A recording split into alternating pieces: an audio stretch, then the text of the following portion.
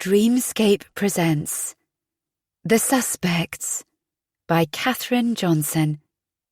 Narrated by Mari Morrison. Chapter 1. November 1989. The body of a young woman has been found in woods near Ashton Court in Bristol. Police are investigating a possible link with the murder of the young bride, Lily Ambrose, who was abducted from the same area. There was nothing remotely funny about Xanthi's funeral, except that she fulfilled so many predictions by being late for it. The ice had left potholes all over the place, so I suppose it was inevitable that the hearse would get stuck in one. I pictured Xanthi, her pale green eyes wide and alight with indignation, saying, there I was, just as she'd started most of her anecdotes. Because with Xanthi, nothing went according to plan. She'd come breezing into the office, witchy hair blown about as though she'd been running on the moors instead of driving her deux chevaux, seemingly oblivious to the editor's sarcastic, "Nice of you to turn up," and say, "You will not believe what just happened to me." Ignoring his pained, "I don't want to know," she'd swizzle round in her chair, covering her face with her hands like a child playing hide-and-seek, her laughter coming in great, gurgling gasps. The cuffs of her black jumper were stained, stiff and jagged, her nails nibbled and cracked. A smudged phone number decorated the back of one hand, and as her sleeves rode back, those long, raised scars were visible on the inside of her thin wrists. The editor usually cut her off before she reached the climax of the tale and stuck her on product news for the rest of the day as punishment for being late. The magazines in our company had the sort of titles most people had never heard of and wouldn't care about if they had. Ice cream retailer, radiator supplies monthly, furniture maker. There's a magazine for everything somewhere, even one called The Embalmer. Xanthi used to love that one. It seemed funny at the time. In the church, the organ played. People whispered. A woman in front of us rootled in her handbag for tissues and blew her nose with an explosive hoot. Someone crackled a sweet wrapper. Stuart peered round in disgust. It was a large church, most of the pews still empty. Bunches of flowers hung from the pew ends, nice ones, presumably left over from a wedding. Zack raked his hand through his dark mop and rubbed the stubble on either side of his face. You could hear his skin rasping. He'd been last up that morning, sitting sockless and dishevelled in the kitchen, staring into space, swallowing one coffee after another. I knew he'd been awake half the night, heard his floorboards creaking and the window opening and closing, and strains of Xanthi's Everything But the Girl album, the one he'd threatened to throw out of the window if she played it one more time. Catching me looking at him in the pew, he did a half smile. "All right, Em." I managed a quick smile back. It was the first time we'd communicated in days. As I leaned forward to stash my bag under the pew, I felt him studying me. "Is that dirt or bruises?" he asked at last. I clapped one hand to the back of my neck, turning up the back of my jacket collar with the other. I'd hennaed my hair that morning when I was half asleep and done my usual trick of forgetting to check I'd washed all the dye off my skin. Zack looked away in an unsuccessful attempt to hide his smirk. The four of us were crammed into the pew. I don't know what people thought of us sitting there. I'm sure they wondered how we knew each other, let alone how we'd known Xanthi. Imogen, with her punky platinum cropped hair, wearing a black, baggy jumper and leggings. Stuart, with his sports jacket and roll neck. Zack in his jeans and vegan leather jacket. And me in the black lycra dress I'd worn to the office, press launches, shopping and parties, but would never feel able to wear again.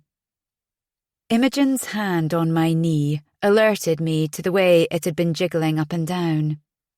It was years since I'd been inside a church. Just talking about religion made me cringe. Zack said to me once, "How come you'll answer any question about sex, but you go all panicky when someone asks if you believe in God?" "It's just too big a question," I said, squirming. "It's yes or no," he replied. "Or, I don't know. Just don't go there, okay?" Can of worms. The smell of dust, polish, lilies and old coats. The silky pages of well-thumbed hymn books dragged me back years. Those oppressive, quiet moments always made me want to break free and do something terrible, like streak down the aisle, shouting obscenities. My early church experiences had left me with a fear of silence and a need to fill gaps in any conversation, however inappropriately.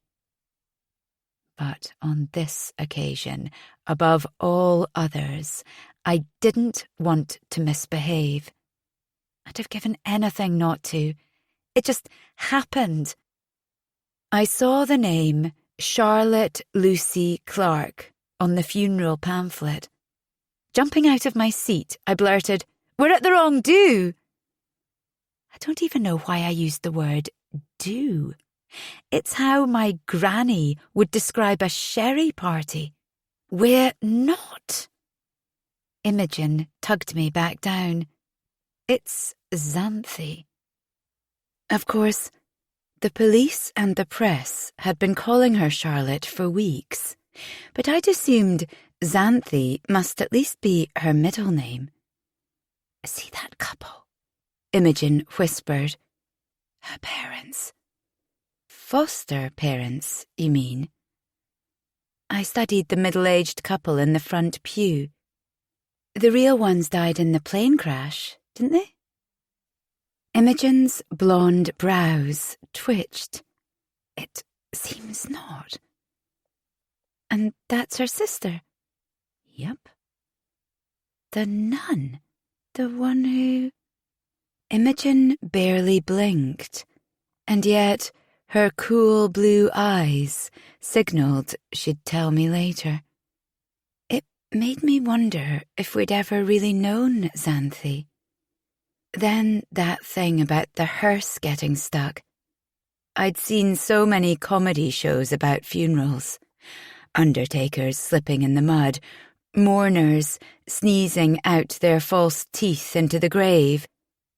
And it put a picture in my head of a speeded-up film, of the driver taking out the coffin and leaving it on the pavement while they jacked up the car, and maybe someone else coming along and making off with the coffin, and I could hear Xanthi's indignant tone. "I mean, there I was."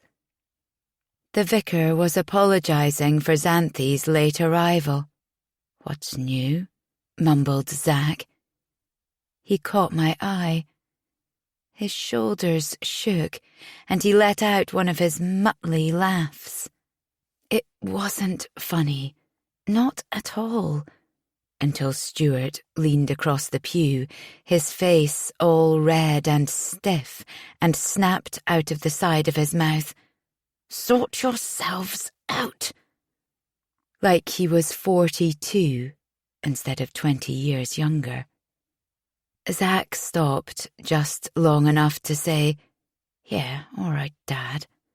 And we sank to the floor, stuffing our hands in our mouths, but every now and then a squeak or a snort would escape, and I could see tears of mirth running down Zack's neck. "Please, Emily," said Imogen in a cold, pleading tone, "just go outside." Looking back now, I don't know why we laughed. I realise how disrespectful and hard-hearted we must have seemed. There's no way to justify it. I could say I'd already done my crying, and Zack had done his anger, kicking Xanthi's stuff around until you couldn't recognise it anymore. But the simple truth is, neither of us could face up to where we were and what was happening. Knowing she'd been so close to us for 2 whole weeks, lying under the frozen leaves, when we thought she'd buggered off to Sweden with her boyfriend, dumping us in even more debt. There all the time, and none of us knew. All the time, we were drunkenly playing Twister, falling over each other in a heap, squealing and shouting, Imogen's earring getting caught in my belt buckle and nearly pulling her ear off. Xanthi had been lying less than a mile away. I mean, there I was. While we watched Sex, Lies and Videotape, danced around the house to talking heads, argued over whose turn it was to make the coffee, while Zack and Stuart brawled over a game of Scruples, Stuart screaming at Zack he had no understanding of the personal space bubble. And when the phone bill came in, and Imogen went ballistic, seeing all those calls to Sweden, the way we'd slagged Xanthi off for buying shoes when she said she couldn't afford to pay her share of the electricity bill. "Here she is," whispered Stuart. A knife twisted inside me. I'd so hoped they wouldn't be able to fix the hearse. As long as she wasn't there in the church, I didn't have to accept it as real. Now it crashed in on me. I couldn't look, couldn't think about her being in that box or what she must look like. It wasn't her, not as she had been. I curled my hands. How could they parade her like this?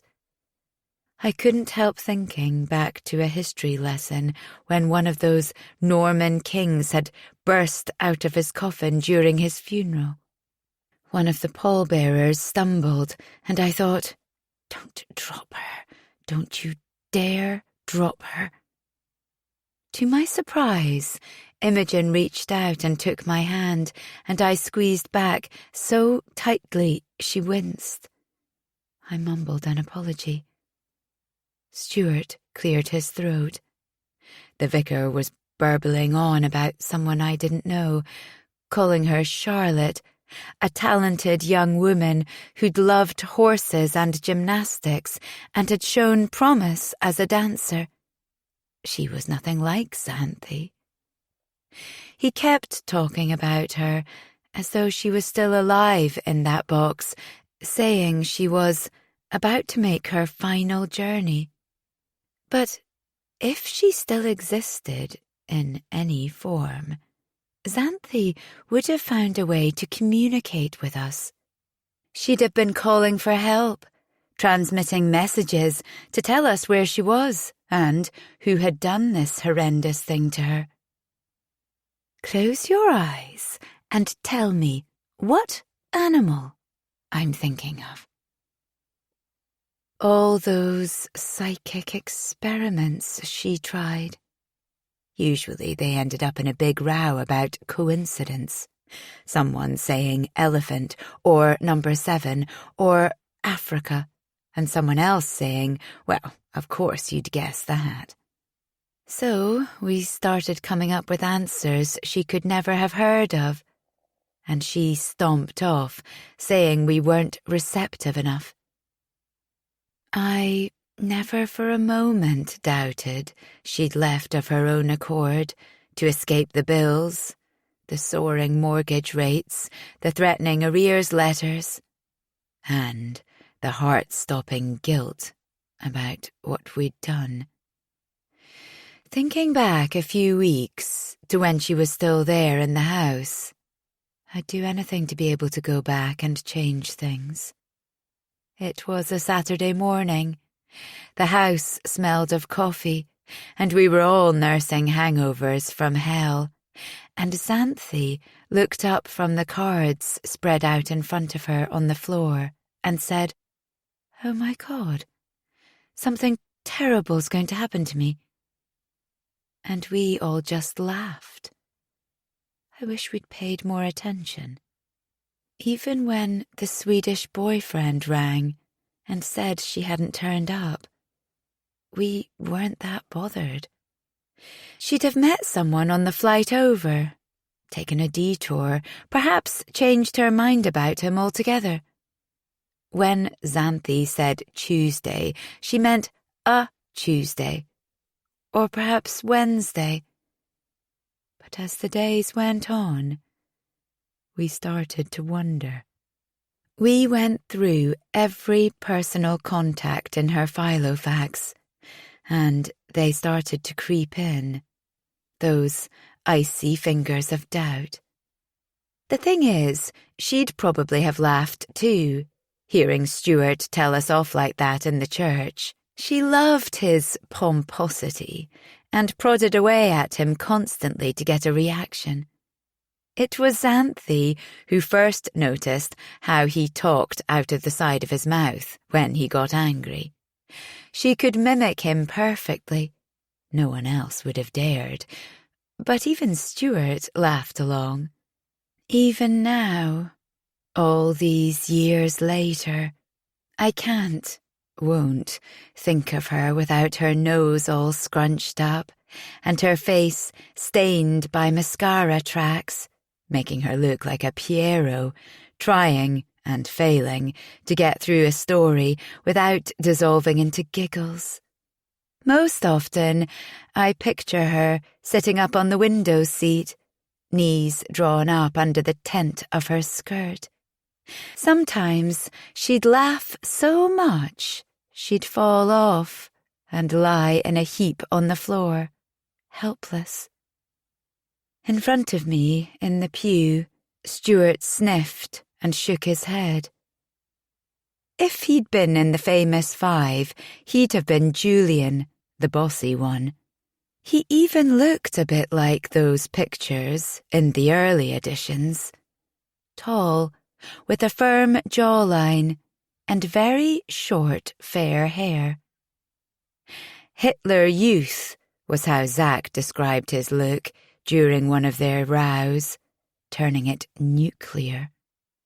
He always dressed in a button-up shirt and smart chinos.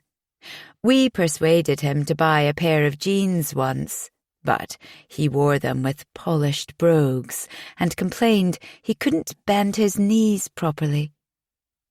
None of us laughed at his middle-aged manner that day the police called. We were all watching Casualty, predicting ways in which people would end up in hospital. The vegetable knife's going to slip. Nah, the cat's going to bite her. It's got rabies. No, she's going to trip over the cat and fall face first onto the hob. When Stuart walked back into the room, something in his face made Zach grab the controller and switch off. They need someone to, identify. Because at that stage, we still thought we were all the family Xanthi had. We had no idea she still had parents, let alone a different name. We all looked down into our laps as Stuart waited for a response.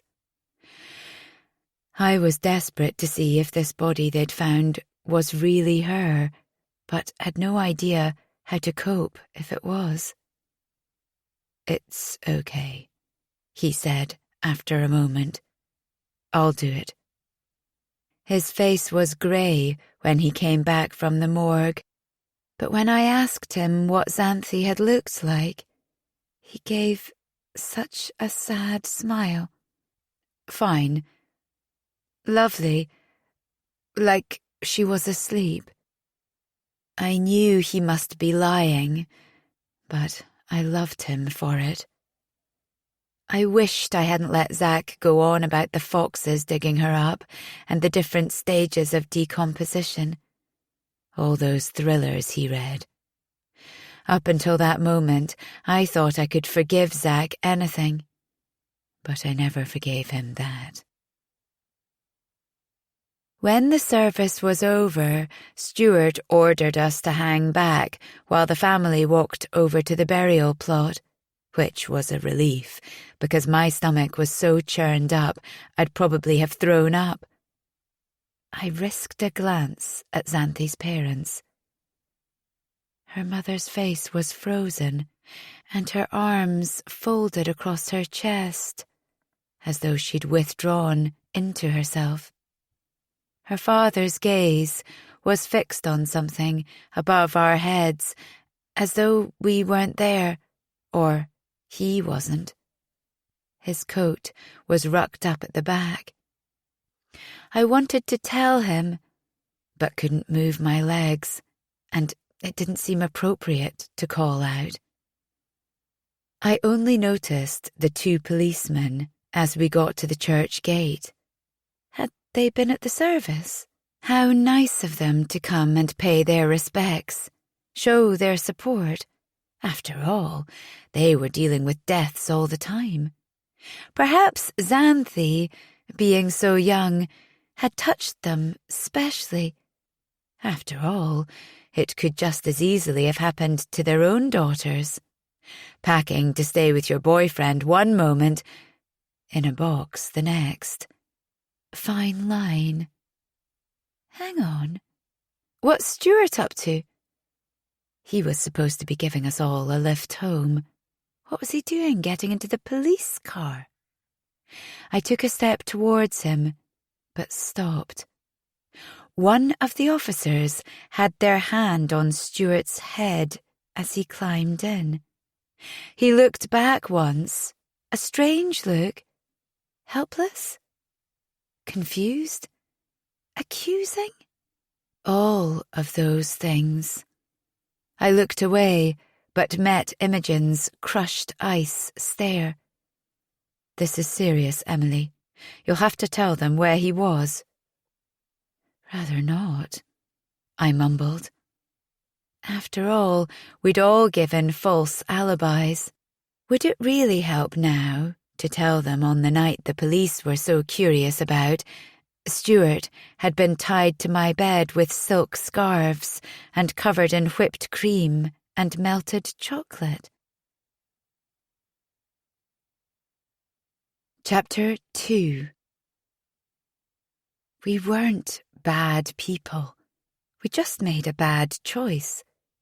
Or, at least, that's how it started. We often asked ourselves how they'd picked us out of all the student applicants in the country for the journalism training scheme, assuming there were others. But presumably we must have had something in common, something they saw in those interviews, something they liked. In one of our training sessions, the managing director told us it was the hunger. "Is that the same as desperation?" Zack asked, which made us all laugh. a bit too loudly. In any case, the hunger became a catchphrase between us, spoken in a theatrical tone and applied to a host of situations, from justifying that second Mars bar to wanting to ask someone out. Perhaps, in reality, the company picked us for our differences, like a psychological experiment to see how long we could stand being with each other. If so, they must be at least partly responsible for what happened to Xanthi. But my therapist told me that when something awful happens, it's natural to look around and find someone else to blame. Mostly, at the time, I blamed Margaret Thatcher. If it wasn't for her government's toxic laws, the recession, the housing bubble, the soaring interest rates, the loss of society.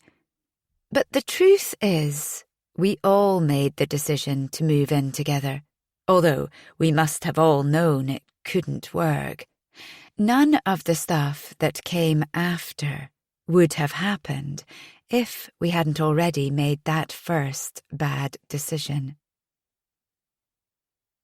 I still cringe when I think back to that final interview, the panel one held in the company's Dockside Bristol office. Walking towards it, down the cobbled quay, where old warehouses were being turned into swanky apartments, galleries and art centres, I passed people cleaning their boats, seagulls perched on masts, and stalls selling handicrafts, jewellery and espadrilles. It felt like entering a new world. So much happening, so much beginning, and I wanted to be part of it. The publishing office was on the 5th floor of a wharf building. The interview went well until one of the panel had the nerve to ask me if I was really interested in the job. "Do you know how much it's cost me to come all the way down here from Edinburgh 3 times?" I spluttered. "Do you know how long it takes?" I'd been so bruised and battered by the tsunami of rejections over the last few weeks. If I didn't get this job, I'd have no alternative but to go back to living at home with my parents, driving each other mad. Besides, I couldn't take the humiliation of having failed to come out of university with anything to show for it. Going back would mean going backwards. A degree meant nothing if I was going to end up working at the bowling alley or the garden centre with the kids who'd said all along that further education was a waste of time. When I stopped venting, I found the whole panel staring at me. One looked like she might be reaching for a panic button. But I suppose they saw it as the hunger, because 4 weeks later I found myself standing in a bedsit in the Redland district of Bristol. Like the other houses in the street, it was a handsome Victorian house with high ceilings, vast bay windows, and a stained glass porch. Inside, the walls smelled of fresh paint, and the floorboards echoed under my feet. "It's so bright and clean," I said to the agent. "Much bigger than the other rooms you've shown me." He was young, skinny, wearing a shiny suit, too broad-shouldered for his frame. He stood looking out of the window, shifting his weight from one foot to another as I gazed around. "You don't have to decide yet. You might want to look at some others first. But I like this one. I've got another place round the corner that would be ideal for you. But this is perfect." You'd have thought he'd jump at the chance to sign up a new tenant. Why was he so reluctant? Ah, I got it. He was after this flat for himself, or a friend. That only made me more determined. It was only later that I understood. That first night in the flat, I lay awake, imagining my new life. It was a good flat for parties, plenty of space for friends to stay over. I pictured the things I'd put in it when I got that first paycheck. A kiln, wrought iron candlesticks, a wacky mirror. I got myself so excited I couldn't sleep. If I hadn't been young and naive, I might have been suspicious about the fresh paint and the bars on the windows. If I'd been local, I might have recognized the address from news stories. "Where are you living?" It was the first thing we asked each other in that stilted conversation, sitting in the beige-walled training room that smelled of machine coffee, new carpet tiles and vinyl chairs. Imogen looked down at the table when I gave her the name of the road. Zach's arched brows shot up, and he looked out of the window at the boats and people walking along the cobbled quay. Xanthi drew in her breath and said, "Tell me you're joking." No." Stuart frowned and shifted in his seat. "It isn't necessarily the same flat." "Same as what?" The door opened, and Mary, the editorial trainer, breezed in, shaking the bangles down her arm and bringing with her a waft of opium that made Stuart close his eyes and inhale. Zach sneezed. "Hello, my lovely new trainees." As she was setting out the goals, timetable, and levels of achievement she expected us to reach, pen squeaking across the whiteboard, I caught Xanthi's eyes flicker towards me, then away again, but had to wait for the coffee break to ask her more. "I don't know if I should say," she began. "You've already started," pointed out Zach. "You can't leave it like that now." I put my money into the machine, selected a white coffee, and watched the thin brown liquid froth into the cup over the powdered milk. But still, nobody spoke. I looked round. "So, is someone going to put me out of my misery?" "Look, it's just there was a murder in one of those flats," Zach said. "Have you heard of Lily Ambrose, the missing bride?" Of course I had. It had been all over the news. Lily Ambrose never actually got to be a bride. She'd disappeared after going to the final fitting for her wedding dress.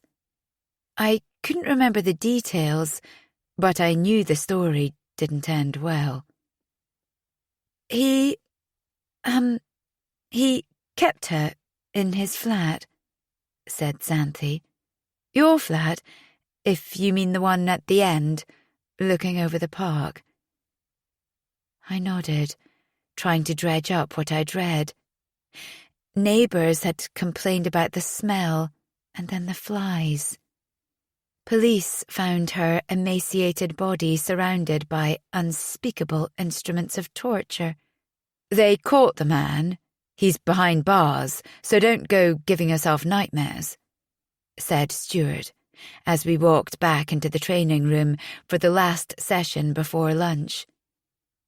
I appreciated his kind smile, but I knew it was already too late. I'd never sleep properly in that place again. Each time I walked into the flat and smelled the fresh paint, it would make me wonder what lay underneath. I'd find myself staring at the blank wall and imagining streaks and blotches showing through, bloody footprints reappearing on the floor. In the middle of the night, I'd hear screams, pleading. So I arranged to be out as much as possible and invited old friends to stay at weekends, so I was never on my own. Old friends who knew nothing about the house's connection, but it was impossible to forget for long. It turned out I wasn't the only one who was unhappy with where I was living. Zach hated his room in a council-run B&B with a load of old men who were almost definitely paedophiles. Imogen was stuck in a suffocating bungalow with an elderly woman and 9 cats. They all hate me. I've been scratched to pieces. She pushed up her sleeves to reveal a network of angry red scars. And Stuart's housemate left notes everywhere. Please wipe the washing up bottle after use. Please do not pull the flush after midnight. Please don't use my milk. Buy your own. If Stuart's grandfather hadn't died, we'd have probably each found a better alternative eventually, so I feel even he's partly to blame. Stuart put the proposal to us at lunchtime in Coffee Stop. We'd started congregating there to escape the office crowd. It was a shabby hut overlooking a car park. The tables were sticky, and you had to watch the owner, or he'd shovel sugar into your coffee without asking. He was so absent-minded. But at least we could talk freely about the course and gossip about other people in the company without fear of being overheard. Poor old Gramps died at the weekend, Stuart said, shrugging off murmurs of, "Oh, that's awful," and "Sorry, mate." He carried on. "No, he was old, but he left me some money, a few thousand. I wasn't expecting anything. It's enough for a deposit on a flat." "You're going to buy?" The idea of owning a property hadn't occurred to us. It seemed such a grown-up thing to do. "Why not? Prices are going up all the time. Someone on The Architect bought a place 6 months ago, and it's doubled in price. You know what they're saying. If you don't get on the property ladder now, you'll never be able to. And I'm sick of handing over all my hard-earned cash to that jumped-up little landlord who's younger than I am, so he can swan around in his flash car. At least with a mortgage, you end up with a house at the end of it." He gulped his tea. "I can't afford a whole house, not on my own. But if I could find enough people to share, we'd each pay less in mortgage than we're paying in rent." I noticed he'd slipped from I to we. The pause that followed was slightly too long to be comfortable. "You mean the 5 of us?" asked Zach, pushing his hair back with both hands. "Why not? We've all shared student digs. We know how to behave." There was another silence as we thought about this. Yes, we'd shared flats before, but not with each other. I was picturing my student friends coming down from Edinburgh, wondering what they'd make of this lot. No doubt they were thinking something similar. "I can't stand pettiness," said Imogen at last. "People who whinge about paying their share of the bills because they're away at weekends." "And I'm not having a chore rota," said Zach. That led to an all-out housemates from hell discussion until Stuart called us to order. Xanthi was spooning her cappuccino into peaks and slicing the tops off, frowning in concentration while humming along to Perfect by Fairground Attraction on the radio. What if one of us wants to sell after a few months and the others don't? she said, looking up. We'd have to agree to a certain time limit. Say 2 years until the training scheme ends, said Stuart. We can get a contract drawn up, make it official. No need for that, said Imogen, her cool blue eyes resting on each of us in turn. We trust each other, don't we? Chapter 3. In the beginning, the house hunting brought us together, gave us a common goal. The more time we spent with each other, poring over property details, viewing houses, and talking to agents, the more it started to make sense, us living together. The fact we had so little in common was a good thing. It meant we'd have to respect each other's space, stay out of each other's way. And we had no problem agreeing to Stuart's stipulation that there must be no dating within the group, or it would upset the balance in the house. The more time you spend with people, the more things you find you have to talk about. Perhaps we weren't so different after all. Other people in the company had already started talking to us collectively as you lot, and seemed amused and interested by our plan to move in together. They'd see us hanging around the photocopier or the coffee machine, locked in discussions over damp courses or rewiring or how to paper a wall, and seemed to enjoy giving us advice. Most of the men were jealous of Stuart and Zack getting to share a house with Imogen. She was one of those women everyone falls in love with. At press conferences, she was always the one to extract the details from the interviewee. She had a way of sitting back while we all dived in, and then asking the killer question so directly and with such charm, fixing the person with her steady, blue-eyed gaze, and barely raising her voice. It made evasion seem impossibly rude. She told us once the serenity thing was an act, that really she was like a swan paddling desperately under the surface. But I think, in those days, Imogen just wanted to fit in with the rest of us. Perhaps she had some inkling of what the future held. It took several weeks to find the right house.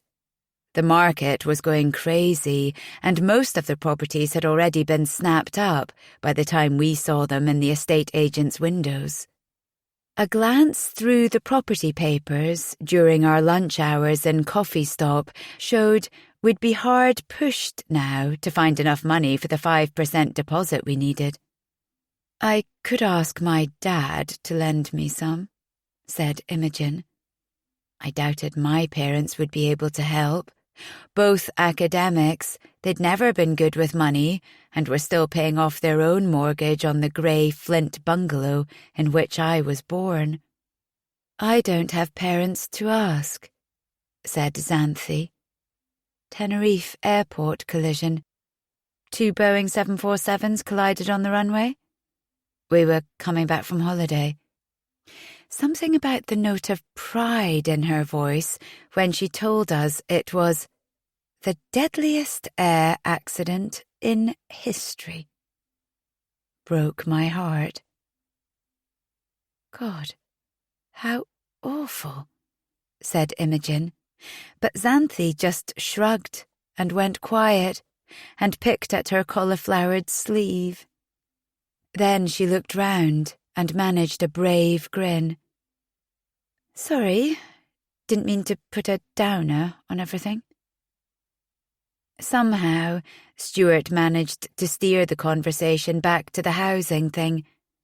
But Xanthi's story explained a lot about her. She was a lost soul, looking for a family. Buying a house with us could give her a sense of belonging again. "Don't worry," said Stuart. "We'll find the money between us to pay for your share." I felt a sweep of panic. I had no idea how I was going to pay for my share, let alone sub-Xanthi, but it didn't seem right to make a fuss. Zach once told me he'd earned his own money since he was 15, making stuff and trading it in the playground. It made me feel ashamed. I'd taken a waitress job in the summer holiday to pay off my overdraft, but was fired after I dropped a pudding in someone's handbag. Now I was clutched by a sudden fear of being left behind, the only one who didn't make it onto the housing ladder before it was whisked away. I saw a future of paying higher and higher rents for smaller and grottier rooms, while the others moved on to bigger and better places. Even assuming we could raise the deposit, the selection of places we could afford was tiny. After rejecting all the ones the agent showed us, Imogen said, "What else have you got?" He laughed. "That's all I've got, I'm afraid. I've shown you everything in your price range." "What about in your bottom drawer?" He sighed and made a show of digging out some details and shuffling through. Zach craned his neck. "What about that one?" The agent shook his head. "Needs a lot of work." We looked at each other. "We don't mind work." It was clear, as soon as we arrived, that the photos had been artfully shot. Taken from a distance on a bright day, the cracks and dark stains on the plasterwork were bleached out, and a tree masked the peeling paintwork and broken balcony. But my heart beat fast as we took in the tall, terraced house with sash windows and a decorative iron canopy, only a short walk away from bars, clubs and boutique shops in Clifton, the most desirable area in Bristol. "Georgian," the agent informed us. "Regency," Zach muttered scornfully. I didn't care. Inside, we understood why it was described as in need of total refurbishment. The house had been run as a B&B for council tenants. The carpets had every stain imaginable, and the high ceilings were yellow with what I assumed was damp. "Nope," said Zach, clambering up on a cupboard and peering. "Just nicotine." The real damp was in the basement, which stank of mushrooms and had huge growths in one corner. "Easily fixed," the agent assured us. "Nothing like as bad as it looks. The tenants caused it by blocking up these air vents. All you have to do is open them up again to let the house breathe, and it will rectify itself." "We'll just keep the door shut," said Xanthi, turning away. "After all, we wouldn't be using the basement as living space anyway. It would just be somewhere to stash bikes and booze before a party." The wood chip paper throughout the house was covered in thick layers of gloss paint, but the staircase that wound itself up 4 floors was gorgeous. I had to pull Imogen off before she clambered aboard the rickety banister and slid down with a whoop. The rooms were a good size. There was a large, stained glass window on the landing, and the upper floors had a terrific view over the rooftops, chimney pots and towers. Shortly after the viewing, we crowded around a phone box at the docks and made our offer. When the agent got back with a yes, we shouted so loudly, heads popped out of windows to see what the fuss was about. Naturally, things didn't go smoothly. The survey revealed the full extent of the damp and timber work that had to be fixed before the mortgage lender would release the money, and we had to fight off a developer, which meant securing an even higher sum. It was Zach's idea to ask the company for a loan to cover the shortfall. If you don't ask, you don't get. We dressed in suits for our meeting with Mr. Renton, the chairman. Imogen did a pretty good pitch about how we were the future of the company, so it made sense to invest in us. Even so, we expected to get a bollocking, or at least be laughed out of the room. But we must have caught Mr. Renton in a rare good mood, because after an agonising few moments of consideration, he sat back with a smile, threw up his hands and said, "Sure, why not?" We managed to retain a professional calm until we got into the lift, where we jumped around until we fell over in a heap. The doors opened, and the finance director stood there, staring at us quizzically.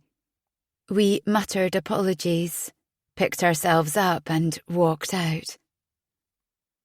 I suppose the management must have thought the loan was a good way of keeping us in the company.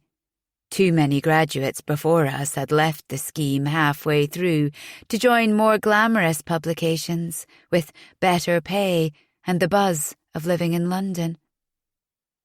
The letter that followed stipulated that the repayments would be deducted from our salary. We cast our eyes over the clause, saying that if we left the company before the date given, we'd have to pay the outstanding sum in full. It all sounded reasonable.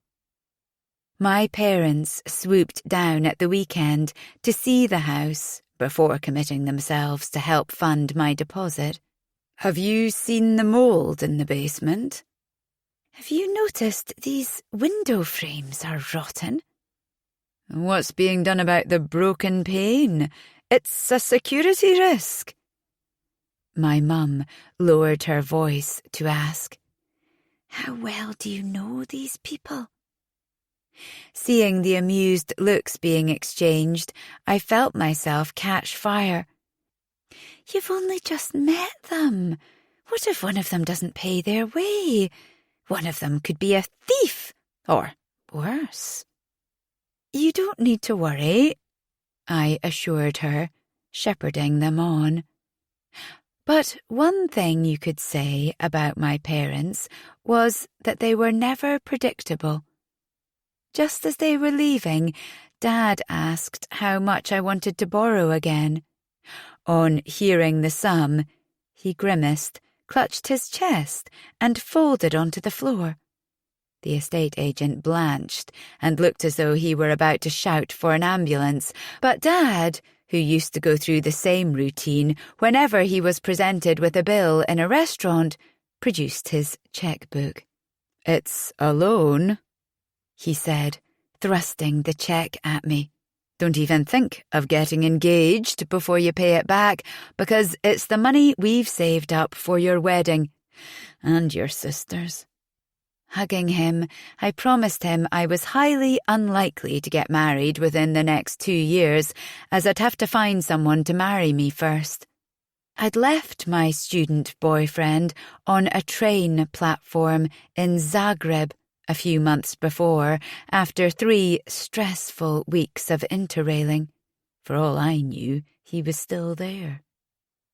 I didn't mention that it was even less likely my sister would be getting married, unless same-sex marriages were to become legal, which in those days seemed a long way off. "I know they're a bit eccentric, but they're good people," I said to the others after my parents had left and we were sitting in the pub that we hoped would soon become our local. It was one thing for me to laugh at them, but I was damned if anyone else was going to. "Don't worry," said Zach with a grin. When it comes to embarrassing parents, I think you'll find I win that one. Really? How's that? He gave the name of a sex therapist who'd made a name for herself on morning television with her eye-wateringly frank advice and less than subtle revelations about past lovers in the tabloid press. My mum. Xanthi spurted her beer all over the floor. For the first few weeks in our jointly owned home, we were all on our best behaviour, trying to conceal our flaws and not be the one who upset everyone else. We were polite about each other's taste in books and videos, didn't impose our choice of music on everyone else, and trod carefully around political issues. Xanthi made an effort to clear up after using the kitchen. I restrained myself from experimenting with other people's bathroom products.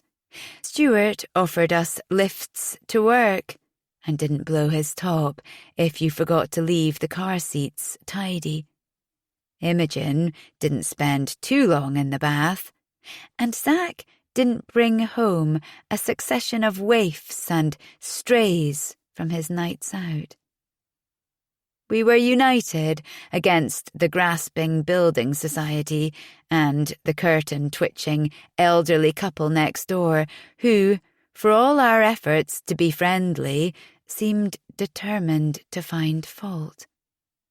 Nosy Mrs. Parker was regularly to be found stationed at her window, watching us.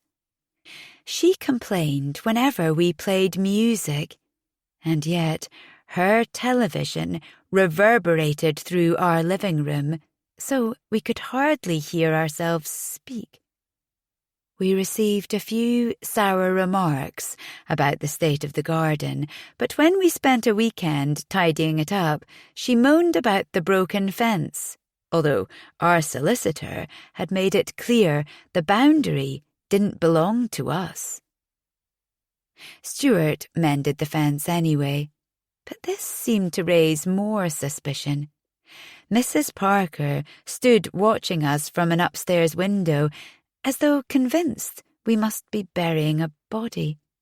She's still up there, Zach said, coming back in from the garden. Hasn't moved for an hour. Perhaps we should give her something to look at. Moments later, he and Stuart staggered out with a rolled-up rug.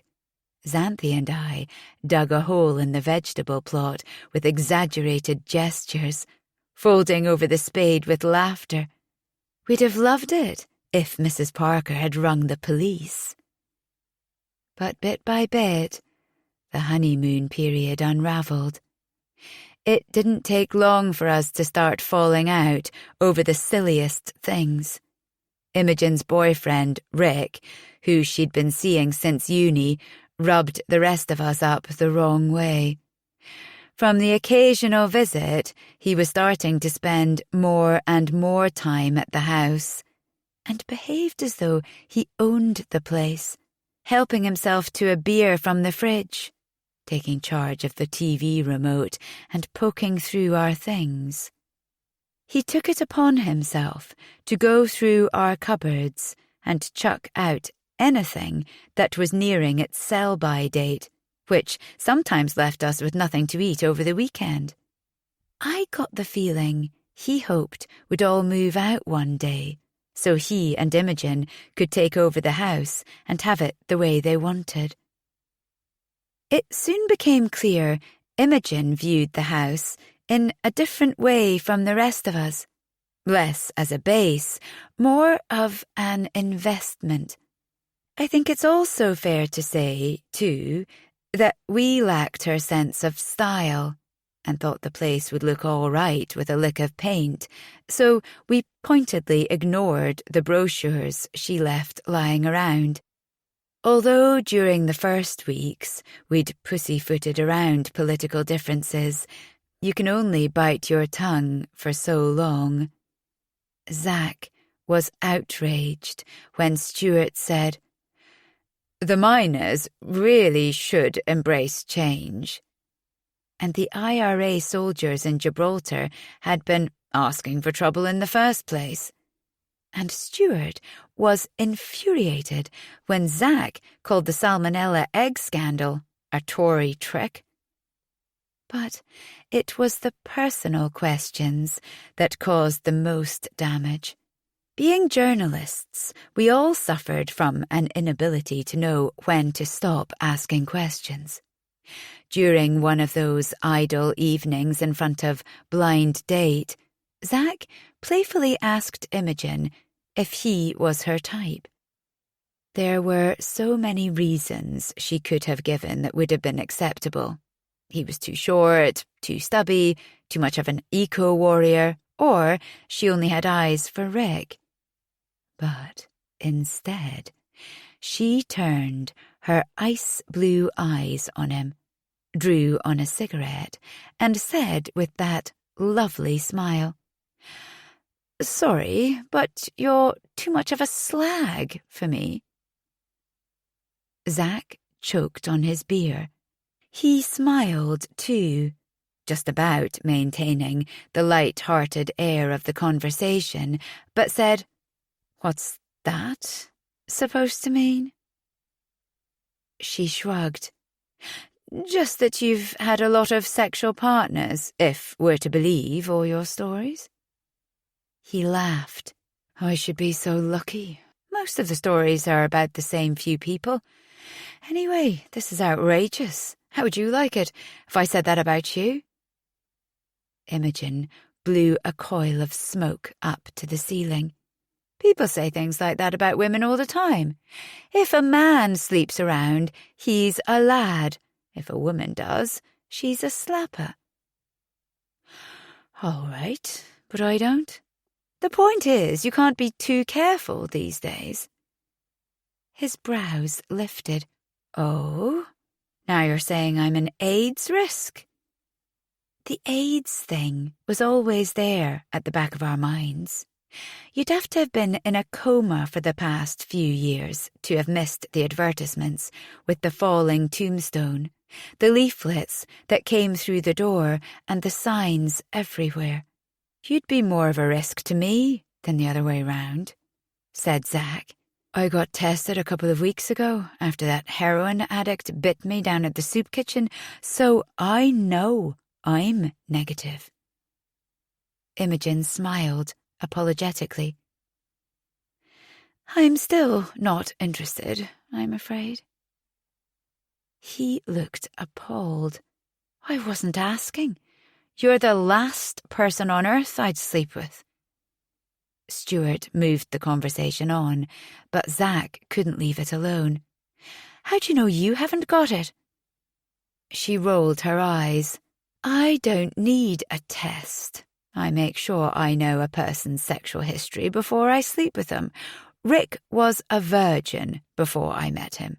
And before him, I went out with Jake for 4 years, and I was his first girlfriend." Zack laughed at that. "And you believed them?" Imogen looked like she was going to slap him, but Xanthi jumped in with another question. "Would you cover up a crime to protect a friend?" We had no idea how that question would come back to haunt us. After their first row, the tension between Imogen and Zack built up. Zack had a thing about Imogen being a secret slob. She took such care over her skin and hair, and yet her room was a bomb site. She had a drawer full of mugs sprouting mould. She'd hide full ashtrays under cushions and kick old knickers under the bed. She wasn't even great at remembering to flush the toilet. And Zack delighted in pointing these things out. But perhaps if we hadn't been so short of money, things wouldn't have fallen apart as quickly as they did. We could have distracted ourselves more easily. The bills that came in after the first quarter were a shock, and didn't help that the mortgage rate had gone up twice by November. Doubts started to creep in about whether we'd be able to keep up with the repayments if they went any higher. The housing market had already started to slow. At first, that seemed to be no bad thing, but what if prices never recovered? We started to wonder if we'd bought a very expensive white elephant. Stuart got twitchy about wasting energy. If you popped upstairs for something, he'd come bustling out and turn the hall lights off, plunging you into darkness, and turn off the television while you were out of the room. When he discovered Imogen had a portable electric heater in her room, he reacted as if he'd found out his wife was having an affair. But the biggest row was when 4 of us came back after a weekend and discovered Xanthi curled up on the sofa with a huge red dog. "Is this a joke?" Zack asked. She smiled sleepily.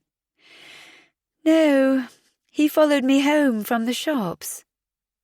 "Well, he can't stay here." She ruffled the dog's fur. It reminded me of the bad perm I'd had when I was 16. "No collar, look. He's a stray." "I'll ring the dogs home," said Stuart. "No!" Her scream made us all jump back. "If they can't rehouse them in 3 days, they put them down. Do you want to be responsible for that?" We looked at each other. As if he knew we were talking about him, the dog pawed Stuart, who crouched down and ruffled his big, wiry head, and the dog nuzzled his hand. "He is rather delightful." "No way," said Zack. "I'm allergic to dogs." To be fair, I thought he was making it up. We eventually agreed to let Xanthi keep the dog on the condition he'd be rehomed as soon as possible.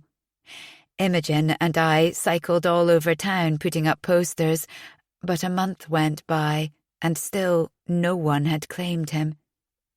Xanthi insisted it was no problem because one of the secretaries at work had said she'd take him, but every night when we got back home, Rufus was still there, and he'd caused a whole new level of havoc.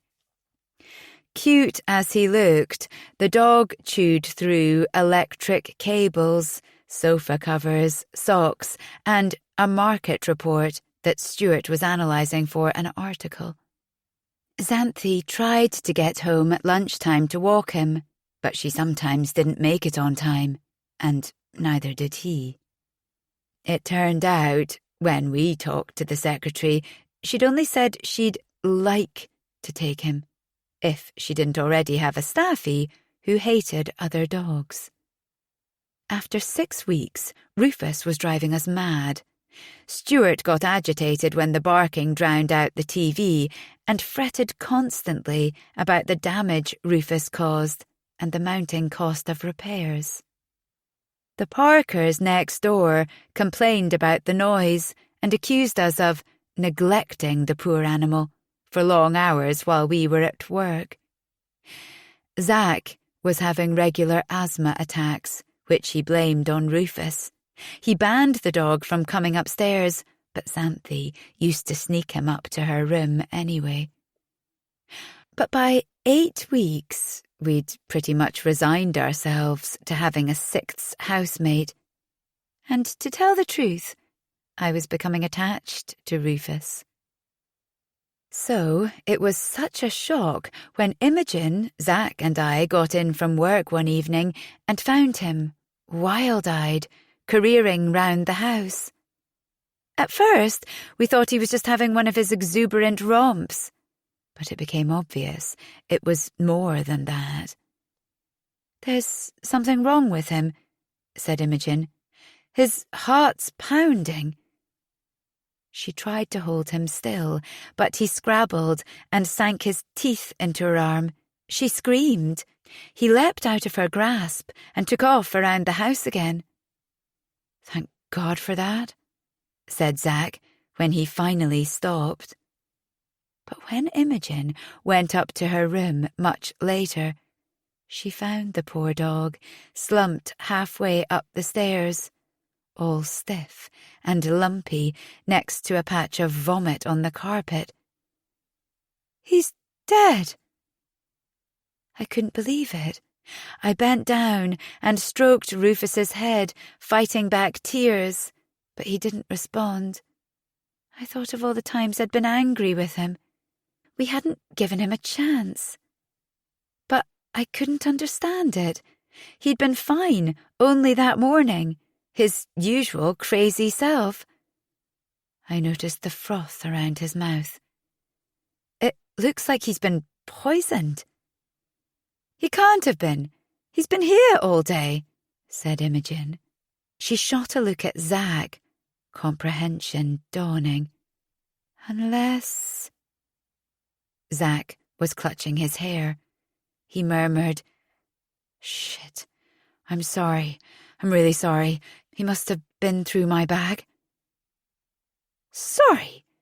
Is that all you can say? Look what you've done. Why did you have to leave pills lying around?" "He wasn't allowed to come upstairs." "But you know he did anyway. Xanthi's going to be heartbroken." Zack dragged his hands down his face. "She'll think I did it deliberately. She knows I don't like him. But I wouldn't do that. I'd never do that." Gently, he scooped the body up. I assumed he was moving it out of sight so we could break the news gently to Xanthi. But an hour later, her scream chilled my blood. When we opened the front door, Rufus was lying in the road. He'd obviously been hit by a car. Xanthi flung herself onto his battered body. "How did he get out?" she asked between sobs. "I can't believe none of you noticed." If Stuart hadn't prized her off, she'd have ended up getting run over too. I couldn't believe what Zack had done. "You put him there. How could you do that?" "He was dead anyway," he whispered. "There was nothing we could do. You could have been honest. She wouldn't have believed me. And we've all got to live here. Turning against each other isn't going to help." I was so angry I'd have told her myself, except that it felt kinder to let her believe Rufus died instantly. Over the next few weeks, we did our best to look after Xanthi, cooking her dinner and bringing her gifts, but nothing seemed to help. From the looks she gave us, I sometimes wondered if she suspected we were covering something up, which made me feel even worse. While we were dealing with the cracks in the house, the fissures in our relationships were starting to deepen and spread. But it was the party on New Year's Eve that changed everything. Chapter 4. I don't remember much about the housewarming party we had the first weekend, or the ones that followed at the end of most weeks, until the one at New Year. With the state the house was in, it was the ideal party venue, and as we all had different circles of friends, it soon became a gathering point for a large number of people.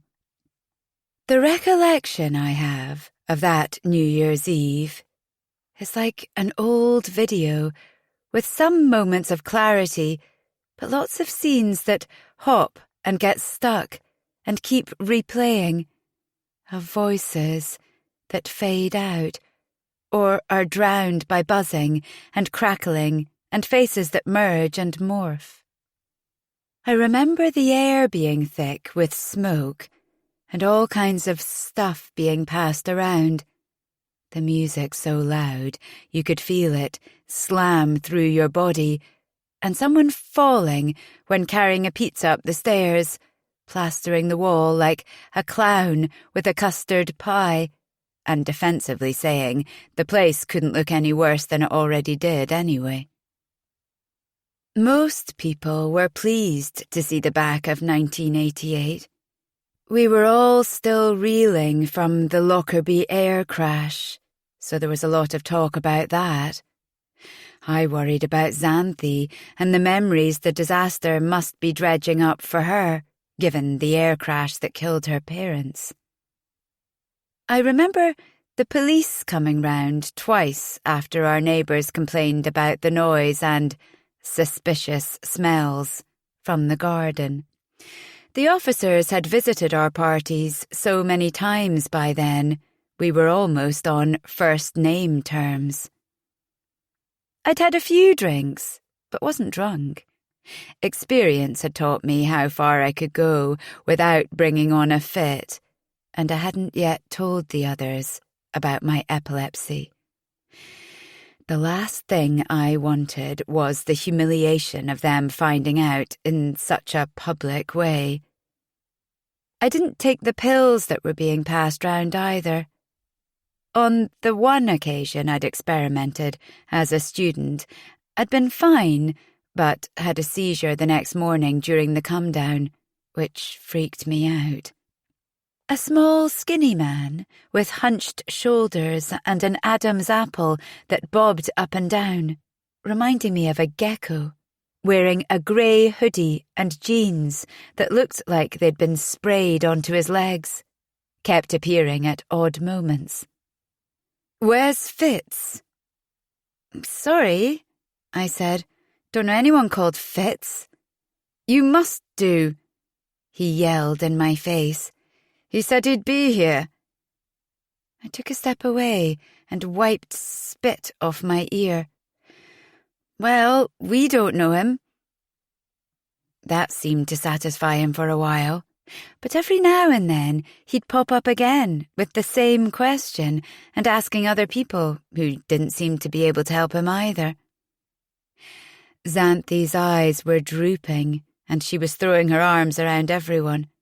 I even saw her kissing the man who was looking for Fitz, but she must have changed her mind because they seemed to be having a disagreement.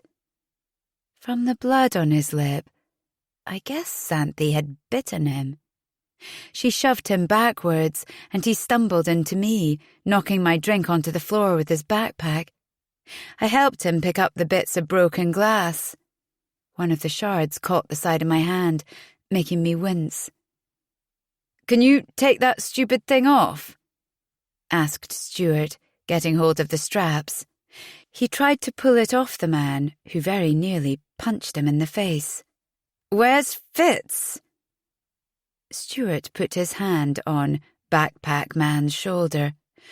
"Looks like you're at the wrong party. Try number 13, the one with all the bikes outside." The man thought about this. "Is Fitz there?" "Yes, definitely. Let me show you the way." I watched Stuart accompany Backpack Man out of the room. More bodies spilled through the door, sliding across my vision, and I don't remember seeing him again. But I remember later Stuart telling a group of girls that the basement was out of bounds because the stairs weren't safe. And I remember Imogen and her boyfriend Rick dancing and thinking how cool they looked. And I remember being struck by how beautiful Zach was, the way his hair refused to be tamed, the contrast between his bright eyes and dark olive skin, the plumpness around his mouth, and his expressive arched brows. How had I not seen it before?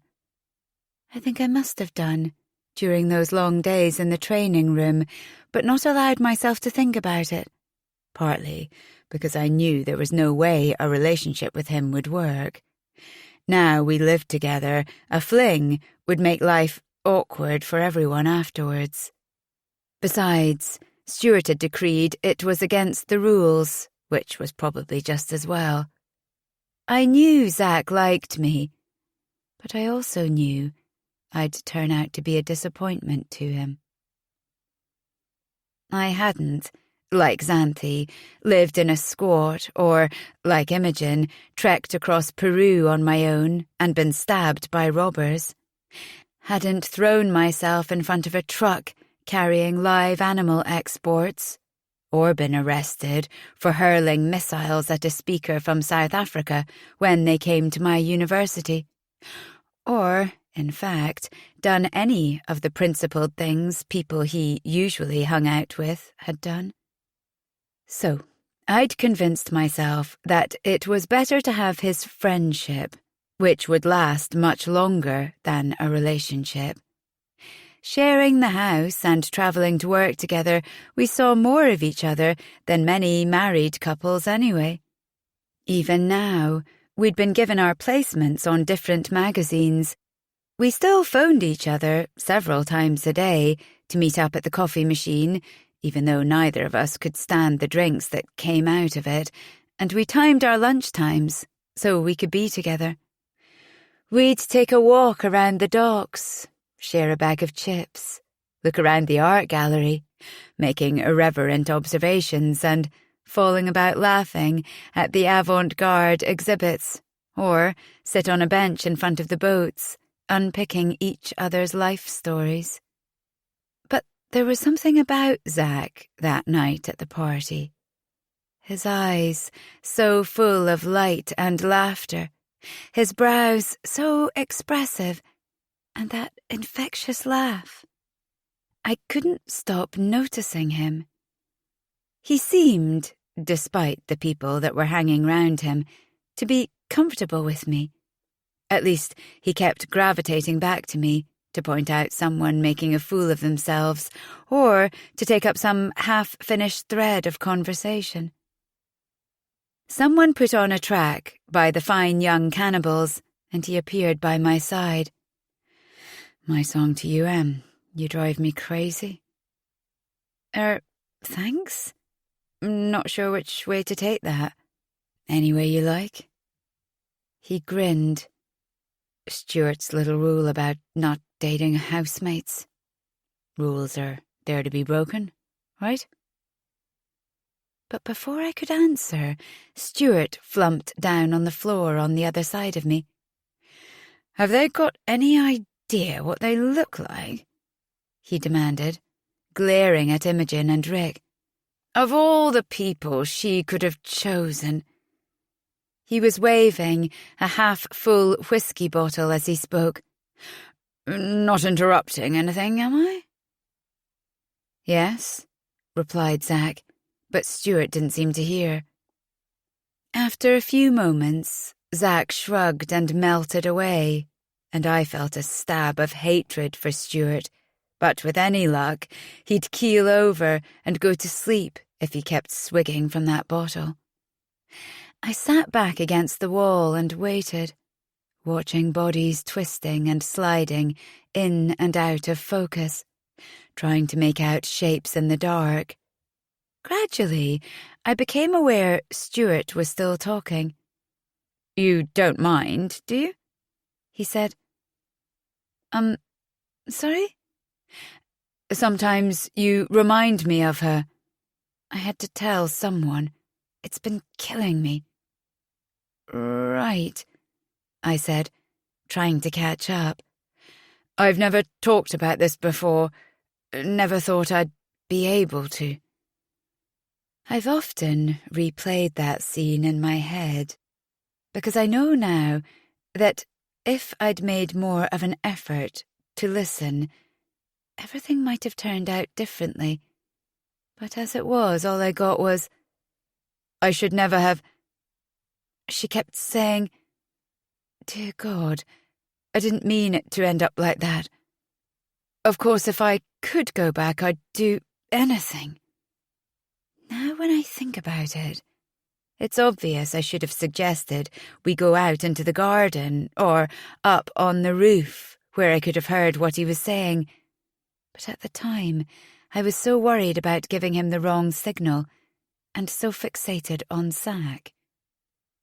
Every now and then, I'd hear his laughter rise up or see him stumble past, and would share a look. But as Stuart talked on, I saw a girl running her hand up and down Zach's arm. He was carrying on talking, not taking it off. He placed one hand on her hip and lifted her hair with the other, while saying something into her ear, making my own hair lift up at the roots. I didn't have the heart to keep asking Stuart to repeat himself, but the music was very loud, and my hearing wasn't perfect. Luckily, I'd mastered the art of raising my eyebrows or knitting them, smiling and nodding at these occasions, mimicking the expression on the talker's face.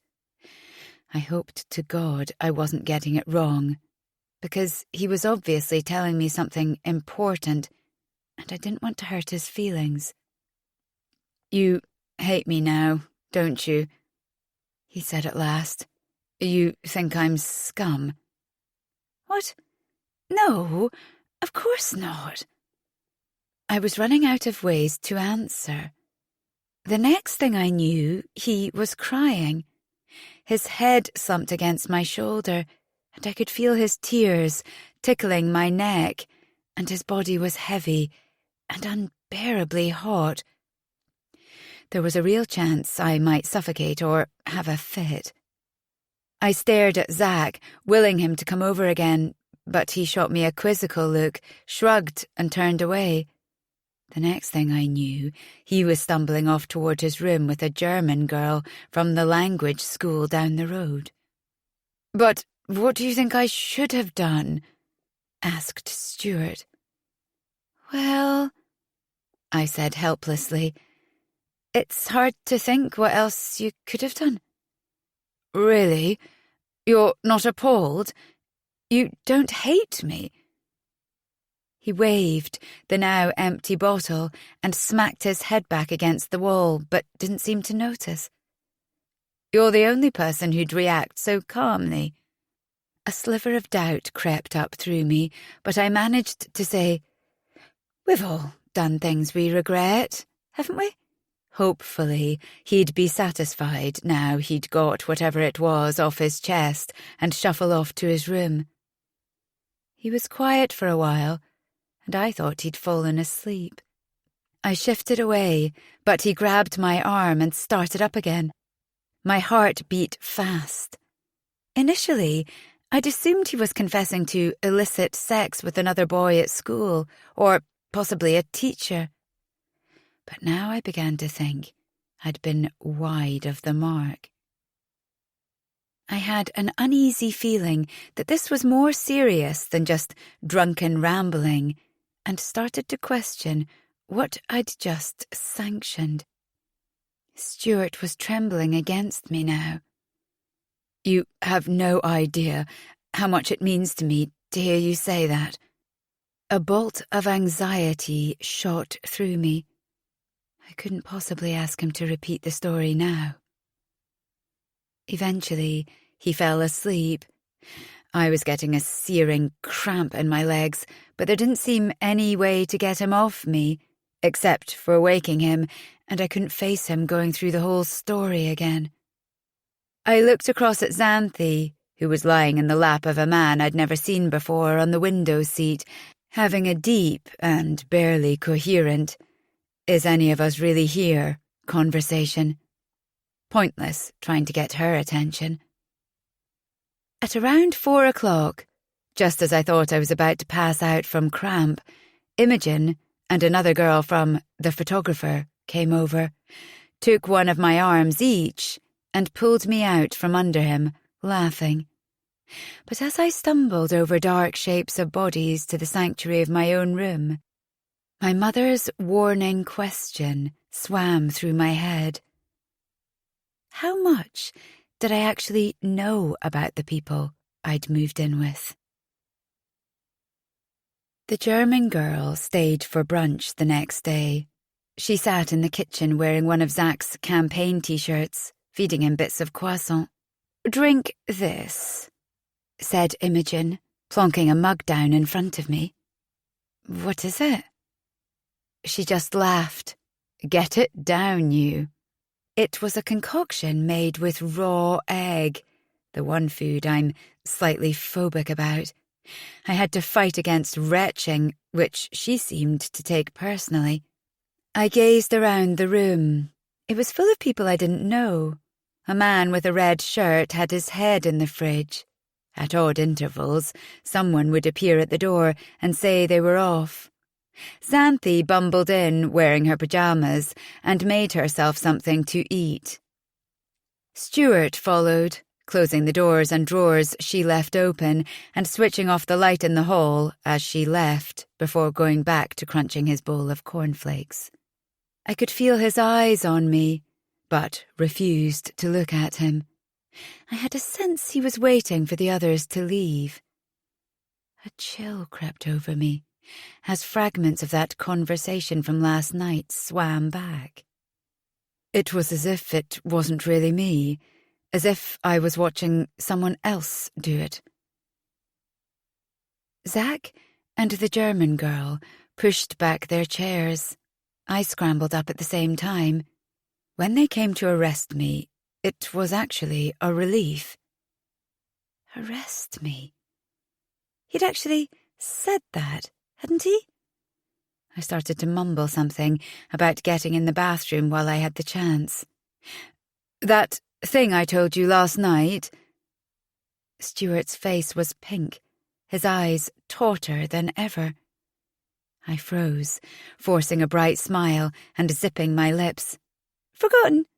He wasn't having it. Have you told anyone? I felt a frisson of fear. No. Why not? Because we're friends, I said, picking up my empty mug and slinging it in the sink. He looked at me wonderingly, full of relief and gratitude that made me feel wretched. You're not normal. I managed a laugh. Now, you're not the first person to tell me that. When we heard someone come out of the bathroom, I seized the excuse to leave the room, but bumped into Zach coming back through the hall. You okay? He asked. Of course. Why wouldn't I be? I must have said it a bit more sharply than I intended, because he held up his palms in a sorry I asked way. I pushed past him, slammed the bathroom door, and sat on the floor with my head in my knees, thoughts whirling through my head. Stuart's unheard confession played on me over the next few days. I kept stealing glances at him and wondering what it was he could have done that had got him sent to prison and that could make him so certain I'd be appalled. He'd made it clear that he was deeply ashamed, and whatever it was, he wouldn't be doing it again. But so many criminals say that, and yet can't help themselves. I was tempted to tell Imogen, to gauge her reaction. With her cool head, she'd know what to do. But if Stuart suspected I'd told anyone, I had no idea how he might respond. He might, I thought, studying him, be a psychopath. A pedophile. A serial killer. And whatever he'd done, I'd told him it was okay. The elderly couple next door accosted us outside the house about the noise at the party and asked innocently if that was the police they'd seen. Imogen went round with a box of chocolates to apologise, but came back fuming. Mrs. Nosy Parker had grabbed the chocolates off her, given her another lecture, and shut the door in her face. It wasn't until a week later that we made the gruesome discovery. On the Monday, I woke up shivering. A series of bangs and crashes resounded through the house, and the radiator beside my bed was cold. Down in the kitchen, I found Imogen trying to bash the boiler back to life. "Hope you don't want a shower," she said, giving it one final punch. "There's no hot water." The house, with its high ceilings and rattly windows, was no match for the Arctic outdoor temperature. Stuart was on the phone trying to sort out a heating engineer, but ended the call with a sigh. They're all booked up for weeks. Over the next couple of days, we stayed out of the house as much as possible, impressing our editors with the extra hours we were putting in and sneaking into the local swimming pool to use their showers. The only room that offered any warmth was the living room, which had an open fire. We went on a wood-gathering mission in the woods after work, although we couldn't fit much into Xanthi's deux chevaux, and Stuart refused to let us use his capri, which was his pride and joy. While he and Zack were at loggerheads over fire-building tactics, Imogen calmly built a stick pyramid around some balls of newspaper and got it going. Zack brought his duvet down from his room, and we huddled under it on the sofa in the evenings, telling ghost stories and playing scruples. There was a trace of perfume on the duvet, and a stain I tried not to notice. I couldn't help thinking about the German girl in his bed and what she must have done to him, and what he'd done to her. But then I reminded myself it was none of my business. Why should I care? Our first hint of Stuart's explosive temper came when he proudly showed us a photo of himself as a rosy-cheeked schoolboy with golden curls that were a little too long, wearing a cloak, ruffled shirt, and stockings. "Oh my God, you are so adorable!" cried Xanthi, but Zack laughed. "Didn't you feel a prat? Or do you still dress like that when we're not looking?" The mood changed as Stuart sprang at him. "What's that supposed to mean?" Zack looked shocked, but tried to laugh it off. "Just a joke." "You know nothing about me. Nothing." "All right, sorry." But Stuart wasn't letting go. "You think it's all right to make assumptions about me purely because of what school my parents sent me to?" "Again, sorry." Zack turned his head and murmured as an aside, "Touched a nerve, obviously." But suddenly he was making alarming choking noises as Stuart's hands gripped his throat.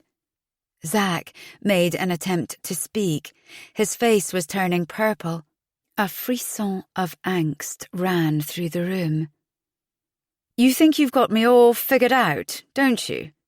My stepfather sent me to that school so he could beat up my family in peace. Are you happy now?" "Right, got it." A quiet sigh of relief went round as Stuart released his grip, but moments later we heard a crack. Zack had his hands cupped over his nose, which was streaming blood from a Glaswegian kiss. We looked at each other, shocked, as Stuart stormed out of the room, slamming the door with such force the glass panel exploded into shards. "What's his fucking problem?" breathed Zack, still nursing his nose. He seemed to be struggling not to cry. "I guess school days are a sensitive subject," said Imogen, handing him a tissue. "That will teach you not to wind people up." On the Wednesday, the letters from the Building Society slapped onto the mat. "Arrears." Stuart scanned the letter feverishly. "How can we be in arrears?" "2 missed payments," said Zack, reading over his shoulder. We looked at each other, all hotly denying any knowledge of it. "Ah." Xanthi stared down into her mug of tea. "Send them a check," said Imogen. "Today." "I can't. We don't get paid until next Friday. It will bounce right back where it came from." "Then borrow. Beg, steal, or we'll get repossessed." Xanthi was quiet for a few minutes, presumably mulling this over. They don't really do that, do they? Of course they do. Why wouldn't they? They're not a charity. In the end, Stuart lent her the money, although he must have known he wouldn't get it back. Xanthi made a thing of trying not to be a burden, refusing to eat the next day or the next. In a desperate attempt to get her to accept food, Zach insisted on cooking a meal for us all, dishing up an amazing Lebanese feast. The dessert Imogen and I made was less successful. We weren't sure whether to use condensed or evaporated milk for the banoffee pie, and obviously chose the wrong one, so it didn't set and looked like sick, but tasted fine. "This is fun," said Stuart, uncorking another bottle of wine and looking more relaxed than he'd done in days. "We should make it a regular thing. How about I cook tomorrow?" He seemed to have forgotten the way he'd attacked Zach the other day. It was a surprise, but none of us wanted to upset the fragile peace, so we found ourselves agreeing, except for Imogen, who would be spending the weekend in London with Rick, as usual. What Stuart didn't tell us was that he'd never cooked before. He borrowed a book from the library at lunchtime the next day and swatted over it for hours before embarking on a complicated shopping mission. He barricaded us out of the kitchen, refusing offers of help. Hours passed. Stomachs groaned. We tried to take our minds off our hunger by playing Trivial Pursuit, but it only half worked. "I can't think straight," Xanthi whined. "All I see is food. Even these wedges are making me think about cheese." There were some half-empty bottles left over from the party at the weekend, which distracted us for a short time. But when they were finished, the hunger gnawed away even stronger. "Do you think he'd notice if we sneaked out to the chippy?" Zach whispered. "Sadly, yes," I said. "But maybe if we create a distraction, we could sneak in and make a sandwich." He mulled this over, nursing his swollen lip. "It's tempting, but I'm not sure I want to risk the wrath of Stuart twice in a week." "I've got some chocolate in my room," Xanthi said, jumping to her feet. But she'd barely made it into the hall when Stuart flung open the kitchen door. "Won't be long. Where are you going?" Just wondered if you needed any help," she asked brightly. "Certainly not. Get back in the living room. It's nearly ready." She slunk back in with an apologetic shrug. "Actually, I tell you what you could do," he called out from the kitchen. "Open a bottle of red to let it breathe. There's a nice bottle in the cellar I got given at the Bologna press launch.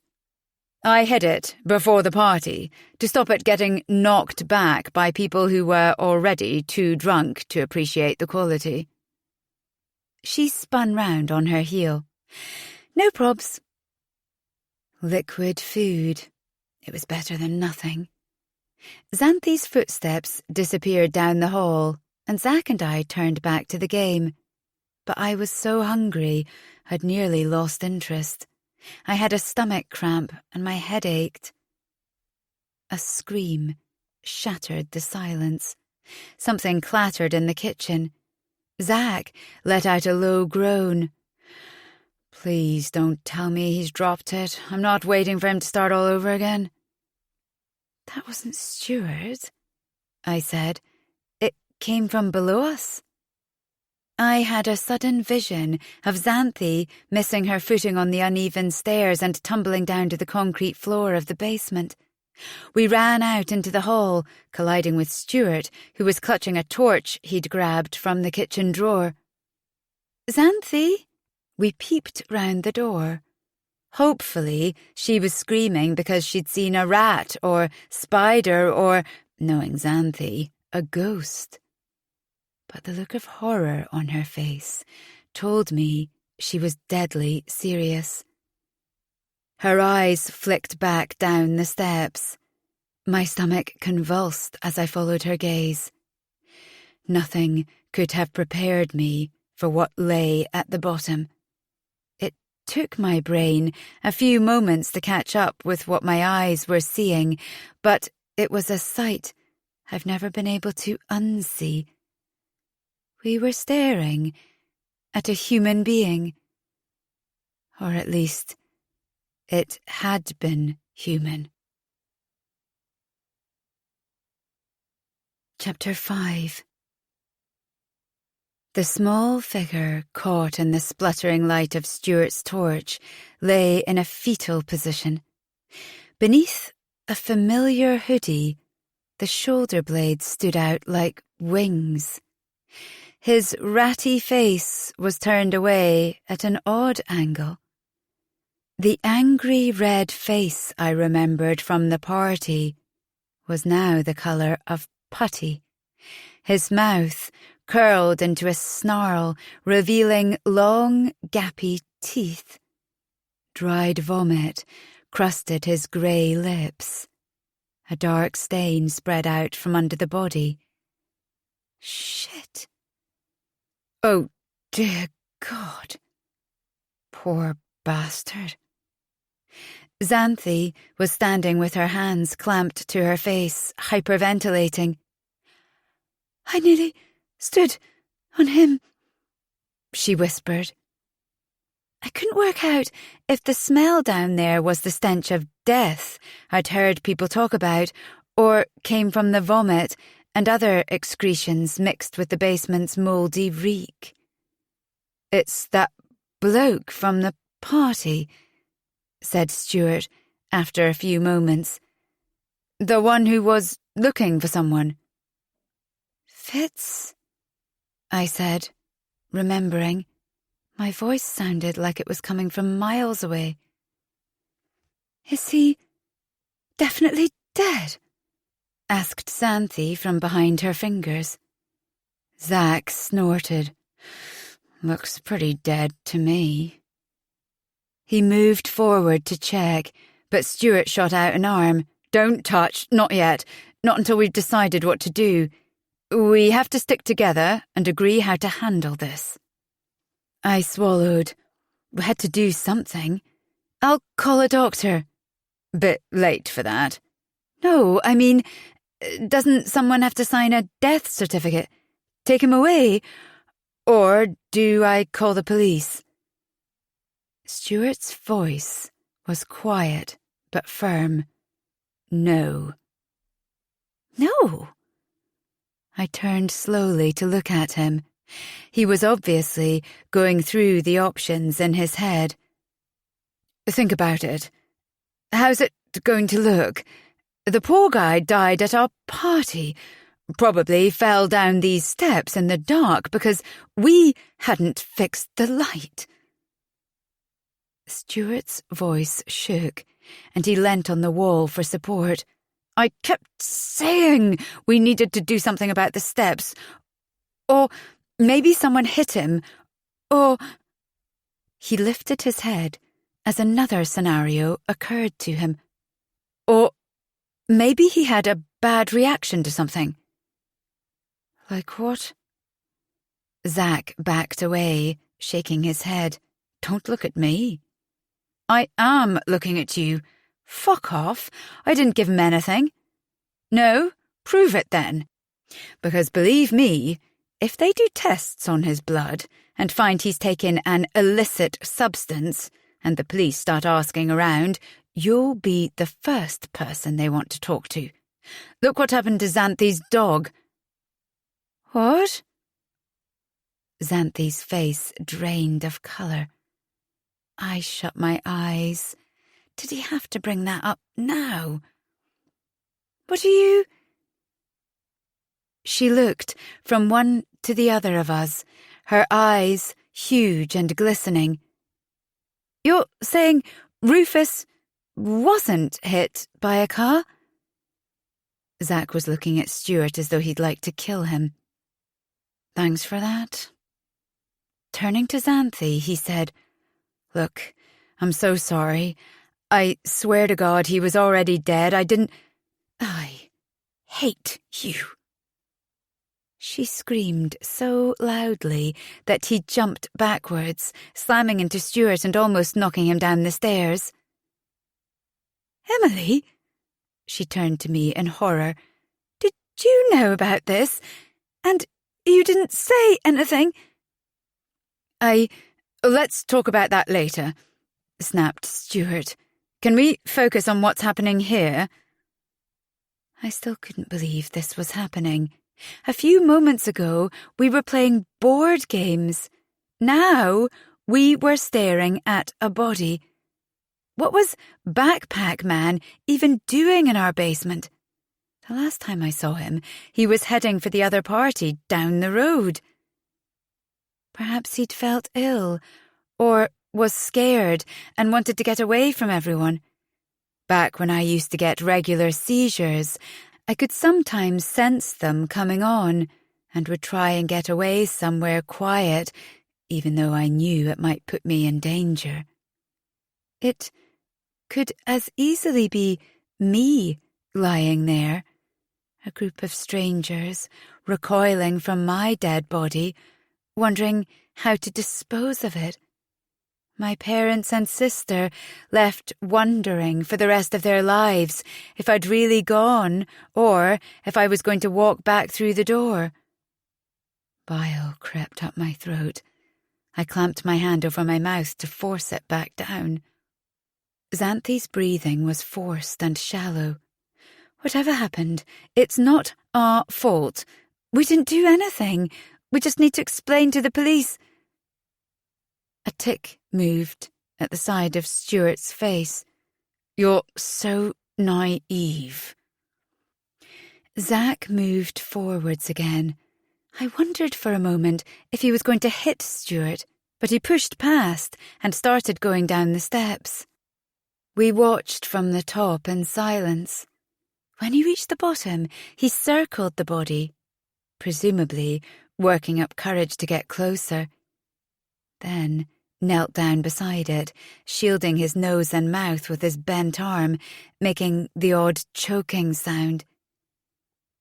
As he lifted the body, an arm flopped out towards me. I jumped back with a shriek. Stuart shot me a furious look. Under the wavering beam of Stuart's torch, Zack went through the pockets. I was having trouble keeping my breathing steady. Zack pulled out a train ticket from Leeds and a door key. The train ticket bore the same date as our party.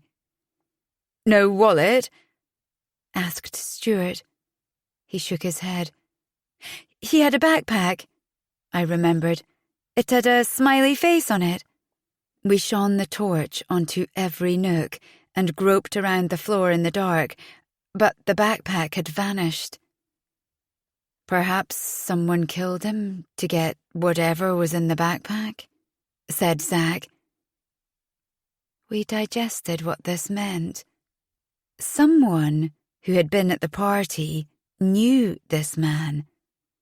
One of the people we'd invited, who'd been drinking our booze and eating our crisps, had not only killed him or robbed him, but they'd left the body here, knowing we were the ones who'd end up as prime suspects.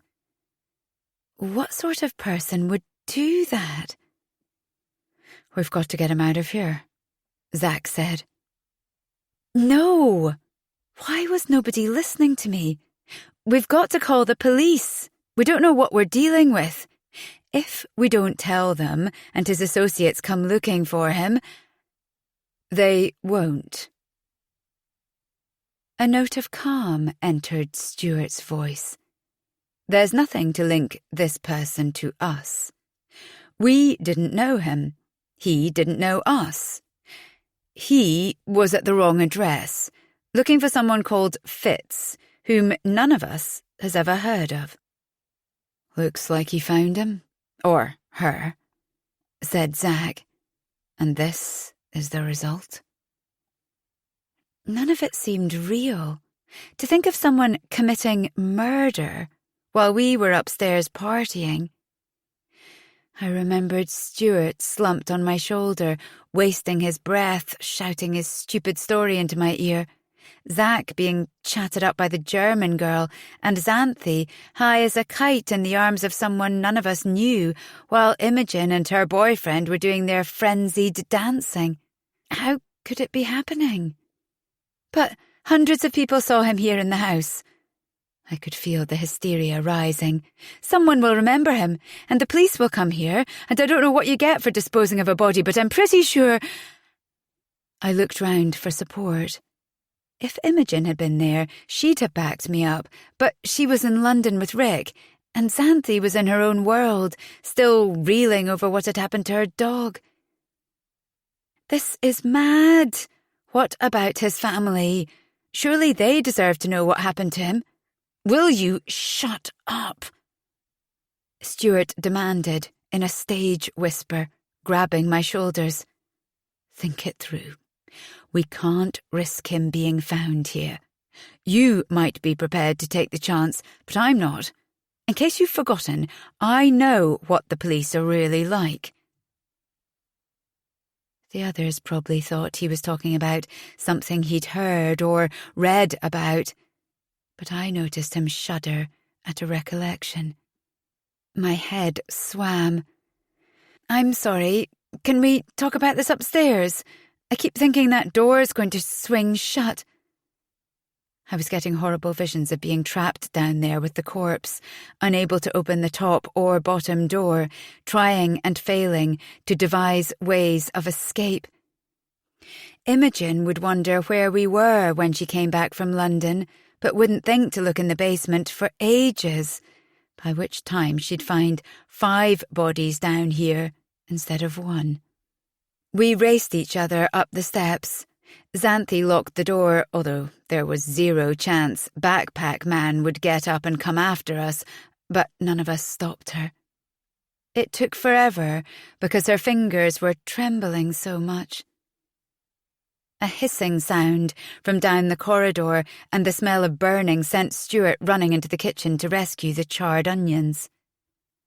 I'm guessing nobody's hungry anymore? He called over his shoulder. The thought of eating anything now made my stomach churn even more. I'll make some tea, said Xanthi. Ignoring Zack's, great tea, that'll solve everything. She went into the kitchen and we followed. The light in the room seemed harsher than usual. The windows were steamed up from Stuart's culinary efforts, and the acrid smell of blackened onions and dry boiled rice caught in my throat. I switched off the hob. I suppose we were lucky not to have burned the house down, but I didn't feel lucky. The clock on the oven said 9:45. Xanthi opened the window to release the smell of burnt food, but Stuart shoved her out of the way and hauled it closed. Do you want the whole world to hear what we're saying? Zack fell into a chair, rubbed his hands over his face. Fuck. Why did this have to happen to us? What are we going to do? Whatever we decide, we've got to do it fast. He drummed his fingers on the table. The longer he's here, the more chance there is of someone tipping off the police. He'll decompose, and the neighbours will get suspicious. I mean, the Parkers were suspicious of us before this. Suddenly, the spoof burial we'd carried out in front of our neighbours didn't seem so funny after all. I was shivering so violently I was afraid I'd have a seizure. Zack was still waiting for an answer. So, do we tell the authorities or pretend he was never here? We waited for the kettle to roar. Xanthi poured hot water into the mugs and slopped a tea bag from one to another, an economy measure Stuart insisted on. She made the usual mess on the counter and down the front of the units, but for once he didn't say anything. My arm was shaking so much when I raised the mug to my lips I spilled half the tea down my top, but it seemed a pointless thing to fuss about just then. "Okay," said Zack, stretching out his fingers and studying them. "Dream scenario is that the police accept it was an accident, remove the body, and apart from a small piece in the local paper about someone dying at a party in Bristol, there's no publicity." Xanthi started to interrupt, but he held up his hand. "Nightmare scenario is that the police come, get suspicious, take us all in for questioning, take statements from everyone who was at the party, question our employers, our friends, our neighbours, inform the press, and we get done for hiding the body in our cellar for a week anyway." "But we weren't hiding the body," I objected. "We didn't know it was there." "Right, but who's going to believe that? They might not be able to get a conviction for murder or even manslaughter, but our careers would be wrecked. We'd lose the house. Then there's the effect on our families. This is fucking shit. We can't afford to take time out of work to sit through a trial or go to prison," said Xanthi. "We can barely afford the mortgage payments as it is." My head pounded as I imagined how our employers would react to the news. They'd fired a reporter last week for forgetting to pay at a filling station. Reputation was everything to them. They wouldn't give us a second chance.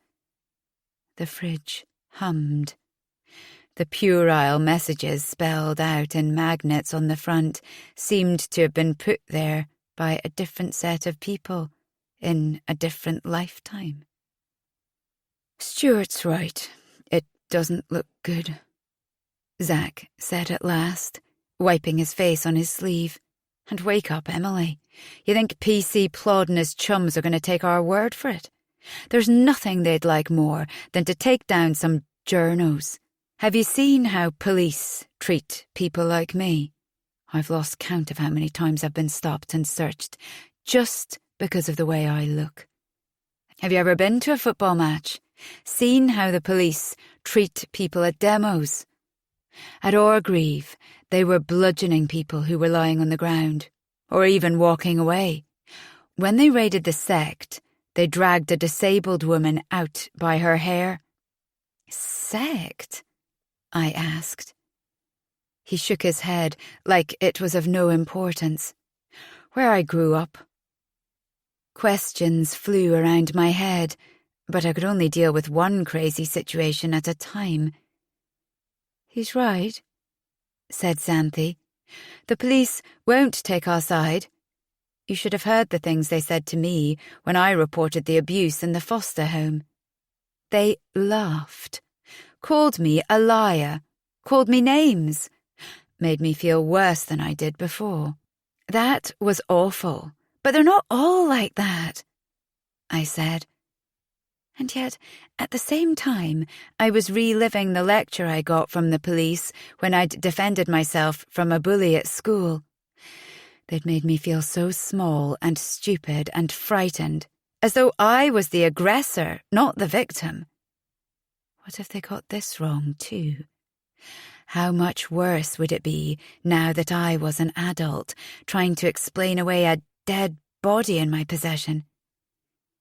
I was impressionable, always had been. I couldn't see myself coming off well in an interrogation.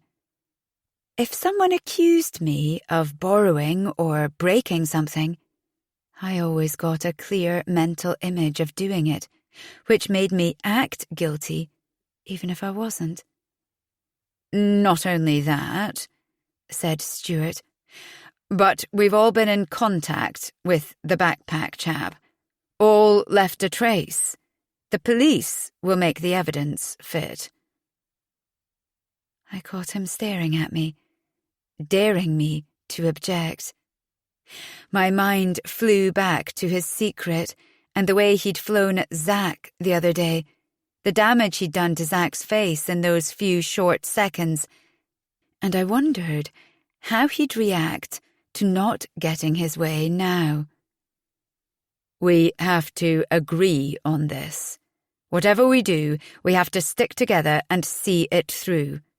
Otherwise, we'll all end up in prison. Emily, said Stuart. 3 pairs of eyes turned to me. I thought about the body in the cellar below us, ticking away like a time bomb. I pressed my hands to my head. Tension roared in my ears. I wished it would all just go away. Backpack Man meant nothing to us. He should never have been at the party. What did we owe him? Nothing. And yet, he had the power to destroy our lives. Indignant anger swept through me. How dare he muck up everything I'd worked so hard for? This wasn't going to go away. The longer we left it, the grislier the task would be. I suppose so, I said at last. But what do we do with him? Asked Xanthi in a small voice. The Parkers will definitely get suspicious if we start digging up the garden again. Who said anything about digging up the garden? Said Zack. She glared at him. So, what do you suggest? We take... He froze as we heard footsteps and laughter in the street outside. A group of young people enjoying themselves. It could have been us on any other night. We waited for the noise to die away. We get him out of here and make it look like a suicide. It wasn't the most ingenious plan, but this thing had been sprung on us, and we weren't in the habit of plotting ways to get rid of bodies. Now I think everyone should have a contingency plan, because you never know when it might happen. We were all quiet, thinking about how it would work in practice. We'll need a car, Zack said. He's too heavy and awkward to carry far. I kept thinking about things I'd read. Bodies on the battlefield falling apart as they were picked up. I couldn't bear the thought of touching it, but would have to get him into the car somehow. Stuart and Xanthi were the only ones with cars, and Dolly, Xanthi's deux chevaux, was barely capable of getting across town. If a trip involved a hill, she'd have to circle round it, and that was without a body in the back. The driver's door had been held together with gaffer tape since she opened it without paying attention while trying to get a jammed cassette out during the middle of an anecdote, and the door had been ripped off by passing traffic. Her car also had a tiny boot, and the thought of having to hack off limbs in order to origami the body in was too horrendous to contemplate, and would make the theory of suicide impossible to believe. Stuart scraped his chair back. No way. Not mine. I'm not getting the blame for everything. If I'm going down, you lot are coming with me. Zack rolled his eyes. Have you got a better plan? Stuart sank his head into his hands. The Capri might have been an ugly orange rust bucket, but I knew how much it meant to him. It was the only possession he really cared about, and there was no way he'd be able to afford another car now we were stuck with an ever-increasing mortgage, the cost of a new boiler, and a mounting pile of bills. That legacy from his grandpa had been swallowed up already, largely because of his generosity in helping Xanthi out, as well as paying his own bills. The car was all he had left. The numbers on the oven clock advanced by another minute. "All right," he said at last. "Two of you take my car. Don't bring it back, and don't tell me what you've done with it. I'll report it stolen tomorrow morning. The other person needs to stay and help me clean up.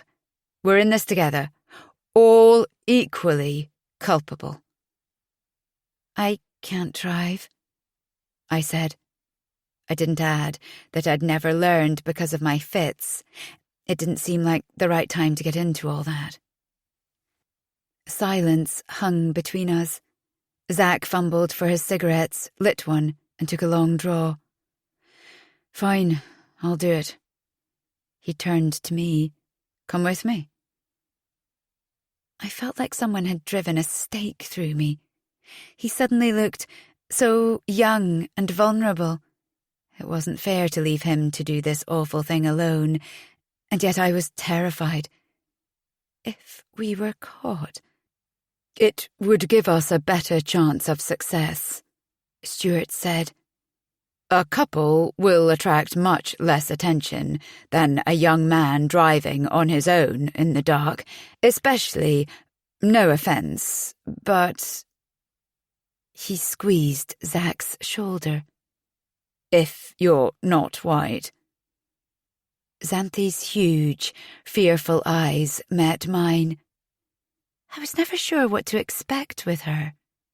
As useless as I knew myself to be, Xanthi would be even more likely to freak out and do something daft, especially with the level of hatred she was feeling for Zack now she'd found out about her dog. I shut my eyes. I don't know how long for, but I suddenly became aware of the stillness. When I opened them, the others were all staring at me, waiting for an answer. I shrugged and nodded. What else could I do?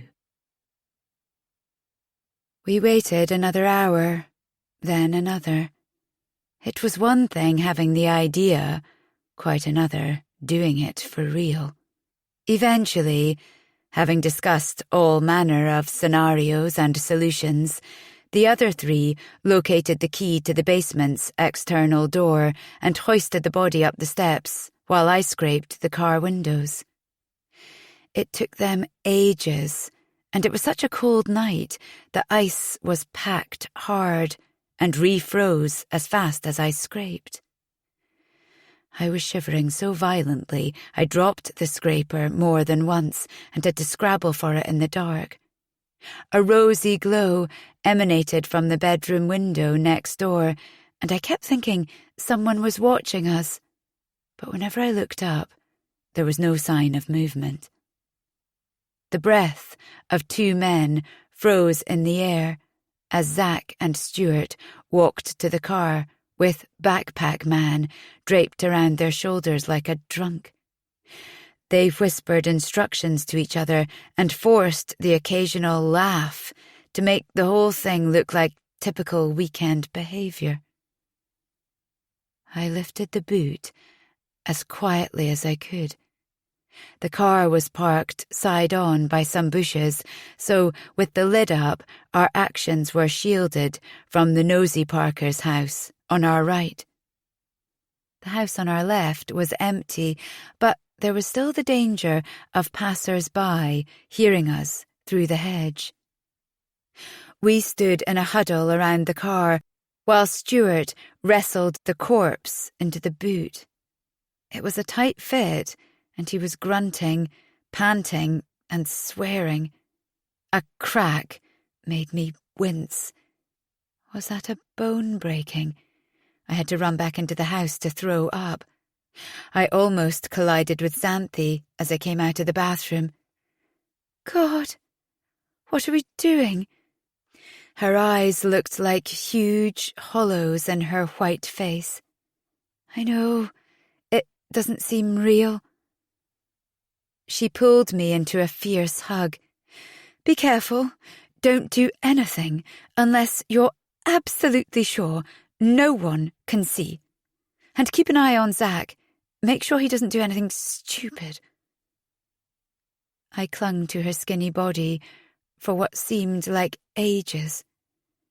We might never see each other again, except across a courtroom. If only I could persuade her we shouldn't be doing this, that the two of us should just walk away. But it was useless. She'd had trouble from the police when she was living in the squat and found them no help at all when she'd reported abuse while she was in care. She wouldn't trust them any more than she trusted Zach. Oddly, though, she seemed to trust me, which was both touching and terrifying. When I came back out into the darkness, I could just make out the orange glow of a cigarette in Zach's hand. Seeing me, he tossed it down and ground it underfoot. "Let's go." My legs felt like concrete as I moved round to the passenger door. The whole thing still felt like a ghastly dream. I was surprised I was even able to walk. Mechanically, I opened the door and climbed in. My life couldn't get any weirder. This could only happen to me. Sharing a car with the man I was in love with, and a corpse. "So, where should we go?" he asked, as if we were planning a day out. "The gorge?" He nodded. "Good call." Clifton Suspension Bridge was the obvious place for suicides, but far too public for staging this one. There were, however, lots of dark crevices and steep drops around Avon Gorge, clumps of bushes for concealment, and at least one point where the netting put up to prevent falling rocks had broken. We tried the area around sea walls. But just as we found an ideal location, Zach clutched my arm and nodded to a car parked by the trees. "Shit," he whispered. "We can't get him out here." The car was rocking and its windows were steamed up. There was a chance the occupants would be too busy to notice us, but it was too big a risk. We tried another place near the observatory, but found several more parked cars. Fuck. Zach's head thumped against the windscreen. "What are we going to do?" "We could try later," I whispered. He shook his head. "We can't keep cruising round. It will draw attention."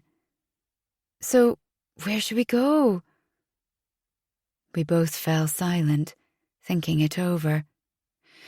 "Let's get the hell out of here," he said at last, "as far as we dare before it gets light." It was the last thing I wanted to hear. I was desperate to get rid of the body so we could put the whole thing behind us and pretend it had never happened. But I had to accept the chances of abandoning it around the gorge or parks of Bristol without being seen looked increasingly slim.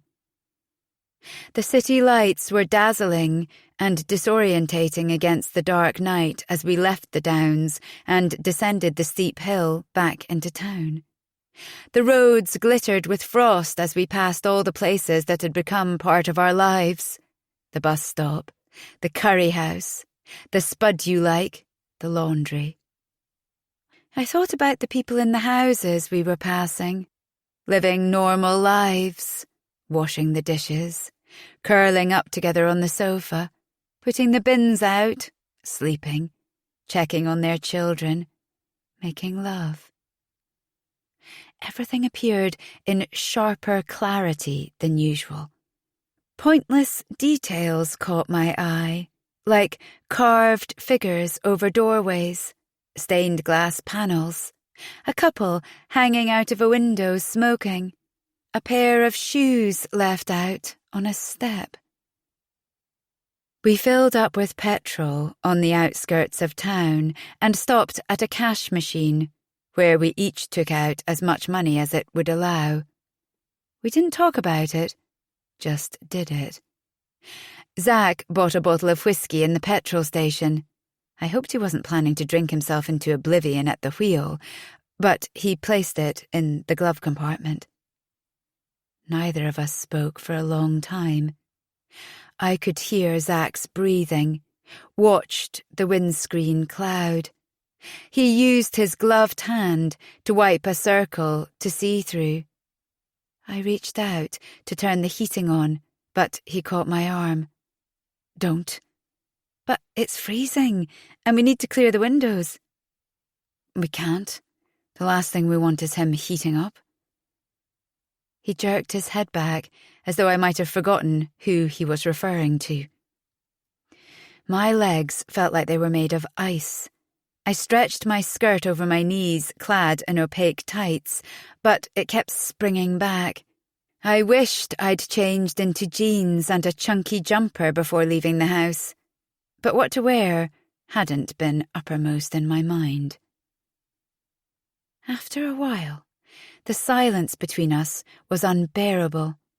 Zach shoved in a CD, but after a few Enya songs muttered, "Christ, or is this shite?" and fiddled with the radio until he found something he liked. I wish he hadn't, because I can never hear songs like Tracy Chapman's Fast Car without finding myself back on that road, knowing what we were about to do. The speedometer lurched to the right as we joined the motorway. Dark shapes of trees and buildings flickered past. The lights on the opposite carriageway swarmed towards us like searchlights. "What year?" he asked when a song by Squeeze came on. I looked at him, not sure if I'd heard right. He looked down at the wheel. "Sorry, I'm just trying." I know. He was right. We'd go crazy just sitting and thinking about what we were doing. "Sorry, 1976? 77? My teeth were chattering so hard I could barely speak. "No, can't think straight." "Dunno." He frowned. I was thinking a bit later. We raced to guess the songs by their intro and kept singing when we went through tunnels and the music vanished, so we could try and hit the right word when the sound came back. But I panicked every time a car drew up close to us. It seemed like everywhere we went, people were leering in at us through the windows. Lights were too bright. Other cars were accidents waiting to happen. And how much had Zach had to drink? He must be over the limit. We'd finished a couple of bottles of wine between us, while trying to stave off our hunger while Stuart was cooking. Funny how we'd been so desperate to eat. Now it seemed so trivial. My stomach knotted so hard I couldn't imagine ever wanting to eat again. "Are you all right?" he asked after a while. I managed a smile. "Been better." He nodded and said quietly, "It's shit, isn't it? Do you think this is going to work?" After a long pause, he said, "Honestly, no idea." I looked out into the night. If we get caught, do you think the others will stick with us? He gave a short, bitter laugh and shook his head. "Would you?" I imagined Stuart and Xanthi staring blank-faced at the police, denying any knowledge of anything, and appearing horrified when told a body had been found in Stuart's car, the one his housemates had taken without asking. But we were driving the car with the body in it.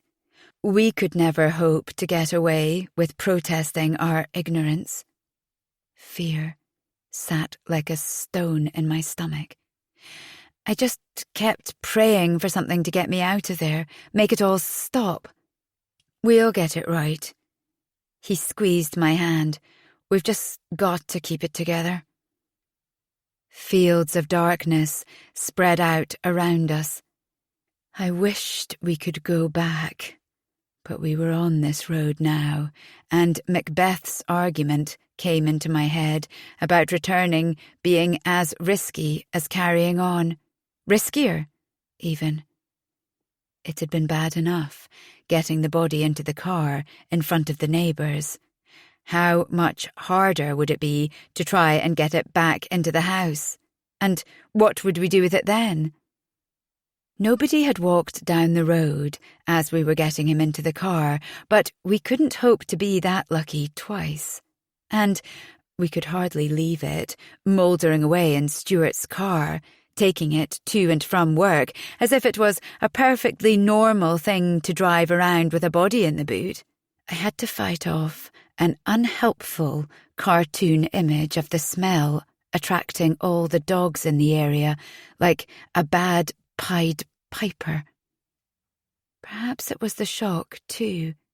But by now I was so cold I'd lost all feeling in my legs, and my lips were so stiff I couldn't talk properly. Road signs came and went. Each time I wondered if the name would be the one we never forgot. An hour passed, and then another. We hit traffic around Taunton, but after that the road was clear. In the middle of nowhere, Zack pulled over. "Sorry, got to pee." "What? Where? You can't leave me here with that." He raised his brows. "You can come with me if you like." I shook my head. "Thanks, I've had better offers. Didn't you go before we left?" He gave an incredulous laugh. "Other things on my mind, strangely enough."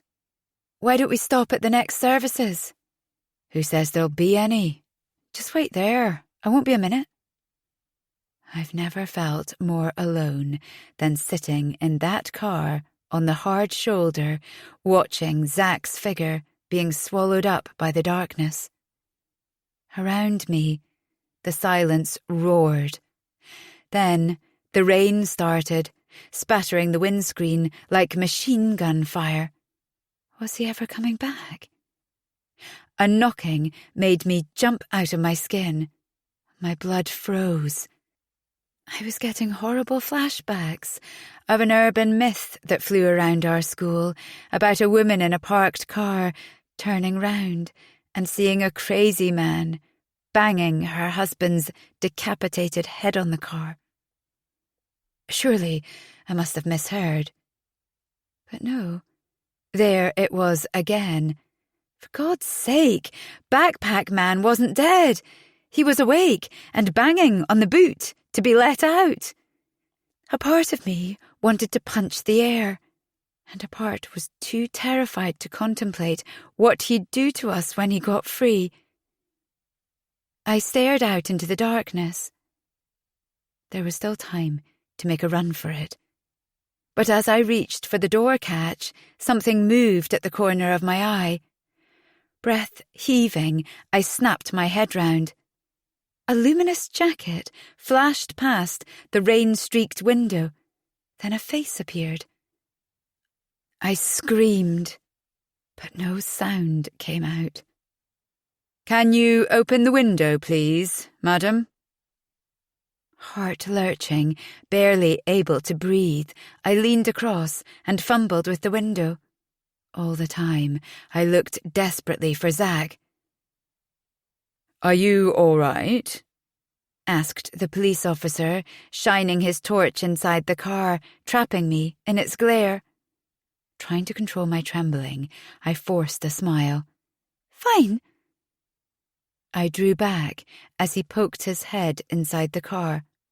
"We thought you'd broken down." "Oh, no, my friend had to... he needed the bathroom." I could hear myself jabbering. He frowned.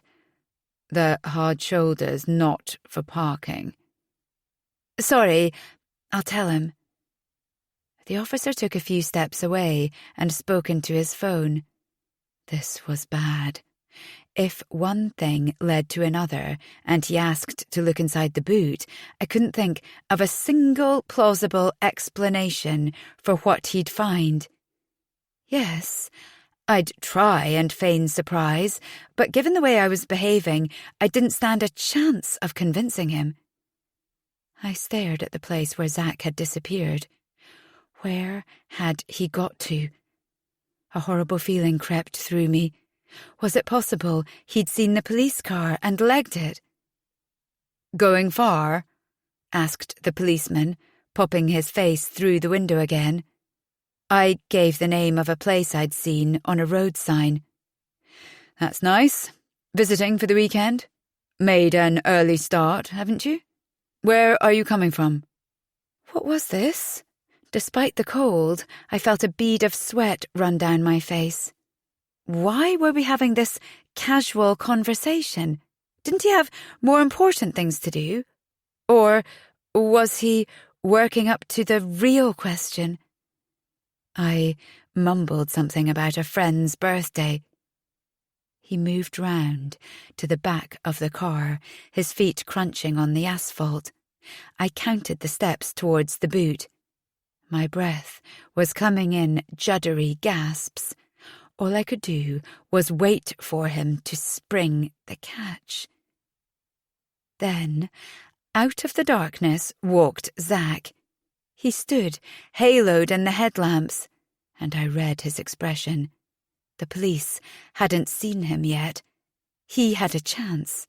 He could melt back into the darkness, run into the trees, and afterwards deny ever having been in the car with me. He could join the others back home. A body? I can't believe this. Well, yes, it was Emily who took the car. Zack seemed to be thinking about it for a long time, but now, slowly, trance-like, he was walking towards the car. "Everything okay, officer?" he asked casually, but I could hear the catch in his voice. "Are you the owner of this vehicle, sir?" "Yes." "What's your name?" "Stuart Montford." "Can I see your license, please?"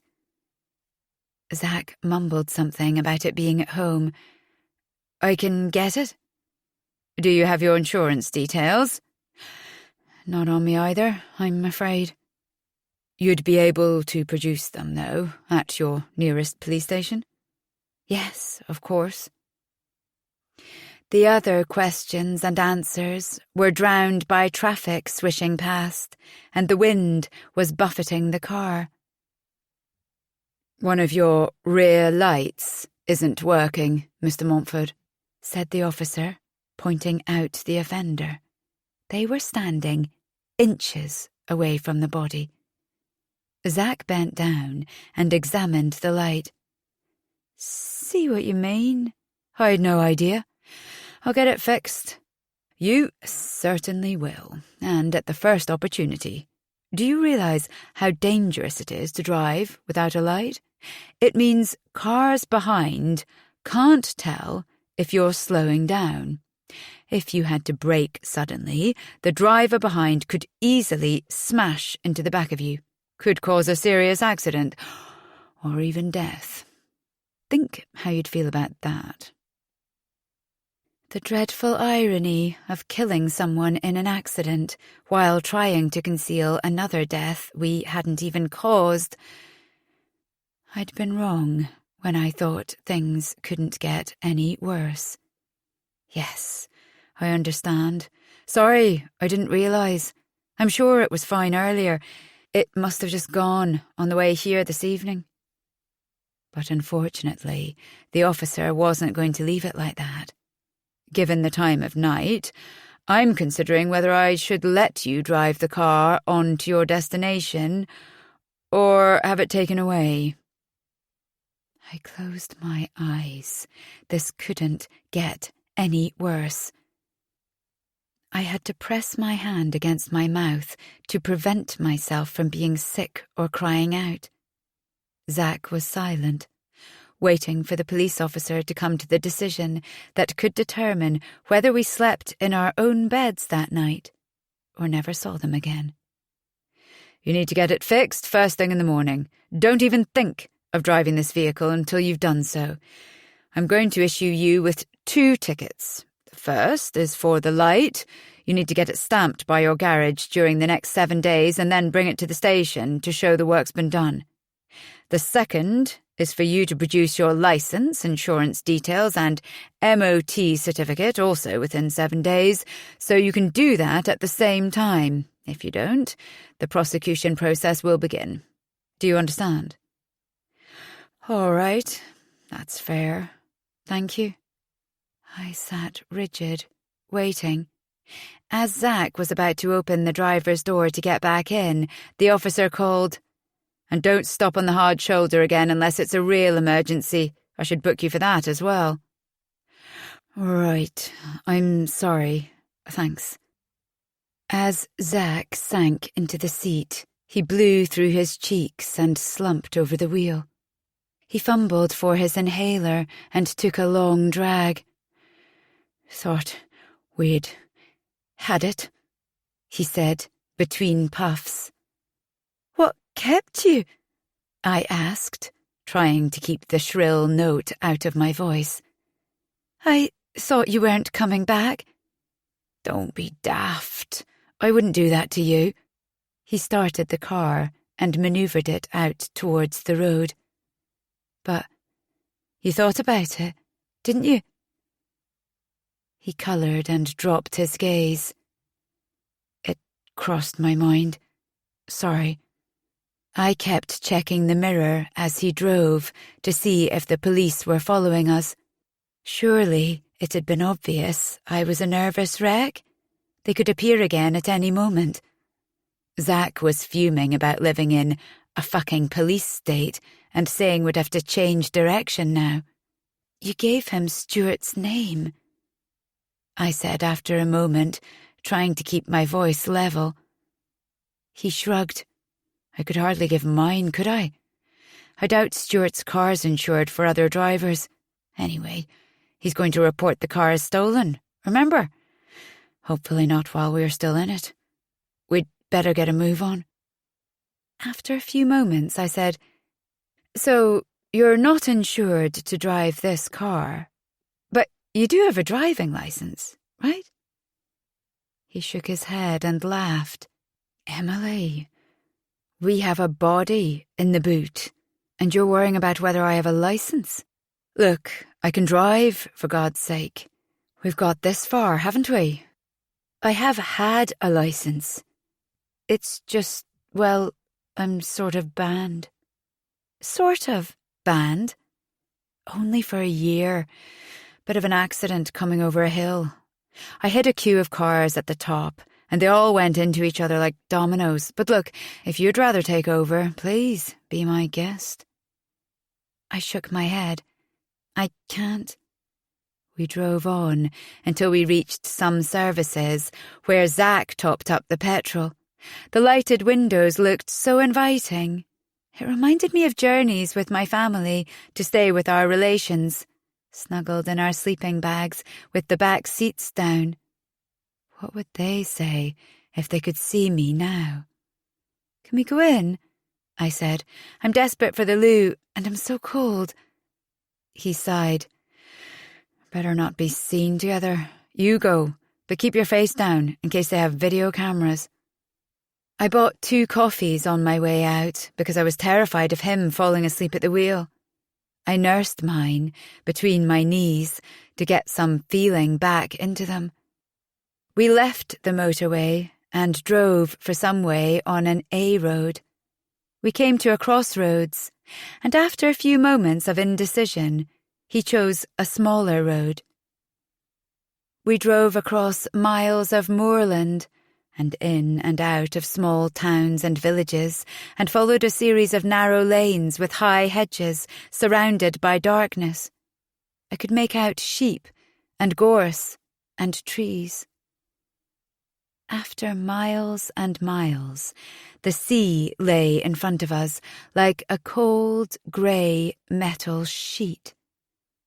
We drove through more villages and small lanes and eventually followed a sign to a headland. Zack drove across the car park and, ignoring the boundary, rammed the car up over some grass.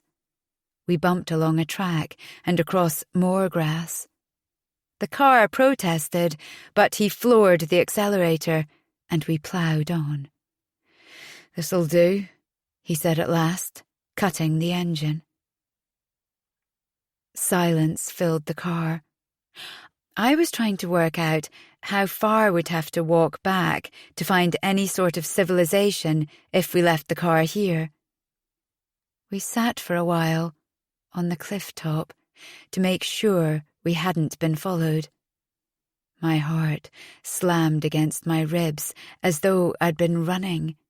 The only sound was our breathing and the waves booming. The wind rocked the car so hard I thought it might blow it over. I was trying not to think about my dread of heights. "We need to move him into the front seat," I said. "Then we can push the car over." One push, and it would all be over, bringing this night of horror to an end. Zack sat still, thinking about it. Better if he jumps off rather than drives. A car's going to draw attention and will be linked back to Stuart immediately, whereas a body might take a while to get washed up and then identified. Anyway, we'll need some means of getting away from here. When I opened the door, the wind tried to rip it off. It tore at our hair and clothes and filled our lungs with salty air. Below us, the sea was thundering against the rocks, sending up towers of spray, ghostly white in the moonlight. We staggered round to the boot, pressing our bodies against the wind. I didn't want to look inside the boot, but couldn't wait to get rid of the burden. The face was turned away, the body in a fetal position, much as it had been in the basement. Thank God for the darkness and the fresh wind. I could almost kid myself this cargo was, and always had been, inanimate. Zack leaned in and shovelled the body up into his arms. "Help me with the feet." They kept getting caught, but somehow we got the body out of the car. I didn't look at the face. Zack heaved it towards him in an embrace and dragged the corpse over to the cliff edge, which now seemed much further away than it had first appeared. I was terrified he'd lose his footing or be blown off the overhang. "Keep watch. Check there's no one around," he panted. I strained my eyes. Only dark nothingness for as far as the eye could see. Stars sprinkled the sky. I wondered how I could appreciate beauty at a time like that. I looked back at Zack and the backpack man.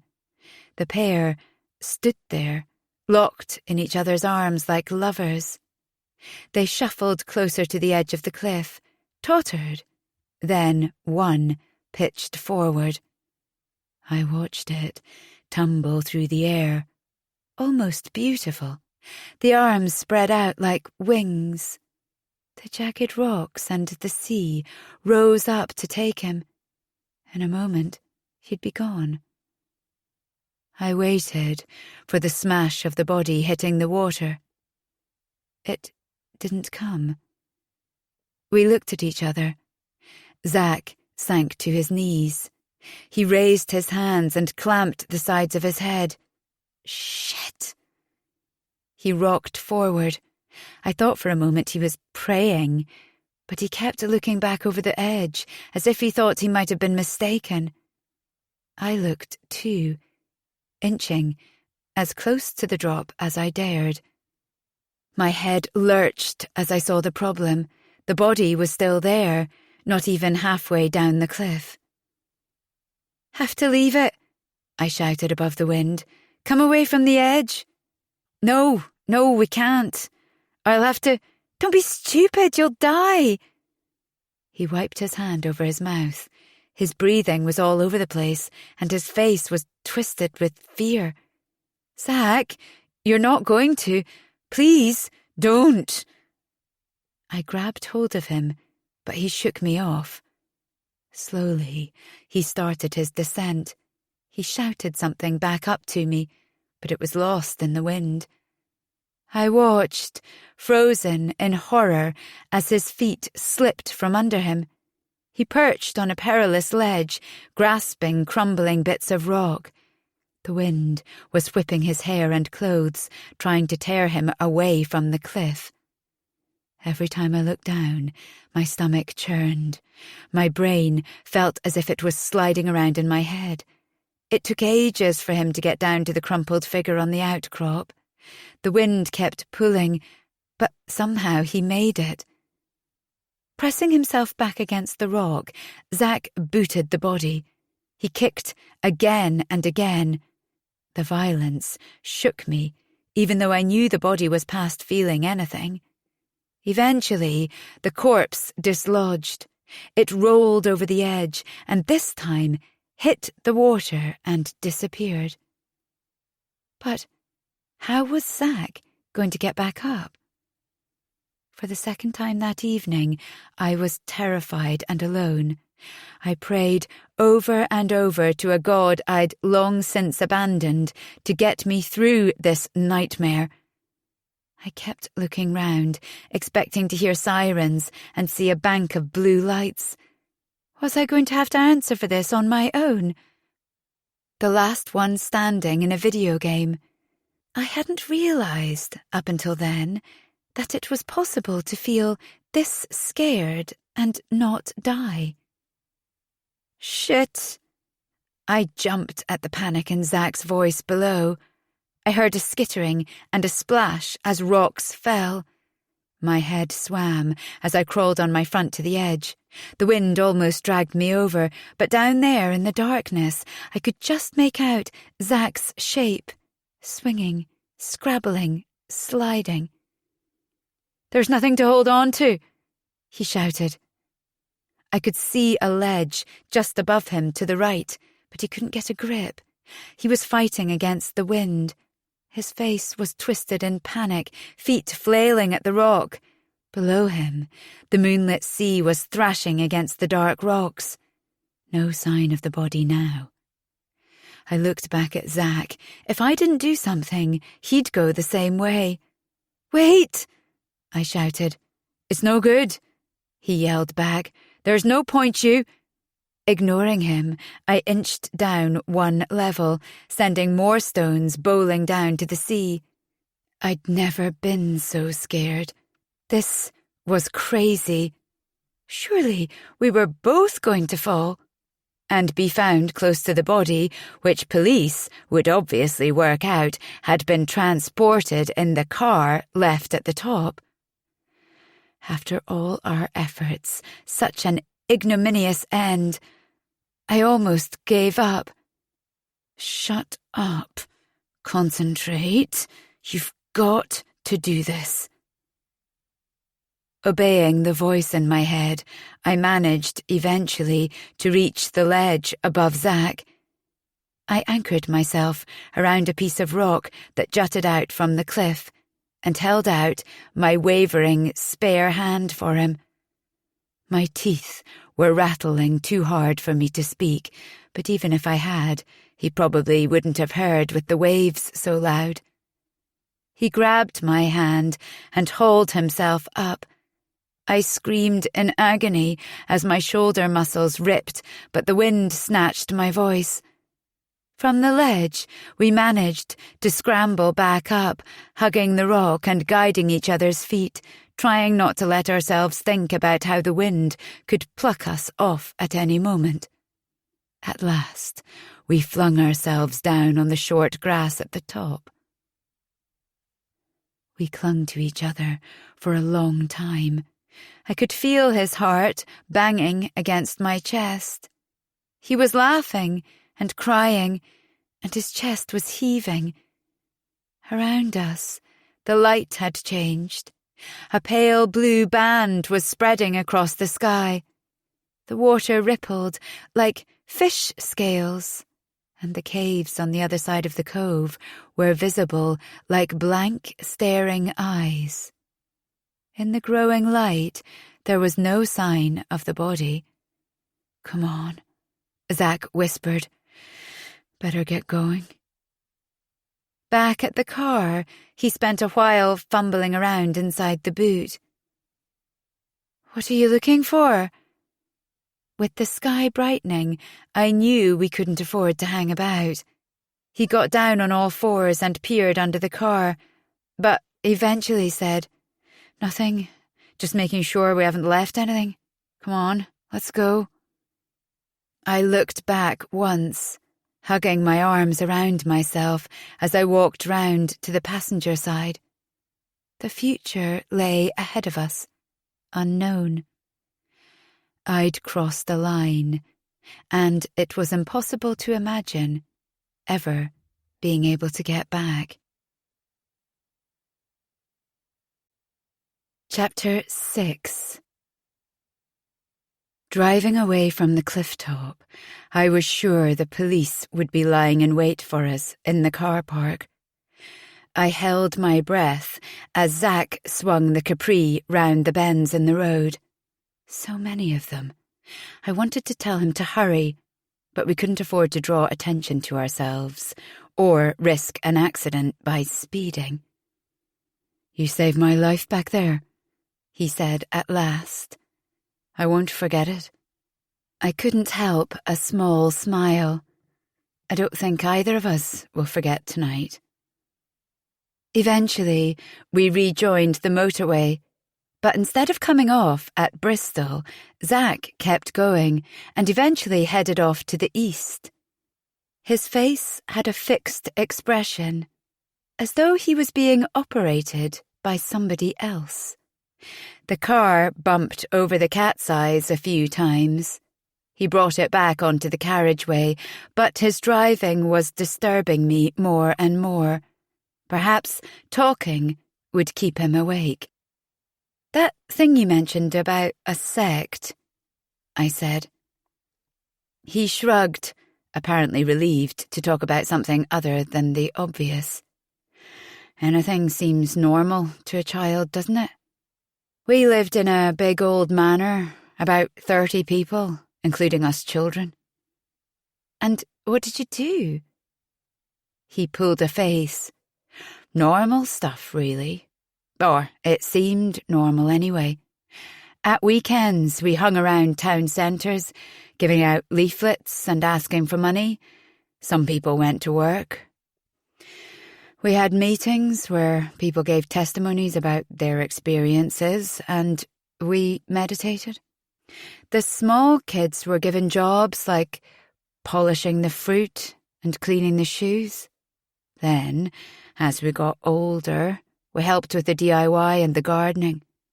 They didn't like asking for outside help." "So that's why you're good at practical things. But what did you believe?" "The usual. Peace, love, and understanding. Giving up your worldly wealth to the cause. You couldn't join unless you did that.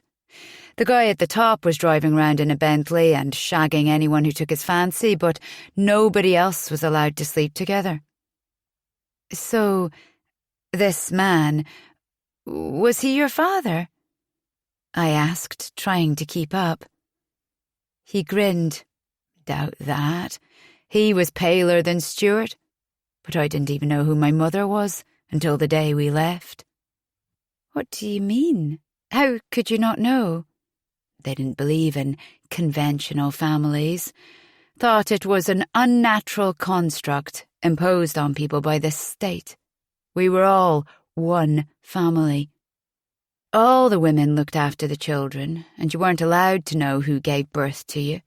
Funnily enough, I always thought it was this other woman called Blue. I liked her. She spent the most time with me, and I felt safe with her. She had dark skin and hair a bit like mine. It just seemed to make sense. But on the last day, Rosa told me she was my mum, and I could either leave with her or get put into care. It was quite surreal. She was the person I'd had the least connection with. But suddenly, we were this cosy little unit in the outside world we didn't understand. I'd never even watched TV. That explained why he never joined in when the rest of us reminisced about Rainbow, Rent-A-Ghost or Grange Hill. That must have been weird. He nodded. She'd been living in the sect since she ran away from home as a teenager. No qualifications, no work experience, didn't have a clue about finance. We took the boat over to Dublin and moved in with her parents at first, in the house she'd grown up in, but it didn't work out. Eventually, we were given a council flat, but getting used to each other was the hardest thing. Those first few years were difficult. I found it hard to settle, and she found it hard to fit in. She had no idea about discipline, so we rowed all the time. We're closer now. I shielded my eyes from the sun, which was starting to rise above the fields. "Sod it," he said. "We'll have to get a move on." I was thrown back against the seat as he stamped on the accelerator, but somehow tiredness got to me in the end, and I must have drifted off. I woke up with a sick feeling and a horrible ache in my neck. "Where are we?" I said, choking on the thick fug of his cigarette smoke. "Sandy." "Where's that?" He lifted his shoulders. "Fuck knows." We circled the town a few times until we found some wasteland at the edge of an industrial park. Again, we waited to see if anyone was following us. "Got everything?" he asked as we got out of the car. He searched the ground for a suitable stone. I jumped at the sound as he smashed the rear window on one side, then the other. He stripped off his upper clothing, revealing his skinny frame covered in goosebumps. "Get back," he said, replacing his sweatshirt. "Right back, as far as you can." "Do you know what you're doing?" "Yes." He'd obviously been planning this during the drive. From a distance, I watched him reach into the glove compartment and take out the bottle of whiskey he'd bought at the garage earlier. He soaked his t-shirt with the spirits, spread it out on the back seat, and took out his lighter. "Run!"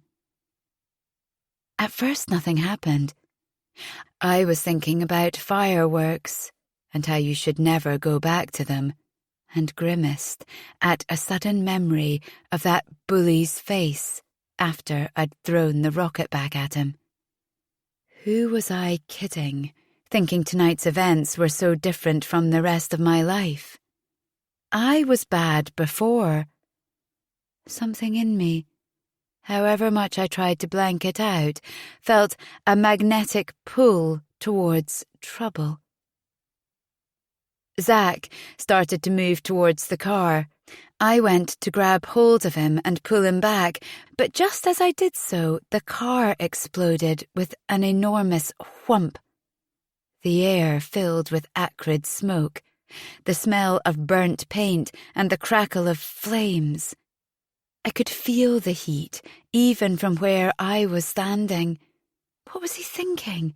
It was hardly a subtle way to dispose of a car. "Let's go," he shouted, propelling me round. Our feet pounded through the wood at the edge of the wasteland. We passed a blocked-up stream and an abandoned children's playground and the backs of a row of houses. No idea where we were running, just kept going as long as we could. Frenzied barking broke out from one of the houses. We turned back and tried another turn. Zach was slowing down, but I grabbed his arm and pulled him along.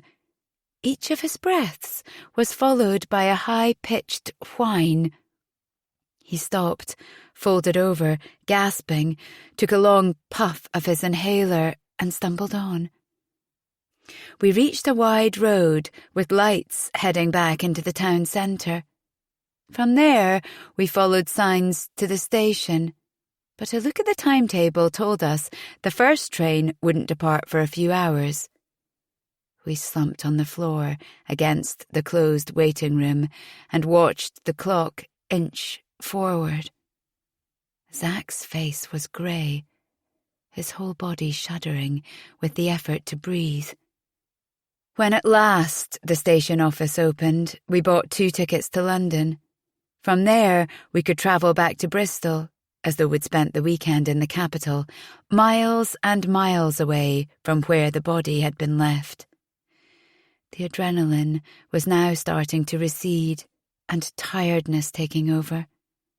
I felt stiff, grubby and exposed, as though I was wearing a t-shirt emblazoned with the word guilty. "We should spend the day in London," said Zach, when we were sitting on the train. "Make it more convincing." But moments later, he was asleep. I thought I was dropping off too, but the heat rising from under the seats scorched the backs of my legs after being so cold, and I began to feel nauseous. A numbness crept up my stomach, the sort of feeling you get when you're on a fairground ride.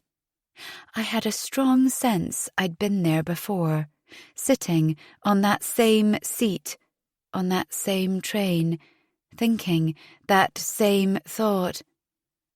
I was getting an oddly familiar, metallic taste in my mouth, although it was ages since I'd eaten anything.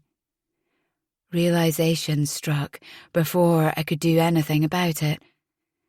"Emily, are you all right? Fuck, Em!" Zach's anxious face hovered just above mine. He had tears in his eyes. I tried to make sense of what was happening. What was he doing up there? And why did my head hurt like it had been split with an axe? I imagined a series of tiny people climbing out of it like an old legend I'd read about a god giving birth. I was gradually aware of shapes and colour, sound, legs, and higher up, faces, concerned and then relieved, swaying. I was lying on the floor of the train. I covered my face with my hand. Could I have picked a worse time to have a seizure? "It's okay, don't worry, you're fine," Zach was saying. He seemed to be choking back tears. He'd tried to get me into the recovery position, but there wasn't much room for manoeuvre in the aisle, and I was now twisted at an uncomfortable angle. Turning my head, I found myself looking into a dark space. I could just see a sticky trail of liquid. In a panic, I shifted position, feeling the floor beneath me, but it was reassuringly dry. An empty coffee cup rolled towards me, and relief swept through me. I felt as if I'd just landed back from outer space. My face prickled round the edges, and my brain felt full of lead. From a long way off, I heard someone ask if they should call an ambulance. "No, I think she's all right now, thanks." He sounded scared. He was clutching his hair, wiping his mouth on his sleeve. "Sorry," I kept saying, trying to sit up. The thing is, you see..." "Please, shut up," he whispered. "But I'd just like to say..." He planted a hard kiss on my mouth, so I couldn't talk any more. His unshaved face was rough against mine, and I felt my skin burn. My lips were numb. Oh God, what else had I said? As I opened my eyes, people shifted their gaze. Zach hauled me up onto the seat and spread his coat over me. Someone offered to get me some water, but I thanked them and told them I'd be okay. I felt incredibly tired, as I always did after a fit. He put his arm round me. I could feel his body trembling against mine. All the time, the question was going through my mind. Were the seizures going to become a regular occurrence again? Even yesterday, I'd have jumped at the chance of being on a train with Zach's arm around me. Never like this, though. I could never have imagined this. Nothing in my life would ever be the same. "Sure you're all right?" he asked in a low voice. I nodded. "Thanks." "I think you had some sort of fit." He pulled back, studying my face. "Has it happened before?" "No. Well, yes, but not for a long time. I thought they'd stopped." I screwed up my face. "Sorry, I should have warned you." He looked relieved.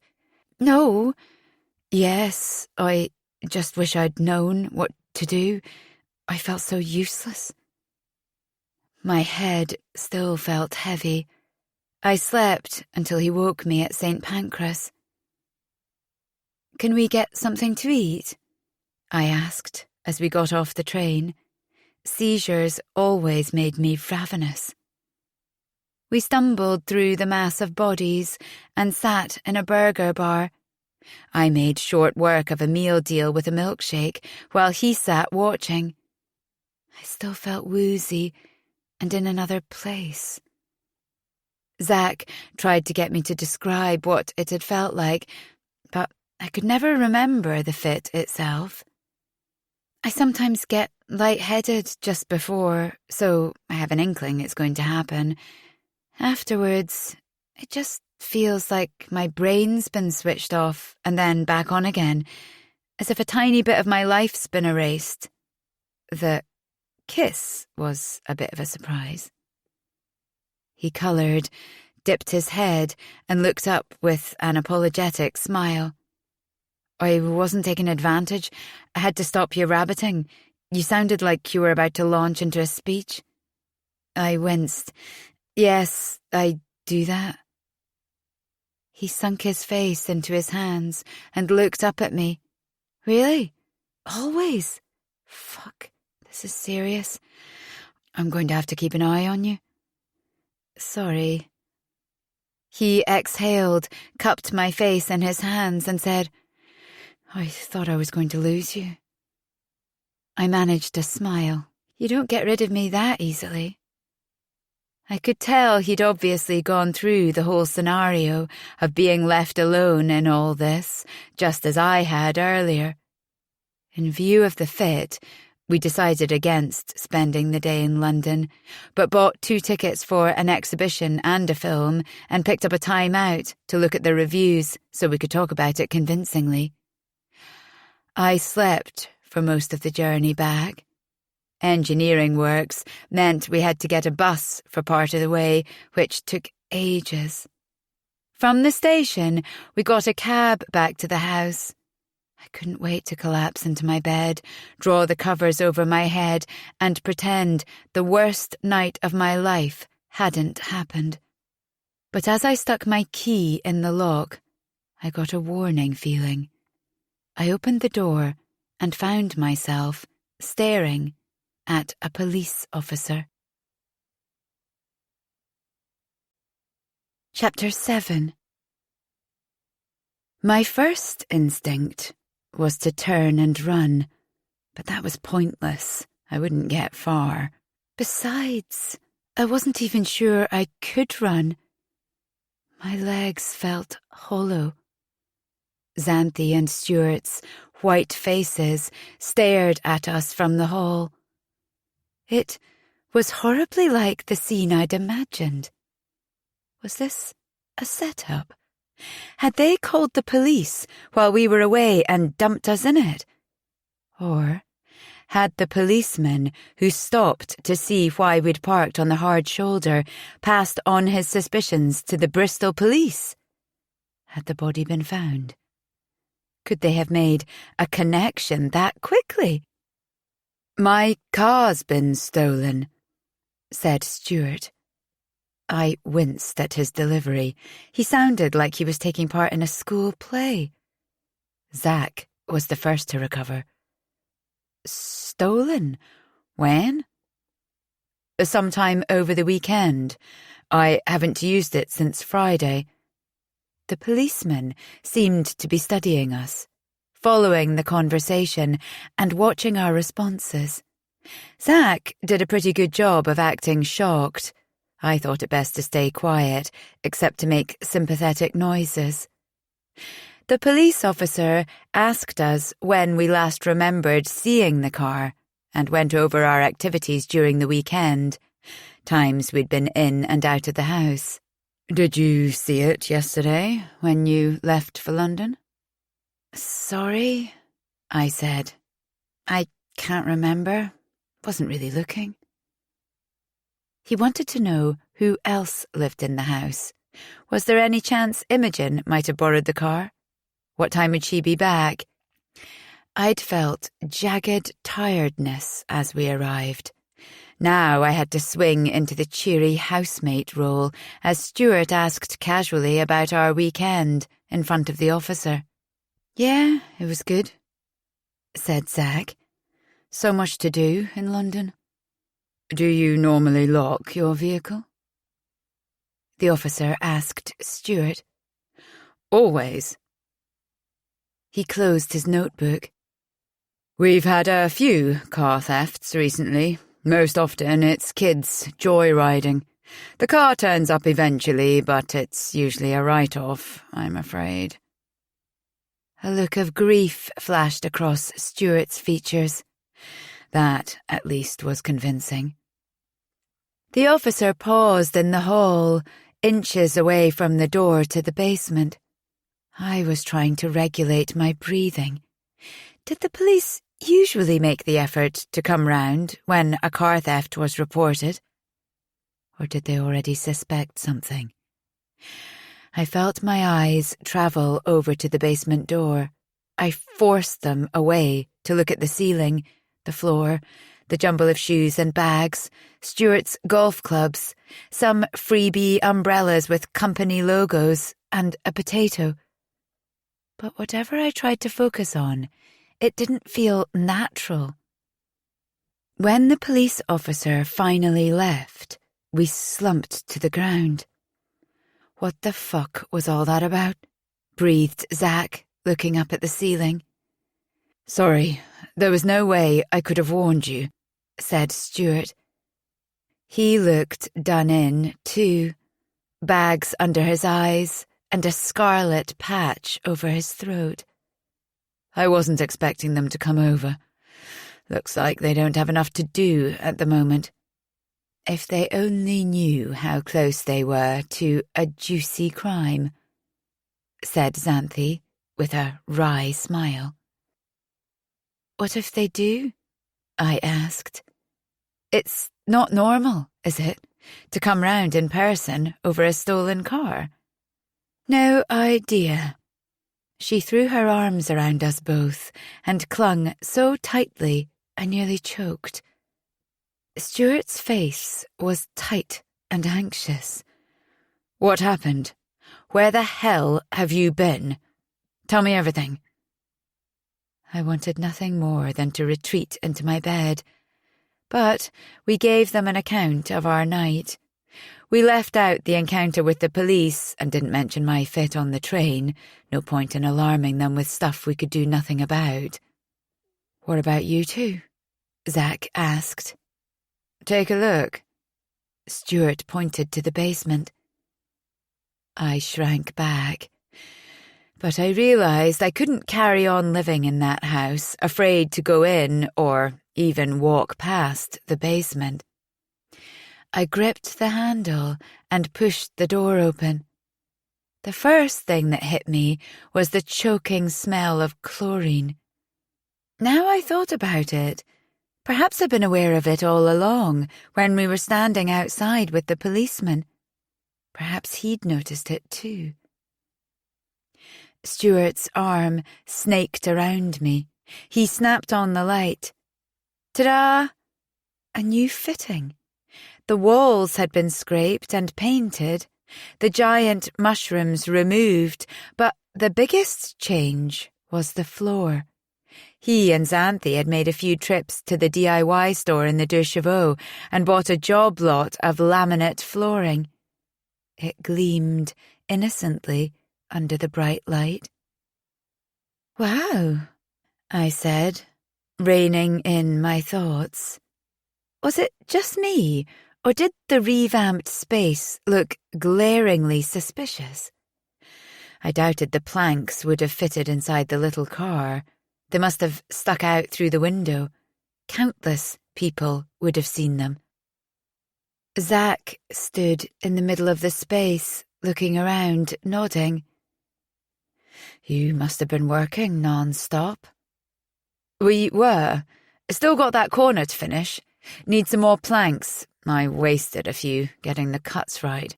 I'll give you a hand with the rest," Zach said. "Have you been listening to the news?" Stuart nodded. "Nothing so far. We've had the radio on constantly while we've been working." But when the phone rang, he leapt up. I began to see that being left behind in the house hadn't been an entirely easy option. He seemed grateful when I answered the phone, but stood ready to seize it from me if I slipped up. It was a shock to hear Imogen's voice. So normal, oblivious. "How was your weekend?" I smiled weakly at the question. It was okay. "I'm waiting for a bus. Sodding engineering works. Won't get into Templemead Station until 9:30.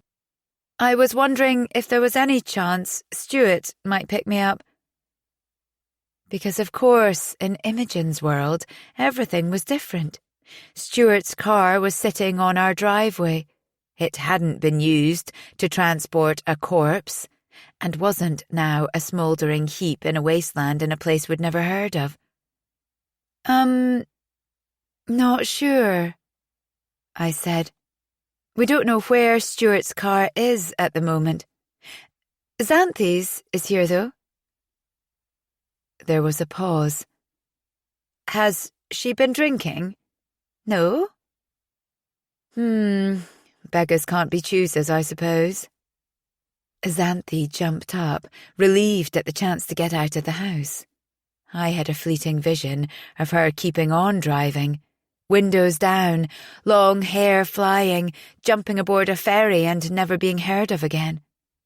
But just as she was about to open the door, Stuart grabbed hold of her. "Wait, we need to discuss this. Do we tell Imogen what happened?" We looked at each other. "We have to, don't we?" I said at last. "I don't see how we can keep it from her when we're all living here. She's not stupid. She's bound to notice something's up." "But think. What if she tells Rick?" "She will," said Xanthi after a pause. "She tells him everything. And I don't trust him. He's a lawyer, for God's sake." "And if we tell Imogen, we may as well tell her dad, too, because she tells him everything," said Zach. "And I definitely don't trust him." Stuart clutched the sides of his head. "We can't risk it. The fewer people that know about this, the better. So, that means not telling anyone, ever." I leant back against the wall and closed my eyes. This was getting worse. It would get more and more complicated as time went on and different people moved in and out of our lives. How long can you keep a secret? Would you keep it from your husband, or wife, or your children? What if you tell just one special person, and you split up in 20 years, and they tell just one other person? Who tells just one other? Stuart was right. The only solution was to keep it from every single living person outside the four of us. But that meant spending as much time with each other as possible and hoping that didn't drive us insane. We needed each other in order to survive, but I couldn't help the creeping thought that one of us wasn't telling the whole truth. On my way up to my room a few minutes later, I stopped outside the bathroom. The shower was full on, but the water couldn't completely drown out the sound of Zach crying. Even with my bedroom door closed, I could still hear those shuddering, heaving sobs. I imagined him cowering on the floor under the deluge, face turned up, water as hot as he could stand. I thought about calling to him, but decided he probably wouldn't hear me, and if he did, he'd pretend not to. So I went into my room, stuck in a Eurythmics CD, and turned it up loud in the hope it might transport me back a few years to my much simpler previous life. But it was impossible to ignore the snapshots that flickered through my head of the body on the floor, the body in the car, the body falling, and Zach kicking it.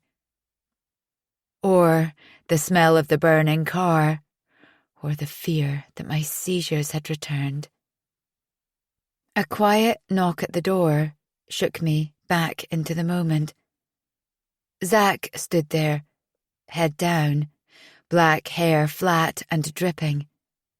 He glanced up at me, and I knew his look mirrored my own. It was so many things. Shared knowledge, revulsion, regret. No sense wishing things had been different. "Can I sleep here tonight?" he whispered. The difference a day made. "Not sure it's a good idea."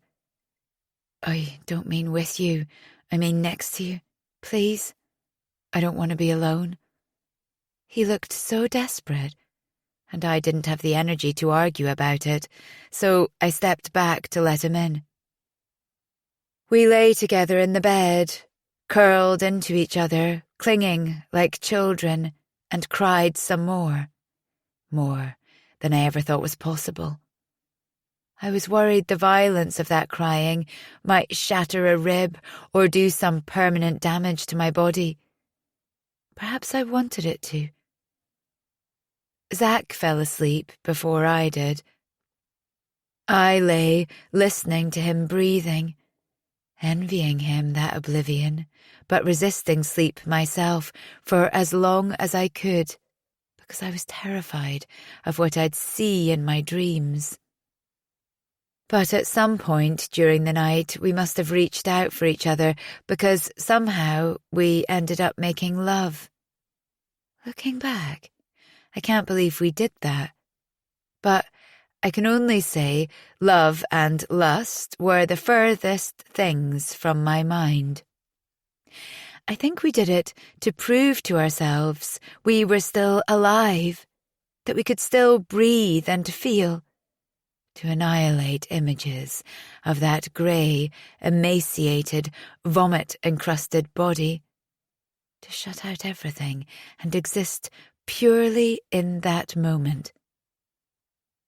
Afterwards, I lay with my head on his chest, his arm draped around me, my hair damp and stuck to my face, which was caked in dried tears, the familiar but unfamiliar smell of his skin and sweat in my nostrils.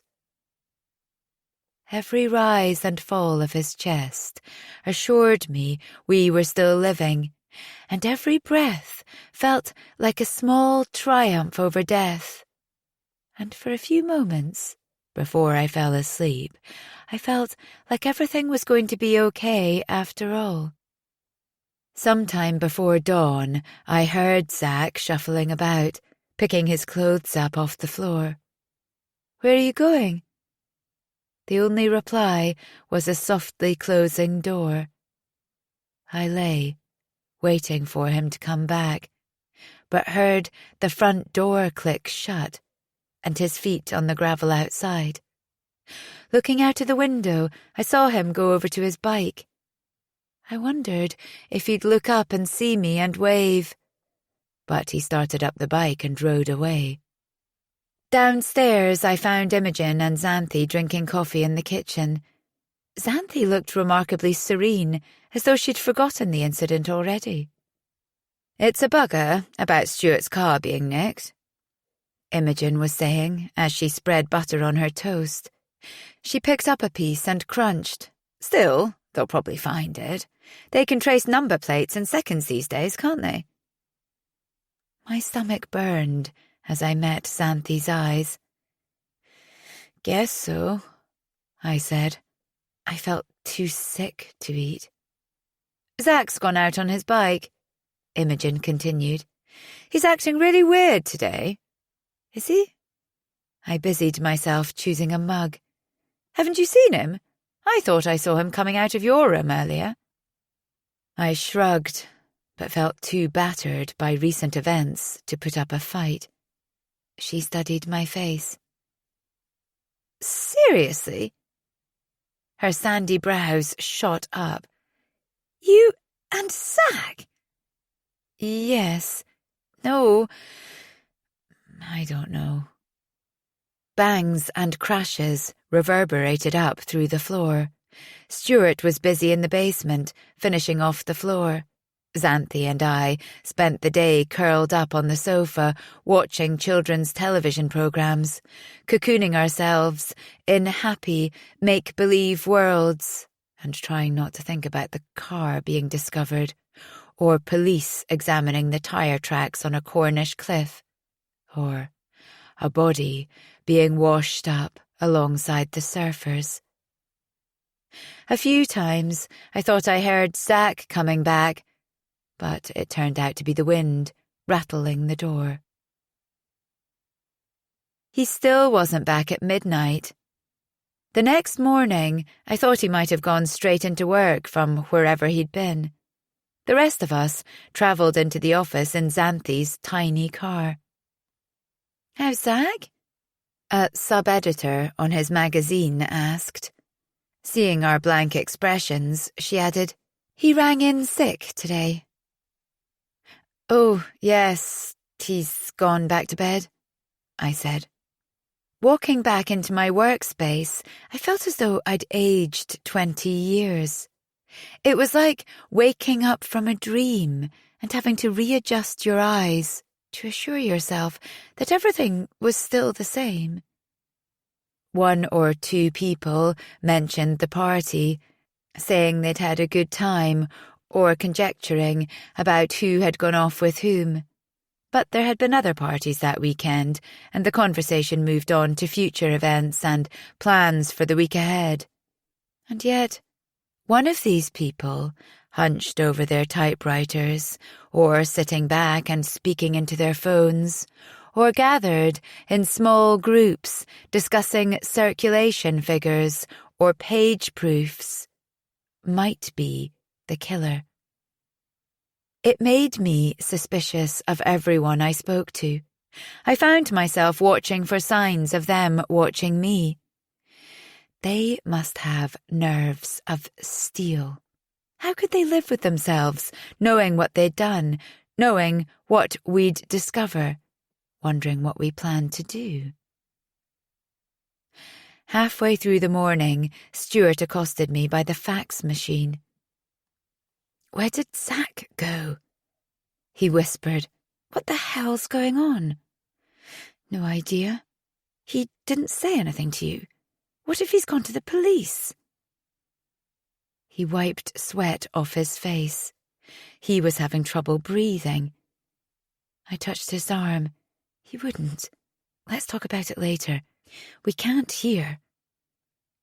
But of course, it was impossible to concentrate. Did you read this proof? My editor demanded. Because this here, he said, jabbing at it with a Tipex-encrusted finger, isn't a word I've ever heard of. There's a whole paragraph repeated here. Another jab. And the piece ends mid-sentence. How can you not have noticed? The veins at the side of his head bulged as he spoke.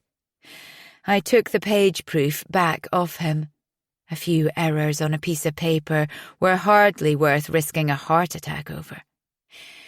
It was a piece about a man being banned from a public swimming pool because he was HIV positive, and a study into a drug that could potentially slow the disease. Interesting and important, and yet nothing on the page was familiar, although I'd been staring at it for the best part of an hour and put my initials at the top to show I'd read it. I knew Zach wouldn't have gone to the police, but I could imagine him making a getaway, putting as much distance as he could between him and the body, which left me as the only traceable person who'd been in the car with the corpse. Tell me it's not true, whispered Stuart when we met in the corridor on the coffee run later. What isn't? Was he referring to the body in the basement? The way we'd got rid of it? The lies we'd told the police? It was hard to keep up these days. Are you sleeping with him? Zach? Sorry? It seemed such a pointless and trivial thing to ask about in the grand scheme of things. His eyes flashed with triumph. I knew it. I knew something was going on between you. I pressed the button for black coffee and watched it pour into a cup. He didn't walk away, just stood there, breathing too loudly. Look, Stuart, nothing's going on. Nothing that concerns you, anyway. Surely he wasn't going to bring up the no dating among housemates agreement. Our lives had moved on so fast now, the idea seemed quaint. He leant back against the drinks machine. But that's just it, isn't it? It concerns me very much. There I was, thinking we were 4 individuals. Now I see you two have been secretly a couple. It alters the balance of things. He stopped as the guy from Carpets, who looked like Jason Donovan, came up behind us. Jason seemed in a hurry and was obviously relieved when we suggested he go ahead of us as we were each getting in around. You must know where he is, said Stuart, as the man from Carpets walked away, clutching his coffee. Are you going to join him? Is that part of your plan? I pressed the machine again, this time for white without sugar. There is no plan. I don't know where Zach is, and we're not a couple. Has it even occurred to you something might have happened to him? To be honest, it hadn't really occurred to me until that moment. I'd been so confused and annoyed with Zach for doing a runner without telling me. But what if he'd been so preoccupied with everything that had happened that he'd overshot a bend or pulled out in front of a lorry or taken an overdose? Stuart pressed the hot chocolate button before I had a chance to remove the last coffee cup. Dark, smelly mocha fountained up and dribbled down the machine. Stop! Stop! He shouted, kicking and thumping the machine. Stop it! You'll break it! The last thing we needed was to attract attention to ourselves. One of the ladies from reception came clucking over and told us off for making a mess. She fetched a wad of paper towels from the loos and oversaw us cleaning it up, and I took the opportunity to leave with her so he couldn't ask any more questions. 4 days passed. I was living on a knife edge. On the Wednesday night, voices on the stairs ripped me out of my sleep. For a moment I panicked, thinking it was a police raid. But as I came to, I recognised Stuart's headmasterly tone, followed by Zach's Dublin drawl. "Where the hell have you been?" "Look, I had to get away, clear my head.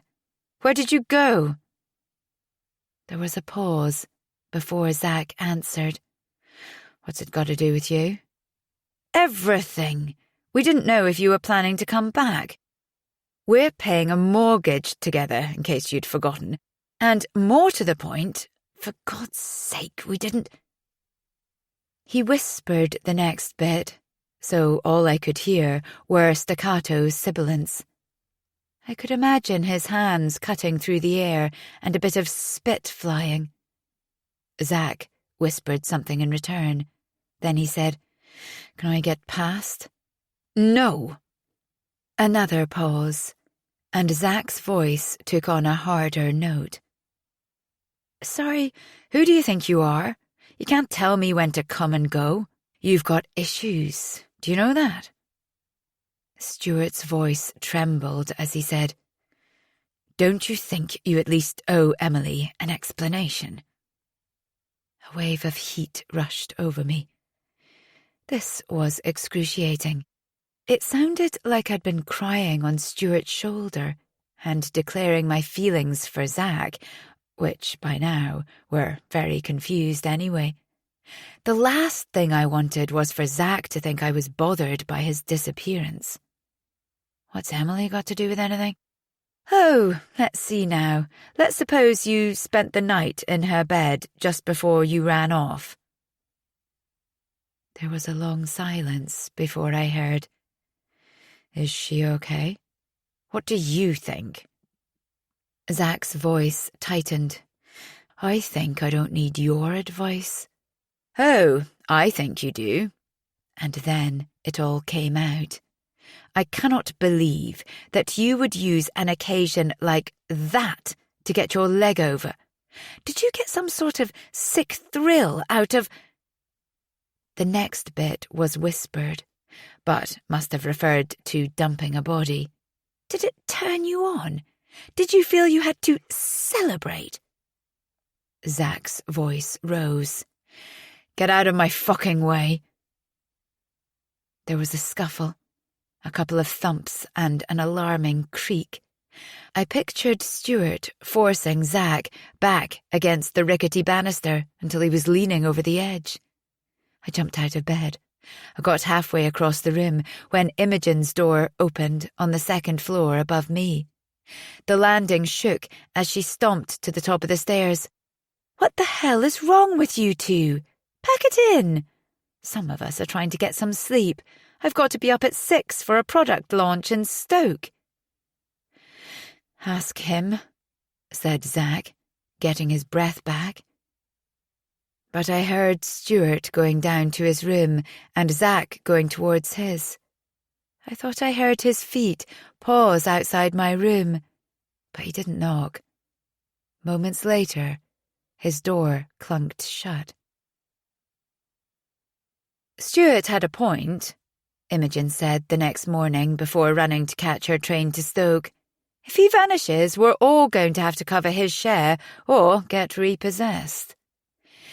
"It was only a few days," I pointed out. "This time? But what about next? What if he doesn't come back?" Over the next few weeks, we tried to function as we'd always done.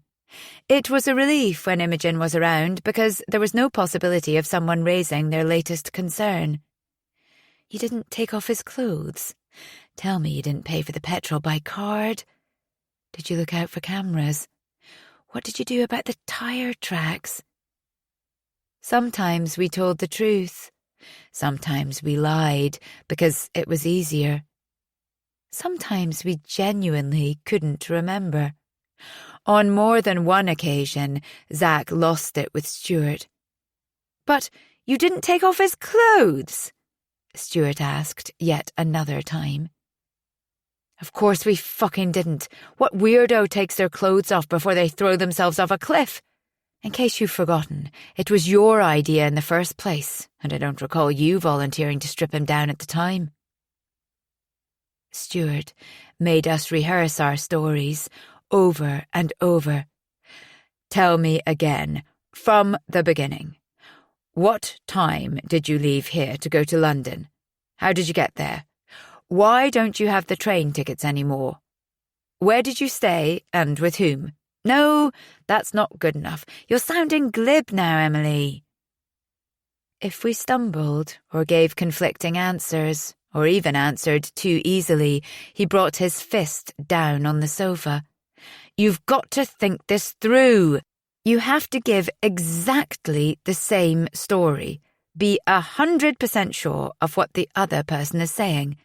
They'll try to imply other things, trip you up, confuse you so they can divide and rule. Don't fall into the trap. You need to be absolutely sure of what the other person will have said, and don't let anyone fool you otherwise." Of course, we had to carry on with normal things like going to work, doing the food shopping and putting up shelves. We went to someone's birthday bash and the leaving drinks for someone from accounts, went to press launches, saw a local band down at the Harbour pub, and the unbearable lightness of being at the waterfront cinema. Without Stuart's car, we had to rely on Xanthi's deux chevaux, which wasn't a comfortable ride for 4 people and would be even worse with 5 on a wet day when Zack's bike refused to start. Imogen kept insisting Stuart should put in an insurance claim for his car, despite the fact he kept telling her it would be a waste of time.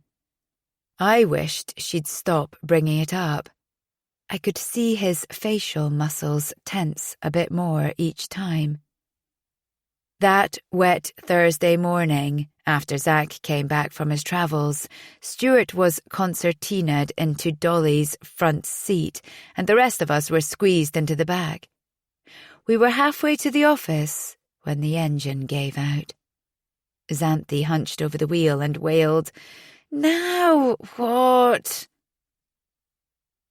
Stuart looked across at the petrol gauge. "When did you last fill this car up?" We ended up pushing Dolly to the garage, arriving at work late, which was what we didn't need when we'd hoped to stay under the radar. But the strange thing about the office was that even after something so horrendous had happened, it took you over. We had pages to fill, press releases to sub, people to be interviewed. The phone trilled, typewriters clattered, page proofs landed on your desk. Life carried on. I felt as though I'd been split in 2. There was one life in which we were still young, hopeful trainees embarking on our journalism careers, and another life in which we'd conspired to conceal a death and rob a family of its chance to grieve. I grasped any opportunity to be busy and welcomed the tedium of writing product news and churning out stories about the Channel Tunnel, trading up, and how companies were preparing for the single European market, anything to take my mind off my other self. "Oh my God! When did this happen?" My heart lurched as I came downstairs one morning and found Imogen standing in the doorway of the basement. A shiver swept through my body. For a ghastly moment, I thought she'd found a bloodstain or a shoe or something. I battled to keep my voice under control. "What is it?" But she gave a great whoop. "Why didn't you tell me? I'd have helped." I gradually registered she was looking at the newly decorated walls and floor, She hadn't noticed before because she had no reason to go down to the basement. Although, wouldn't it have been better to start with a kitchen? She gave Stuart a crushing hug when she found he'd laid the floor. "You're good at this. You can do my room next." "Not a chance," he said, with a feeble laugh. Perhaps it sounds silly, but there were brief moments when I almost forgot the awful thing had happened.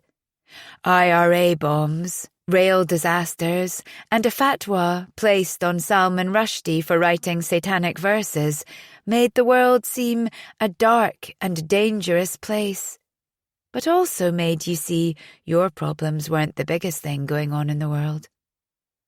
But just as you thought you were coping okay, it came back and hit you. You'd see a poster for a missing person, or a bunch of criminal faces on Crime Watch that reminded you that you were now part of that sector of society. I worried constantly about how we could keep up our mortgage repayments if we were sent to prison. And if we lost the house because of it, where would I go when I was released? Even if we got a non-custodial sentence, how would having a criminal record affect our lives? Would we have to disclose it every time we applied for a job, opened a bank account, applied for a mortgage? Or would we be forced into a lifetime of lying? We were strong at different times. One of us would be on edge, and the others would have to cover for them. But we were always aware that one of us could break down and bring things crashing down around us in a moment. In an odd way, it drew the four of us closer together, making us look out for one another, although Zach and I avoided being alone together as much as possible. That night he'd spent in my bed, hung there between us, but was never mentioned. It turned out that on the morning he went missing, he'd got on his bike, crossed the channel, and kept going until he reached Metz, where he remembered a friend was living. I hoped the friend wasn't Ellie, a girl who'd featured in a number of his anecdotes, and wasn't a girlfriend, but they always seemed to end up having sex when they met up. Not that I wanted a relationship with Zach anymore. I didn't want to repeat anything from that disastrous weekend. It would always be impossible to think of that night I'd spent with him without recalling the events that had led up to it. I guessed it was the same for him. And yet, we were bound together by what we'd done. It would always be there between us, this shared knowledge. No one would ever understand me as well as he did, because they couldn't be allowed to know everything about me. And yet, ironically, it was also that knowledge that kept him and me apart. "We ought to give the body a name," Xanthi said as we drove back from work on the Friday in the Deux Chevaux. Imogen was in London with Rick, so we could talk freely. "Just between us, so we don't have to keep calling him Backpack Man. How about Chris or Steve?" "What if he really is called Chris or Steve?" I asked. "It would have to be something none of our friends is called, but not so unusual people pick up on it." Outside, sleet was falling, and the roads were dark and wet. "All right, then. I wanted about Bib," she said. "Bib's not a name," Zach objected. "It's short for body in the basement." "Still not a name." After a while, she said, "All right. Bob, then?" "Bob could work," said Stuart. "We don't know any Bobs, and it's not a name that jumps out at you." After much discussion, we settled on Bob. In a way, I didn't like giving the body a name because it made him seem more human. But on the other hand, it made it easier to talk about without resorting to winks and hand signals. We'd talk about the week Bob came over, or after Bob left town. Once or twice, Imogen asked, "Who's this Bob, anyway?" But it was easy to dismiss, as she so often spent her weekends with Rick, and her mind was generally elsewhere. Every day brought a sliver of hope. When we were sure no one could hear us, we whispered about our chances. The more time that elapsed before Bob was found, the harder it would be to identify him and establish any connection to us. With every week that passed, another few thousand missing persons joined the files that the police would have to trawl through while searching for Bob. I seemed to be permanently holding my breath. If they'd done a post-mortem the day we dumped Bob, they'd have known from his lungs he was dead before he reached the water. But after a few weeks, surely it wouldn't be so easy to identify him. How long would it take for the lungs to decompose? For fingerprints to be undetectable? Wouldn't all the forensic proof have washed off? I found myself slipping off to the central library by the cathedral in my lunch hour and scanning the reference books for answers. But there wasn't much available on forensics, and it wasn't the sort of thing you could ask about without raising suspicion. I bumped into Zach there once, and we shared a look as we revealed the covers of the forensics books we were reading. The only time he and I talked to each other now was when we were discussing Bob in whispered conversations that, a few weeks before, we could never have imagined having. It says here, bodies always rise to the surface, eventually, I said. Not always. Zach looked around. He nodded his head at a child sitting on his mother's lap as they turned over pages together of The Very Hungry Caterpillar, and we moved further down. If anyone noticed us slip between the book stacks, they probably thought we were going in for a snog. Not if they get trapped in a cave, he said, or eaten by fish, or broken up. A body without a head or hands is hard to identify. It wasn't a nice thing to hope for, but it was all we had. Once or twice, I caught myself wondering if our last night with Bob had really been as unplanned as it had seemed. It struck me that Zach might have already done his research and chosen that way to dispose of the body because it gave us the best chance of getting away with it. But that led me into thinking all sorts of worse things about him. I suppose it was all part of the paranoia that was developing among us. There was always that nagging doubt that you'd wake up one day and find the others gone, and you'd end up taking the blame for everything. Or that you'd end up as the next Bob. What appalled me most was that we were now starting to think like criminals now, as though by doing what we did, we'd stepped into the killer's shoes.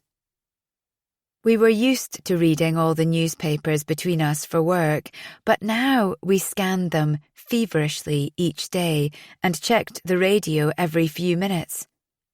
"For God's sake, who turned this on again?" Imogen shouted. It worried away at me, keeping something so enormous from her. I wondered how she'd react if she found out.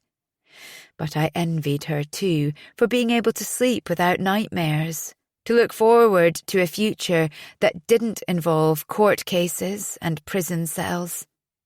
And most of all, for having a clear conscience. "Are we okay?" Zach asked in the curry house one evening after work when Stuart had gone to the gents, leaving us alone together. The question took me by surprise. I played with my food, not sure how to answer. I didn't know there was a we. Ouch. He dragged his hands through his hair. I thought we were heading that way, before. I nodded and shrugged. That was before. Everything was different then. And then you disappeared without a word. I'm sorry, he mumbled. He tried to articulate his feelings a couple of times and eventually came out with, "Look, it's not like Stuart says. It wasn't about that at all." I know that. Zach, nothing about that weekend was normal. He nodded. It's nothing personal. Just that I can't think about that night, any of it, without remembering the other things that went before. He snapped a poppadom and ground it into crumbs under his thumb. It messed everything up. It was a relief to know he felt the same way as I did, although it wasn't great to know that being with me reminded him of death. But it doesn't have to stop us being friends, does it? I forced a smile. No, I suppose not. A few evenings later, when Imogen was at her Calonetic session, Stuart called a house meeting in the kitchen. His face was white. He was brandishing an envelope addressed to him. You were stopped for a broken light. Why didn't you tell me? Zach and I looked at each other. Ah, that, said Zach. Yes, that. Don't tell me you forgot about it. How many times did I ask you to go over everything that happened that night? I told you it was essential that there wouldn't be any surprises. This is what trips people up. And then, it turns out, you kept quiet about a huge detail like that. We didn't want to worry you, I told him. Worry me? I almost had a heart attack when I opened this. You nearly gave the game away. It was never a game, Stuart. He ignored me, pacing the room, red-faced and ragged-breathed. You realise they could have taken the car off you. They could have opened the boot and bingo, they'd have got you. Yes, but they didn't, said Zach. Stuart dropped his voice and put his face close to Zach's. No, but they now have a record of someone driving my car on that road at that time. Someone who apparently gave them my name. Is there anything else you'd like to tell me? Zach shoved him away. What choice did I have? If I'd made up a name and they'd checked the car ownership details and found I was lying, they'd have arrested us there and then for stealing the car. Is it my fault that your stupid light needed fixing? You won't have to pay the fine, Xanthi said. Not if you explain the car was reported stolen. Stuart slammed his hand against the wall. That is not the point. How would a random thief know my name? Zach threw his arms up. I don't know. I didn't know what else to say. We were caught by surprise. Why didn't you spot the broken light yourself? Then we wouldn't have got stopped. They'll most likely think there was something of yours in the car with your name on. Stuart's head was nodding fast, as though he'd forgotten how to stop. Or that the car was being driven by someone I knew. Okay, but that could be lots of people. Just try and stay calm about this. Calm? Are you out of your mind? I never thought you'd be so bloody stupid. Now, are you sure there aren't any other little secrets you've been keeping from me? Absolutely not. Promise? But I was beginning to wonder if Stuart was losing his sanity. I swung between thinking it was only a matter of time before we were discovered and, by making a series of feverish calculations, concluding that even if the body was found, our chances of avoiding detection were fairly good, simply because it had all been so random.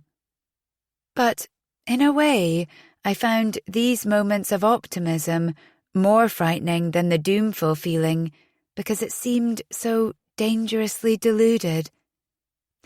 Like a soldier standing in the middle of the battlefield, convinced he won't get hit.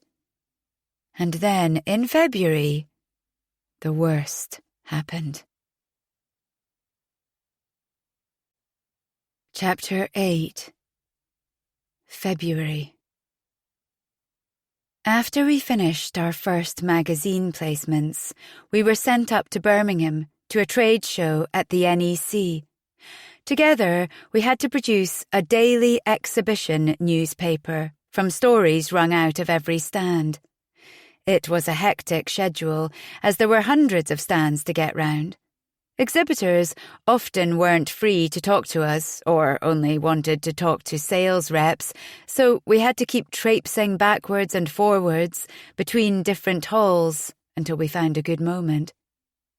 We were given a stringent set of rules, including not being allowed to eat garlic or curry the night before, get drunk, swear, use the phone in our hotel rooms, or take anything from the mini-fridge without paying for it ourselves.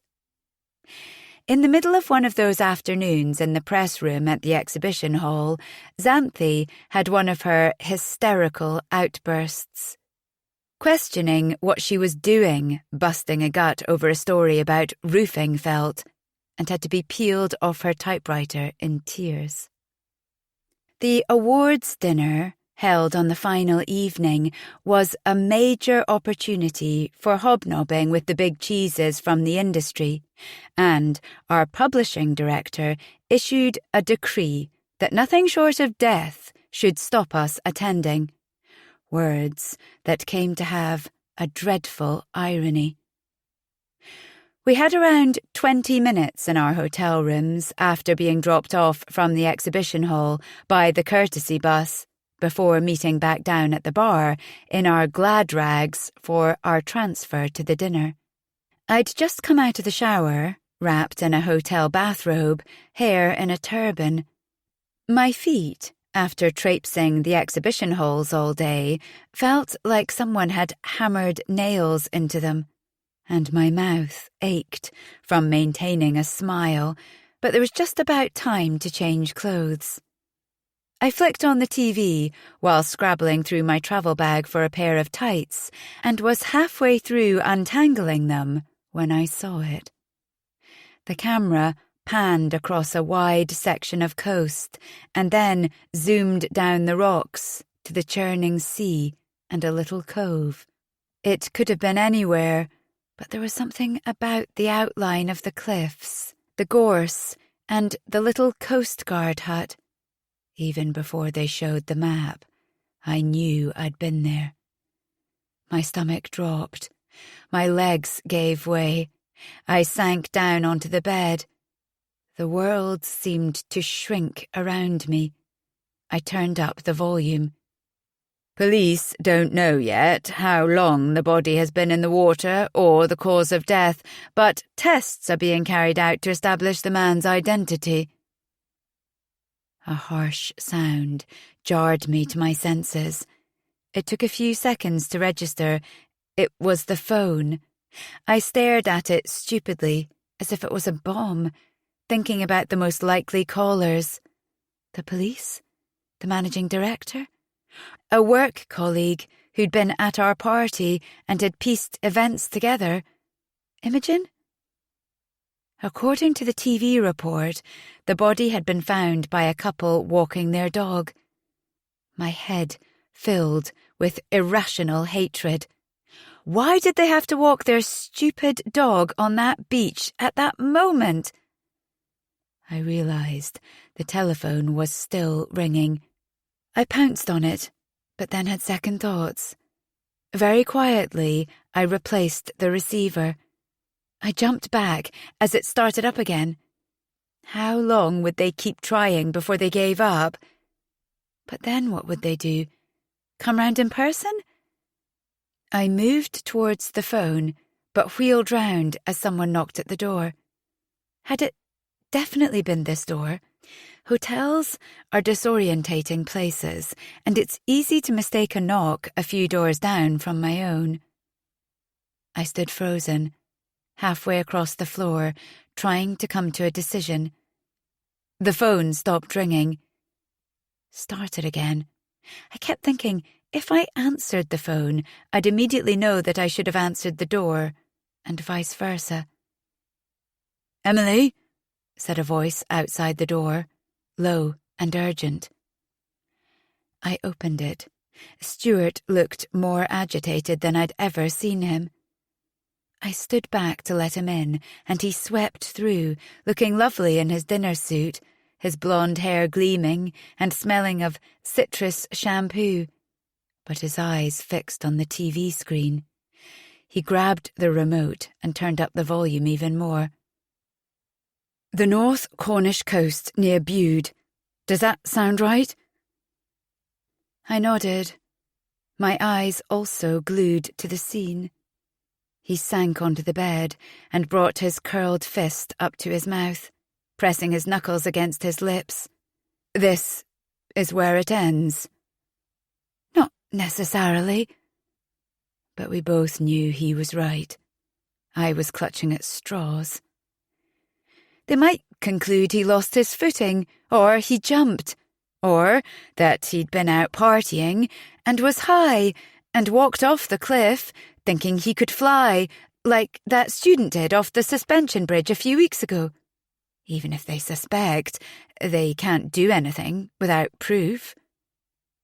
Stuart didn't seem to hear me. "Tell me again how you did it," he said. Not this again. He was breathing through his mouth as he listened to every detail. His right thigh was jiggling, and he had to lean down hard with his forearm to regain control of it. "You're sure no one saw you?" he said, when I'd finished. "I don't think so." His face filled with panic. "You don't think?" I closed my eyes. "I'm sure." "And nobody followed you at the other place, the spot where you left the car?" "Not as far as I know." He shot me another look. "No, they didn't." "And you definitely removed his clothes before he went into the sea?" "What? No, we never said that. We've been through this." Stuart looked aghast. "No, he was fully clothed." He gave a groan and fell back on the bed, setting his mouth into a tight line. In a strangely calm tone, he added, "That's it then. They'll identify him by his clothes in no time at all. They've got us. We might as well hand ourselves in." "They'd identify him anyway from his dental records," I said. My stomach was churning, and I felt as if I was going to be sick. Stuart's face was contorted as he chewed the inside of his cheek. "Too soon. This has happened too soon. 7 weeks. It's nothing. Our luck's run out." The phone started up again. "Shall I answer it?" His face was ashen as he nodded. I could feel his eyes boring into me when I picked up. "Em?" said Imogen. "What the fuck are you doing? I've been calling you for ages." My voice caught. "Sorry, I was in the bath. I'll be a few minutes. You go on down." She finally agreed, but said, "Don't be late. Donald's just given Xanthi a bollocking for that piece on Gibson's. Turns out, the man she quoted has been dead 10 years. "What?" I said, not really listening. "It was his son she spoke to. He said he was Mr. Gibson, and she didn't check his first name before it went to print. Donald's apoplectic. If we're late to the dinner, he'll probably fire us all. I laughed weakly. What difference would it make now? Okay, on my way. Hurry up. Don't you dare leave me alone with that sleazeball from the sauna company. As I put the phone down, I felt another surge of nausea. I don't think I can do this. Stuart grabbed hold of my shoulders. No, we must. It's not over yet. We absolutely must go and act completely normal. I tried to wriggle free, but his fingers were digging into my shoulders through the bathrobe. Listen to me, Emily. You're going to put some clothes on, and we're going to go down and smile and get through this evening. But that's just it. I can't act normal. Not now. Not with that news. I felt winded, as though I'd been punched in the stomach. I sank to my knees. It will be worse if I go and break down or have a fit or something. He twisted me round to face him. Stop it. Look at me. Pull yourself together. That isn't going to happen, because you're not going to let it. But then, he didn't know, did he? I'd never told him about my epilepsy and the fit on the train. It could happen again, and there was a good chance I'd blurt out the truth amid the gibberish I spouted as I came to. Please, he was saying, you have to do this. You can't let us down. Seeing he wasn't going to leave the room without me, I grabbed my clothes and went into the bathroom to get dressed. When I came out, he was sitting on the bed, eyes still glued to the TV screen, although the news had finished and there was a completely different programme on now. I think you're sitting on my hairbrush, I said. I hoped until the last minute that he might see sense and let me stay in the room. But he stood up and steered me out, planting his hand in the small of my back as if I was a hostage. But I also knew he was right. We couldn't risk drawing attention to ourselves by not going to the dinner. Chapter 9. Zach was already in the bar downing a vodka when we arrived. He'd just showered, his hair was still damp, and he smelled of aftershave. I'd never seen him in a dinner suit before. Stuart tutted at the state of the tie and retied it for him, but his hands were still trembling so much he made it look worse. Imogen was perched beside them, sipping a cocktail, dressed in a black fishtail dress and heels. Her cropped hair gleamed gold under the lights. Xanthi's not coming. She's not feeling too good, Zach said, signalling with a discreet twitch of his eyebrows that he'd seen the news. Since when? Scoffed Imogen. She was right as rain this afternoon. Stuart looked like he was about to explode, but said, Come on, let's go, and marched off across the foyer to where the taxis were waiting. He was twitching, springing on his heels as we shuffled towards the front of the queue. He's going to be a liability, muttered Zach. Sitting pressed up next to Zach in the taxi felt weird. It was the first time we'd touched since that night after we dumped the body on the cliff top. I think he could feel me trembling when I thought about the television coverage of that night, because he pushed his leg firmly against mine to stop it, and gave me a small smile that didn't disguise his fear. I wished Stuart had sat in between us, but we couldn't change places now without it seeming odd. Imogen was singing along to a Whitney Houston song on the radio, but none of us could bring ourselves to join in. At the reception in the majestic hotel, we entered into the ridiculous charade of keeping up with the jollity, laughing at the innuendos, conjecture, and attempts to out-pun each other in order to break the ice. When we found ourselves alone for a few moments, Stuart put an arm around Zack and my shoulders, as though giving a drunken embrace, and whispered, "Did you take the plates off the car before you set light to it?" We looked at each other. Zack closed his eyes. "No," he admitted at last. I felt Stuart's body tense. "But you checked the car for any of our belongings before dumping it?"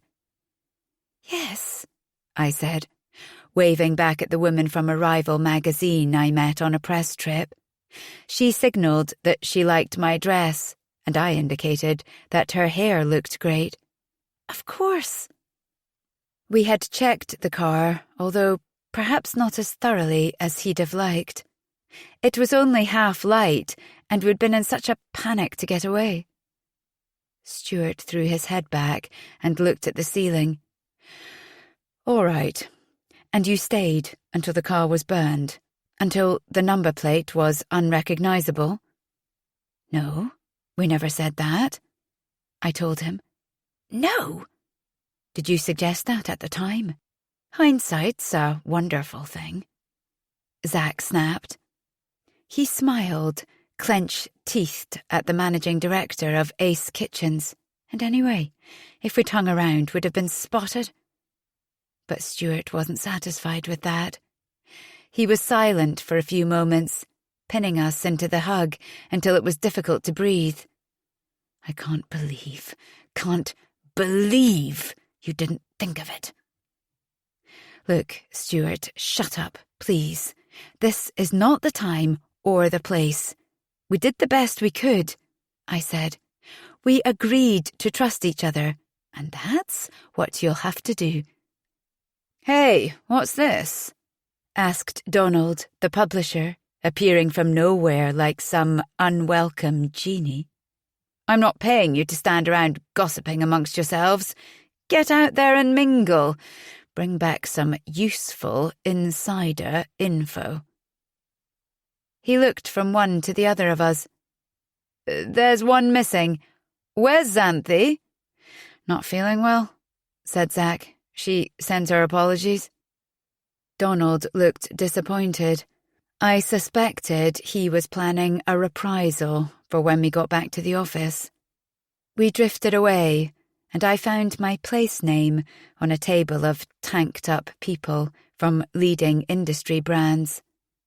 On one side of me, a red-faced man from a well-known appliance manufacturer. On the other, the bearded CEO of a shower company. "So, I'm next to the lady in red," he said, breaking into the Chris de Burgh song as though I wouldn't have understood the connection. I forced a laugh. It was going to be a long evening. But this was normality, I reminded myself. This was where I wanted to be. I had to hang on to this. He asked if I was married or living with someone. His eyes lit up when he heard I was sharing with several people. "So, tell me how this house share works," he said, wiggling his eyebrows. "Who's sleeping with who? Or do you all change round?" The more I denied it, the more he was convinced he was onto something. So, in the end, I gave up protesting and let him enjoy his little fantasy. A good-natured argument broke out over the chronology of some events. A woman whose friend worked for one of the tabloids was telling anyone who'd listen how her friend had been offered a ludicrous sum to trick a footballer into bed and give them a story. A man next to her was dating a woman who knew for an absolute fact that a well-known member of the royal family had been having it away with a pilot and now had AIDS. I swear to you, everyone in the press knows. They're just not allowed to print it, he kept saying. All the time, I was trying not to think about the post-mortem being carried out on Bob's remains. There was the usual gossip about members of the industry. The MD of Ace Kitchens had been married to the owner of Carberry Kitchens, but was now shacked up with the owner of Ascot Appliances. The owner of Bloomsbury Cabinet Makers had started Carberry Kitchens with Richard Carberry, but Richard Carberry had stolen Bloomsbury's wife and his business from under his nose, so Bloomsbury was out to destroy Carberry. I tried to keep up. The surprise entertainment was a well-known comedian who did a good job, given the material he was stuck with. As the evening wore on, the drinks were topped up, and there were bawdy comments and more remarks about my house share. I drank more than I should to blot out the dread that at any moment the doors could bang open and a police squad would run in. My thoughts were interrupted by Stuart's braying laugh. It made my stomach knot even more. I knew that laugh.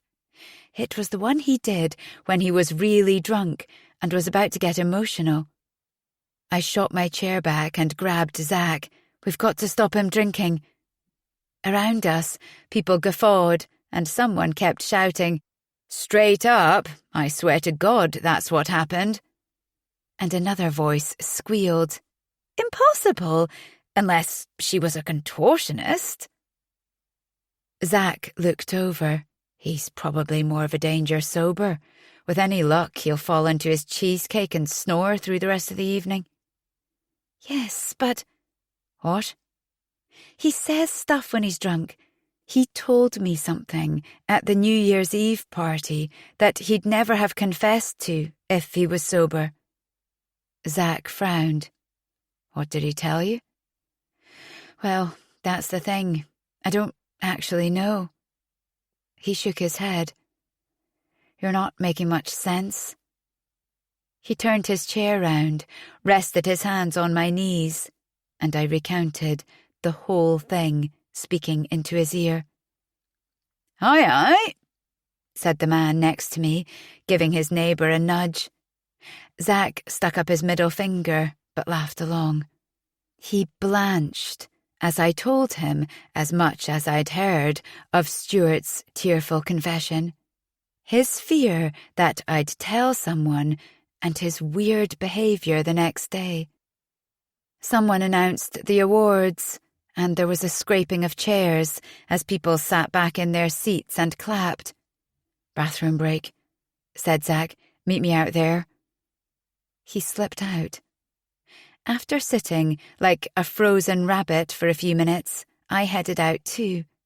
I found him skulking in the corridor by the ladies. He pulled me inside a cubicle and got me to repeat the whole thing. "Are you serious?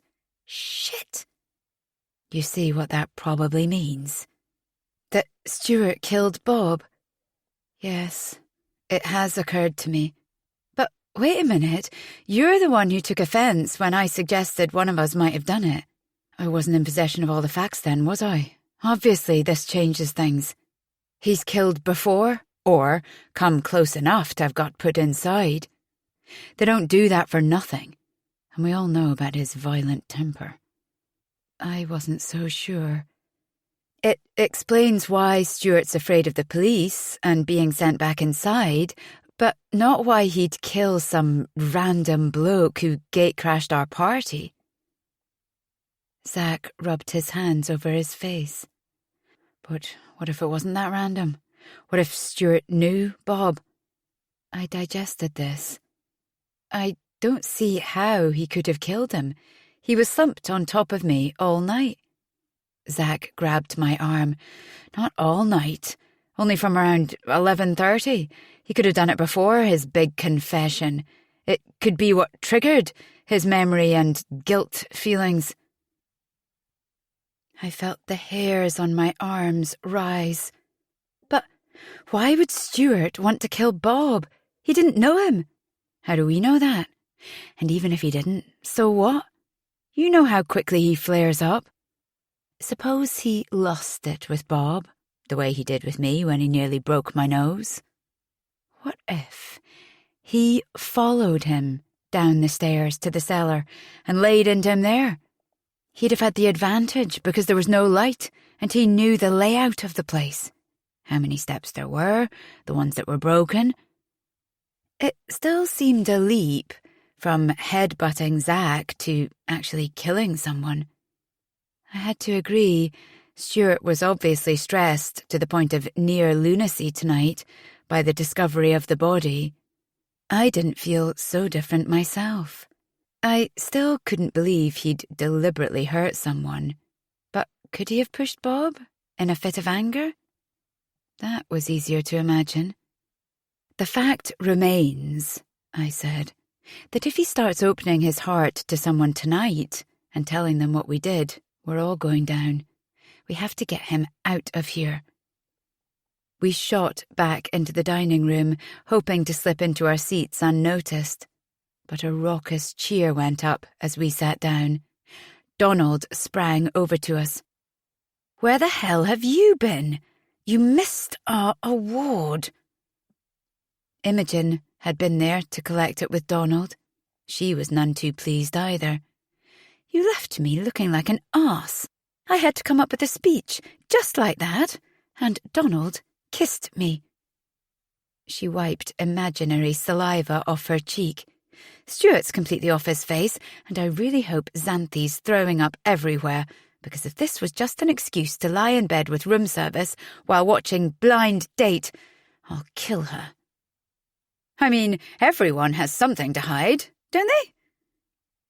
Stuart's voice had a high, hysterical note as it rose above the general conversation.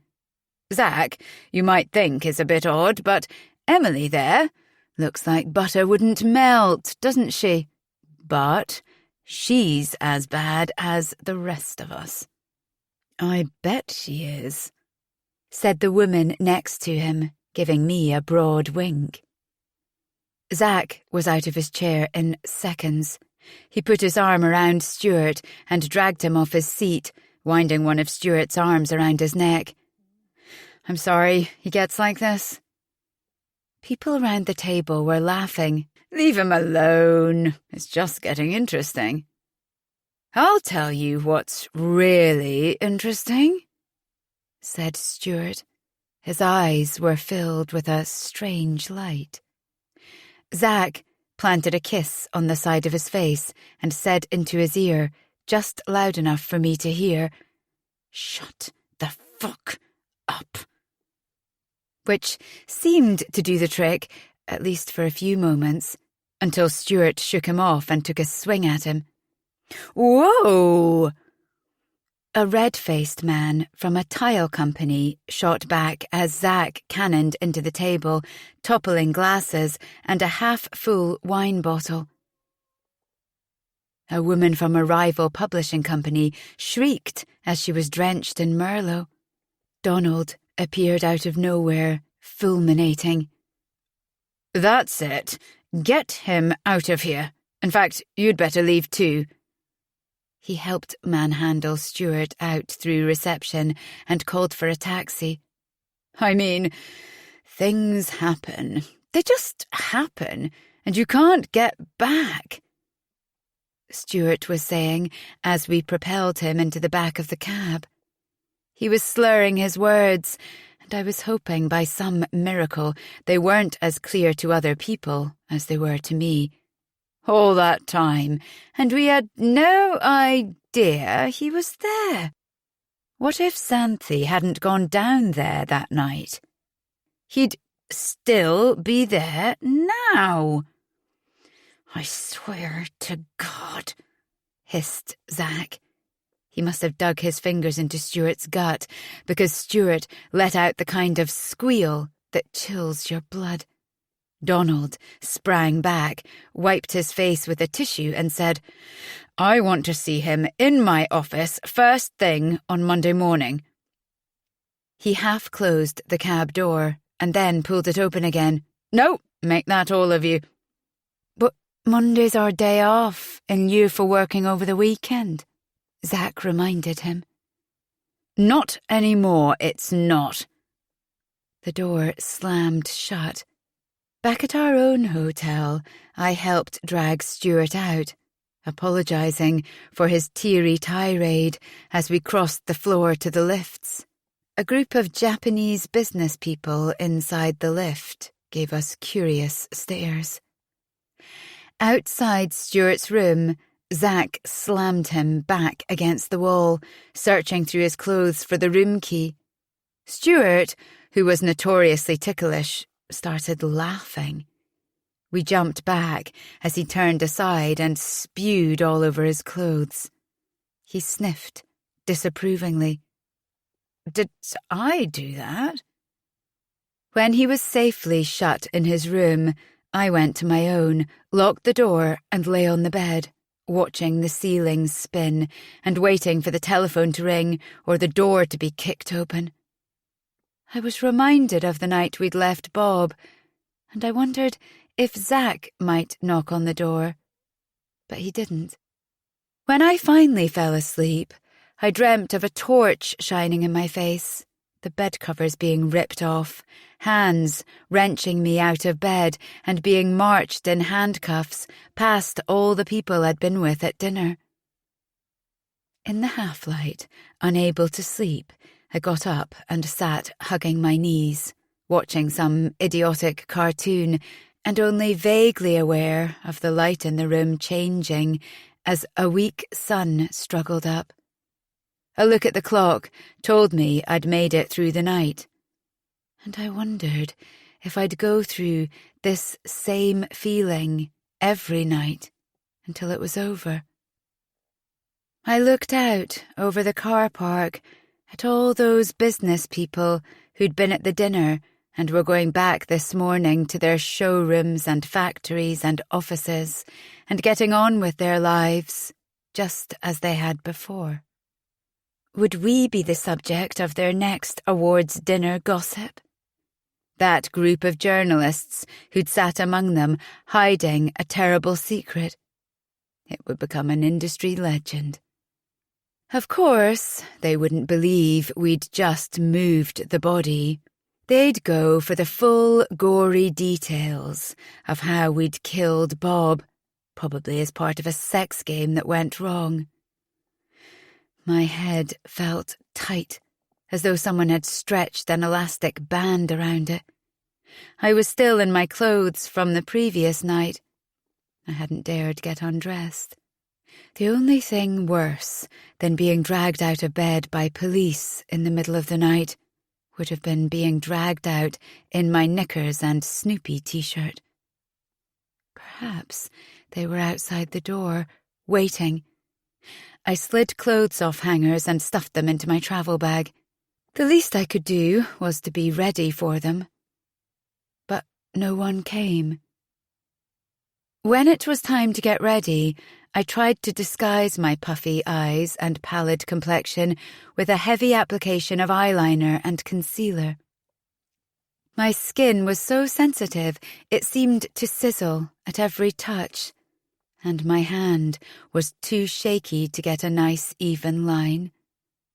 I looked like a ghost.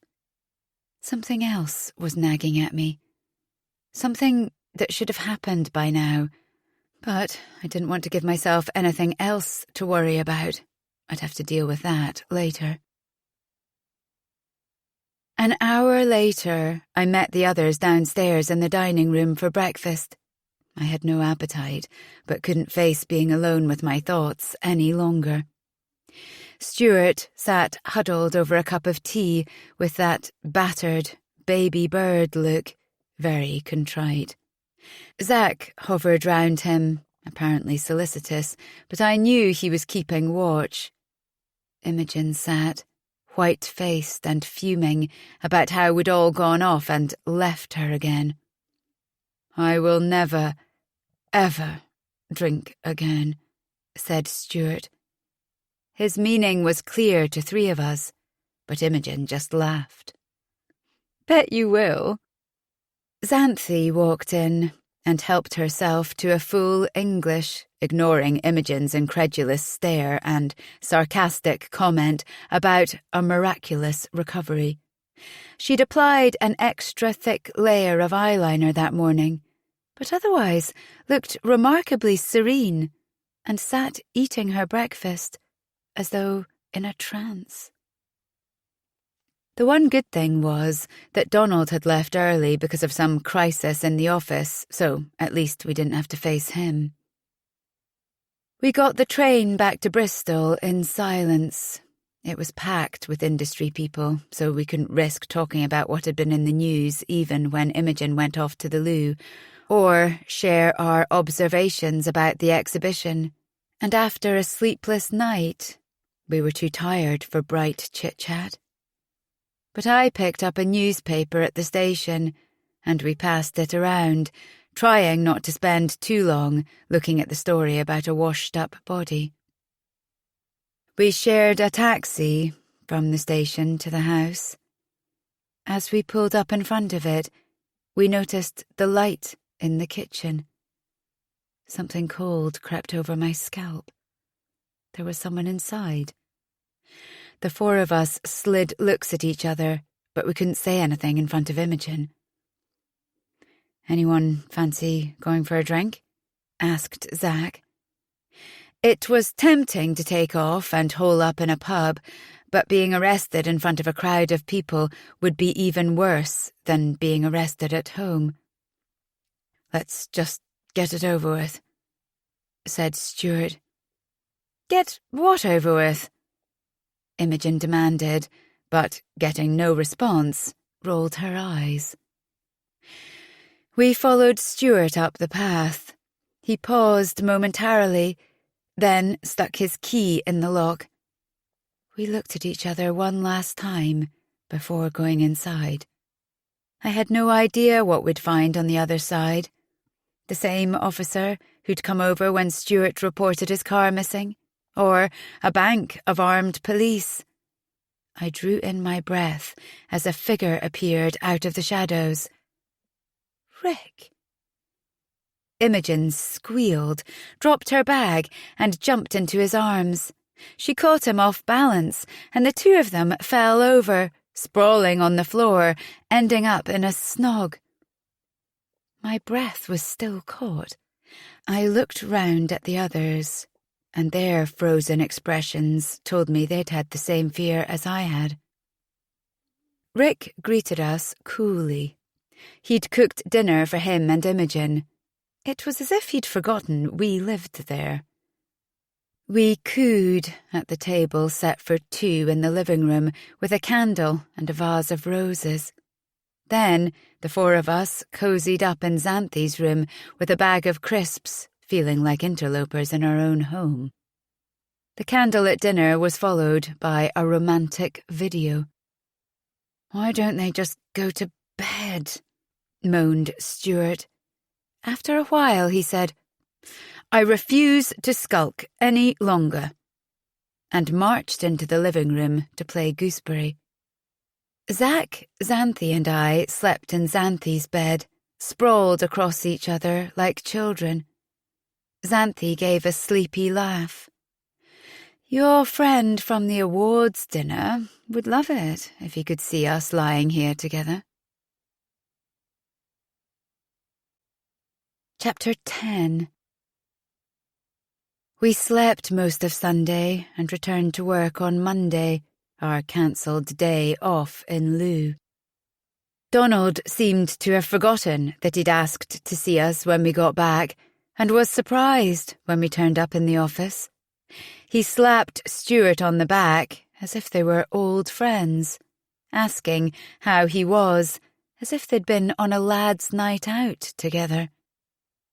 Another thought that plagued me during those first weeks was What if Bob hadn't actually died that night of the party? What if he'd only fallen or been injured and hadn't been able to get up?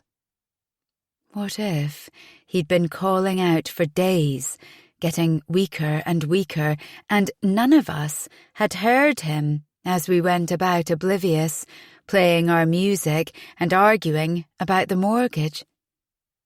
And what if, by removing his body and staging his suicide, we'd also removed the evidence that would have shown his death was an accident? The irony wasn't lost on me that this was the second house I'd lived in where someone had died. It made me question my own judgment. Was I, in some subconscious way, drawn to disaster and doomed houses? Or were doomed people drawn to me? Then the anger hit me. I felt furious that the future I'd once taken for granted, meeting someone, having a family, writing for one of the top magazines, had been taken away from me. No, I'd thrown it away. Instead, but only if I was lucky, I'd be stuck here in this mausoleum with these people, one of whom might very well be a killer or be shielding one because we couldn't risk letting each other go. But one thing I discovered is that it's not possible to maintain fear at its highest level. So even though it nags away at you, it's quite possible to function almost as normal. It was frightening in some ways, how mundane our lives were, and how unremarkable we must have appeared to other people. A bit distracted, maybe, but I doubt many would have guessed we were hiding anything at all. I found ways to drive the whole business to the back of my mind, filling up my spare time by working, joining an aerobics class, and accepting any invitation to go out with other people who knew nothing about Bob. But every now and then, a question would crop up that would plunge me back into the hellish reality. Friendly invitations from one of the other three to go for a coffee at lunchtime or stay in at the weekend usually masked a frantic worry, an obstacle we hadn't foreseen. We went over the events of the party so many times, and yet new worries always came to the surface. "When did each of us last see Bob?" Xanthi asked. No one could say for sure. It must have been after he shouted out for Fitz in Xanthi's room. I thought I might have seen him again in the kitchen, but it was very hard to remember the order of things, and there had been so many people there. Every time I thought about that, it chilled my stomach. So many witnesses. What would it take for them to recognize Bob? We went over all the people we remembered at the party. Most of them we could vouch for. But how well do you really know anyone?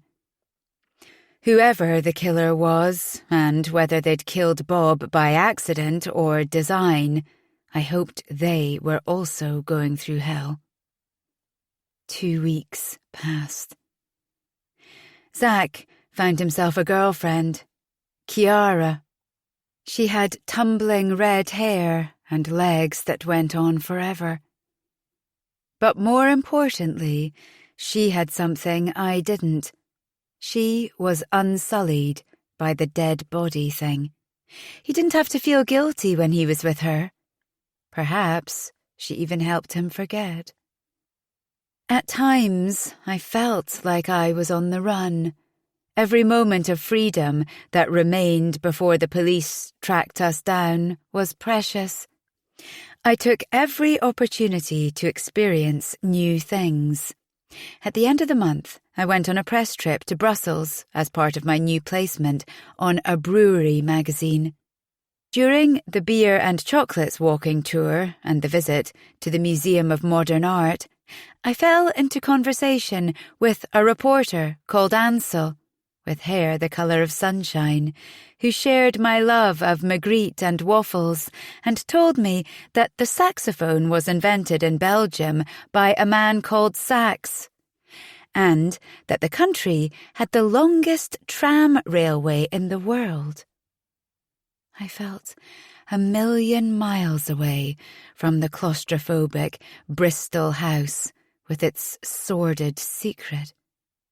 I sat next to Ansel at dinner that evening in a restaurant in the old market area and afterwards strolled with him around the grand place, which was all lit up and looked magical. Afterwards, I had my first and only one-night stand, unless you counted the night with Zach, which I was doing my best to forget. In the morning, Ansel asked for my address in England. Although I was tempted to see him again, I said no, because it didn't seem fair to get close to someone when I was so uncertain about what my future held. After we got back from the exhibition, Stuart fitted a lock to his door. He was very careful about locking it each time he left the room, even if he was just popping across the landing to the toilet. He locked it from the inside, too. Perhaps the discovery of the body had brought home the reality to him, that the killer might be one of us living in the house. But it also made us wonder if he had something to hide. "What the hell does he get up to in there?" asked Imogen, putting her ear to the door. On the one occasion the room was left open, I couldn't resist taking a look inside to see if I could get any clue to what he'd done in the past that made him feel so ashamed. The room was almost bare, as if he was planning to clear out. All his clothes and belongings had been put away, apart from the books, which were arranged in order from Asimov to Zola. On his bed lay a book with a couple of photos on top of the open pages. Intrigued, I took a few steps towards them and picked up the picture on top of the pile. It was of a girl. She looked around 12, with a cloud of blonde hair.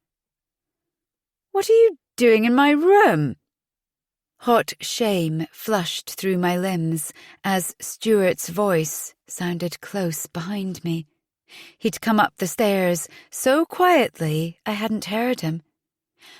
"I'm sorry," I said, taking a step back. "I was about to make a coffee. Thought I'd see if you wanted one." He held up the mug he was carrying. "I've just made tea." "Great minds," I said, mustering a bright smile. I turned to leave, but he stood between me and the door. His eyes fell on the photograph in my hand. "Oh, I was just looking at it," I said, putting it back as carefully as I could. "It's a lovely picture. Who is she?" "My sister." I hoped he couldn't detect the shake in my voice. "I didn't realize you had a sister. You never talk about her." He shrugged. "It's how I like to remember her." "I'm sorry. Were you close?" A funny look crossed his face. My heart pounded. I felt I was getting near to the truth at last about Stuart's past. Was this what he'd been trying to tell me at the party? "We were, until my stepdad arrived. He turned her against me, like he turned my mother against me." "Sorry, I didn't mean to pry." "No, it's all right." His voice was terse, even for him. I moved again towards the door, but he leant back against until it clicked shut. "Actually, Stuart, I need to get on." Wordlessly, he produced his key and turned it in the lock. I was wondering if any of the others would know where I was. He sat on the bed and patted the space next to him. "Sit down. I'll tell you." He picked up another picture of the same girl, but quite a few years younger, with a young Stuart and a ruggedly handsome man digging a sandcastle. "My father," said Stuart. "My real father. I don't remember much about him. A few things, but I'm not sure how much I've imagined or been told. He died when I was 8. My mother remarried when I was 12, and my sister Skye was 10. My childhood ended the moment Paul walked in. We had a bigger house and a bigger car, but it wasn't a better life. He pulled apart everything my father had done for us. He hated me. He liked Skye, couldn't do enough for her, but he didn't want me around. There were always tensions. The only thing he wanted me for was as a babysitter, so he and my mother could go out for romantic evenings and weekends away. You should have seen him with his clients. Charming, ingratiating, full of bonhomie. He was always inviting them to dinner without giving my mother enough notice and belittling her attempts to turn out something suitably impressive. But behind closed doors it was a different story. It began with criticisms, but got nastier. I watched my mother change from a vibrant, funny person to someone who was too nervous to contradict her husband or voice an opinion on anything without looking to him for approval. It was sickening. I asked how she could let him do it to her, but she'd fallen so far under his control she wouldn't see it. Skye had always been clingy, never had friends of her own, but she got worse after Paul moved in, always following me about. It annoyed me because she was too young to do the things I wanted to do, and I couldn't stand to see the way he manipulated her. That weekend in Cornwall, Paul persuaded my mother I was a danger to Skye, and I'd tried to kill her. I swallowed more loudly than I meant to. That's terrible. How can she have believed that? He gulped some tea. They told me to keep an eye on her, as usual, but I wanted some time on my own, scrambling over the rocks at the edge of the beach. I was 13, for God's sake. It's only natural. I wanted to see if I could get to the other bay before the tide cut it off. I looked round, and she was following me. I shouted at her to go back. She was only going to slow me down. She had a really bad sense of balance. And I'd missed the tide. She kept pleading with me to stop, but I pretended I couldn't hear her. At last she went quiet. I looked round and couldn't see her any more. I assumed she'd given up and gone back. It wasn't until later that I got back full of excitement about how I'd made it across that I saw the crowd of people and everyone shouting. And Skye was laid out on the beach. Her hair was all clogged with sand and someone was pumping their hands on her chest. My stepdad persuaded my mother I must have pushed Skye in. He said I was jealous and a danger to her. I absorbed all this. And Skye? Was it too late?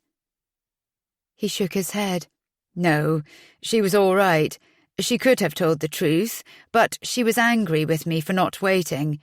And I think she liked the fuss she received, so she let him convince her to go along with his story. Which is how I got sent to boarding school. That's terrible, I said. But it wasn't your fault. And Skye wasn't a baby, was she? I doubt she'd have wanted you, To watch over her the whole time?" He drained his mug and put it down on the cabinet.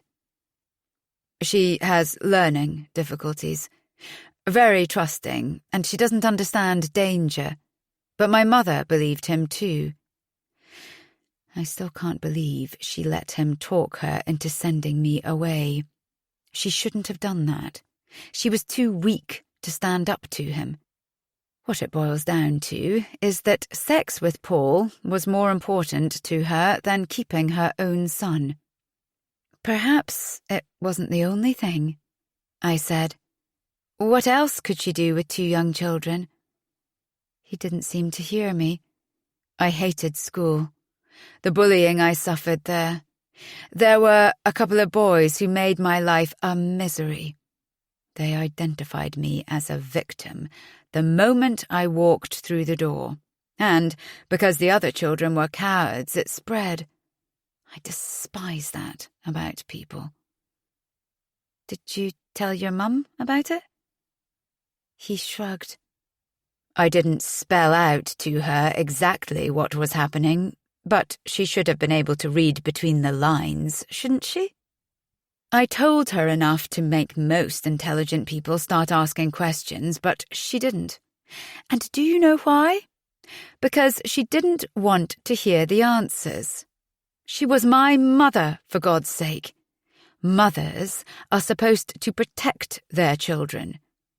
But she hadn't protected me from him, and she didn't protect me from them." "Stuart, this is so sad," I said. "But what happened to Skye wasn't your fault. So you took your eye off her, but you didn't push her. Didn't the police believe you?" He looked at me oddly. "I told you what happened to Skye was an accident. She slipped. But that's not what I went to the detention centre for. I told you about that at the party." With a sick realization, I saw that I hadn't understood this thing at all, and was no closer to finding out what he'd done in his past that he was so ashamed of. Chapter 11. My stomach clutched as I saw 2 well-built men stop outside our house, looking it up and down. It was always at the back of my mind that Fitz, whoever he was, might come looking for us one day. But after consulting a clipboard, the men went across the street. A little later, they loaded up a van with a television and some furniture, while the homeowner looked on, distraught. "Bailiffs," said Imogen. "Bastards," said Zack. Repossession had seemed a distant threat when we bought the house, but by the end of 1988, hundreds of homes had been taken back by mortgage lenders, and during the year that followed, more and more people were losing their homes.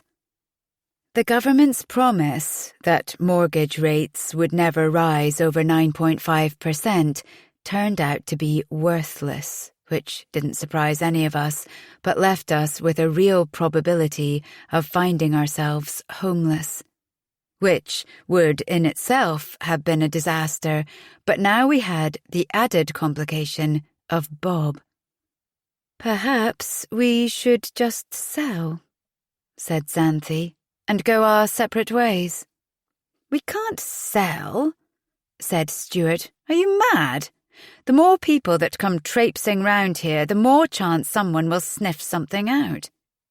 "There's nothing left to find," Zack argued. "At least we'd have a chance of making a new start, each of us."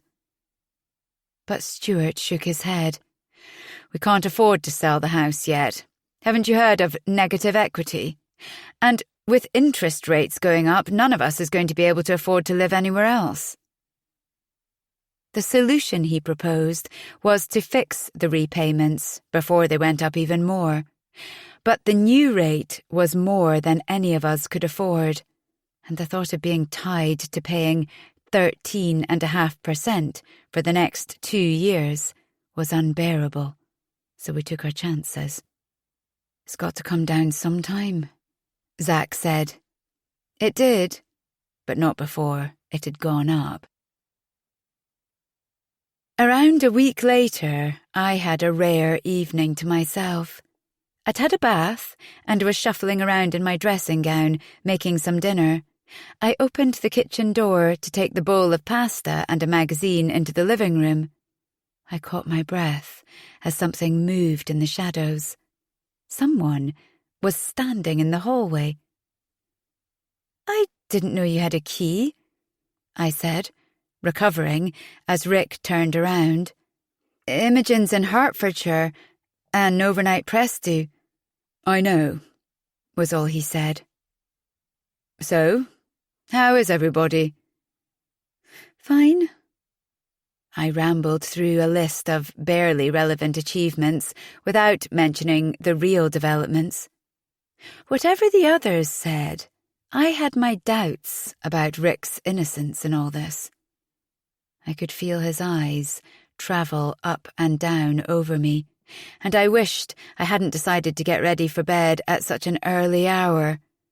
I felt vulnerable and dishevelled standing there in my nightwear. He looked like he was about to say something about my appearance, but in the end he didn't.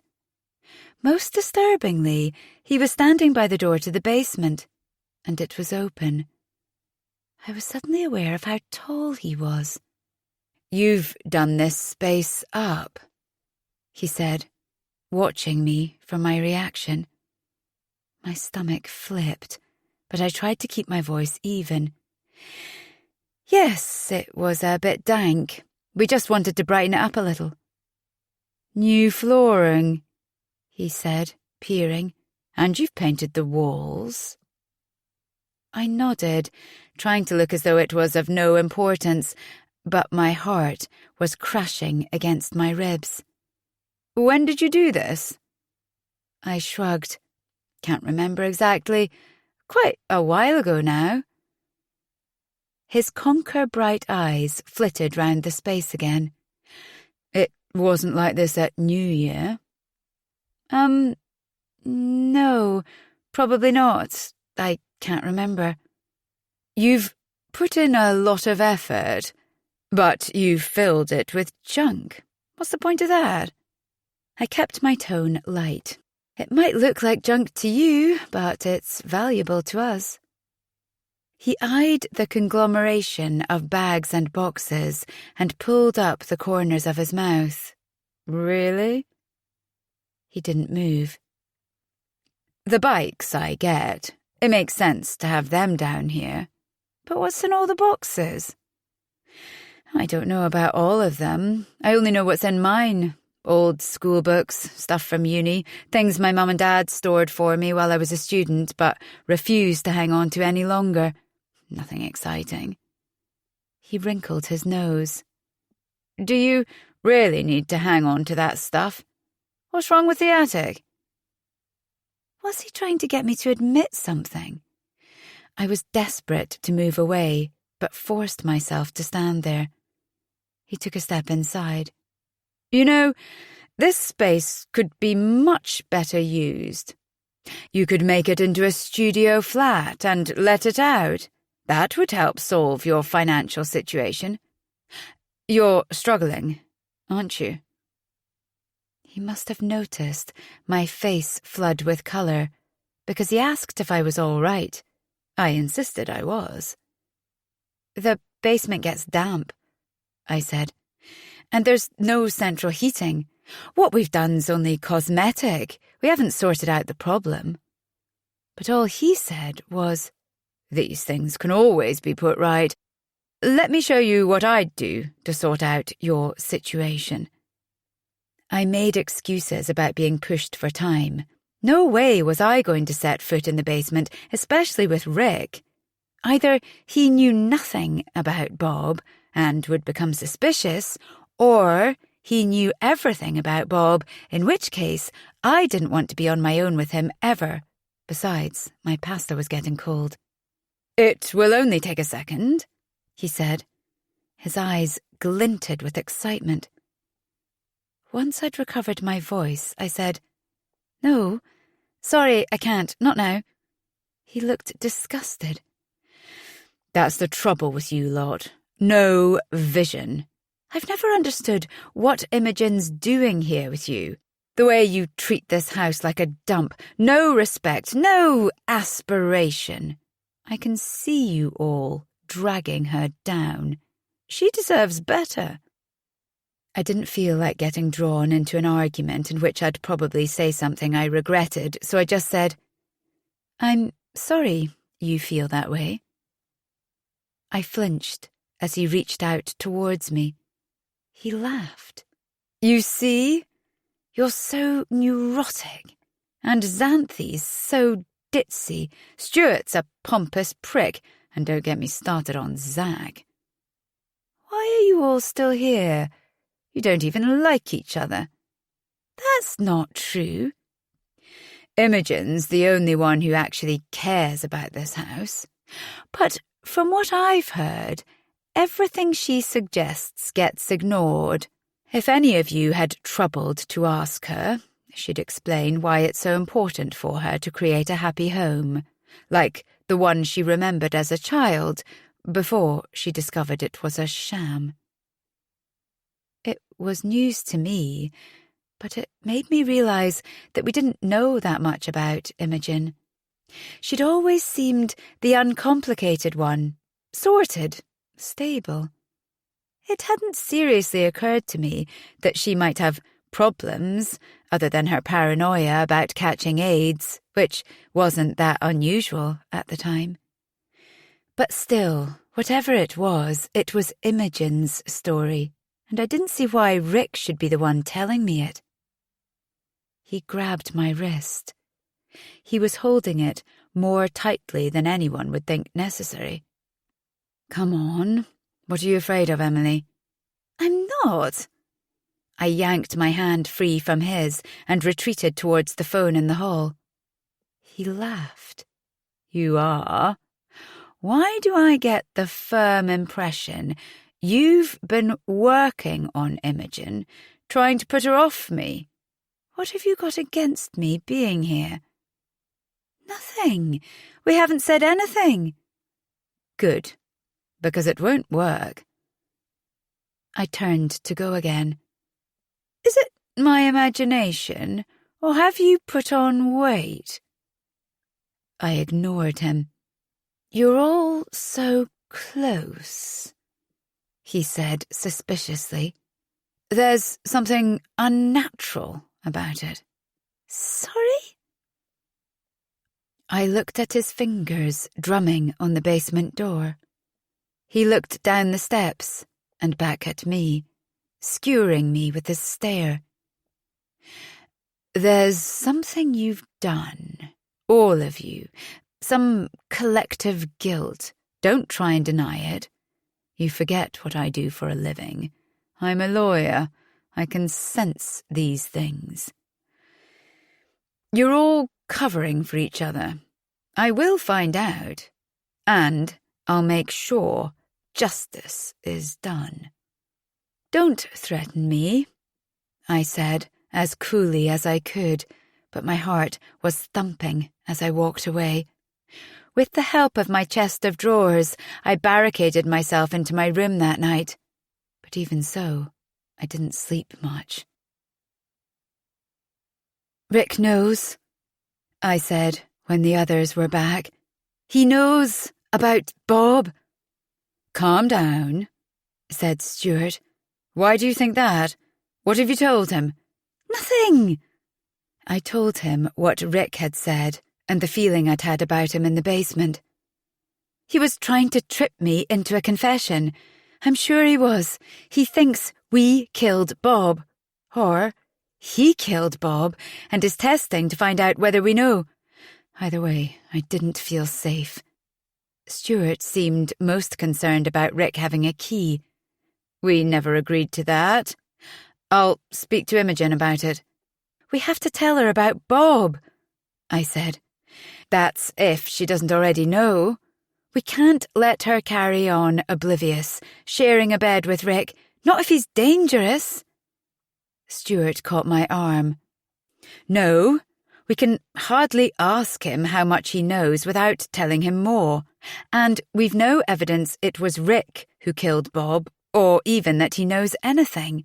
You can't base a theory on the fact you don't like someone. And Imogen trusts him. For now, we should too. I'd trust him as far as I could throw him, muttered Zack. But Stuart had a point. Imogen already knew we didn't like Rick, and she'd told us he liked her less when she was with us. At work, a few days later, we saw Xanthi heading in the direction of Donald's office halfway through the morning. She rolled her eyes as she passed my desk, and I assumed it was some minor problem. The blinds in his glass-walled room were down and the doors shut. But you could hear Donald's ranting tones, even if the words were indistinguishable, from across the open-plan office. Stuart sat up like a meerkat. Zack, in the corner, glanced up from under his brows and caught my gaze. Imogen gathered some pages and took them over to the photocopier outside the publisher's office. I saw her take a step back as Xanthi came out, pink-faced and holding back tears. Xanthi was escorted to her desk. Donald stood over her as she collected her belongings without making eye contact with any of us and disappeared out of the door, leaving a long, powerful silence in her wake. We all joined Imogen at the photocopier, where she confirmed, by drawing a finger across her throat, that Xanthi would not be coming back. "No warning," said Stuart. "That's against procedure. She can sue them for that." Imogen shook her head. "There are some things you don't even get warnings for. She was up to her silly tricks with the false names. This time someone spotted it." I closed my eyes. Xanthi had often inserted silly names for people who were prepared to comment as long as they weren't identified.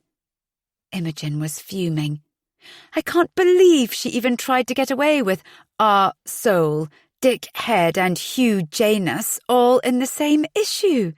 She must have had a death wish or something." "It actually went into print?" said Zack. "Oh, shit." "It's already been spotted by a couple of major advertisers," said Imogen. "They've pulled out and are placing all their ads for the year with the competitor journal. But that won't be the end of it. They'll sue the company. It's made them a laughingstock. Donald had no choice but to fire her on the spot." "But what's she going to do?" I said. "There aren't any other jobs around. They all say you need 2 years' experience. More to the point, how's she going to pay her share of the mortgage?" asked Zack. The full impact dawned on us. Stuart gripped the stair rail by the photocopier. "We'll have to get them to change their mind. Granted, it was silly, infantile behaviour, but she's only a trainee. Ultimately, she shouldn't have to shoulder the responsibility. Someone should have spotted the names before the pages went off. They must have been first and second read. We can't let them get away with this. Come on, let's go and see Mr. Renton." But if anything, we made it worse. The chairman let us know, in no uncertain terms, that not only did Xanthi not stand a cat-in-hell's chance of coming back, he would also be calling in the money she owed the company for her share of the top-up loan. "Well, that's going to be impossible if she's unemployed," pointed out Zack. "In which case, if you care to read the agreement, you'll see that you're all jointly responsible for the money owing," said Mr. Renton. "I'll have a word with accounts and make sure your salaries are adjusted accordingly." "Wait, hang on, this isn't fair," began Stuart. But Mr. Renton waved his arm and looked down at his paperwork, signalling he had things to do, more important things than considering the future of a bunch of immature trainees. We thought about staging a walkout, refusing to come back unless Xanthi was reinstated. But after taking advice from the union, we had to concede the idea stood very little chance of success and was most likely to result in the four of us being thrown out too. "Why didn't she think?" Imogen asked as we travelled home later by bus. She stopped on the way and bought Xanthi some flowers and a box of chocolates, although it was doubtful they'd do much to lift her mood. As we opened the door, the house shook with the sound of her James CD playing at full blast. We called her name several times on the way up the stairs, but she didn't respond. Worried she might have done something silly, we opened the door anyway and found her curled into a ball on her bed, the floor strewn with balled-up tissues that had missed the bin. We finally coaxed her downstairs, but she wouldn't talk. She spent all evening on the sofa with her head buried in Zach's shoulder, leaving snail trails all over his shirt. It felt strange, getting up for work the next day without Xanthi. She was always hanging about the kitchen in the mornings, and we normally chatted about the day ahead. But she was nowhere to be seen, and her car stood in the drive. We took the bus into work and back again. Dolly, the deux chevaux, stood outside the house. We knocked on her door and persuaded her to come out to see Field of Dreams with us. And although it was the worst film I'd ever seen, we had a good evening laughing about it. But afterwards, she retreated again. The next few weeks were a nightmare. We were all cutting back as much as we could as it was, living off pot noodles and value-sliced bread. But it was still a struggle. When my editor airily told me to pay for my train ticket to Durham and just pop it on expenses, he probably had no idea that meant not eating for days, except for the odd chocolate bar. Sometimes I look back now and wonder how we functioned. Stuart started to get twitchy about Xanthi using the electricity and the heating during the day when we were out. Imogen had flown into mother-hen mode after the firing, circling ads in the newspaper and spotting cards in shop windows. Dog walker? Nanny? Catering assistant? Barmaid? But each suggestion brought tears of frustration from Xanthi and comments like, "I thought I was finally getting somewhere, doing something I was good at." We felt bad asking her if she'd mind tidying up downstairs or cleaning the kitchen during the day, putting on some washing or cleaning the bathroom, and she never thought to do these things herself. After another trip to the job centre, she said it was all a waste of time and she'd prefer to work freelance. She'd met some Swedish PR guy at a trade fair who said he might be able to get her some work doing their brochures, and there was an environmental magazine that had just started up and was looking for freelancers. Which was all very well, but as Zach pointed out, even if she got a commission the following day, she wouldn't get paid for at least 3 months. At the end of the month, she still hadn't received her first unemployment benefit and got weepy when asked for a contribution for the water rates. "She can't keep sponging off us," Imogen said, fuming. So it came as a surprise when Xanthi bought herself a new jacket just after Stuart had subbed her for a pizza. It was a thing of beauty. We'd admired it several times in a shop window as we'd passed. It cost nearly a month's salary and was hardly a necessity. When questioned, Xanthi said it was a gift from her sister. It was news to us, she even had one. But Imogen said if her sister wanted to help her out, she should pay us back some of the money Xanthi owed. The upshot was that Xanthi retreated into herself, which made us all feel bad. We thought at least her mortgage payments would be taken care of now she was unemployed, but it turned out things weren't as simple as we'd thought. It takes weeks before they step in, she said, after coming back from the DHSS. And then they only pay a quarter, then half, and then eventually all of it. Imogen was incandescent. We can't wait that long. If we do, we'll default on the mortgage and the house will be repossessed. When the phone bill came in, it was obvious that Xanthi had spent many hours on long-distance calls to Eric, the Swedish PR. She said it was nothing serious, but I couldn't help wondering if she'd disappear to Sweden one day. We couldn't risk losing the house, but we couldn't afford to pay Xanthi's share of the mortgage and bills either. When would we be able to move on from this? After long conversations with her boyfriend, Imogen came up with a solution. Rick says he'll buy your share of the house. Perhaps I should have seen it coming, but the idea of Rick moving in filled me with horror. From the looks on their faces, the other three felt the same. Xanthi could be aggravating, but compared to Rick, she was a joy to live with.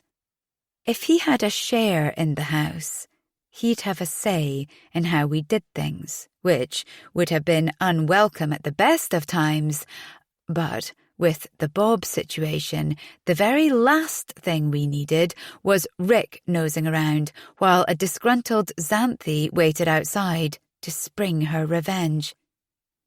That's if I want to sell, said Xanthi. You can't expect us to carry you forever.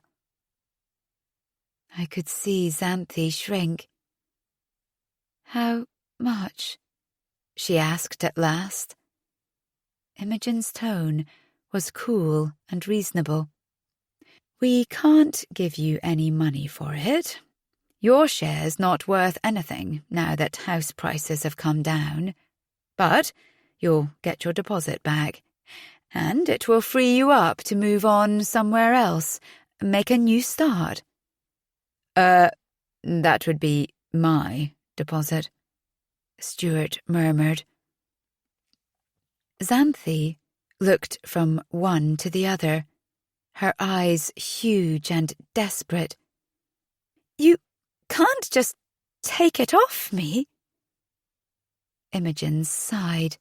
The house is worth less than we paid for it. Rick would be taking on the debt. We're actually being quite generous. No, I'm not selling. But Imogen's voice took on a steely tone. I'm afraid you don't have a choice. Sorry, but we can't put the house at risk by defaulting on the payments. We looked at each other. Hold on a minute, said Zach. You can't make a decision like that without our agreement. The house belongs to all of us, and I don't agree.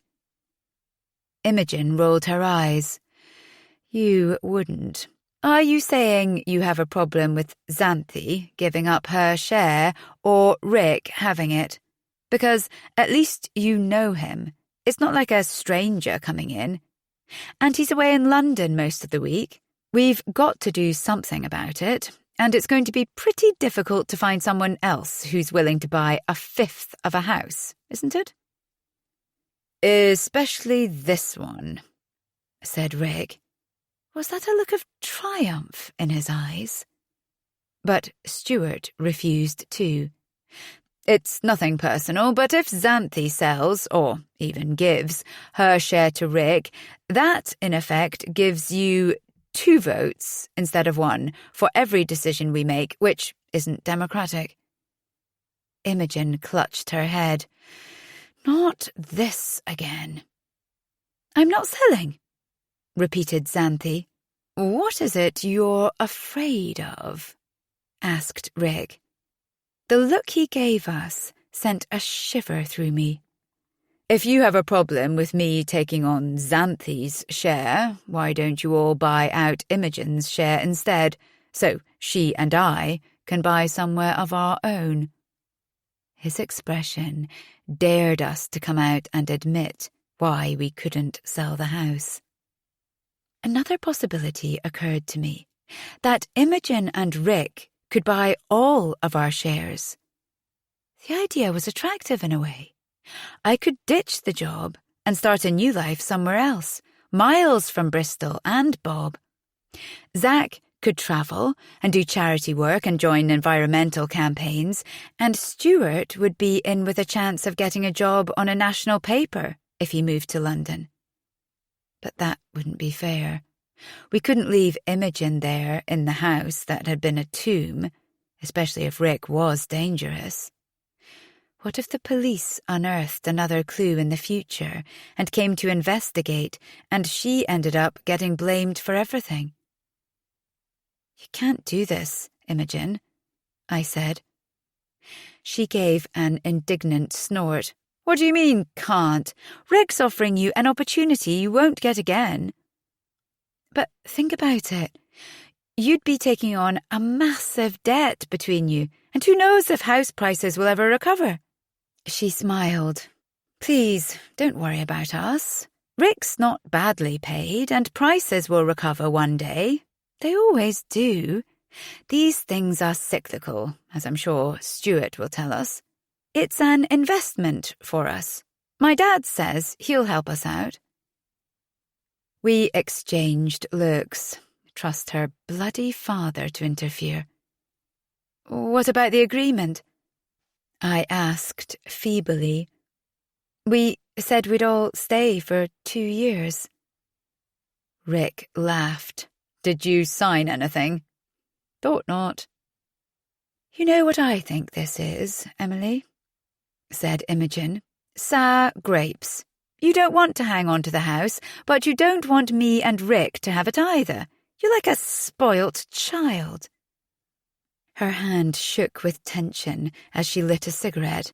Rick and I want to get engaged. You lot are holding us back. Engaged was the first I'd heard of it, although perhaps that wasn't so surprising, given that we'd had other things on our minds. Aren't you rushing things a bit?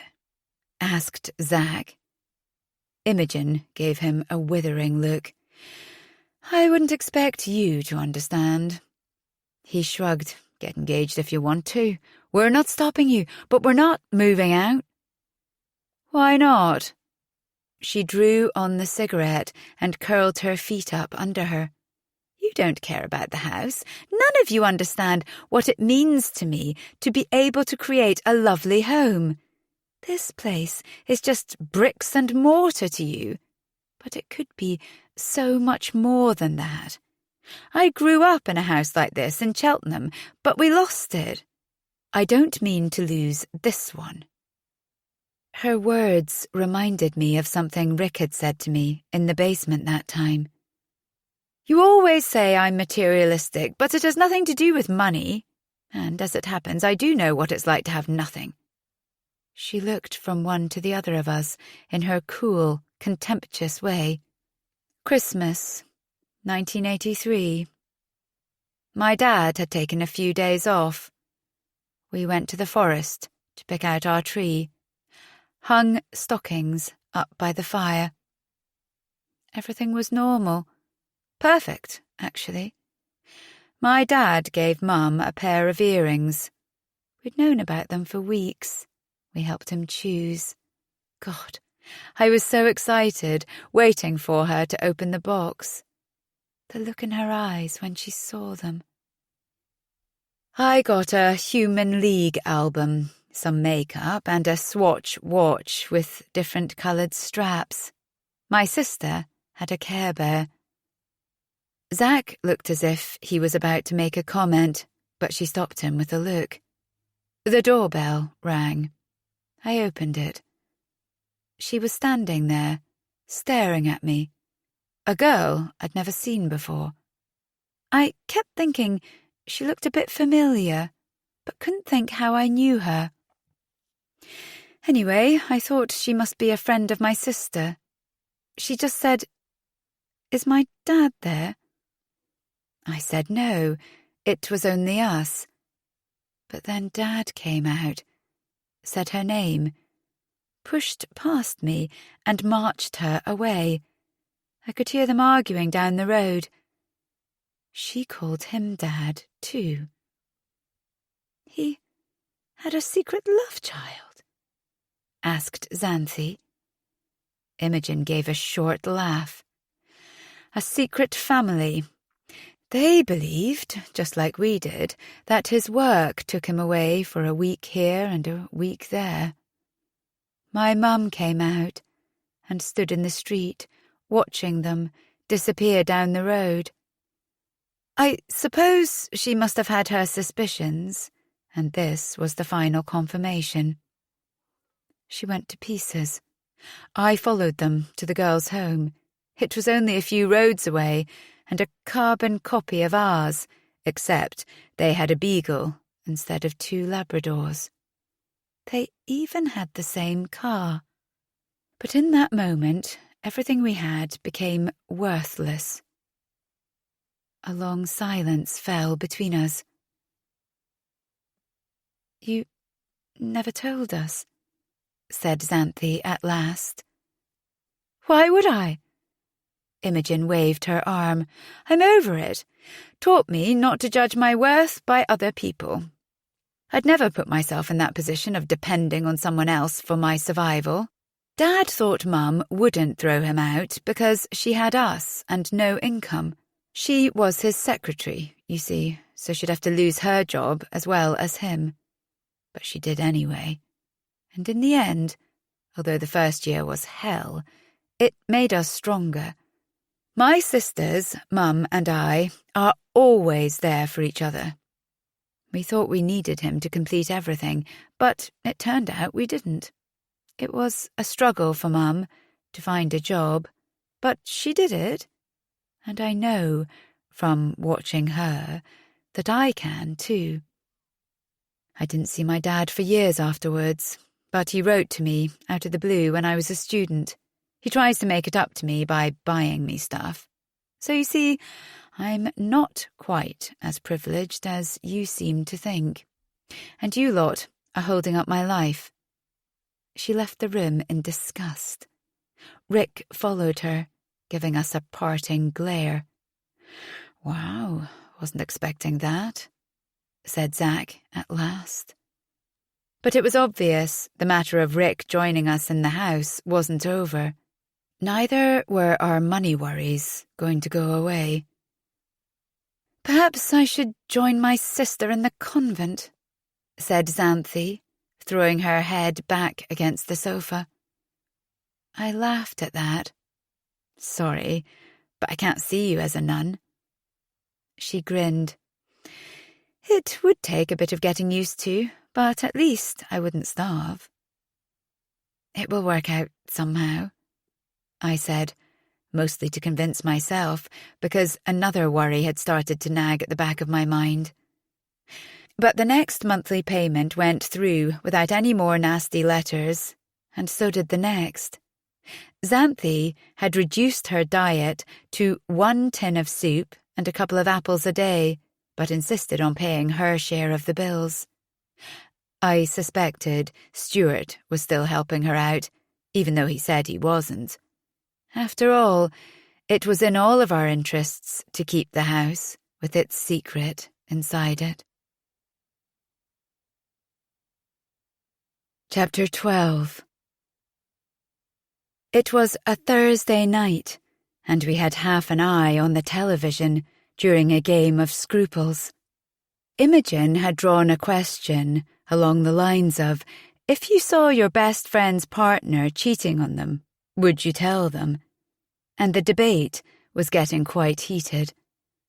And suddenly, there was Bob's face on the screen, staring right out at us. You could almost feel the air being sucked out of the room. My heart crashed against my ribs. Xanthi's arm jerked involuntarily, and her drink spilled over the board. "Watch out! Look what you're doing!" said Imogen. "Shh!" hissed Zack.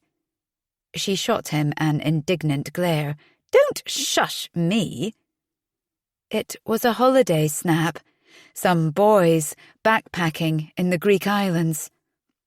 The face could only have been on the screen for seconds, but it seemed like forever. It must have been taken a few years before our New Year's Eve party. He was a bit fuller in the face, and his hair was longer. He was wearing a black t-shirt with tour dates, holding a can of something and standing in front of a taverna. You couldn't see his crooked teeth because he was smiling with his mouth shut. His expression was heartbreaking. So happy, so unaware. He must have thought he had a whole life ahead of him. But how in the world had the police identified him? Imogen crunched her crisps throughout the report. I wanted to grab them off her, but I took the remote instead and turned up the sound, ignoring a glare from Stuart. "For God's sake, what's wrong with your ears?" said Imogen between crunches. "It's like an old people's home in here." They showed a reconstruction. Someone who looked a bit like Bob was shown working behind a bar in Leeds. An interview with his mother cut in, saying what a lovely son he'd been. And the ex-girlfriend talked about how he'd been through a rough time when his parents divorced, but he seemed to have got over it. She got tearful, recounting how they'd split up a few months before he disappeared. He'd lost his way, got into drugs and hooked up with some bad people. His name was Oscar Bramley. He was 24. Xanthi gave a whimper. Stuart stiffened. Imogen looked at her strangely, then went back to crunching her crisps. There was no mention of getting a train to Bristol or any connection with Stuart's car. The police were concentrating their investigation on Cornwall and Leeds. Perhaps we'd be all right after all. But the problem now was that we had details. Bob now had a real name, an age, parents, a brother, an ex-girlfriend. He was a human being. "I think I might know him." Imogen was pointing her crisp packet at the screen. I felt something die inside me. I caught Xanthi's eye. She made a play of looking out of the window before asking, "How?" Imogen was frowning. "Don't know. He just looks a bit familiar. I feel like I know him from somewhere. I wonder if Rick's watching this. He might know who he is." Eyes flicked round the room. We were all thinking the same thing, hoping to God Rick had found something better to do that evening than sit around watching Crime Watch. The last thing we needed was a lawyer poking his nose in, especially one whose father was a high court judge and who'd made it pretty clear he didn't like us and would prefer to have us out of the house altogether. My stomach squeezed so hard I thought I might be sick. How long would it take her to recall the party and the man who'd been looking for Fitz? As wrapped up in each other as Rick and Imogen had been, there was every chance he'd come up to them and asked them the same question. "Does he look familiar to you?" she asked, looking round. We all shrugged. He looks like lots of people, said Zack after a while. She was still staring at the screen, running through the different ways she might have come across him. I wonder if he went to my university. We tried to deflect her by talking about all the people we barely knew at university. It had surprised me on the day of our graduation photograph to see a number of students I hadn't known existed, who must have been holed up in their rooms for the 3 years. I never spoke to the chap who lived next door to me, said Stuart. I only knew he was there because he'd play that dreadful Jennifer Rush song over and over again. I'd thump on the wall and he'd turn it down, but 20 minutes later he'd start again. There's something about that guy, though, Imogen said, tossing the crisp packet into the bin. She knows, said Xanthi after Imogen had gone. I wasn't so sure. If she does, why doesn't she come out and say so? She's testing us, waiting for us to say something. Unless, said Zack, she's the one with something to hide. She could be testing to see what we know. Why are she and Rick so keen to get us out of the house? What if one of them killed Bob? I laughed.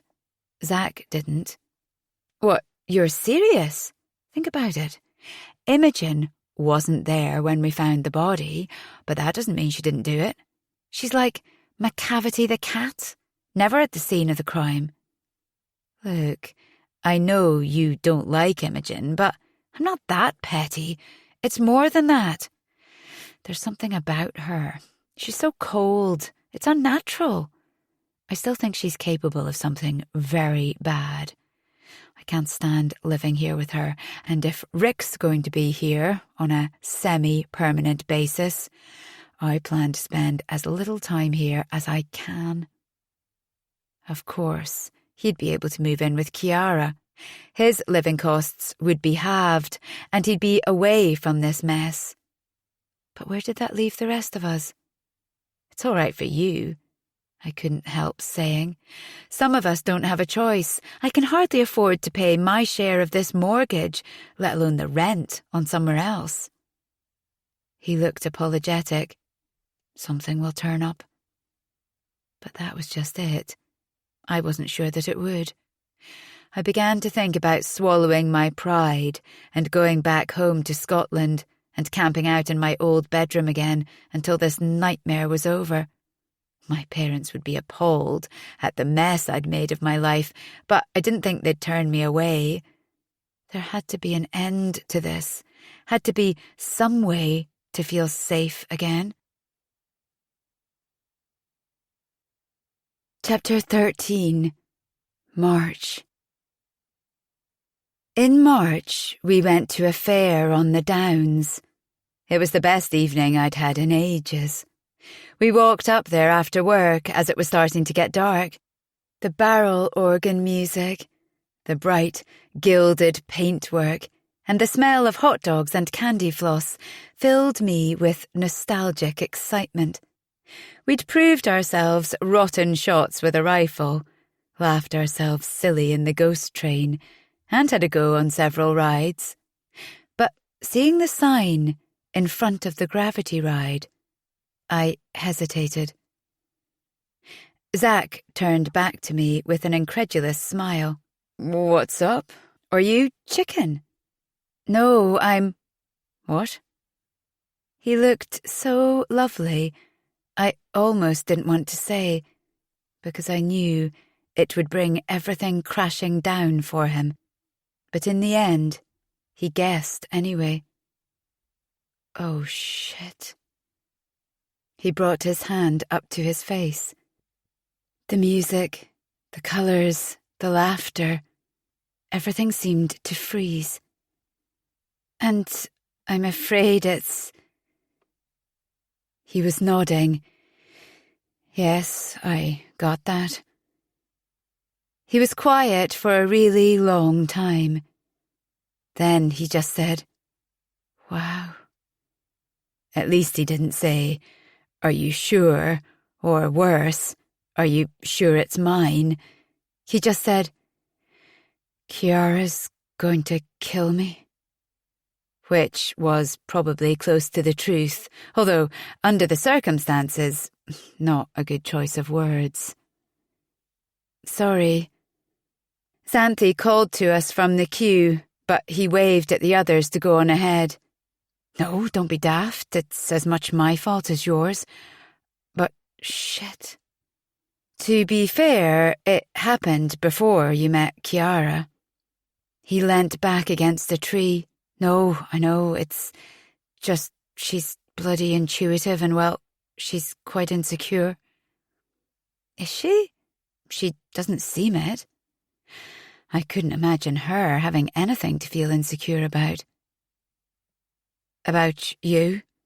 "Me?" "Well, us. Sharing the house. She thinks we spend too much time with each other as it is." I smiled at the irony, and he shook his head and said, "Yeah, I know."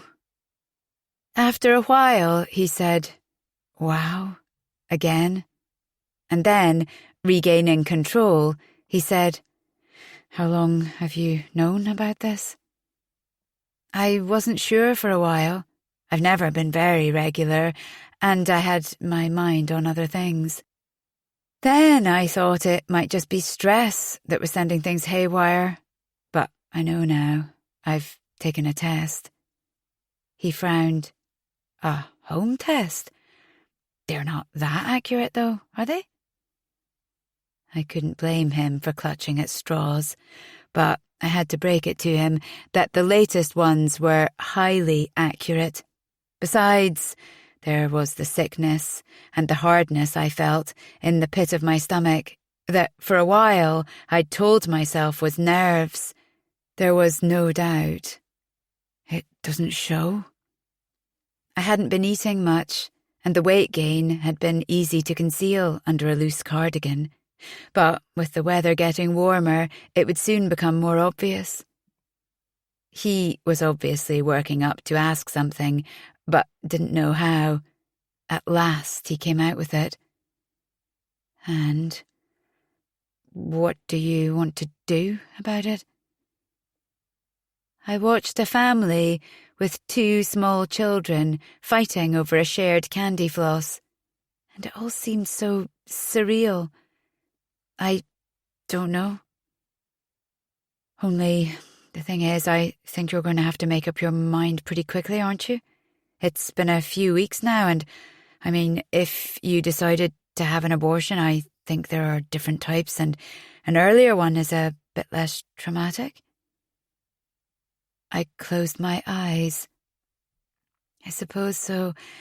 I know people have them every day, but The thought filled me with revulsion and guilt. He put his arm round my shoulders, and I wished he wouldn't, because at that moment the warmth and familiarity were unbearable. It wasn't the answer he'd been hoping for. I could hear his heart thumping against me. But he lifted my face up gently. "Look, if you don't want to do it, don't. Whatever you want to do, you get my support, okay? You don't have to do this on your own." "No, it's fine. You don't have to be involved either way. I just thought you had a right to know." He frowned. "I am involved though, aren't I? Either way." He managed a brave smile, but I could tell he was terrified. A baby certainly wouldn't fit with his free-spirit lifestyle. Perhaps he felt a little bit proud, too, that he'd proved he'd be capable of making it happen when the right time came along, but he was wise enough not to say that. I felt tears pricking the back of my eyes and blinked them away. He rubbed his free hand over his face, and I knew he was thinking about Kiara, how he'd have to tell her, and how she'd react to knowing he'd fathered my baby. He'd tell her, of course, it was a moment of madness, a drunken grope that went too far after one of our silly evenings, and that it hadn't meant a thing. After all, he could hardly explain the real circumstances. But even so, thinking about it hurt. Not that it was any of Chiara's business. It had happened well before she was on the scene. But it would make things awkward in the house, with her questioning if there really had been more to it, and whether any of that feeling still lingered, especially if Zach and I were going to share a child. She'd be even more suspicious of us sharing the house, and he wouldn't be able to set her mind at rest by telling her the truth, that I was safely out of temptation's way, since I was as much a reminder of death as a horned owl. But I didn't think she'd take kindly to him giving me emotional support when I needed it, or to an ongoing involvement in our baby's life. A big ask for anyone. Our baby. It sounded so strange. Me and Zach, who barely even spoke to each other these days, except to discuss forensics. What sort of life could we offer a child? The likelihood was we'd both end up in prison, and the child would be seized before it even had a chance to hold him or her and put into care. Xanthi's recollections made me shudder. Rejections, a string of would-be foster parents, violence, abuse.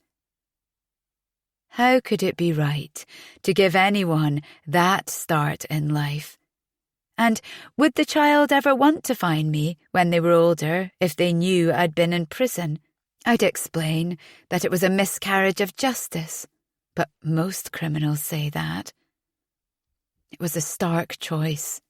Everything in my religious upbringing screamed at me an abortion was wrong, and I balked at the idea of getting rid of a healthy baby, of doing something so violent to something so innocent and dependent, especially after the circumstances of the conception.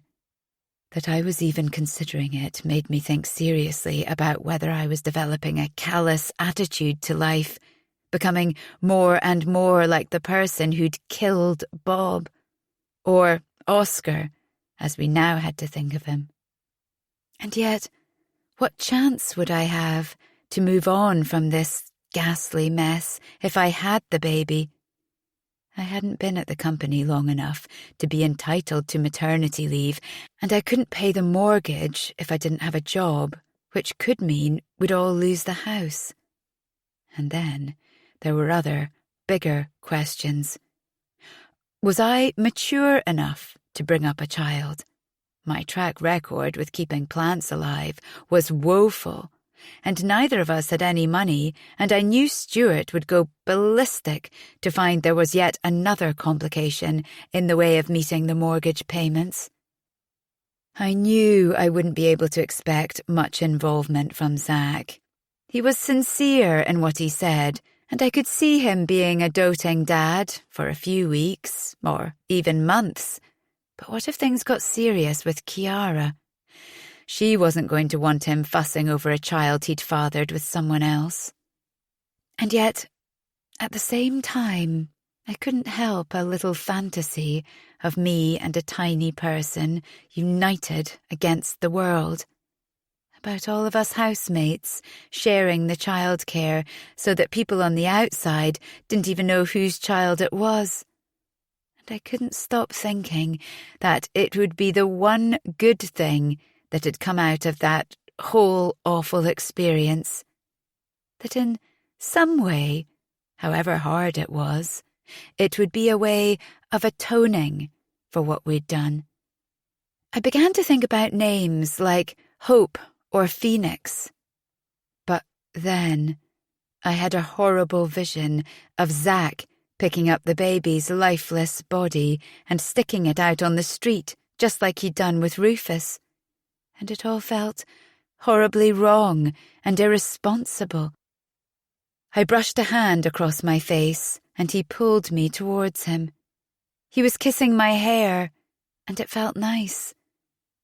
But I had to remind myself that this had nothing to do with love or even desire, and we were never going to get back to where we once were. He was very considerate in the next few days, stopping by my desk to check how I was and jumping up to take a chair from me when he saw me carrying it across the office. He refused a drink when I did and ate a brie sandwich Xanthi had made me. But I knew it was going through his head all the time to ask if I'd made a decision. I felt Chiara looking at me suspiciously as we played Scruples that evening and wondered if he'd told her. Better to wait, because he might never have to. But I knew Zach. He found it hard to keep secrets, which was a concern in other ways. But in the next few days, whether by accident or design, he kept Chiara away from the house, going over to hers or meeting her at the pub. They went to see Scandal at the local cinema, and the rest of us saw The Waterboys at the concert hall.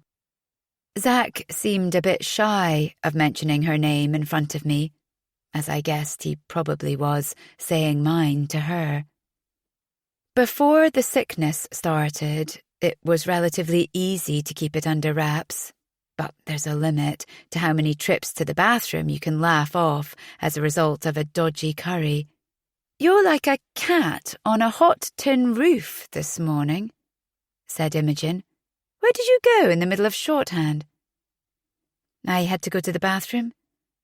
It was lunchtime, and we were wandering around the maze of stalls at St. Nick's Market, with their handmade jewellery, quirky clothes and street food that would normally have tempted me, but that day was making me nauseous. I must have complained about the food smells once too often, because Imogen swung round, her hand flying to her mouth. "Oh God, you're not!" "That's right. Tell the whole world." I hadn't planned on telling anyone else until I'd decided what to do about it, but her suspicions were clear, and I felt guilty enough lying to her about the Bob thing without concealing this too. "Not Zach." She winced when I said it was. "At least I think so. It might have been that man from the Brussels press trip, but I don't think it will be because he used a condom." Her eyes stretched even wider. "And Zach didn't? Didn't you ask?" I threw my hands out. "It wasn't a planned thing. Surely you had some idea when you got into bed together."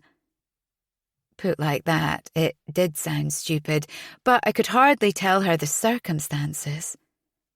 We went down the steps and along the cobbled quay back towards the office. "One night?" she kept saying. "What are the chances? Are you sure you only slept with him that one time?" I bit back my annoyance. I'm pretty sure I'd have remembered. "But how could you be so unlucky?" "It happens." She had to concede that. "Does he know?" "Yes. He says he'll support me either way." The quay was busy with office workers out for some lunch and seagulls hoping to get some scraps. The air was thick with the smell of hops from the brewery across the river. Sun spiked our eyes and flashed off the boats. She laughed. "Support? What does that mean exactly? He doesn't have a bean, and he's not even slightly reliable. You'll wake up one day and he'll have disappeared on that stupid little bike to God knows where." "And what about Chiara?" "What about Chiara? It's got nothing to do with her." Not sure she'll see it like that. She isn't going to be over the moon about Zach and you having a child together." "I know that, but I'm not going to do something just because it's convenient for them." We sat down on a bench. Imogen started eating the sandwich she'd just bought. I dropped my face into my hands. I know, you're right. It's a mess. She put a hand on my arm, then drew me into a hug. It'll be all right, she said in a softer tone. We'll sort this out. Her voice changed again as she said, You're not thinking of keeping it? I haven't decided. She drew back. What? You must be out of your mind. I said I haven't decided. Between bites, she said, God, Emily, it would be career suicide. What's Donald going to say? How are you going to afford childcare when you can barely pay the mortgage? You realise you won't get maternity leave. You've only been with the company 5 minutes. Yes, I know. But I was thinking possibly we could sort something out between us. Her voice rose. Us? Oh, wait a minute. You mean like we did with the dog? Because that worked a treat, didn't it? Zach's not allergic to children, I pointed out. The trouble was, I'd already started imagining what the child would look like when she was 5 or 6. I tried not to, but I couldn't help it. I knew that if I ended the pregnancy, I'd always be thinking, this would be her birthday, this would have been her first day at school, this would have been the day she got her exam results, got married. Imogen bowled the empty sandwich bag and offered me half a Twix, but I didn't feel like eating. Brandishing a stick of the chocolate at me, she said, You'd better be sure it's Zach's baby. If he and Chiara split up over this, and then it's born, and it's obvious from the colouring it was the Belgian. She stopped. Oh God, no, don't cry. Look, it's bad, but it's not the end of the world. Well, not quite, anyway. She promised, at any rate, not to tell Stuart, because it would send him into a panic, which, if I decided not to keep the baby, would be needless. He was so worked up these days, you never knew if something like this might just tip him over the edge. The identification of Bob as Oscar would have received a lot more attention if an awful thing hadn't happened in April. The front pages of all the papers were full of pictures of football fans crushed against the fence at a football match in Hillsborough. It was unimaginably awful. A family day out which had ended in tragedy. Seeing a father talk about his son dying in such a pointless way brought back the shame and guilt about what we'd done.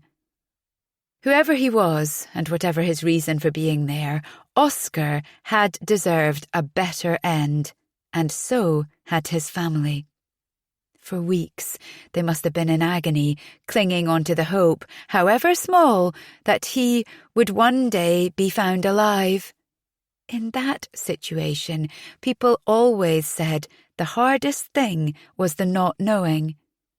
But when they did find out the worst, they must wish they could unknow it again. And Oscar's family still had no idea how he died. The most likely reason would be suicide, and that must cause them pain because it was a type of rejection. They must carry a sense of guilt and shame because they hadn't spotted the signs and they hadn't been able to stop him. They hadn't understood him well enough to help him. These things played on my mind the whole time, like background noise. The postcard was waiting for us on the mat one evening when we got in from work. Xanthi picked it up, questioning why someone would bother to send a card when they hadn't even written on it. My stomach squeezed as I glimpsed the seaside photo on the front. The words said, Cornish greetings. Xanthi dropped the card in horror. "That's too much of a coincidence, isn't it?" Zach took it from her. "No stamp?" A few days later, Imogen walked into the living room holding a postcard of Leeds. "Who sent this?" We managed blank faces, but after she'd gone, Xanthi asked, "Do you think she's doing this, to make us come out and say it?" I couldn't believe Imogen would do that, but it was hard to think straight. "Whoever it is wants to scare us," said Zach. "But what if it's more than that?" I said. "What if they're doing this as a warning to make it look as though we're the ones who killed Bob?" Someone was playing with us, biding their time. Zach tapped on my door later that evening and brought me in a coffee. The smell of it made me nauseous, but I didn't want to seem ungrateful. For several minutes, he attempted to make conversation about other things, but eventually came out with, "So, have you thought any more about, you know?" I blew out my cheeks. "I've thought of nothing else." "And have you made a decision?" "I've made an appointment. Friday afternoon. I'll have to take a sickie." I could tell he was relieved, although he did his best to keep his features neutral. "I'll take one too. I'll go with you." "No, you don't have to do that." "I want to." I probably should have said no. Imogen had already said she'd come with me, but, petty as it might sound, I felt Zach ought to share in some of what I was going through. He borrowed Xanthi's car to take me to the clinic. There was nowhere to park, but he stopped by the entrance to let me out. "Wait while I find a space, then I'll come in with you." "No," I said. "Thanks, but honestly, I need to do this myself." We sat for a few moments without speaking. He looked at his watch and cleared his throat, but just stopped himself from asking if I was intending to get out. I reached for the door, but it swept in, the enormity of what I was doing. I couldn't make myself move. "I'm sorry. I don't think I can do this." I expected him to look angry or frightened, but all I saw was relief, and at the same time he was saying, "Is this really what you want?" And then, "Good, it's a good decision." He pressed a tear away with his thumb, drew me towards him, and somehow we ended up kissing. Not like the last time, when he was just kissing my hair. I wanted it to go on, although I knew it wasn't real. We were both emotional, and look where that had got us last time. "Are you sure this is a good idea?" I asked him. As soon as I said it, I wished I hadn't. He pulled back, leant over the wheel and mumbled, "You're right. No, I shouldn't have done that. Sorry." Neither of us spoke on the way back. I suppose he felt guilty, and we were both overwhelmed by the decision we'd made. When we got back to the house, Chiara was waiting for Zach. She threw her arms around him and gave me an odd look over his shoulder. I couldn't tell if she knew about the pregnancy, or if she somehow suspected about the kiss. I felt a bit sorry for her. She was going to feel a lot worse when she found out I was keeping the baby. And I felt frightened for the future because it was impossible to imagine. And I'd just made it even more complicated. But mostly, I felt relieved. Chapter 14. May. They've found my car. Stuart was standing in the hallway, still holding the telephone receiver, although the dull tone told us the call had already ended some moments before. We'd not long got in from work. Zack popped his head out of the kitchen with a half-eaten sandwich in his hand. Found it? Where? Stuart managed to keep his voice level as he said, A place called Sandy. It's in Bedfordshire. They want me to come and identify some stuff that was in it. But despite the casual tone, his eyes flickered with fear. I thought we'd checked to see nothing was left in the car. What had we missed? Zack was nodding, but didn't seem to be able to trust himself to speak. They found it? After all this time?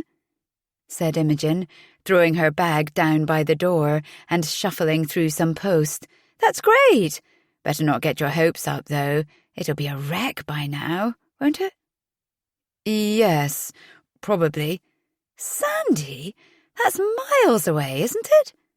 Yes, it is. Well, I'd better go. And it was obvious that he didn't expect to see us again, or at least not this side of a prison gate. I tried to make my bye sound as casual as it should be, but he caught my eye as I said it and managed a small smile.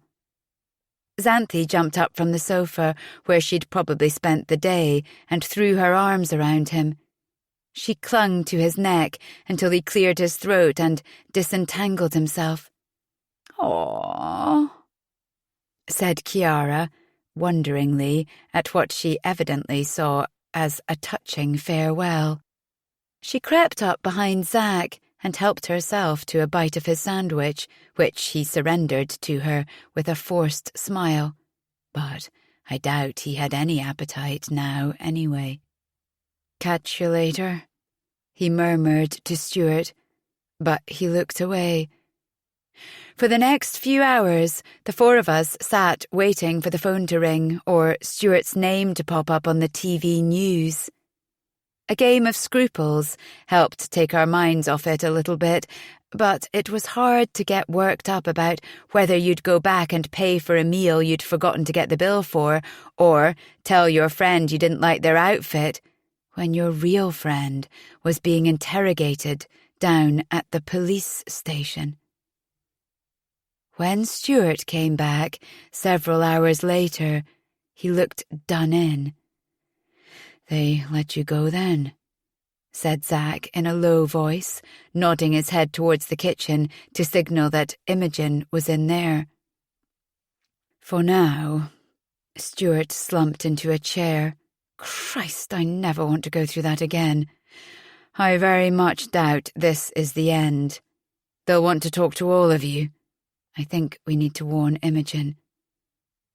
Zack frowned. "On the other hand, she'll be more convincing if she doesn't know anything." "But what if she drops us in it without meaning to?" I asked. "How can she? She doesn't know enough. Even if she remembers Oscar Bramley being at the party, she doesn't know he died here or anything about us moving the body." After some discussion, we agreed that she shouldn't be told unless the situation changed, which happened sooner than we imagined.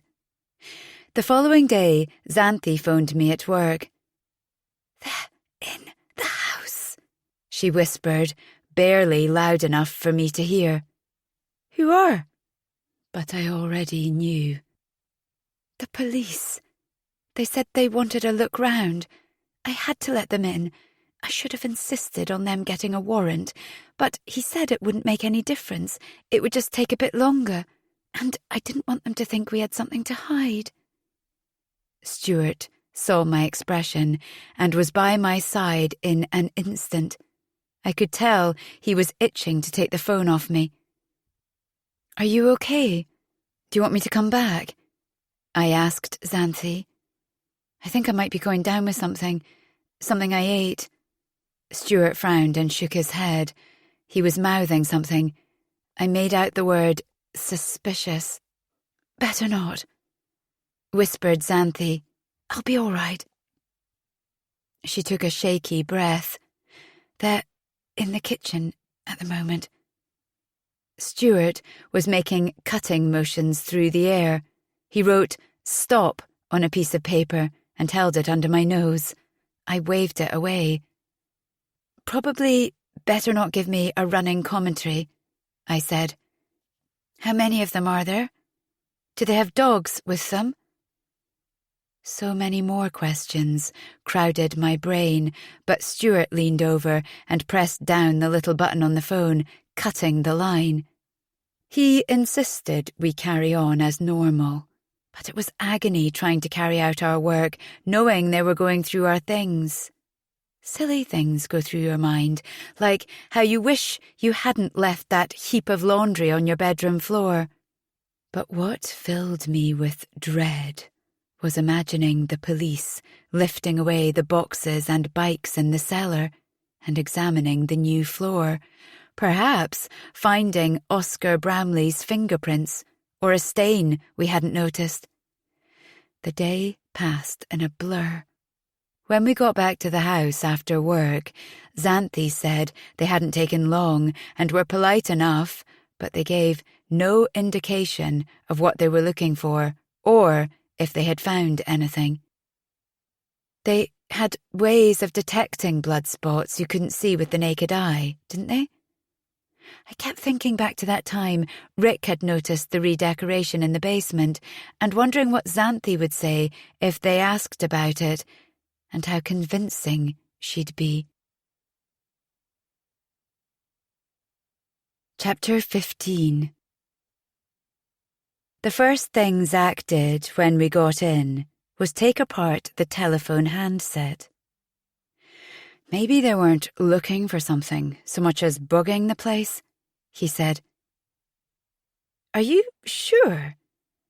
It all sounded a bit paranoid, but I had to agree it was possible. We all knew how easy it was to bug a phone. We'd installed little microphones inside our handsets at work, so we could prove we'd quoted someone accurately if, as quite often happened, they denied it afterwards when confronted by their words in print and threatened us with court action. It was officially banned by the company, but they turned a blind eye to it for their own sake. Whether it would have been admissible in court is another matter, but it seemed to do the trick. There was nothing inside the phone. We went a little crazy, checking all the light fittings, crawling under furniture, lifting rugs, turning the house upside down, but didn't find anything. "But we'd better be on the safe side," Stuart said. "If you want to talk about Bob, save it for when we're out of the house." Even after Oscar Bramley had been identified, it sometimes still felt like we were normal housemates, going to work, sharing the chores, splitting the bills. Money worries generally took priority because they were more immediate, and in an odd way, they were a welcome distraction. It was Imogen who had noticed Xanthi's new shoes. She says her sister gave her the money to buy them. If her sister really wants to help, why doesn't she let Xanthi stay with her? Then we could rent out her room to help with our repayments. I shrugged. She prefers it here. Anyway, apparently her sister's joining a convent. Perhaps she's giving Xanthi her worldly wealth so she doesn't give in to temptation, although I don't suppose she can have much. She's only been working a couple of years, hasn't she? So, where else is Xanthi getting the money from? Imogen asked. She was convinced Xanthi was running a sex chat line from the house while we were at work. Determined to find evidence, she went to search her room. "Look what I found." I was coming up the stairs to the shower when I saw her holding something that made my heart stop. She was standing in the doorway of Xanthi's room. The backpack in her arms was horribly familiar. The ink stain and the smiley face logo jumped out at me. I saw Xanthi at the party jerking her head back to avoid being hit in the face by the same backpack as the man we came to think of as Bob swung round. I heard him ask where Fitz was. I could only watch as Imogen opened the bag. I couldn't say anything. I just kept thinking about her fingerprints that were getting all over it. We drew in a collective breath as we glimpsed the contents. It was an obscene amount of money. I watched in horrified silence as Imogen took out handfuls of notes and laid them out very slowly in piles around the room. This couldn't be happening. There must be thousands of pounds here, she murmured. The stairs shook as someone bounded up them. Imogen tried to stuff the money back into the bag and slide the backpack under the bed, but she was too late. The next thing, Xanthi was in the doorway. "What are you doing?" Her eyes looked all green and glittery. They darted from the money to Imogen, and then to me. Imogen held up a stack of notes in each hand. "Where the hell did you get this?" I could see the panic in Xanthi's face, but I was still trying to work out how she could have the backpack and not have mentioned it to us in all this time. "Please," she said, "please, don't tell anyone. Put it back. Don't touch it." Imogen ignored her. "Did you steal it?" Xanthi seemed to have lost the power of speech. "Did someone give it to you? Did you earn it? And if so, how?" Xanthi made a couple of attempts to say something and failed. At last, seeing she wasn't going to get an answer, Imogen said, "Fine, I'm taking it to the police." She started stuffing the notes back into the bag again. Xanthi's eyes filled with panic. "No," I said. "You can't do that. Put it down." "No." Imogen looked from one to the other of us. Her expression changed to one of incredulity. "Emily, do you know something about this?" I found myself as lost for words as Xanthi. So many questions crowded my head, but I couldn't ask them in front of Imogen. "Why are you defending her? She's going to get us all into trouble."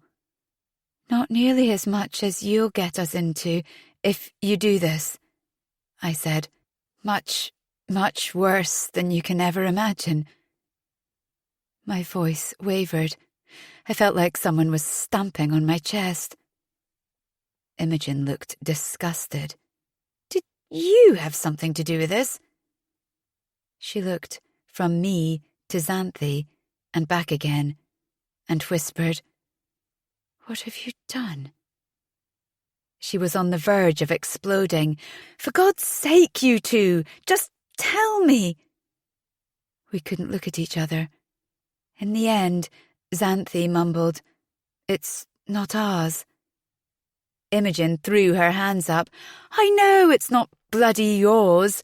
You're always whinging that you don't have enough money to pay the bills, and suddenly it looks as if you've won the pools.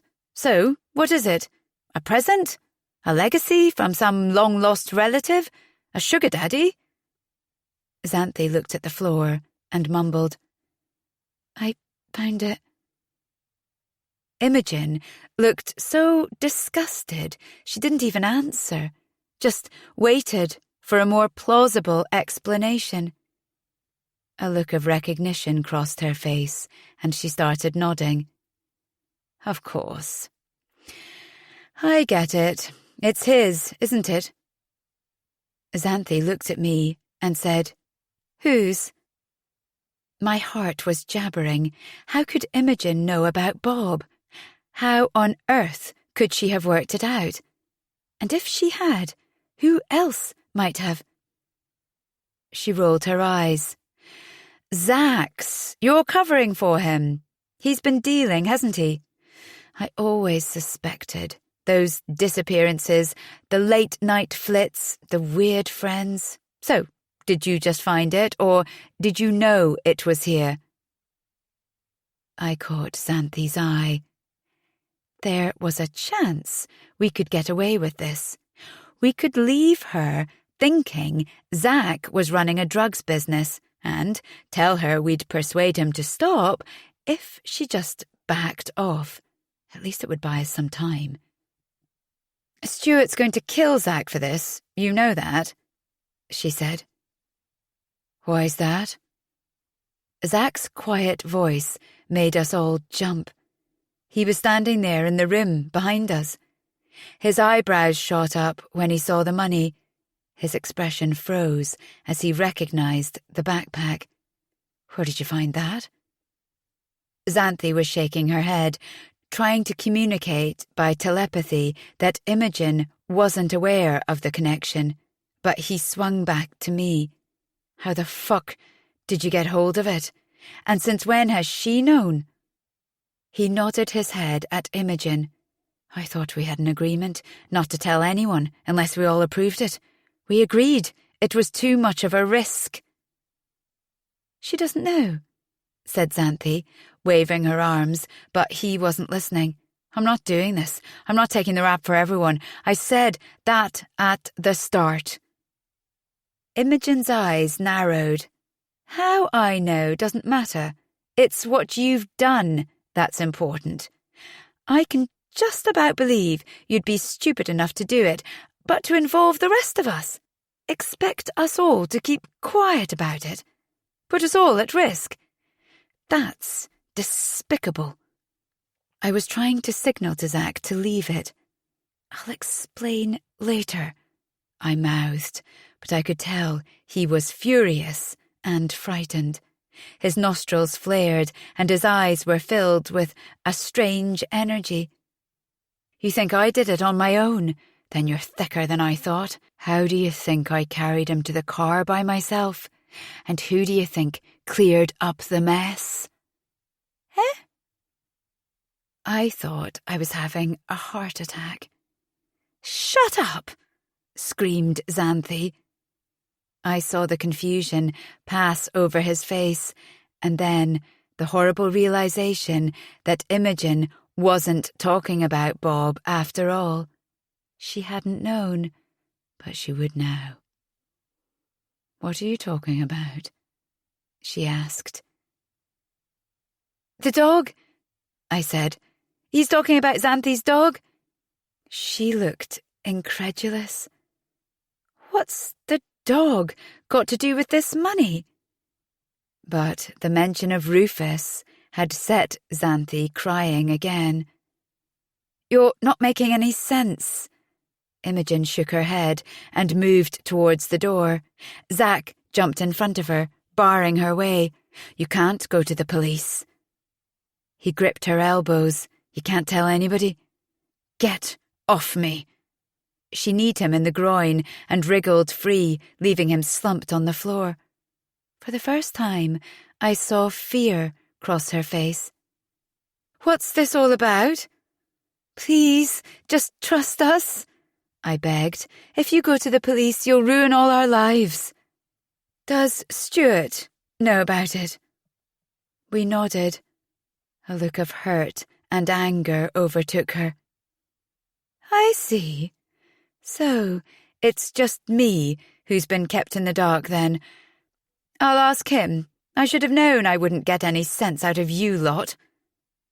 She was gone before we could stop her. Zack sank onto his knees, cradling his head. I thought she knew, he kept saying. God, I thought she knew. I'm so sorry. There was no point shouting at him now. The damage was done. What's the backpack doing here? I asked Xanthi. But before she could answer, Stuart's voice thundered up the stairs. "House meeting, now." It was the sort of command that usually resulted in a rude response from Zack, but on this occasion he cleared his throat and said, "Coming." Down in the kitchen, Stuart was standing at the sink, looking out of the window, his hands clasped behind his back.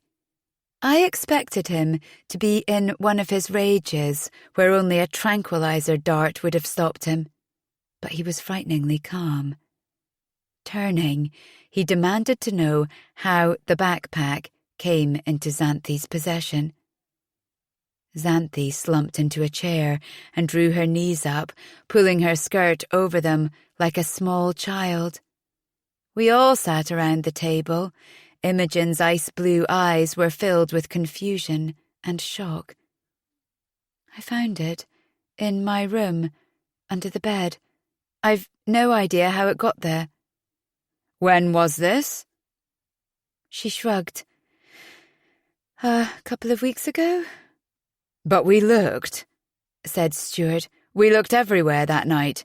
Don't you see, if someone put it there, they did it as a trap." I looked hopefully at Imogen, but she said, "I still don't know what the hell you're talking about." "Why didn't you tell us?" I asked Xanthi. She looked desperate. "I didn't know what to do. I was going to burn it, but then I was fired, and I needed the money." "You've been spending it?" Stuart asked. His face blanched. "How much have you used?" She looked up at the ceiling and then down at her knees. She started picking at a loose thread. "Only small amounts, nothing that would draw attention. I bought a train ticket to Brighton and spent a few notes that night we went to the fair. I bought some clothes to wear to the trade show in Milan, and I put some in my bank account to pay the mortgage until my money from the DHSS comes in." Zack was staring at her, his face frozen in shock. "You did what?" "You stupid—" "I want a list," said Stuart. "Everything you've used it for. The police might be able to trace the notes." He paced the room, hyperventilating. "We need to think. We need to come up with an explanation for how that money came into our hands." "Can't we just say we found it?" Xanthi said miserably. "And kept it?" He laughed. "That's a crime in itself. But do you think the police will accept that and move on?" "It will give them a new lead, and it will take them straight to the body. It's one thing to move a body, quite another to move a body and be found in possession of thousands of pounds that belonged to the victim, because that suggests a motive for murder." Imogen, listening, white-faced, clasped her hands over her cropped hair. "Can someone please tell me what's going on?" She looked terrified. "You're saying Xanthi killed someone, or you all did?" The way she shrank back made me feel horrible. "No, God, no. We didn't kill him. We just moved him." Her face was screwed up in confusion. "Who?" Stuart recounted the evening we'd found Bob. Imogen stared around at us, wild-eyed. "This is a wind-up, isn't it?" When she saw that it wasn't, her features screwed up in revulsion and horror. "You threw him away? Treated him with less respect than you'd give an animal?" "Calm down, please, for God's sake," said Stuart. "We didn't want to do it, but we couldn't risk the police thinking we'd killed him." "But don't you see?" Her eyes flickered. "That's exactly what they'll think now. What you did made things so much worse." "Not helping," murmured Zach. "And you didn't tell me? All this time you've been keeping this huge, festering secret from me. Why the fuck?" "You weren't here," I said. "And after, well, we thought it was better for you, not knowing. We wanted to protect you." She was looking at me as if she no longer knew who I was. "Oh, God, no, Emily, don't. Don't you ever say that again. You did it to save your own skins, because you didn't trust me." "I liked you, Emily. I actually thought you were okay, but—" "What's done is done," snapped Stuart. "Whether it was the right or wrong decision, it's the one we made, and now you know, I'm afraid you're part of it. For all we know, you did it." Imogen was still shaking her head. "No, not me. I am nothing to do with this. Don't involve me. I wasn't even there." But you could see it sinking in. She was involved now, whether she wanted to be or not. She'd have a hard job convincing the police we'd acted without her, or at least without her knowledge, that she'd lived with us all this time and known nothing about it. And her alibi for the weekend wasn't much stronger than Zach's and mine. You could see it catching up with her. All the thoughts that had gone through our heads, how, even if she wasn't sent down, her job would be on the line and her chance of a perfect family home would be further away than ever. She swore she wouldn't tell anyone, not even Rick or her father. Perhaps I was naive, but I believed her. In a way, it was a relief now that she'd found out. She was a strategist, and she was normal, and she was convincing. I began to hope she might have a brilliant idea that could see us through this nightmare, but she clearly wasn't in the mood to talk about strategies just yet. "When I first met you in the training room," she said, "I thought you were all a bit weird. I sat there asking myself if I was ever likely to be friends with you. But I never, not for a moment, thought you'd do something as fucked up as this." She made a sudden decision, sprang out of her chair and sprinted for the door. A bolt of fear shot through me. I jumped up too, but Stuart pushed past and threw himself against the door. "Get back." Something gleamed in his hand. Goosebumps broke out all over me. He'd grabbed the kitchen knife off the worktop. "You're not going to the police, Imogen. We're not going to let you." She looked round at us, disbelieving. We stared back. We had to make her understand. "You're not going to stop him, are you?" she said, disbelievingly. As though we'd rehearsed it, we shook our heads, never taking our eyes off her face, until she backed down. Chapter 16. In some ways, it was easier once Imogen knew about Bob. She at least stopped accusing us of being strange and secretive all the time. To tell the truth, I think she was scared of all of us. The way she'd looked at me that evening, when Stuart was brandishing the knife at her, played on my conscience. I replayed it in my head, tried to see it in some different light, but it was hard to get away from the fact that we'd all made her feel threatened, and she now obviously thought she was living with 4 psychos instead of 4 weirdos. Chiara had become more watchful of me too. I tried to make it clear she had no need, but perhaps that made things worse. She was possessive of Zach, sitting up close to him and holding his hand. She ruffled his hair quite a lot, which I knew he hated. And I sometimes thought he looked a bit hunted. Once or twice, when he laughed at something I said, or we exchanged a look about something, I noticed Kiara's eyes resting on me, but I couldn't tell what she was thinking. Finding the backpack with the money inside had added a new slant to the Bob story.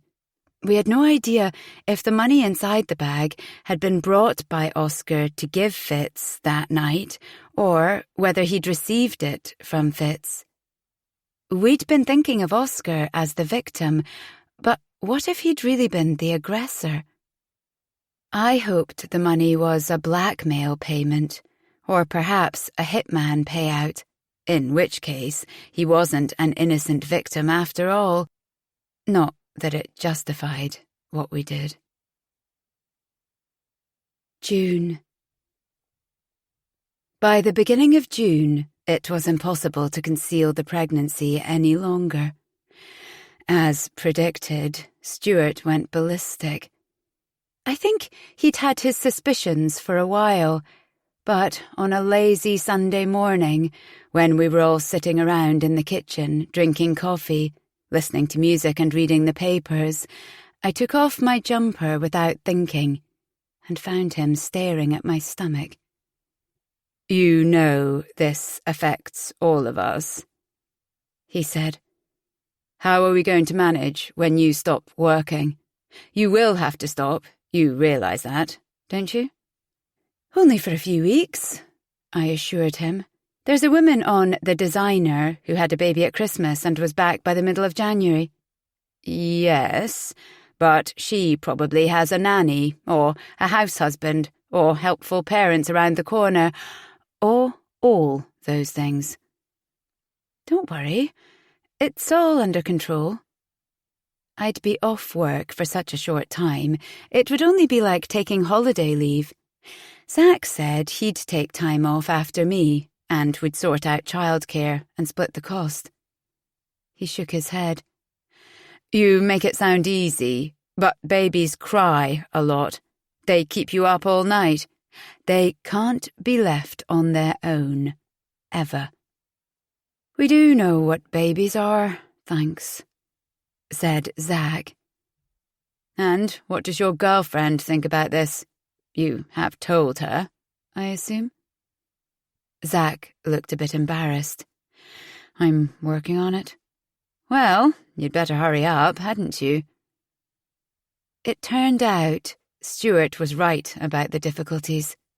When I looked into childcare, it turned out to be horribly expensive and quite hard to arrange. Nurseries had long waiting lists, and childminders were picky about taking newborn babies. "Leave it to me," said Xanthi. "I'm great with babies, and it will fit in with working freelance." "I don't know," said Zach after she'd left the room. "Are you sure we can trust her?" "She'll be fine," I said, largely to convince myself. "She's not as scatty as she seems. Not when it's something important." I caught a strange look in his eyes. I could tell he wanted to say something, but couldn't decide how. "Have you thought that Xanthi might have done it? Killed Bob, I mean." I almost choked on my coffee. "Xanthi? Come on, she's so puny she couldn't punch a hole in a paper bag." "Yes, but how strong do you have to be to push someone downstairs in the dark?" I thought about it. No, I just couldn't see Xanthi doing anything so violent. Remember how traumatized she was when she found Bob? Yes, but that could be because of what she'd done. No, it still doesn't make sense. She was screaming for help. Why would she want to alert us all to what she'd done? Because she needed help, someone stronger to move the body? It felt like a blow to the stomach. You think she used us to do her dirty work? It's possible, isn't it? She had to go to the basement when Stuart asked because it would have seemed odd if she'd refused. Perhaps it was a relief because she'd been waiting for one of us to find him, and no one had. She then made out she'd just found the body. And I'm sure her shock was genuine. Seeing him as a corpse, she was confronted with the full horror of what she'd done. Maybe she'd been hoping he wasn't that badly injured and had walked away. It still sounded far-fetched. I don't know. She's too squeamish to kill a mosquito. He considered this, but then said, "So, I'm not saying she did it on purpose. She might not even have realized she'd killed him. You saw how he was hitting on her, and she pushed him away. Perhaps he tried again later, or perhaps he was angry and wanted to take it out on her. She was trying to get away from him. Perhaps she pushed him away and he lost his footing. And then she walked back into the party as though nothing had happened." He shrugged. "We were all pretty out of it. Would we have noticed if she was behaving a bit strangely? And then there's the money. We searched the house thoroughly that night for the backpack. I looked under Xanthi's bed. It wasn't there then." Something cold crept up my limbs. "Are you sure?" "Of course I'm sure. Think how long she managed to keep the backpack from us. She's an actress. And there's another thing. I know it's minor, but that Tenerife air crash. I looked it up, and neither plane was flying to the UK." I froze, my mug of tea halfway to my mouth. I had to accept it was a bit odd. Maybe they were changing flights. Anyway, you can't always believe what you read in the papers, as we know. Why would she make up something like that? And even if she did, it's hardly on the same scale as killing someone, is it? "No," he conceded, "but it makes me question how truthful she is." The phone call came one afternoon when I was at work. Sometime between booking a photographer for a cover shoot and checking some page proofs, I picked up the receiver, expecting it to be a marketing manager coming back to me with a quote I'd asked for. Instead, it was the police asking me if I could come down to the station and help them with an inquiry about a stolen car belonging to one of my housemates, Stuart Montford. "Am I under arrest?" I asked, reeling. I glanced around, horribly aware of how sound carried in the open-plan office. Around me, people were typing stories, pulling out filing drawers, conducting telephone interviews, and shouting about deadlines. But I felt eyes on me from all corners. "Not at all. You're free to leave whenever you like, but we'd appreciate your cooperation. You're entitled to free and independent legal advice if you want it."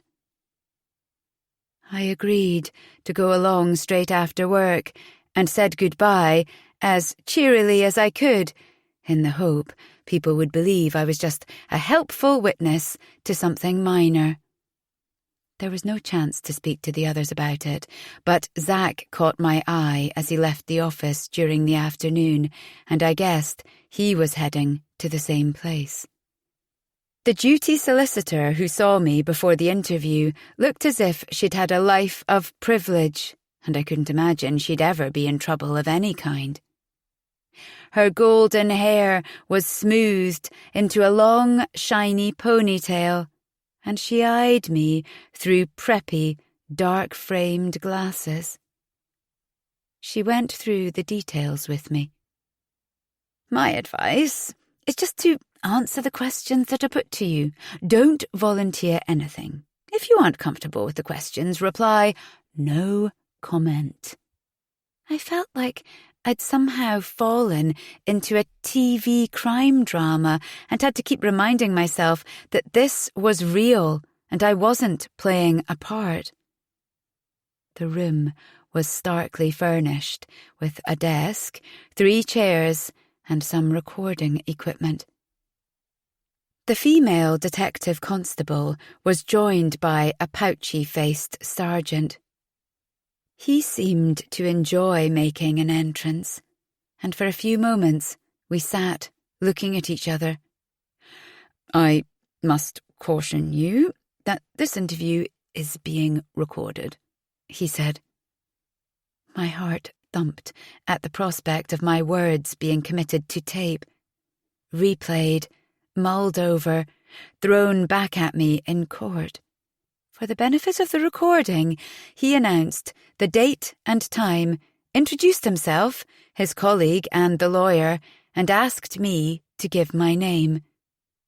I cleared my throat, but the words still came out as barely more than a whisper. "Can you speak up a bit?" "Emily McKinley." "Thank you. We're here to talk about the theft of a car on January 8th, 1989, belonging to Mr. Stuart Montfort." I waited, wondering what was coming next. "We've found the car." "Oh, that's great news. Well done." As soon as the word left my mouth, I realised they sounded too bright and sarcastic. From the expression on the detective's face, it was a bad start to the interview. I heard Stuart hiss in my ear, "You're sounding flippant, Emily. Stop it." The DS continued. "So, what we need to do now is establish who took the car and for what purpose." "I don't think I'll be able to help you with that." "Well, let's see, shall we?" The sergeant asked if I'd ever been to Sandy, and I said I hadn't. I wasn't sure where it was. He unfurled a map and planted his bony finger on it. "It's right here, you see, in Bedfordshire, very close to the A1, about halfway between Milton Keynes and Cambridge. Ring any bells now?"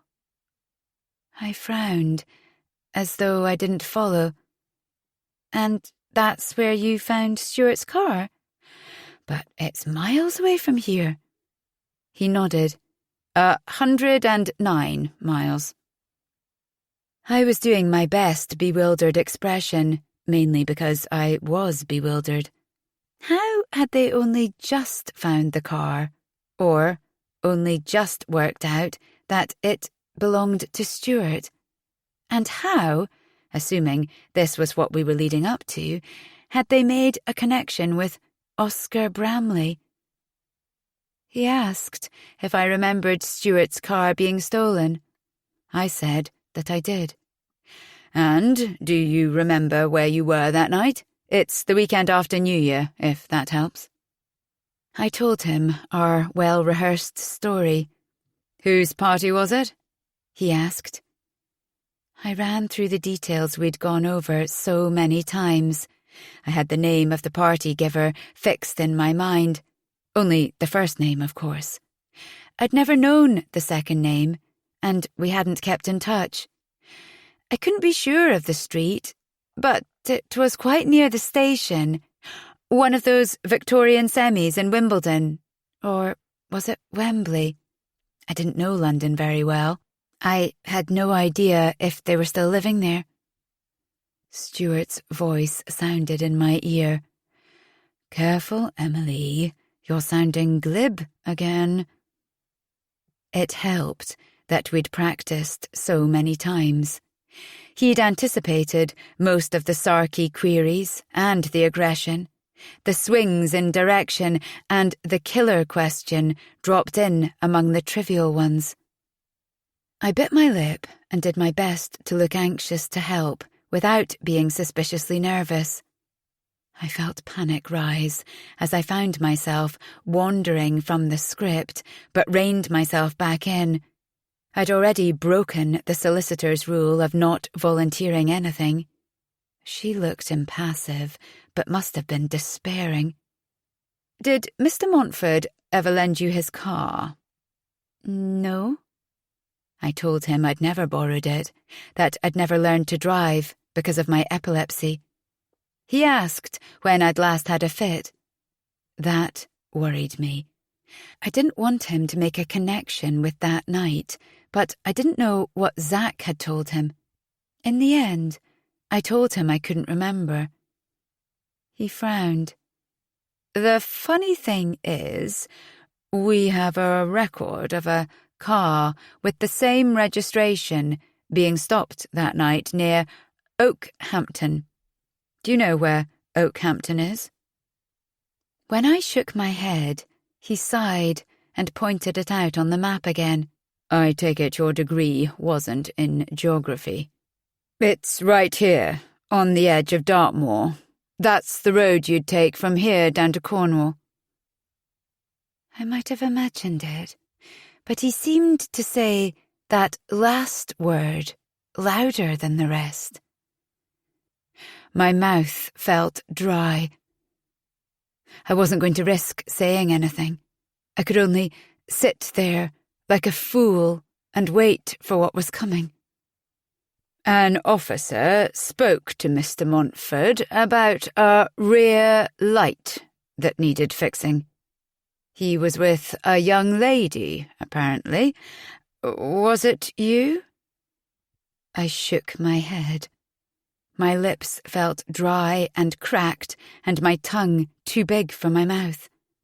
I held out for as long as I could, but in the end I had to lick them. He made a note. "Could you answer the question, please? Don't just shake your head." "No, it wasn't." That policeman who'd told Zack off about the broken light hadn't asked my name. My looks were hardly unusual, and I doubted he'd have taken a description at the time. How many young women with bobbed hennaed hair were out that night? They couldn't be sure it was me. "The officer recalls that she seemed scared. Terrified was the word he used. Why do you think that was?" He was offering me a chance to say I'd been there, but it hadn't been my fault. That I hadn't wanted to help Stuart, but he'd made me. Tempting, but I mustn't fall for it. I swallowed. "I don't know. I suppose if she'd stolen the car, she would be frightened to see the police." He turned his mouth down, acknowledging the point, or letting it go for the time being. "The officer remembers that the driver spoke with an Irish accent." My heart beat fast. "A lot of people do." With a patient smile, he said, "Yes, but Stuart Montford, the owner of the car, doesn't, does he?" "No, but if the car was stolen—" A glint of triumph showed in his eyes. "The description the officer gave us of the driver and the details of the owner don't match.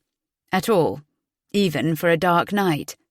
They do, however, match your housemate, Zachary Brooke.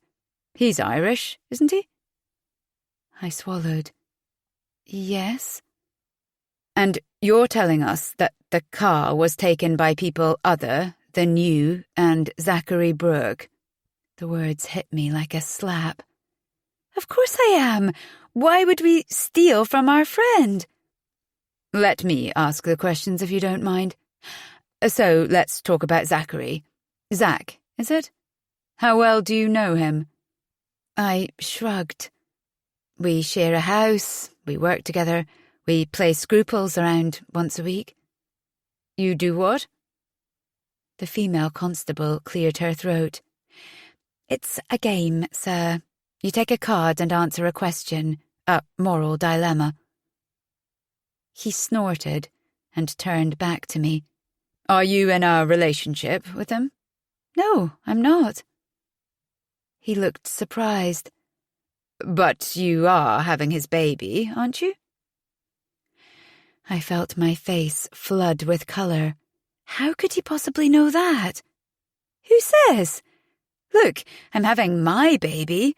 I'm sorry, I don't know what this has... He sat back and folded his arms. I'm assuming you know who the father is. I was tempted to shout that it was none of their business. They couldn't prove anything by it, after all. But then I thought, if they suspected I was lying about that, they might think I was lying about other things. The solicitor put a hand on my arm. My client's not obliged to answer that question, unless you can explain what relevance it has to your investigation. The DS shrugged. We'll leave that for the moment, then. Do you know how much the car was worth? I don't know anything about cars. He sighed. You don't know much about anything, do you, Miss McKinley? It all seems rather convenient. Well, let me tell you that the car was worth nothing at all, which makes an insurance scam rather improbable, doesn't it? Reluctantly, I agreed that it did, assuming the scammer knows about cars. It was then that he produced a clear plastic bag, which he introduced for the benefit of the tape as Exhibit CLJ/1.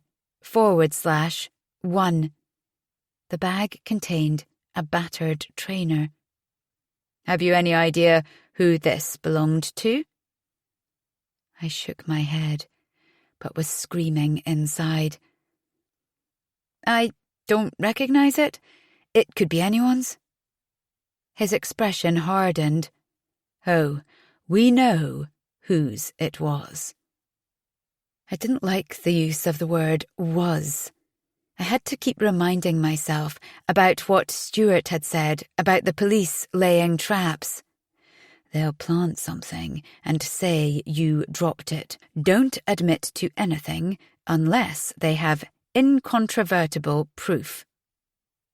I shrugged, as if to say, I'd like to be more helpful, but wasn't able to. I had to keep it together now.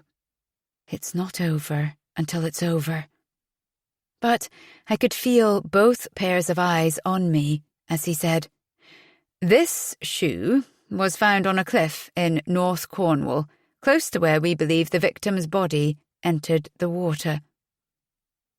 He placed Exhibit CLJ/2 in front of me, a photograph.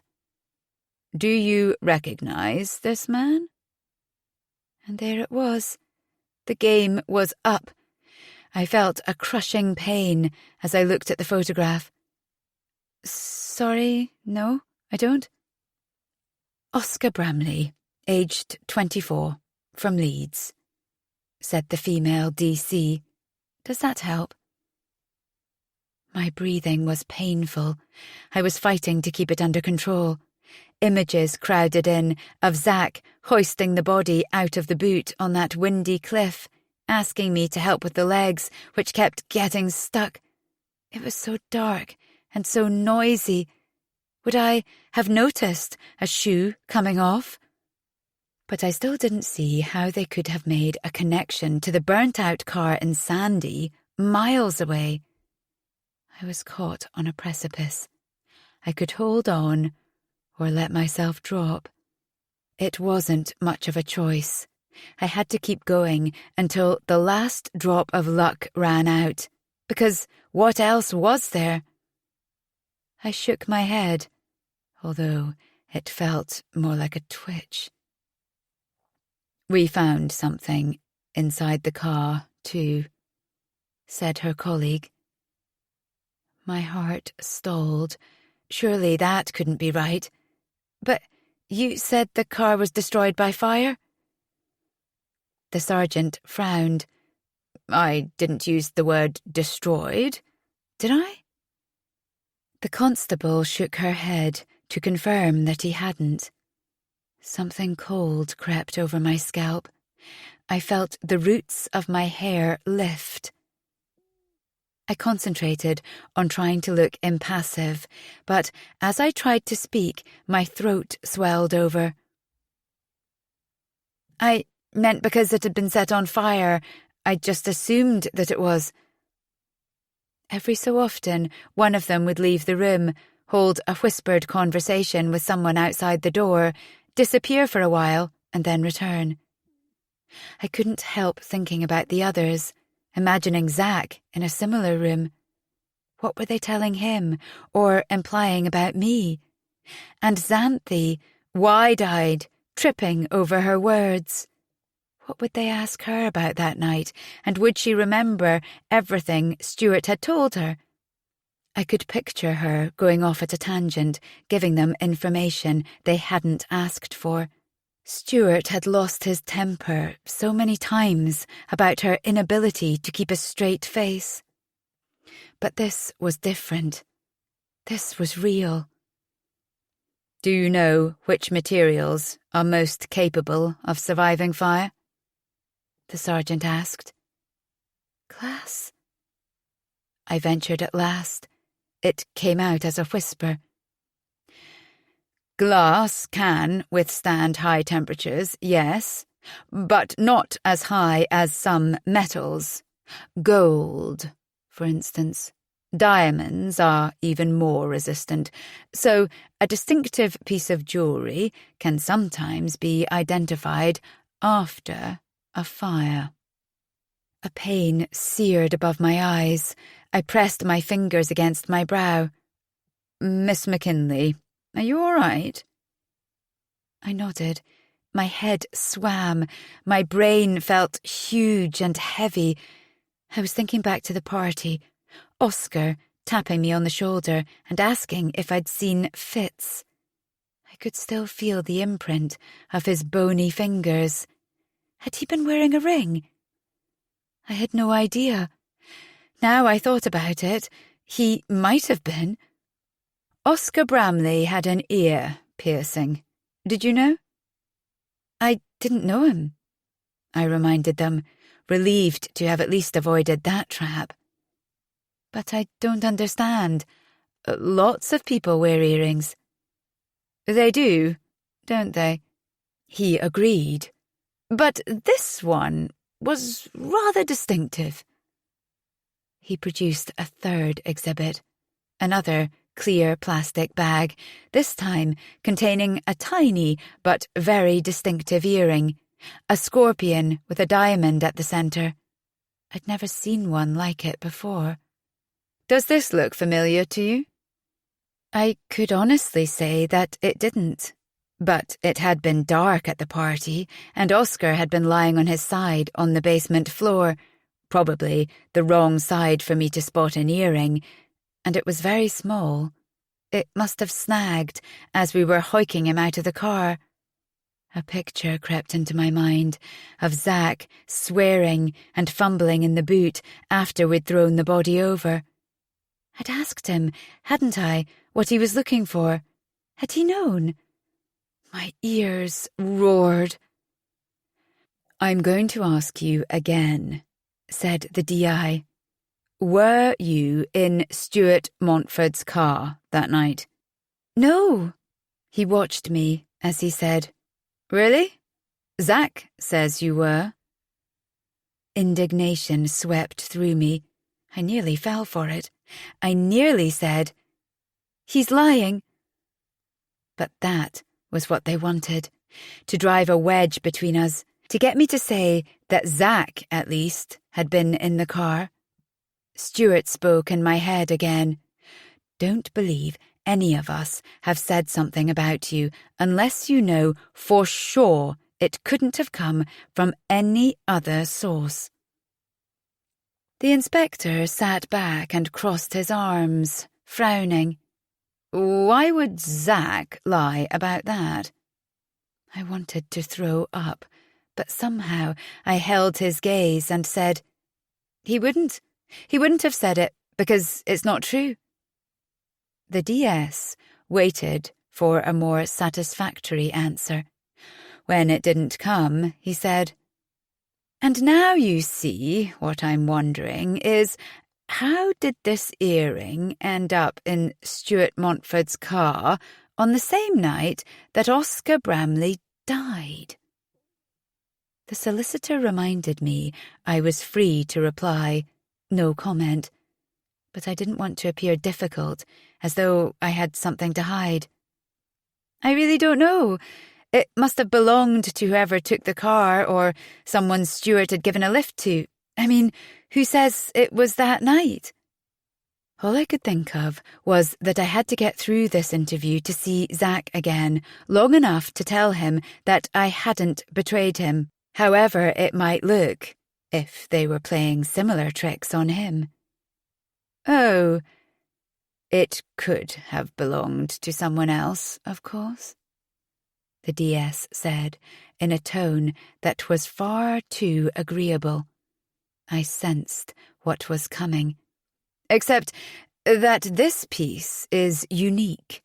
Oscar Bramley had it made. We've had it confirmed by the jeweller. And we know he was wearing it the day before your New Year's Eve party. You do know he was at your party, don't you?" I swallowed. "Was he? I don't remember him." They both stared at me, watching my expression. I could only turn up my hands in a helpless gesture. "I don't know. There were so many people. Perhaps he was there and saw the car and came back a few days later and took it." Their faces told me they didn't believe a word of it. And then a change in direction took me by surprise. "How long have you known Mr. Montford?" This was easier, but my words weren't coming out as smoothly as I wanted them to. "Since last summer, the beginning of the training scheme." "How would you describe him as a person?" I didn't think I'd better mention scruples again. "Good. He's kind, honest, works hard." I talked about Stuart's consideration for others, how he was rigorously fair when it came to sharing the bills and other household expenses, the way he took on responsibilities, like emptying the bins without making a deal out of it, and the way he'd given us lifts when he'd had the car and never quibbled over petrol money. I stopped, wishing to hell I hadn't brought up the car, but the officer motioned for me to go on. I recalled the way Stuart cried over Kramer versus Kramer during one of our video nights, how he'd dived across the room to stop Xanthi being electrocuted when she tried to hook her toast out of the toaster with a knife, the way he'd begged Imogen not to lean over the balcony because he thought it was dangerous, and the way he'd stayed up all night trying to catch a mouse under a mixing bowl because he refused to set traps. Unmoved, the sergeant asked, "Would you say he was easy to live with?" "Yes." Everything was relative, after all. "I mean, he's a bit particular about some things, but we're used to him." "Does he have a temper?" I tried to think what Zack would have already told them. He might have mentioned the episode when Stuart broke the door and bust Zack's lip. In the end, I told them Stuart had fallen out with people a couple of times that I was aware of, but they'd always made it up afterwards. It's just that he sets high standards for himself and gets disappointed when other people fall below them. He looked at me, thoughtfully. "What do you know about his past?" I knew what he was getting at. "Look, I know about his sister," I said. "It didn't happen the way people said. It was an accident. She was swept off the rocks." The police exchanged glances. "His sister?"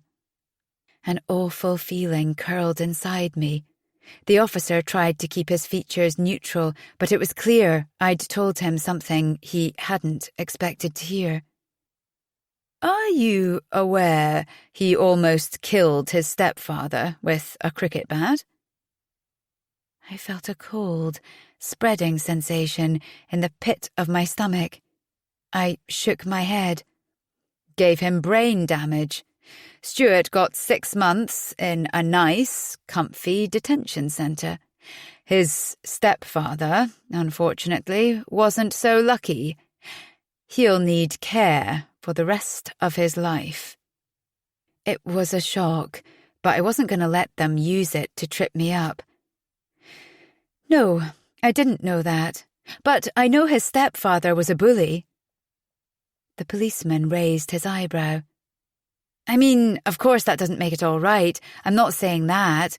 But Stuart doesn't lose his temper without a lot of provocation." The sergeant's expression took me by surprise. It looked like concern. "I have daughters the same age as you," he said. "All I'm saying to you, Emily, is be careful. I wouldn't want them sharing a house with Stuart Montfort."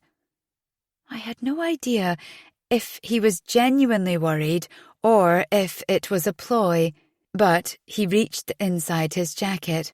"I'm going to give you my card. If you have any reason to be concerned, give me a call." Something in his tone made my hand shake as I took the card. I couldn't shift the sick feeling inside me and wondered if I could make it out of there in time to get to the bathroom. As I got up to go, he said, "Just one final thing about Stuart. You do know Montford's not his real surname, don't you?" I couldn't help myself.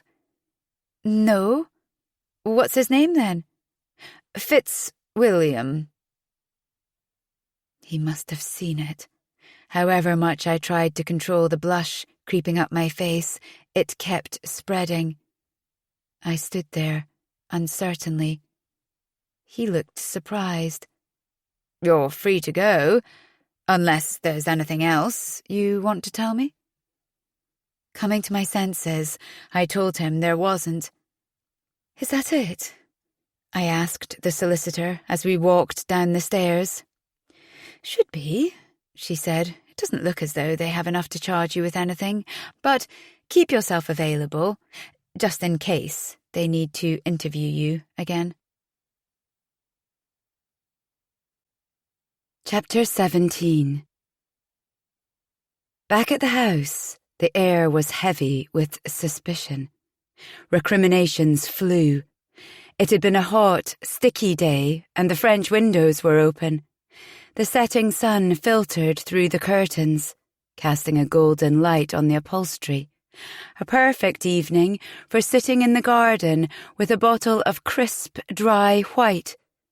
Instead, we huddled on the sofas with the windows closed, consuming a late dinner of crisps we'd grabbed at the petrol station. None of us had eaten, and we were all ravenous, but there had been no time to buy anything to cook. Stuart insisted on a full post-mortem, picking over what everyone had said. "I can't believe you thought it was okay to tell them I was having a baby with Zach," I said to Xanthi. She looked anguished. "I'm sorry, but you didn't have to tell them I kissed Oscar." "That was me," said Zach. "For your benefit, to explain any trace of him on your clothes. But you didn't have to mention the dog, did you? You know it was an accident. I told you I was sorry." "Sorry?" She looked up at the ceiling and shook her head, as though it was pointless talking to him. He turned to me. "And did you really have to tell them about the sect?" Xanthi was crying softly, smudging her eyeliner. Imogen just sat quietly in the wing chair, looking perfect, almost frighteningly composed. I had no idea what she was thinking, but I knew she wouldn't take the blame for any of us, not after the way she'd been deceived. "Playing with fireworks," said Stuart. "That has to be one of the stupidest—" "I wasn't playing," I said, wondering how something I'd done at school had even come up, and if I had the energy to go through it all again. That boy was laughing at me because of my fits, asking if I was about to throw a wobbly. I'm not proud of what I did, but I didn't think. I just picked up the firework and threw it at him. I didn't see what it was. His face twisted in incredulity. "But you don't have fits, and how could you not realize what it was?" It was the way I'd always remembered it. But hearing Stuart say those words, I wondered if maybe I had known all along, and just for that microsecond I'd chosen not to know. "And you two both assured me there'd be no more surprises after the broken light," said Stuart. "You promised me you'd made sure nothing was left in the car. But then it turns out not only did you miss one glaring item, but two." I'd had enough of questions being thrown at me. "Fine, but why didn't you tell us your real name?" The others rounded on him. "After all you said about mutual trust and telling each other everything," said Zach. "The way you lost it when you found out about the busted light, and yet all along you were lying about who you really are. So, tell us, was Oscar Bramley looking for you that night?" Stuart gripped the sides of his head. He looked done in after all the police questioning, but I couldn't feel entirely sorry for him after the way he'd deceived us. There had to be a reason. "No, he wasn't. And Fitzwilliam isn't my name. It's my stepdad's. I didn't mention it because I knew you'd jump to this conclusion, and it's the wrong one." "Is it?" Xanthi said. "You've been in prison, Stuart. You didn't think we had a right to know that?" "It wasn't a prison. It was a young offender institution." He threw his hands up. "I didn't kill Oscar Bramley, all right? For God's sake, I didn't know him. I never set eyes on him before that night. Emily, you must remember, I spent all night talking to you." I swallowed. "Not all night. Not before midnight." The skin round his eyes looked tauter than ever. "Come on, you can't think." My chest was tight and painful, but I had to hear his answer. He slumped. He was pressing his fist against his mouth, as though he was afraid he'd say something he regretted. We waited. "All right," he said at last. "I changed my name. Or, rather, I went back to using my own name, the one I was born with. My father's name. I refused to use my stepfather's after everything he'd done." He started to describe his stepfather, as he'd done for me that time I'd been in his room. Zach gave an impatient snort. "You smashed his skull with a cricket bat. How many times did you have to hit him for that to happen?" I felt Stuart's body stiffen beside me, and was glad to be surrounded by other people. I shifted in my seat. He'd obviously lost it with his stepdad. I remembered the ferocity with which he'd attacked Zach just for teasing him. He must have done so again with Bob Oscar. He could do it again at any time. He shouted, "I've been over and over this with the police." My God, you're as bad as they are. Emily knows why I did it. She understands, don't you? Go on, tell them. I cleared my throat. I'm not sure I'll get the details right. It might be better if you told them yourself. The look Stuart gave me was one of disgust. I suppose he thought his story had mattered to me so little I'd forgotten it. But after all, I had promised to do just that, and it was probably better than admitting I hadn't been listening. No one interrupted him this time. I told my mother I hated that school. She didn't listen. Said I should stick it out for a bit longer and that teasing would stop. At the beginning of my second year, she drove me back, although I was crying my eyes out, pleading with her to turn round. She didn't seem to care that she was delivering me into their hands. She was so determined not to listen, she turned the radio up. No one knew what to say, so we just let him talk. I thought, I'm not having this. She might be happy to let him control her life, but he's not going to dictate mine. So I kissed her goodbye and went in the front door of the school and ran out the back. I walked 5 miles to the station and took the next train back home. I was going to say to her, "You can't make me stay there." It took ages to get home, but I thought, when I did, she'd understand that I wasn't just being difficult. She'd see how determined I was. But as soon as I let myself in the back door, I knew something was wrong. You could always feel it when Paul was angry. The air was heavy with danger. The downstairs rooms were empty, but there was blood on the stairs. Something crashed above my head, and I heard her scream. "Your mother?" "No, Skye, my sister." I crept up the stairs.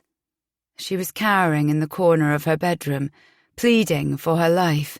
He was wielding his belt. I hadn't realized until then what was going on, although I had seen bruises on her arms, and there was an occasion when she'd said she'd walked into a door. I suppose he must have timed his attacks for when I was at school. "What did you do?" I only had a split second to think. Her eyes met mine, and he turned round. I still had my cricket bat in my hand. I brought it down on his head. I felt cold all the way down to my fingers. "Couldn't you just have shouted at him to stop?" I asked. He looked at me disbelievingly. "You think I didn't think of that?" I've replayed that scene so many times in my head. But if I hadn't stopped him, he'd have done it another time, and then another. And I'd have been at school, so I wouldn't have been there to do anything about it. He crumpled. I didn't think I'd hit him that hard. But the way he looked at me as he registered what had happened, I could see he was going to get me back. He lunged at me and kicked the bat out of my hands. He was a strong man, and he was furious. We both dived for the bat. I knew I wouldn't get a second chance. "And so you hit him again?" prompted Zach. Stuart kneaded the skin above his eyebrow with his fingers. "No, Skye got there first. She picked up the bat and hit Paul to stop him killing me. I don't know how many times.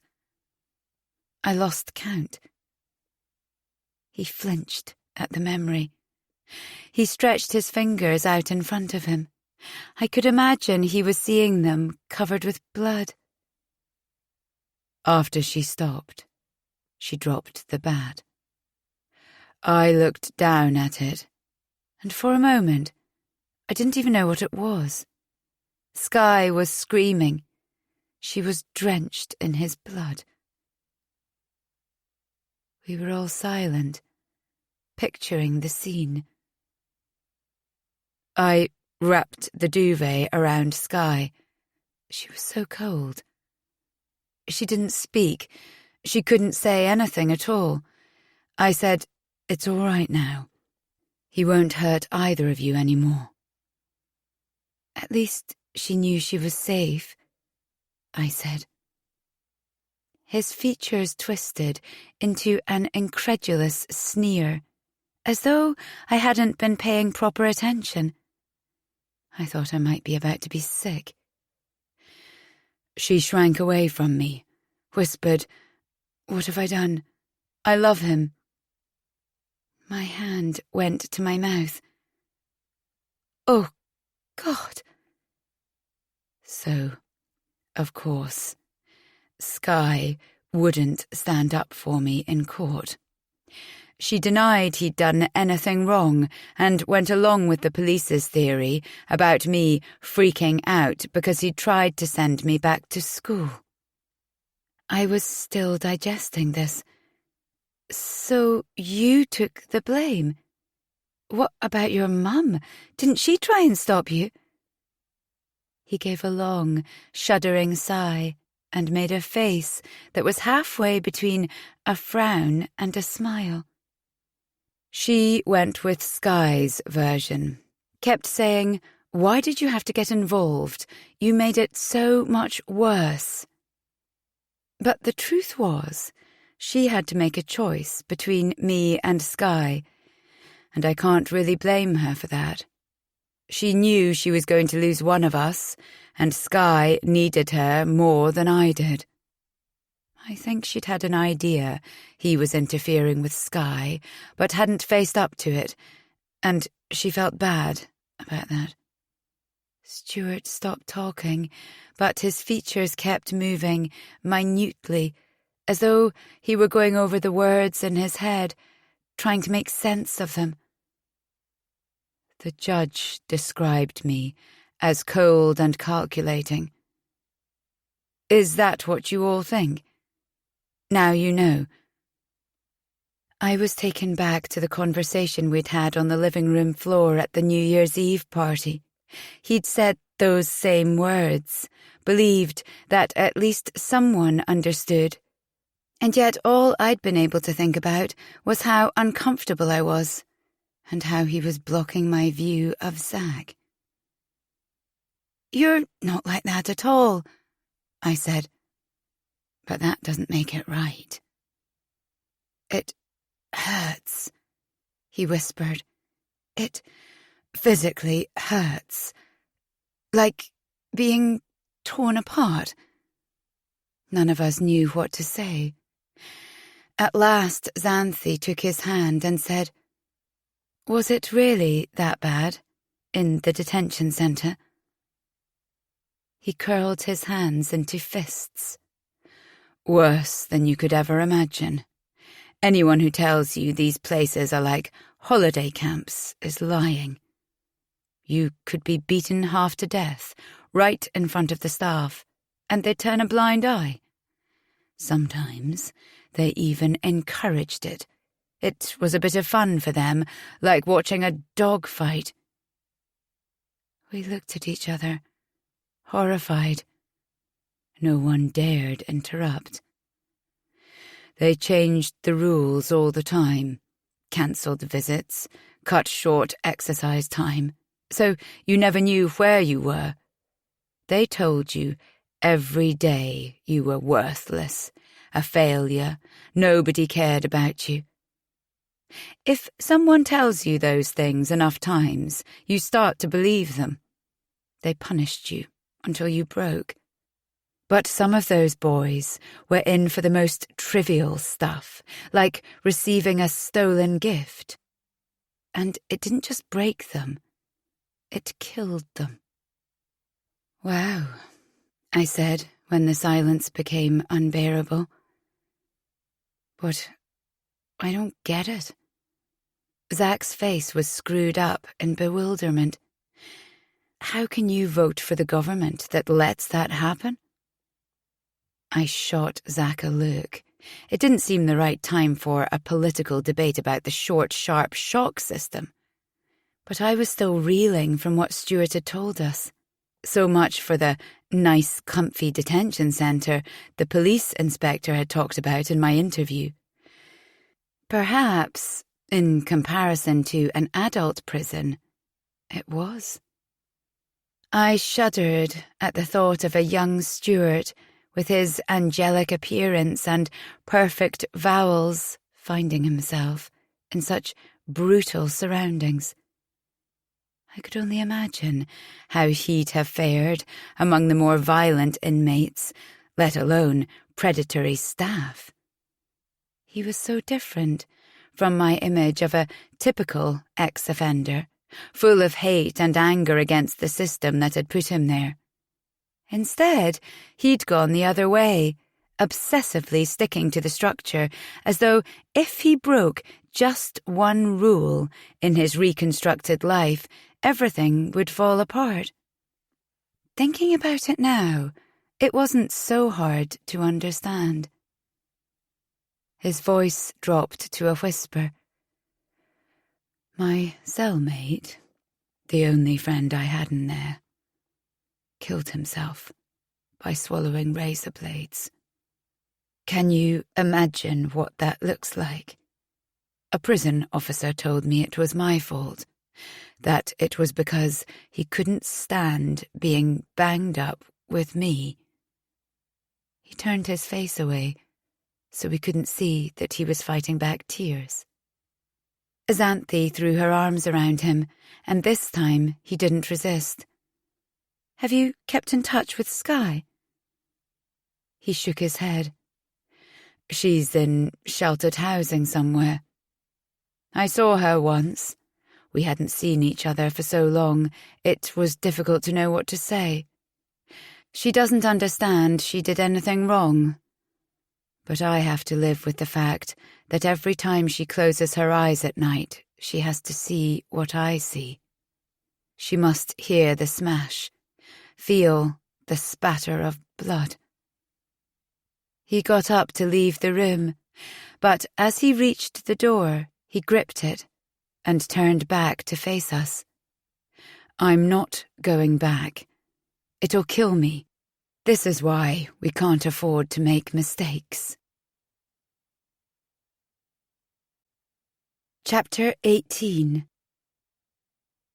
After a stomach-churning few days following the police interviews, I began to think perhaps the solicitor had been right, and, despite their suspicions, the police didn't have enough evidence to charge us.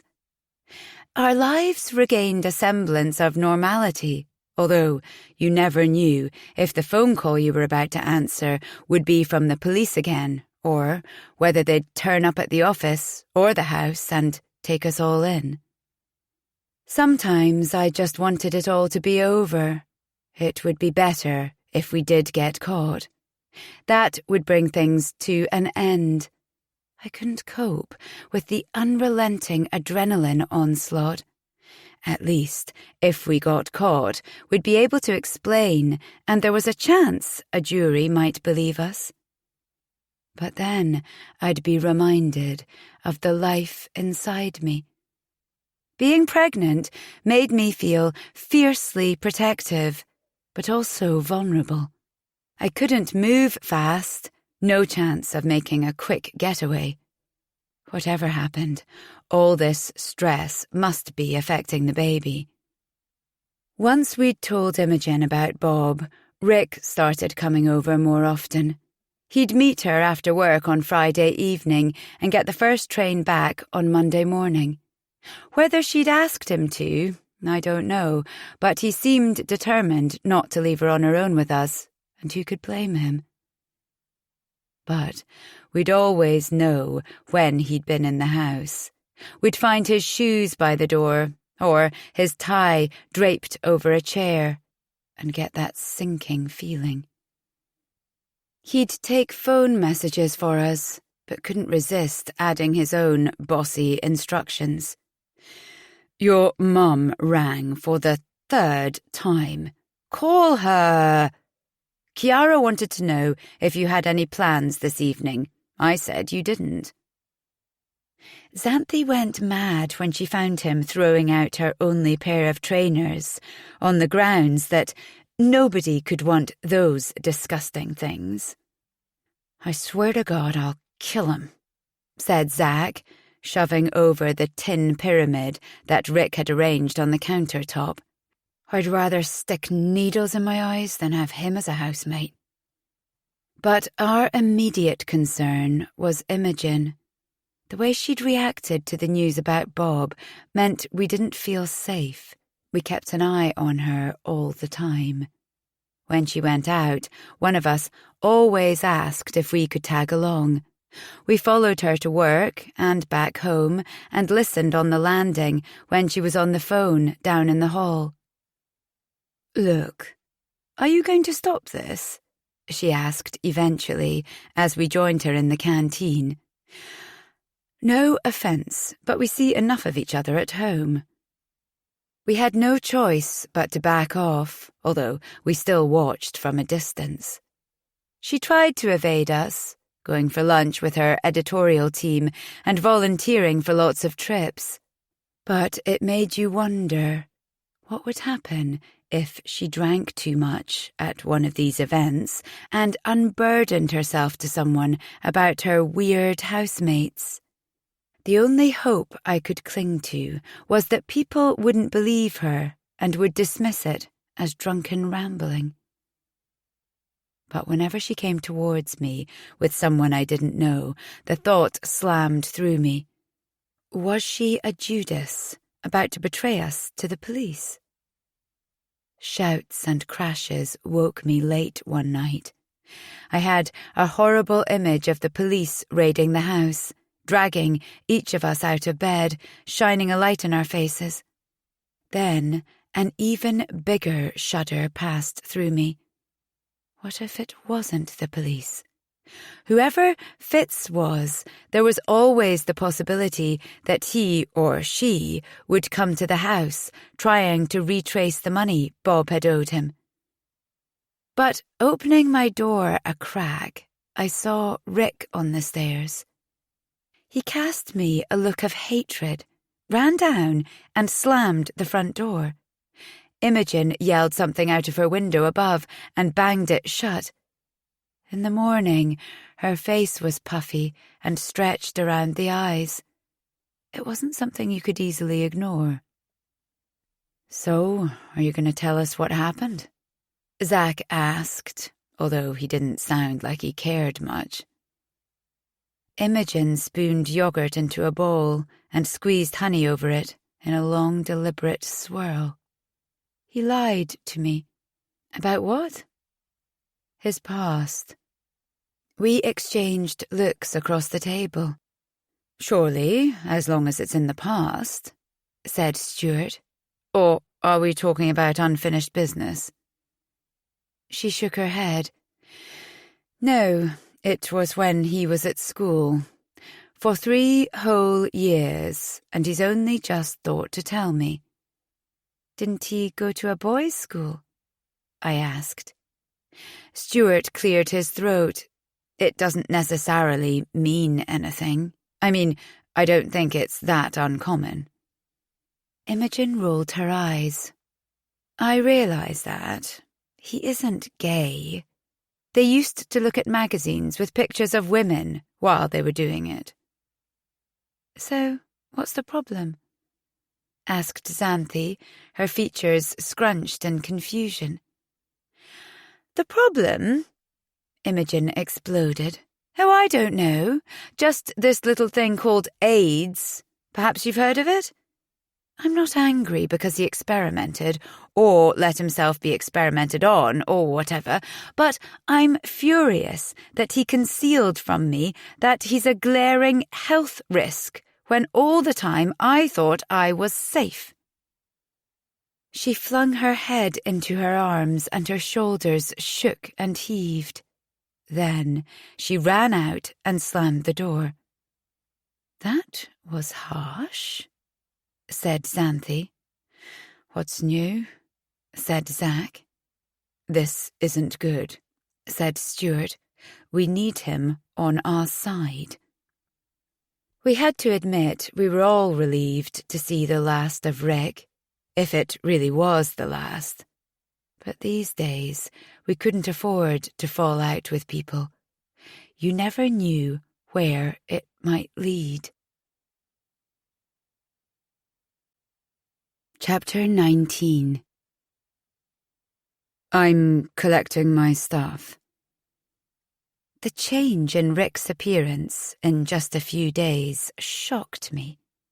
He was unshaven, and instead of his usual sharp style, he was wearing tracksuit bottoms and a rumpled t-shirt. He looked as though he hadn't slept in weeks. But he mustered his usual condescending smile. Right, Imogen's not... I know. She said it would be fine. I won't be long. I stood back to let him past, remembering the time he and I had been on our own in the house and he'd discovered the new-look basement. It seemed a long time ago now, and I was reassured by the presence of 3 others in the house this time. But I still found it hard to trust him. He put his head in at the living room and nodded at Zack and Stuart. "Hey, how are you?" asked Zack, barely disguising his surprise. "Good. Hope I'm not interrupting anything." I stood watching him as he went up the stairs, but he turned and gave me a withering look. "I know my way, thanks." I went back to watching a video with the others, Midnight Express, which, on reflection, wasn't a good choice. "How much stuff did he leave here?" Stuart asked after a while. I never saw him bring much with him at weekends. Above our heads came a series of dull thuds and the sound of furniture being trundled around. I could imagine Rick sliding open drawers and rifling through wardrobes. He was obviously looking for something. Zack shrugged. I don't envy him trying to find anything in that mess. "Do you think we should make a note of what he's taking?" Stuart asked. "Imogen won't be too pleased if she comes back and finds he's gone off with something of hers." Eventually, we heard him coming down the stairs. Stuart popped his head out of the door. "Were you looking for something?" We heard Rick's terse reply.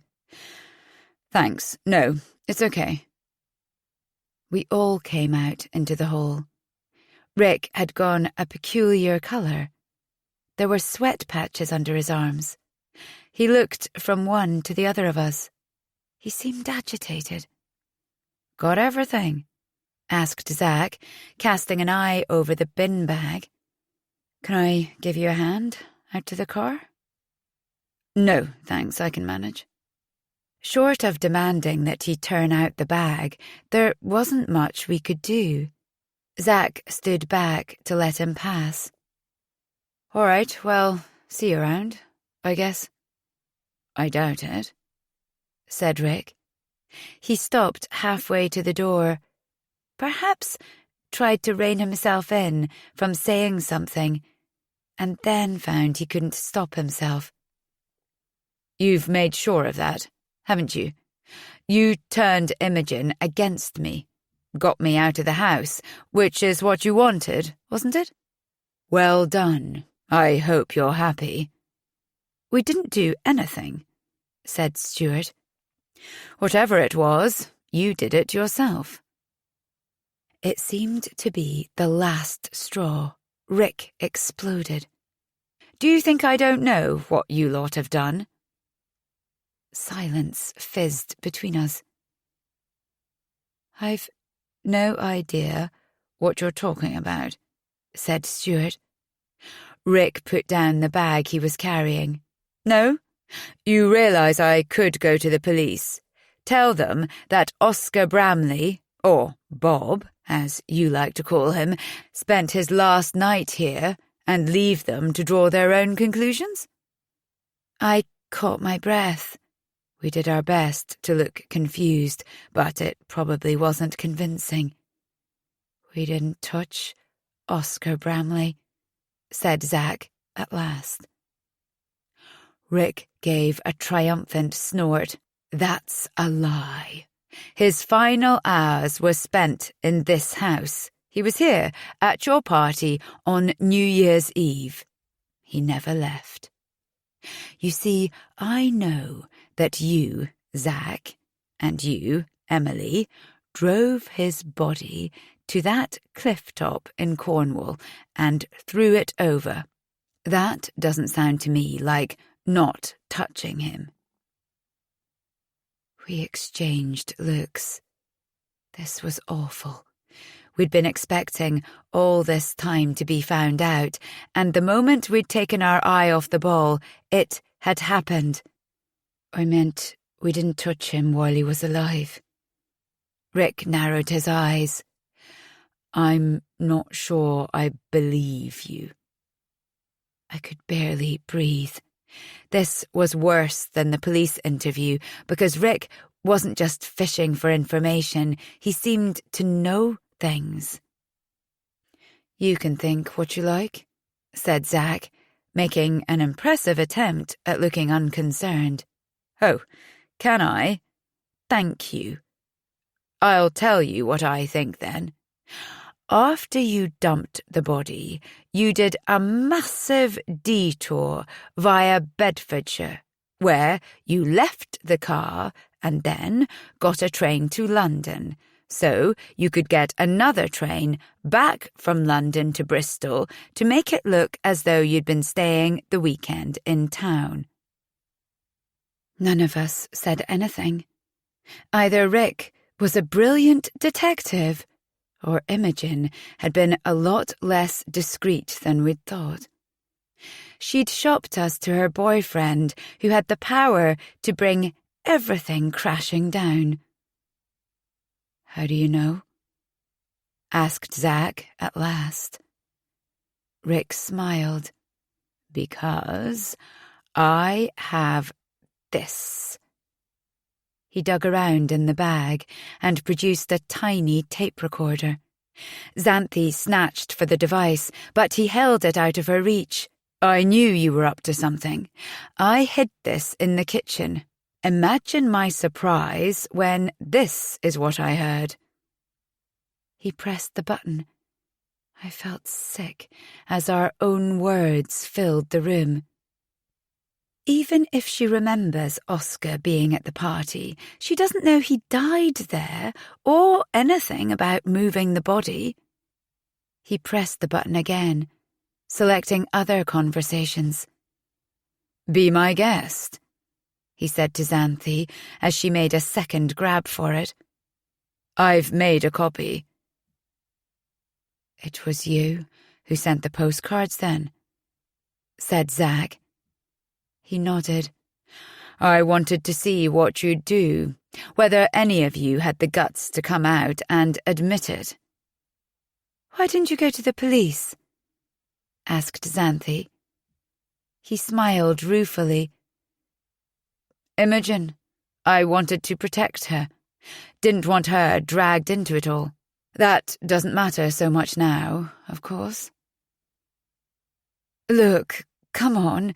You know we didn't kill anyone," said Stuart, his voice breaking with emotion.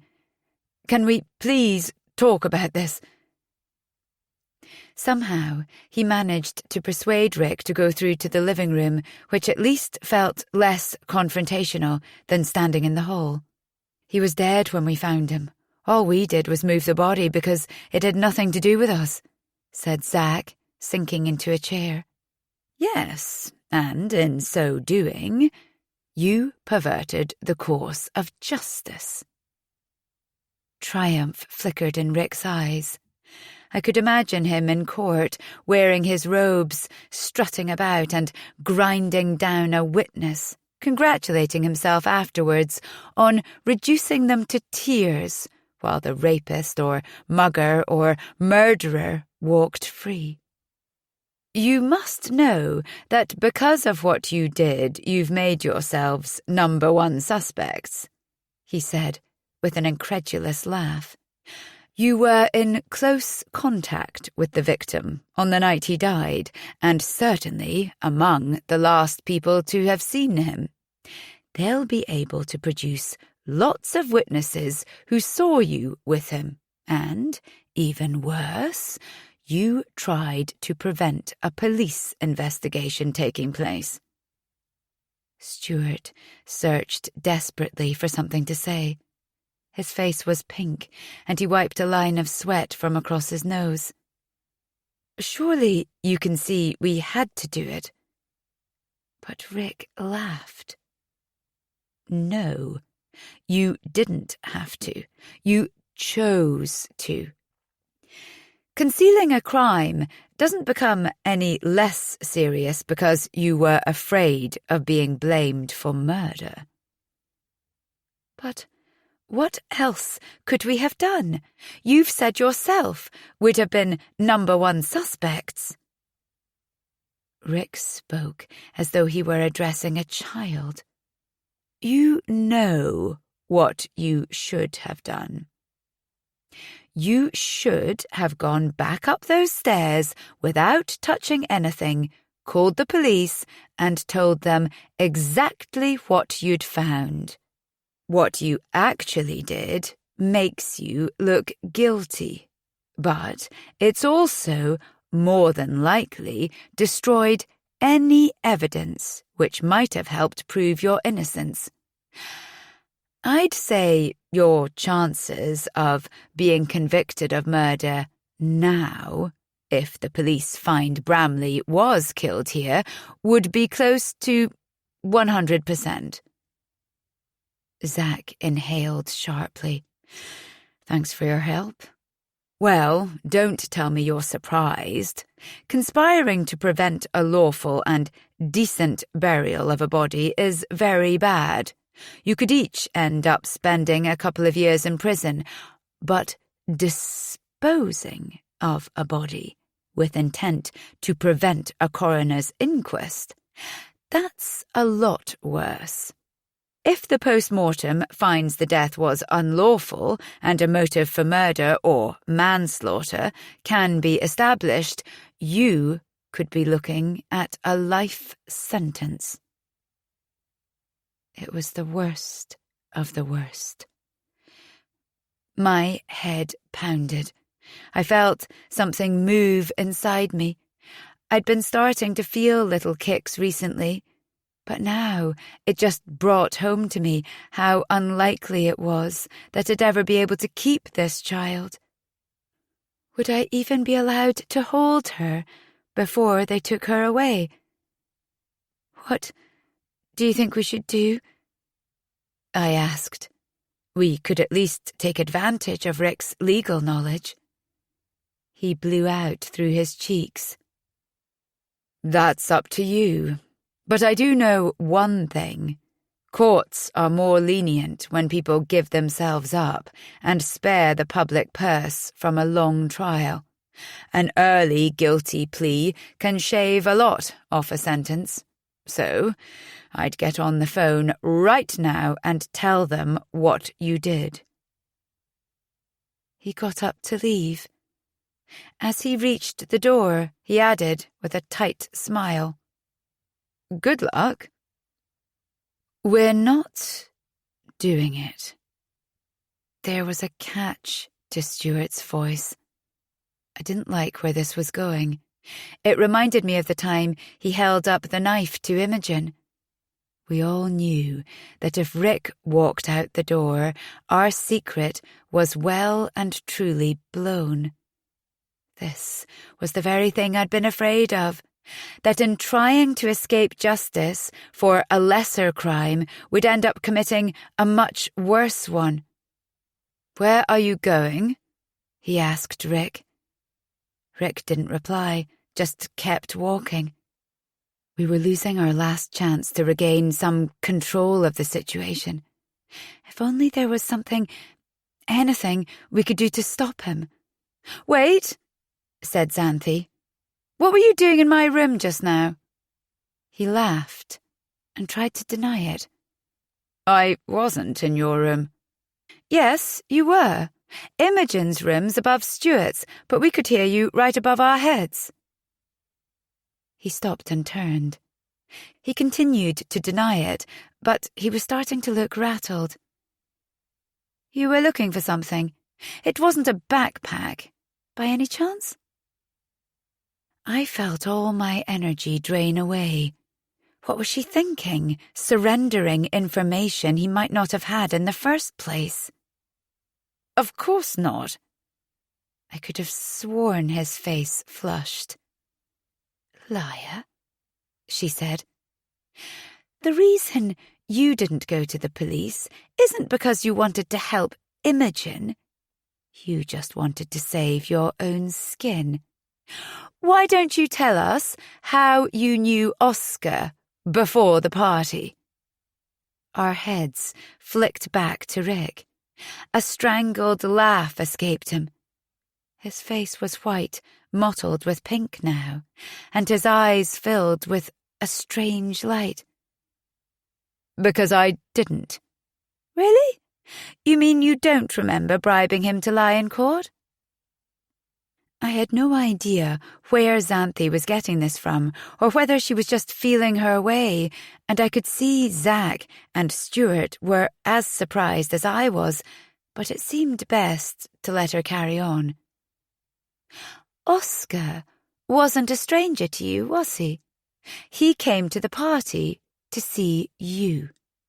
"No, you're mad. You've got that wrong."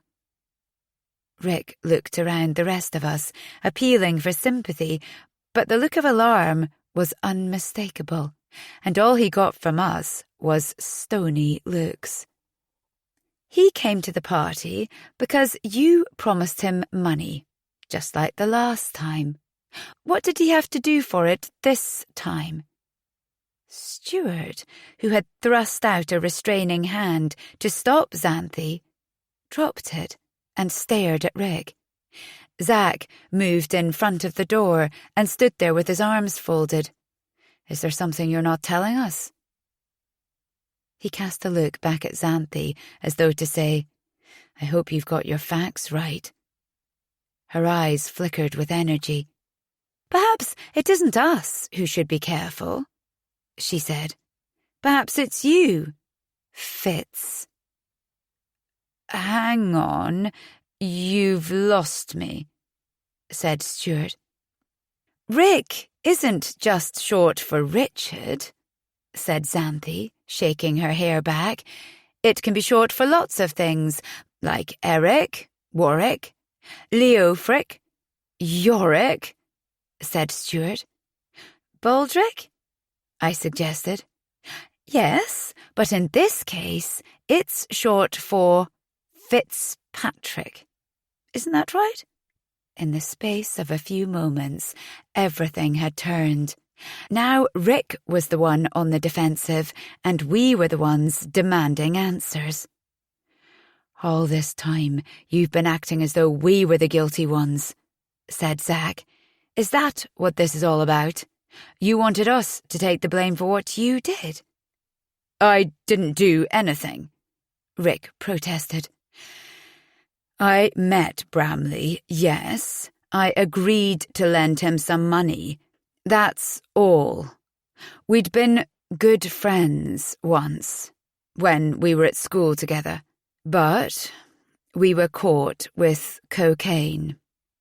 He got thrown out. I was allowed to stay on. Since then, our lives took very different paths. A few months ago, he got in touch, out of the blue. I couldn't turn my back on him. I felt sorry for him, the way things had turned out. After I gave him the money, I went back to the party. Whatever happened to him afterwards has nothing to do with me." "You'll have a hard time convincing a jury of that," Zach said. There was a moment when I thought Rick might run for the door, and a moment when I thought he might hit Zach. But in the end he said, I only wanted to help him get back on his feet. Zach scoffed at the poor choice of words. That's just it, though, isn't it?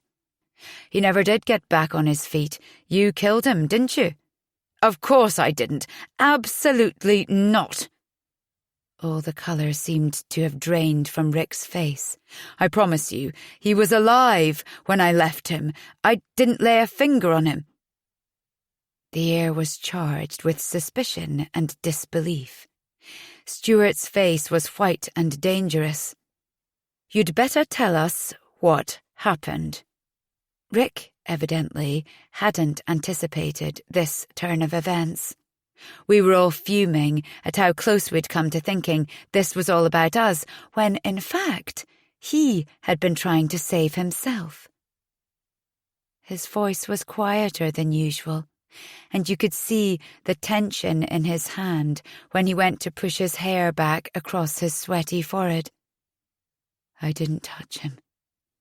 Come on, think about it. I was only with him a few minutes. The time it would have taken to go to the toilet and get another drink. I went straight back to Imogen afterwards. Don't you think she'd have noticed something different about me if I'd just killed someone? He stopped, as though something had just occurred to him, or he'd just remembered it. And I'm not the only one who knew Oscar, am I? He pointed his chin at Xanthi, who looked down at her knees. Her hair curtained her face, but her hands were shaking. I inhaled until I thought my lungs would burst. I didn't hurt him, she insisted. All I did was put him in touch with you, Rick. What you did was much worse. I had no idea he'd come to the house, or that it would lead to this. Why in the world didn't you tell us you knew him? Stuart demanded. Xanthi turned her large green eyes on him, because what would you have thought? You'd have jumped to the wrong conclusion. Or the right one? She clutched her head in her hands. He and I both lived in this squat. After we were evicted, we had nowhere to go. We were practically starving. But while he was on the streets, Oscar was questioned about a murder case. Someone offered him money to lie in court about something he'd seen, a man coming and going from a flat across the road from where Oscar used to sleep. It was a lot of money, enough for us to pay a deposit and the first month's rent on a room somewhere. Those few weeks gave us the chance to sort ourselves out.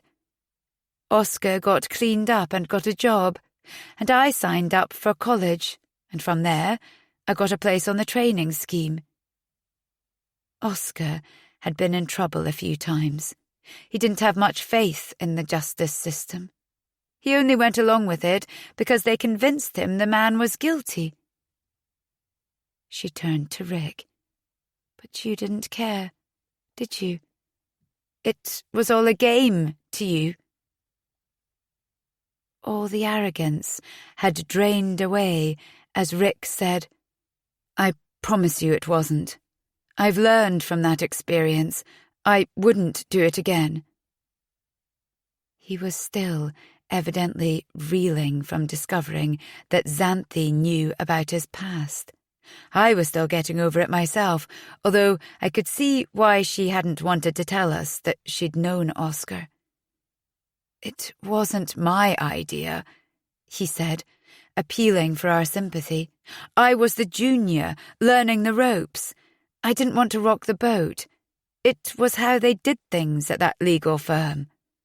The way it was put to me was that they were 100% certain the accused was guilty, and if he got put away, the case would be closed and everyone would be happy.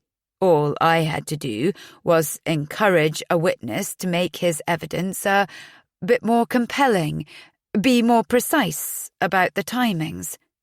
I wasn't totally comfortable with it, to tell the truth, but I wanted to keep my job. I'd worked so hard to get it. He looked round, desperate to make us understand. If I'd blown the whistle, no one would have believed me.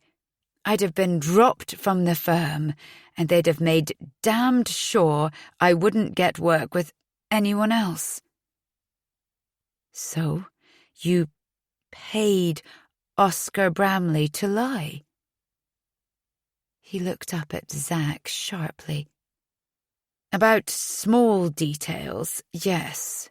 Just to prove that the murder could have been committed in the time frame. And so you were the golden boy for winning the case, said Xanthi. Except you were wrong, weren't you? That man was innocent. And thanks to you, the investigation was closed, and the real killer was free to go on and kill Lily Ambrose, the woman who lived in the flat Emily moved into. Wow. And you thought we were despicable. Rick at least had the decency to blush. You've no idea how bad I feel. I believed he was guilty. It was my first big case. It was so important for me to win. Was it really? I asked, unable to contain my anger any longer. More important than a girl's life? His expression hardened again. Come on, you know how it works. Lawyers can only do so much. All they do is present the evidence. It's the jury who decides if a person's guilty and the judge who passes sentence. Yes, but in this case, the evidence was false, I pointed out. He shut his eyes and nodded. It turned out that after being convicted of killing Lily Ambrose, the killer had confessed to several other murders. Oscar was horrified, said Xanthi. He felt partly responsible for Lily's death, and he lived in fear of being picked up by the police and sent down for perjury. It had a huge effect on him, sent him back into that downward spiral. He was looking over his shoulder all the time, injecting himself with all sorts to help him forget. It really messed him up. But the lawyers must have been terrified too, because if he told the truth, they'd all find themselves in prison. So, Oscar threatened to spill the beans about the bribe, said Zack. Rick nodded. I've no idea how he'd managed to track me down. He said he wanted more money in return for keeping quiet. A lot more. And you didn't see that coming? Zack shook his head in disbelief. I thought lawyers were clever. Rick acknowledged the point with a wry smile. I didn't want him coming anywhere near our offices. Thought it would work best if I met him in a crowded situation like a party where we'd be quite anonymous. But why would anyone take Oscar's word against yours? I asked. Why didn't you just take the chance that nobody would believe him about the blackmail? Surely, if the worst came to the worst, you could get yourself a good lawyer. He shook his head. Bramley had the whole thing on tape. Ha! So you know how that feels, said Zack with a bitter grin. He turned to Xanthi. When you realized who Rick was, you decided to help Oscar get back at him. She shrugged and nodded. For a cut? Yes, but it wasn't just about the money. Oscar was good to me. I wanted to help him. I never thought it would lead to this. Honestly, I didn't. I had no idea he'd come to the house. She was looking for assurance that we understood, but none of us knew what to think. But none of this explains how Oscar died, said Stuart. "There's something you're not telling us. Which one of you took the backpack?" "You know I didn't," said Xanthi, her voice full of hurt. Our eyes turned to Rick. He looked wretched. "Of course I didn't. I'd just given him the money. Why would I take it back?" "Perhaps you changed your mind," I said. "I promise you, I didn't think anything of it. Just closed the cellar door and came away and rejoined the party. I assumed Oscar would wait a few minutes and then come out too and go home." "And you spent the rest of the night with Imogen?" "Yes." "You'd better hope she backs you if this comes to trial," said Zack. Rick glared at him. "Well, that's the thing, isn't it? We'd better back each other." I couldn't believe his arrogance. "We don't owe you anything. You tried to pressure us into going to the police because you knew there was a good chance we'd get charged with murder." "No, you're wrong. I just wanted a bit of bargaining power, that's all. If I'd wanted to, I could have gone to the police any time since I heard that recording." "Then what do you want?" I asked. "You know we don't have any money." A glimmer of hope returned in his eyes.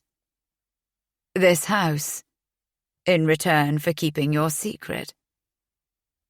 He stumbled backwards as Stuart ran at him. He seized Rick by the throat. "Get out." Chapter 20. After I'd made the decision to keep the baby, I went back up to Scotland for the weekend and broke the news to my parents.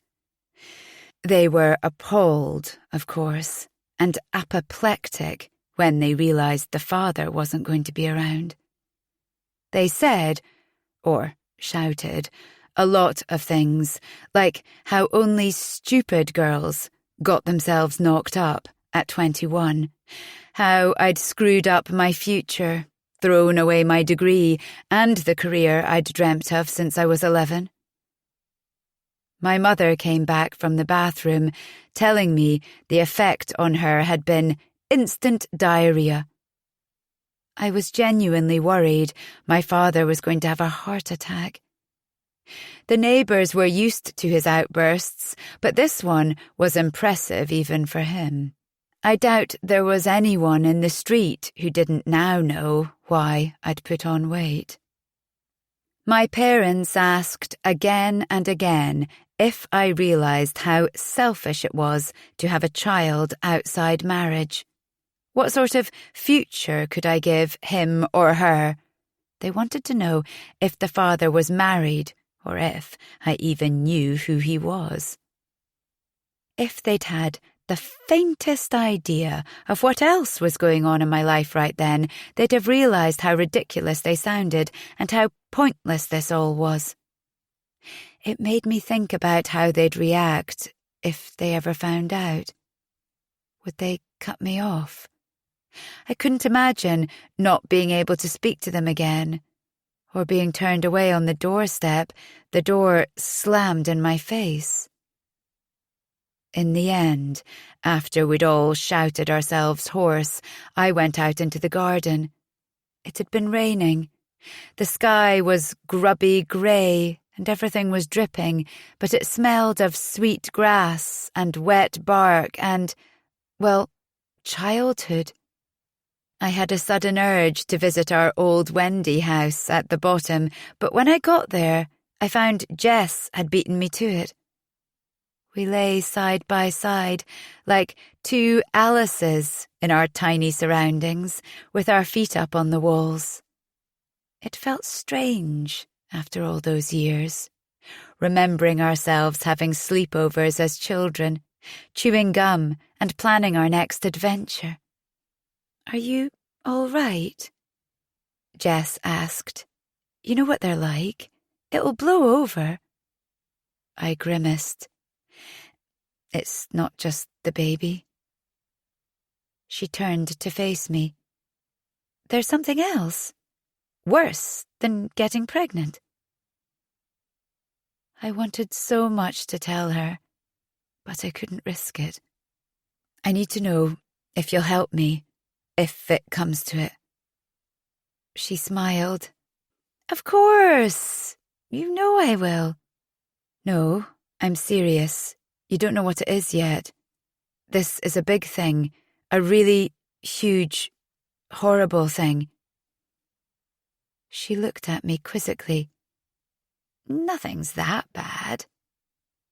Then, seeing my expression, she said, or maybe it is.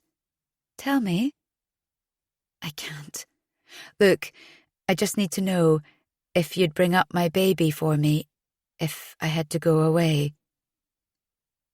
Jess laughed. You'll manage. Everyone does. Wait. You're serious, aren't you? The thing is, I don't want her taken into care.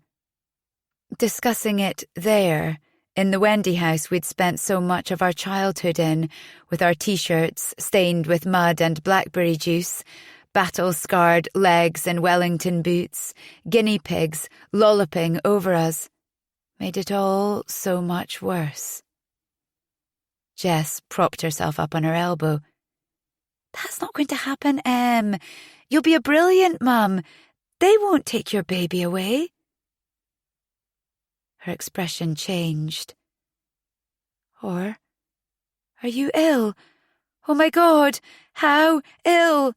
No, it's nothing like that. I'm just worried about something. I was struggling to hold back the tears. All right. So, what have you done? What are you not telling me? I can't. There are other people involved. I would if I could, but please trust me, it's better if I don't. It sounds bad. I can't say, but I didn't do it, okay? That's all you need to know. Whatever they say, and however it looks, I didn't do it. At least not the really bad thing. Please remember that. And tell Mum and Dad. She looked alarmed. Just tell me, is this worse than the firework thing? I shut my eyes and found myself laughing. The firework thing seemed minor now. Yes, but it's not how it looks. Oh my God. I thought back to Stuart, trying to confess to me at the party, and a new wave of guilt crashed over me. He'd needed my approval so badly. Jess sighed. Whatever it is, if you say you didn't do it, then I believe you. This was my little sister. Why did we waste so much of our childhood fighting? I hadn't noticed how amazing she was. If it happens, she said, which it won't, but if it does, I'll take care of the baby for you, and afterwards you can take him or her back. I promise you. Thanks. I felt tears well up. I can't thank you enough. Don't be an idiot. You're my sister. That tiny person in there is my niece or nephew, the closest I may ever get to having a baby of my own. I felt a load lift off my shoulders. It only solved one part of my hideous situation, but it was the most important part. At least I knew now that I'd done one responsible thing, and if the worst happened, the baby would be safe. Chapter 21. Donald went ballistic when I told him about the pregnancy. I'm disappointed in you. You've thrown away a place another trainee would have given their right arm for. But at least he didn't fire me. Once I'd convinced him I was serious about staying in the company, he said I could take all 4 weeks' holiday leave at once, and he'd turn a blind eye to a week's sick leave, which should give me time to sort out childcare. Zach said he'd take off a couple of weeks after me, and with Xanthi at home all day, now the prospect of being a single mother didn't seem so lonely and frightening after all. In August, a pleasure steamer called the Marchioness, which had been hired for a birthday party, collided with a dredger in the Thames, and 51 people drowned. The fact they were young people enjoying a party brought the whole Oscar thing crashing back. Zach was obviously keeping an eye on the birth date. It couldn't be much longer now. I was so heavy and uncomfortable. I wanted it to be over. On one of those sun-filled weekends, I was coming back from a visit to my sister when I met Zach and Imogen walking back up to the house from the station. Are you all right? God, it's so good to see you. Zach drew me into a crushing hug. All good, I replied. No news yet. Aren't you cold? He asked, feeling my arms. I laughed. Never these days, which is just as well. None of my coats fit anymore. We should get you a bigger one. Thanks, but I've got my own hot water bottle right here, I said, feeling my pregnancy bump. I could feel his heart thumping through his jacket. When I pulled back from his embrace, I winced as Zach turned his head, revealing a black eye and what looked like a carpet burn on his cheek and a swollen lip. What happened to you? But it was already dawning on me. Oh, you told Chiara about the baby. He grinned painfully. She wasn't over the moon. She did that to you?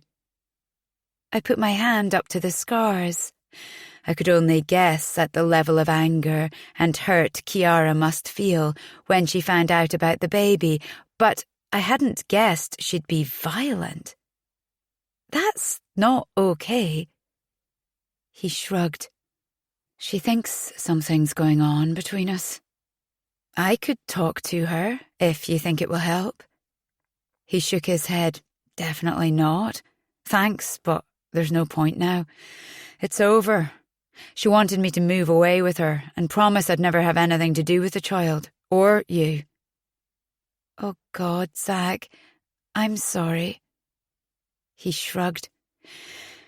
In a way, it's a relief. She scares me when she's angry. It's bad enough living with Stuart. She's done this before. His face flushed. She usually goes for the areas that don't show so much. I didn't know what to say, except, why didn't you tell us? And why did you put up with it? He looked away.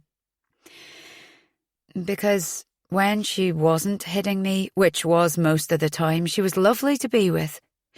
And I thought, after what I'd done, with Bob and everything, I was lucky to be with her and didn't deserve any better. You know that's not true. He took my hand. He seemed a bit agitated. And in any case... Imogen, who'd gone on ahead, turned round and shouted, "What's taking you so long?" What were you saying? I asked. No, nothing. We called in at Spud You Like and walked up the road together, eating our baked potatoes and sharing stories from our weekends. Zach was still laughing about something as he pushed open the door to my room. Shit. He pulled it shut again. What is it? Let me see. He was looking at me questioningly. Finally, he shrugged and stepped aside with a strange look on his face. Opening the door again, I stood, trying to make sense of what I was looking at. Stuart was lying on my bed, his naked body twisting and straining at the silk scarves that held him. His mouth was stopped with a sock. His eyes bulged. His face was streaked with tears. A sweet, cloying smell filled the room, blending with sweat and piss. His body was caked in something dark. It was a relief to discover it was chocolate. Snail trails of cream had soured in the overheated room. We stood, filling the doorway, taking it in. How long had he been there like that? He looked at us wildly, desperate for our help, but at the same time apparently resenting us for catching him in such an undignified state. "For God's sake, Emily!" Imogen was the first to come to her senses. She picked up my dressing gown, threw it over Stuart's midriff, and started picking at the knots. "Scissors!" she demanded, snapping her hand out. "I didn't do this." I scrabbled around in my wash bag for some scissors and handed them to her. Stuart confirmed this with a groan. His ankles and wrists had angry, weeping sores where he'd obviously struggled for ages. I was calculating back to when we'd last seen him. Nobody had been in since Friday. This may seem an obvious question, but what the hell were you doing? Stuart brought up his freed left arm to nurse the bruised corners of his mouth. His arm shook and didn't seem to be able to go where he wanted it to. His voice trembled with emotion and exhaustion and incredulity. He tried to talk, but it came out as a rasp, which turned into a coughing fit. Zach grabbed a bottle of water from the floor by my bed that was probably a few days old, but in the circumstances, that didn't seem important, removed the top and held it out for Stuart, who downed it in a few noisy gulps and pushed it back at us for a refill. I stumbled off to the bathroom, ran the tap and handed it back to him. Stuart looked round at us and sank his head back against the rails. "Xanthi," he wheezed. "Xanthi? Why would she leave you like this?" It seemed a joke too far, even for Xanthi. Stuart had always had a soft spot for her, but she must have had better acting skills than I'd thought to have lured him into this seduction scene. But to leave him for so long, knowing that we'd find him like this, was cruel. "She said it would be fun," he whispered, rubbing his wrists and scrabbling at his skin. Selfishly, I couldn't help thinking about the smears and flakes that were ending up on my sheets and my dressing gown right next to his skin, and whether they'd ever come out. His whole body shuddered. I wanted to see what it was like. It was fun at first. Then she said she'd be back in a moment, and disappeared. I waited, thinking it was all part of the game, but 10 minutes passed, and the house was silent. After half an hour, it was obvious she wasn't coming back. Then it started to really hurt. I thought my limbs were going to be starved of oxygen. I actually thought I was going to die. A tear escaped down his reddened cheek. "I'm such an idiot." "No, you're not," I told him. "But why on earth hasn't Xanthi come back? I can't believe she'd leave you like this. Something must have happened." "She's gone to Sweden to see Eric," said Imogen, That Swedish PR guy. She told me on Friday she was going to the airport after work. There was a silence as we digested this.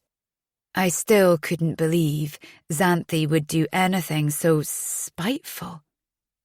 Why didn't she call one of us and let us know what she'd done? Make sure someone would come and untie him? What if none of us had come back this evening? He could have died. I know she's forgetful, but how can it slip your mind when you've left someone tied to a bed? And why, for God's sake, my bed? I didn't say those last words out loud, but Stuart must have read them in my expression.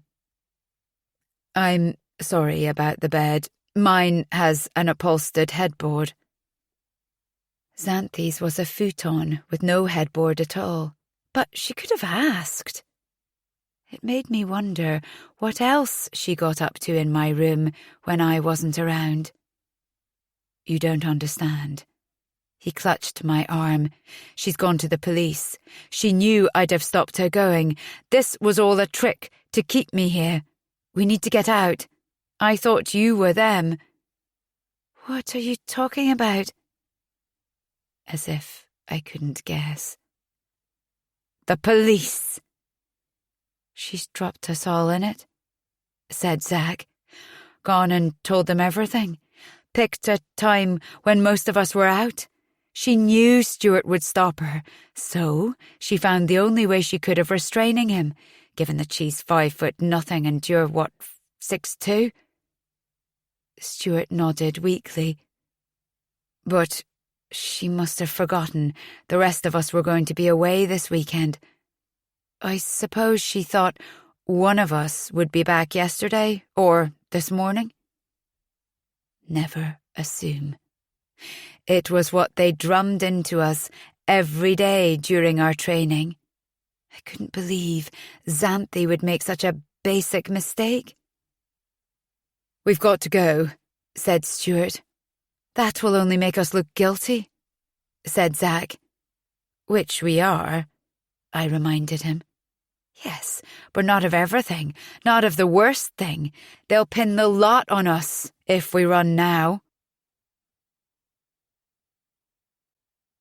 Chapter 22. The police didn't come that day or the next, but each night we lay awake, wondering if they would raid the house. Xanthi's disappearance was a worry, but my mind was taken off it a few days later when I went into labour. The others were all out at work, but Mrs. Parker, next door, must have spotted me hobbling into the house and dropping the bags of shopping, because she seemed to appear out of nowhere, made all the arrangements, waited with me until the contractions were close enough, put me in her car and drove me to the hospital. The birth was pretty horrendous, but the midwife recorded it as standard, so I suppose it could have been worse. But the baby was perfect. She had a lot of black hair and the cutest nose. From the moment I saw her, I had someone in my life who I would always love unconditionally. This tiny person, whose life had started in such an unpromising way, who was separate from me, but a part of me. I just hoped I'd be able to stay with her long enough for her to remember me. Zack came as soon as he got Mrs. Parker's message at work. I could tell as soon as he took the baby in his arms, he'd fallen in love with her as deeply as I had.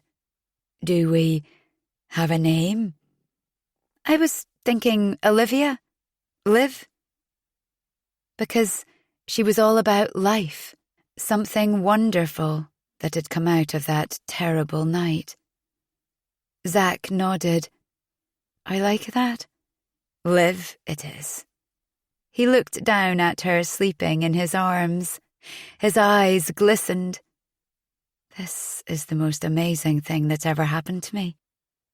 I never knew who my father was, or my mother, for most of the time I was growing up. I don't want it to be like that for this little one. I'd do anything for her. And you. We may not be a conventional couple, but we're Livy's parents, you and I. And no one can take that away from us. It's amazing how such a tiny being can make everything else in your life seem unimportant. Those first few days with Livy were all-consuming. Night ran into morning, and I became morbidly fascinated by how I managed to function on so little sleep. It was strangest during the day, when everyone else was out, but I was used by now to feeling cut off from reality. I wondered each day if Xanthi was going to come back. She'd said she'd help with the baby after all. I also regretted telling her she could borrow my clothes that didn't fit while I was pregnant, because she'd obviously helped herself to my coat before she left, and it was getting chilly. Who knew if I'd ever see that again? I was pushing the pram up Park Street a week later. It's a steep road that leads from the cathedral up to the university tower, and pushing a pram up it is no easy task. I had my head down and was telling myself with grim determination that the burn in my thighs was better than a gym session when Chiara appeared, seemingly out of nowhere. The pavement was crowded and the traffic was flying past, and there was no way to avoid each other. Chiara looked into the pram, noting how like Zach Livy looked, and asked rather stiffly how things were going. She looked shocked when I told her about Xanthi's disappearance. God, such a shock for you all. I'm sure they'll find her, though. We walked in uncomfortable silence for a few moments. She was on her way back from a client meeting, and her heels clicked on the paving. I caught sight of our reflection in shop windows as we passed. She looked so elegant compared to me in my old clothes and trainers. I thought I'd found the perfect partner in Zach, she said. He was smart, funny, kind, and I loved the poems he wrote. But sometimes it was like coming up against a locked door. There was a barrier I knew I'd never get past. He'd never let me in, as though he had a guilty secret. He confided in you, though, didn't he? I felt her eyes searching mine, but busied myself with adjusting Livy's blanket so I wouldn't have to answer. When I discovered the baby was his, I felt so hurt. Not that I want one, not yet, anyway. I want to live my own life first. But it was the secrecy. He could have told me earlier. I understand why he didn't, but it made me feel shut out. Discovering there was something so huge in his life that he wouldn't share with me. I know it happened before we met. I know he wasn't unfaithful, but he deceived me for a long time. You all did. I'm sorry, Chiara. All I wanted was for Zach to put it in the past and come away with me. He said I was forcing him into a corner, giving him an impossible choice, said there was nothing to discuss. So, you see, I couldn't stay. Not in a relationship where I had to take third place. If I did, I was just going to get more badly hurt. When we reached our house, I asked her in for a coffee, but she declined, just stood running her gaze over the house. I never understood his obsession with this place. It's nice enough, but really it's you guys Zach couldn't drag himself away from. I couldn't compete. Honestly, we didn't plan for any of this to happen. She shrugged. You and he are right for each other. I didn't want to admit it, but there's something in the way his voice changes when he speaks to you. The shared looks, the way you finish each other's sentences, the things that nobody but you two seem to find funny. I might seem confident, but I've never had what you have between you. What we have is probably different from what it seems. She gave me an odd look. Whatever you say. But as it turns out, the baby was such a minor thing. It didn't seem possible that he could have a worse secret than that. She must have seen my expression, because she said, "Yes, Emily, I know. Xanthi told me about the body in your basement. She broke down one evening and told me what you all did to that poor man." I couldn't believe you could be so callous. My heart exploded. I tried to explain the circumstances, but she didn't want to listen. Chiara turned and walked away to catch her bus. She said goodbye, but mumbled something like, "Say hi to Zach. You're welcome to each other." Chapter 23. November. "And then there were 3, muttered Zach. We watched the police car slide away from the churchyard after Xanthi's funeral. It weaved through the yew trees and disappeared out onto the road. A middle-aged man with a limp asked half-heartedly if we'd like to join the family for refreshments, but I got the feeling he was trying to make the directions as difficult as possible to follow. In any case, the last thing any of us felt like was standing around making small talk to a family Xanthi had clearly turned her back on years ago, especially with gossip circulating about the tall, blonde man they'd just seen bundled into a police car. Hadn't he been with us? Besides which, we had things to talk about. The car we'd hired for the day stood in the lane by the church where we'd left it. "I suppose I could," began Zach. "Don't even think it," Imogen said. "In any case, Stu's got the key." Not knowing the Essex village where Xanthi had grown up, we walked for ages past Camberwick Green-style village greens, duck ponds, farm fields, cute little thatched cottages and modern housing developments, and even the odd windmill in the hope of finding some public transport. The wind cut across the low-lying land, and the ground was thick with fallen leaves. I was worrying about how long it would take to get back to Livy and our next-door neighbour who was looking after her. "They must know something about Stuart that we don't," said Imogen, wrapping her coat around herself. "They wouldn't arrest him unless they were certain. They must think they've got enough evidence for a trial." "But he can't have killed Xanthi," I said. "I can just about believe he killed Bob or Oscar in a fit of rage, but not Xanthi. Even if she made him look like an idiot, he couldn't have got to her. We know where he was that weekend. We all 3 came back together from Spudulike and found Stuart tied up, which makes it impossible.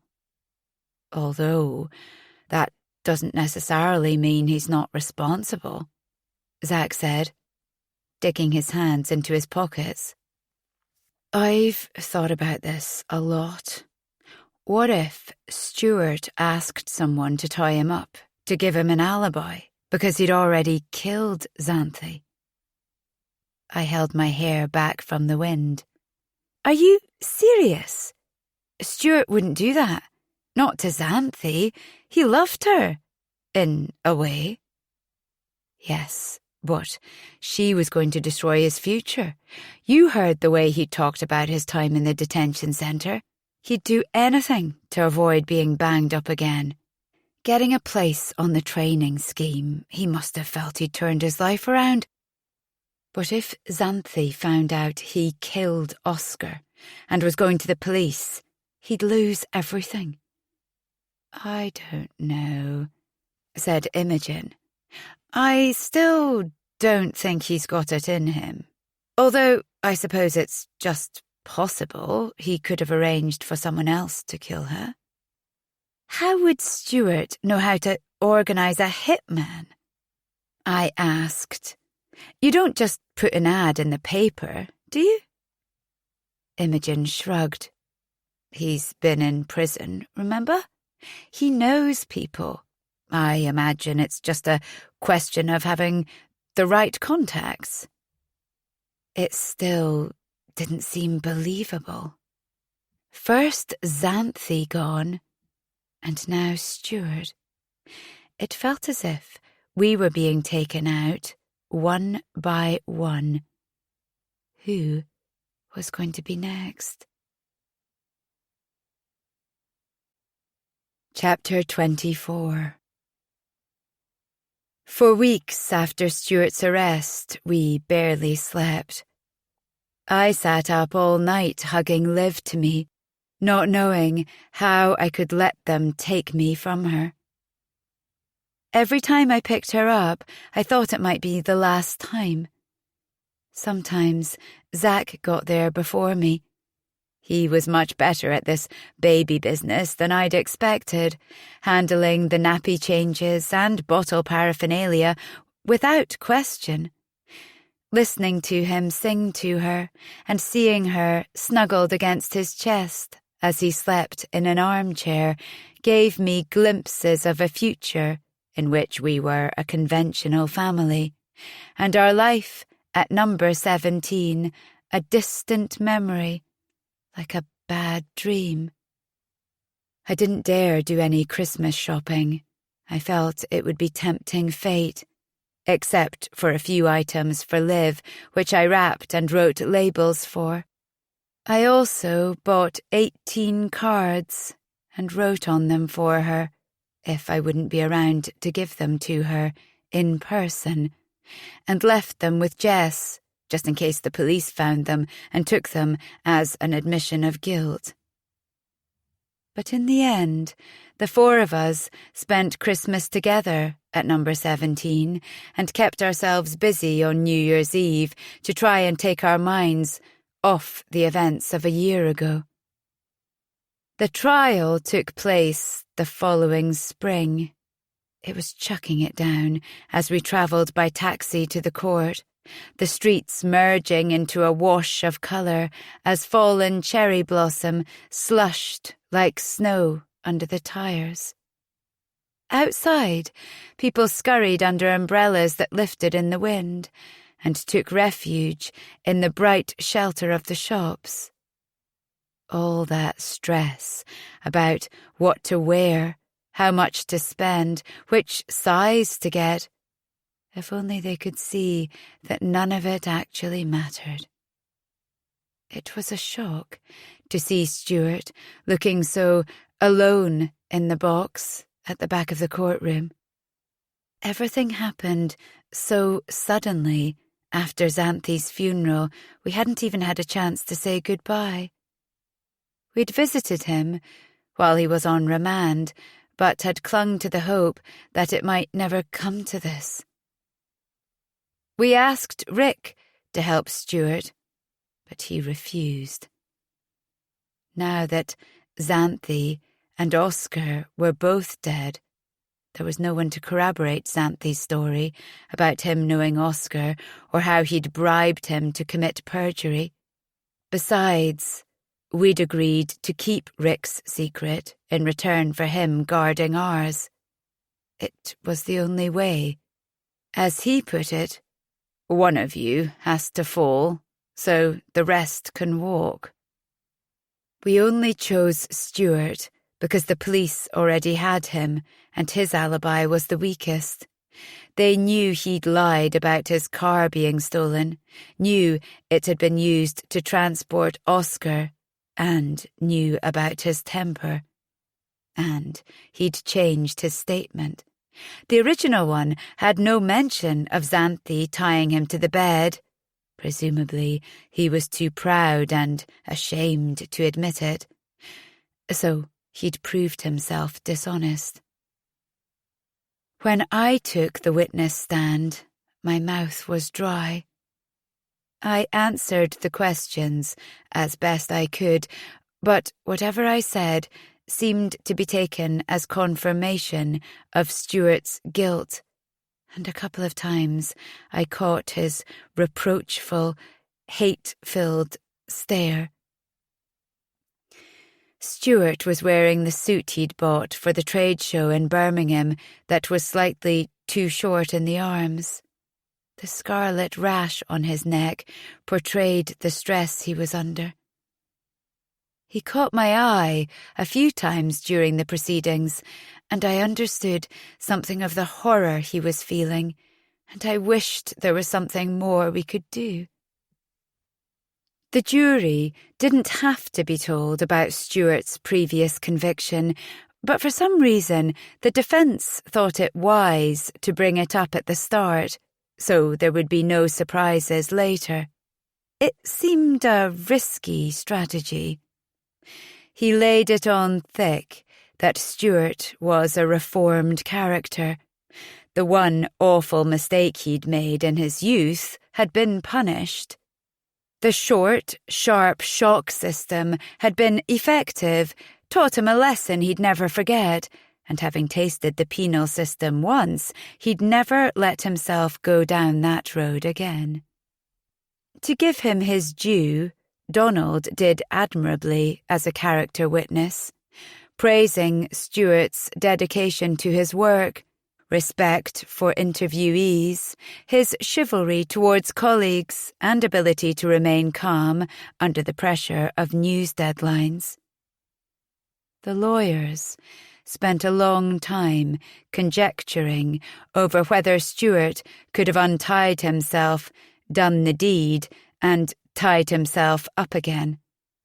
The prosecution brought in an escapeologist to demonstrate how it could be done by tying one knotted loop first, then all the other knots, and finally putting his hand through the loop, pulling it tight with his teeth. "This is a joke," said Zach, and earned himself a glare from the judge. When it was Stuart's turn to speak, I waited for him to drop us all in it, which he could easily have done. But he didn't.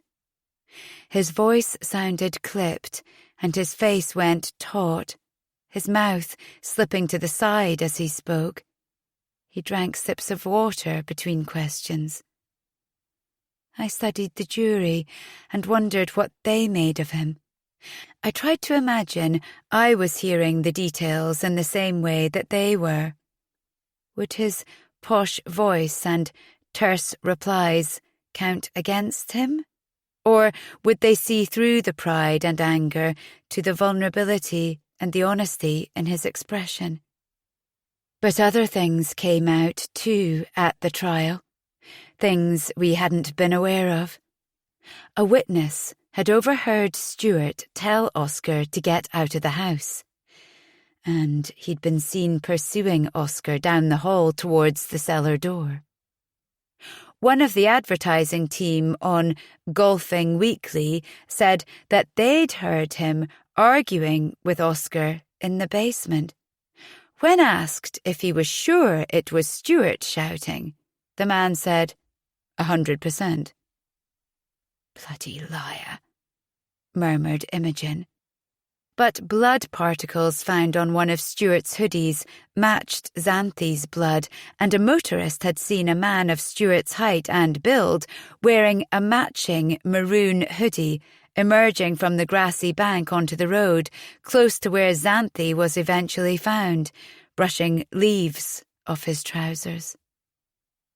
I saw sweat glistening on Stuart's forehead as he admitted he had no explanation for these things.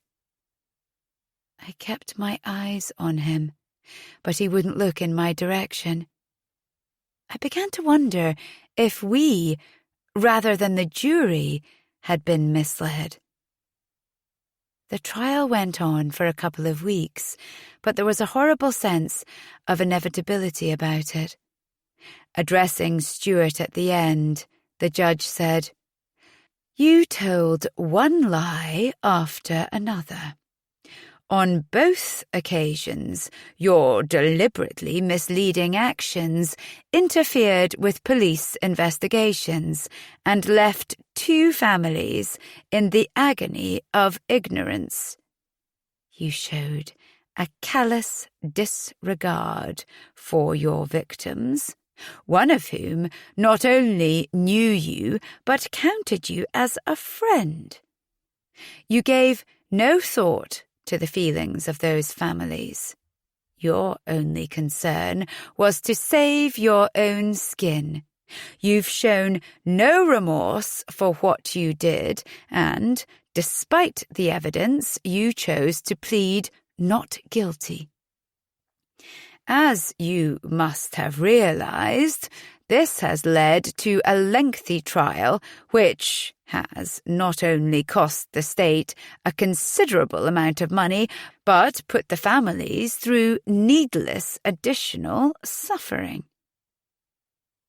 I watched Stuart's pale face, empty of expression, as the sentence was passed. Life imprisonment. He closed his eyes. A member of Oscar's family cheered, and a woman I recognized from Xanthi's funeral said she hoped he'd rot in hell. Stuart had no relations present. Oscar's family read a statement outside the court saying that Stuart's sentence was minor in comparison to theirs. He'll be out in a few years, living his life, but he hasn't given the family any... Thank you for listening. Every melody and every story here is free for you. Take a few moments to relax and enjoy the music.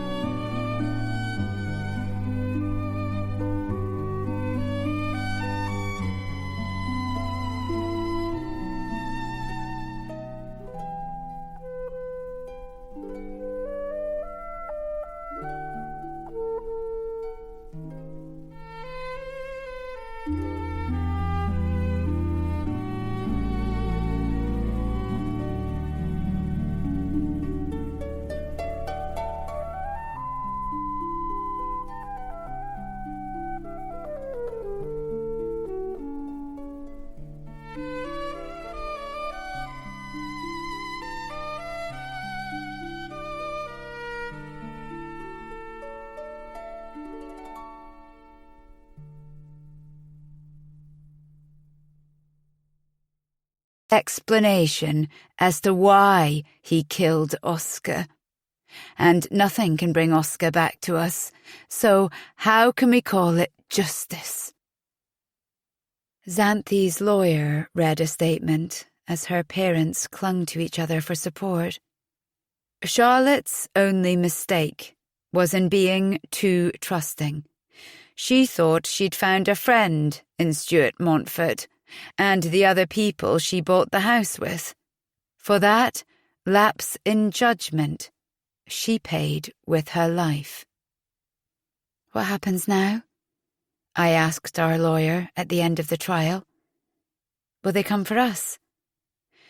My hunch is that if he was going to charge you with perjury, he'd have kept you there today, she said. It could still happen, but for now that's it. I suggest you make the most of your lives. Have you booked a holiday yet? We left the court and walked through the streets in the late afternoon sun. People were streaming out of offices and congregating outside the pubs along the river. I felt drawn to it all in a nostalgic way, but all I wanted to do was get home to Livy. Chapter 25. After the sentence, we travelled back to the house in silence.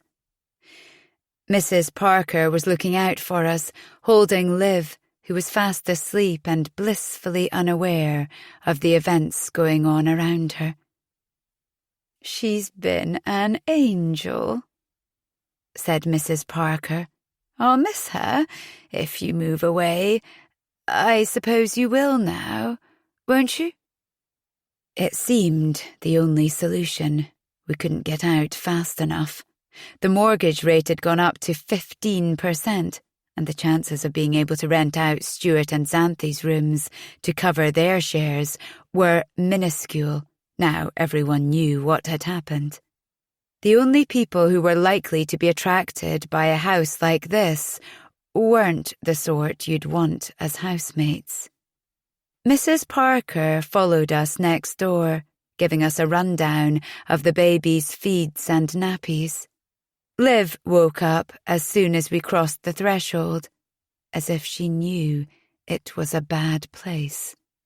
The house seemed so much bigger and emptier than before, and her cries filled the space. I picked her up and soothed her. It felt so good to be reunited after a day apart.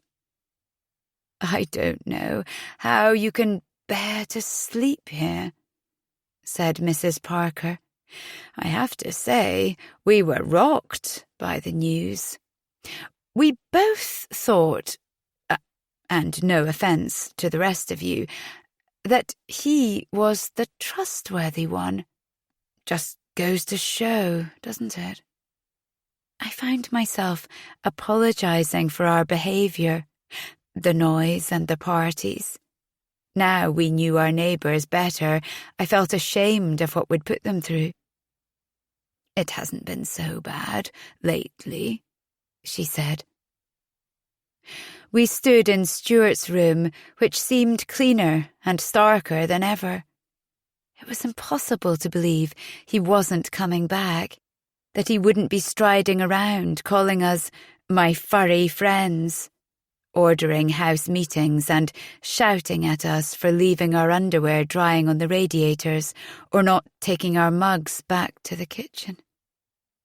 Over the next few days, we'd have to pack away his scant belongings. I picked up the picture of Skye that I'd been looking at that time when Stuart found me in his room.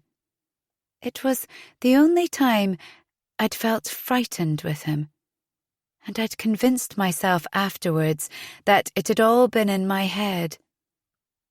"I still can't believe it either," I said. "I know he had a temper and he was going to pieces, but I thought I knew him. I thought he was basically good. Why on earth did he do it?" asked Mrs. Parker. "He hasn't given any explanation. Was it the usual?" I was distracted by checking Livy's nappy. "I'm sorry? What's the usual?" "Oh, you know, jealousy, a sexual rivalry." "No, we don't know what it was, but I'm sure it wasn't that. Only I couldn't help hearing the falling out between him and that dark one." "Zach?"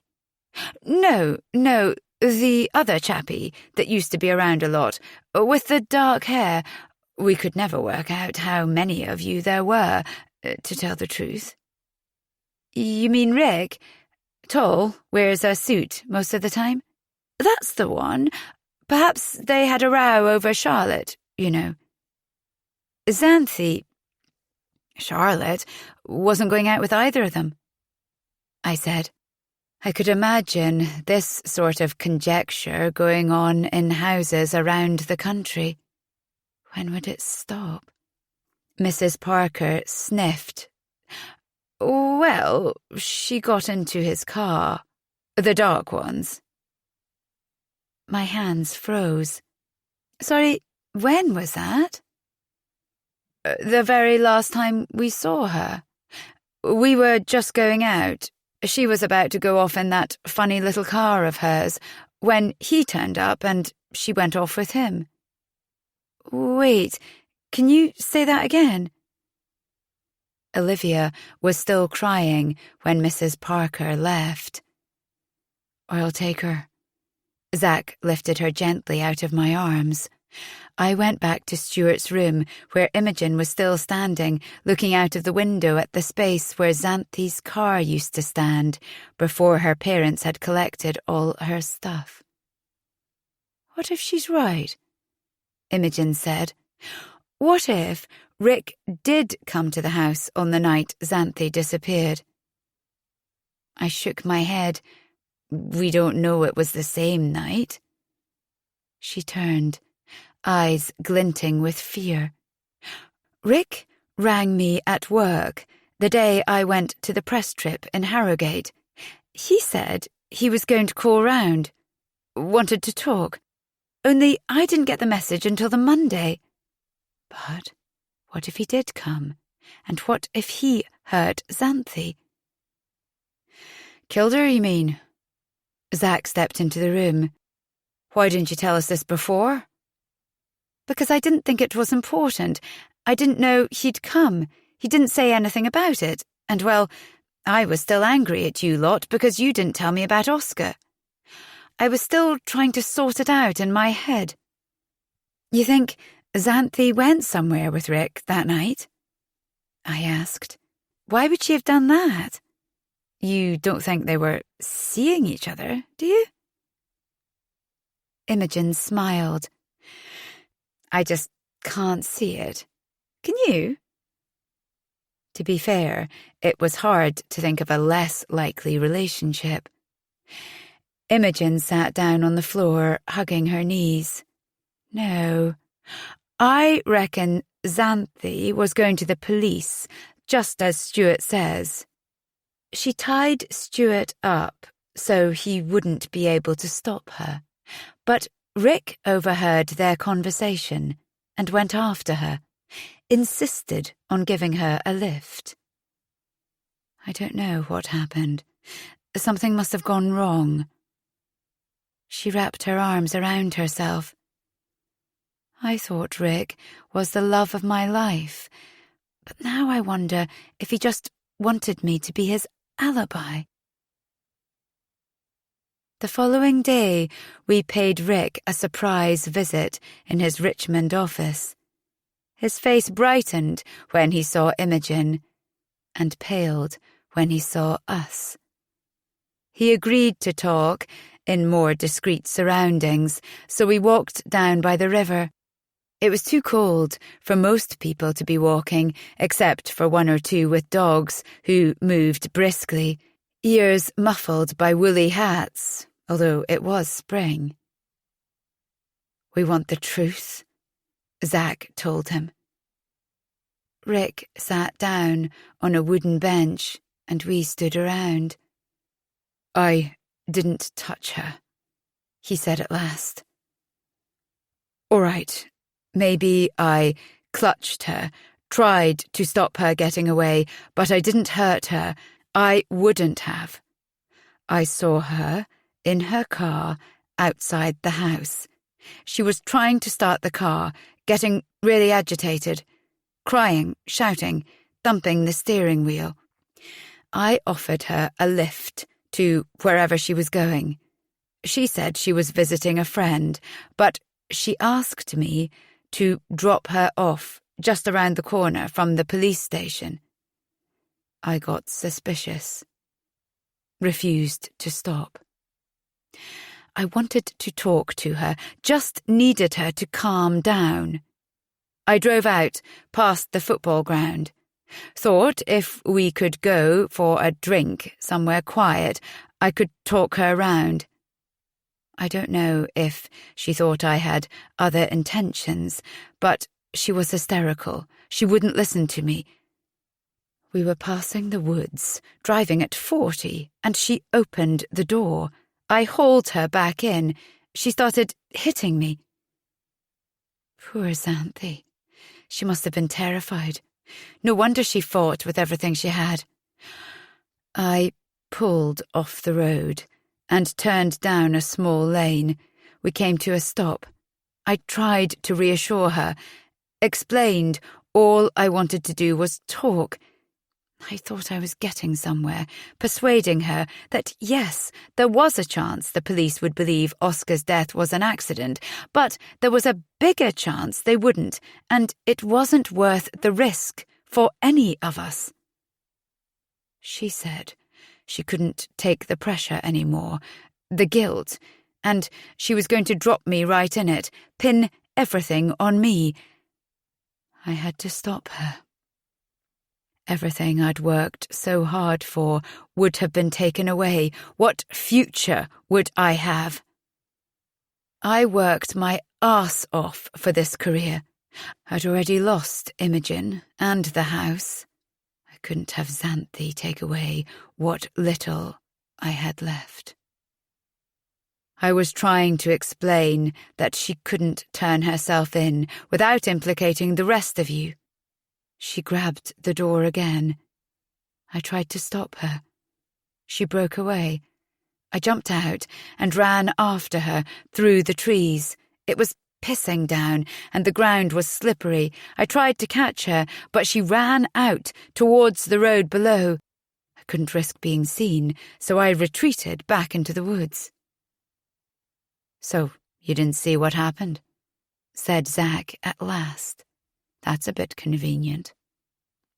Rick pressed his fingers into his head. "No, but I heard the brakes screech, and then the impact.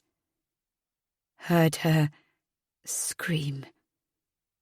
He looked up, his eyes bloodshot. "But I didn't kill her. It wasn't me. Much as you don't want to believe it, the police got the right man." Chapter 26. "Surely Stuart would have grounds for appeal now," I said. "Even if Rick denies it, the Parkers saw Xanthi getting into his car. That's new evidence." We were in the kitchen. Zach was cooking in a cloud of turmeric that would have sent Stuart up the wall if he'd been there. He'd banned the spice, saying the stains never came out. I'd just fed Livy and put her down for a sleep. "I can't see what good it would do," he said. "I just want to forget about it now and move on." "So do I, but what about Stuart?" Zach turned down the gas ring and filled the kettle.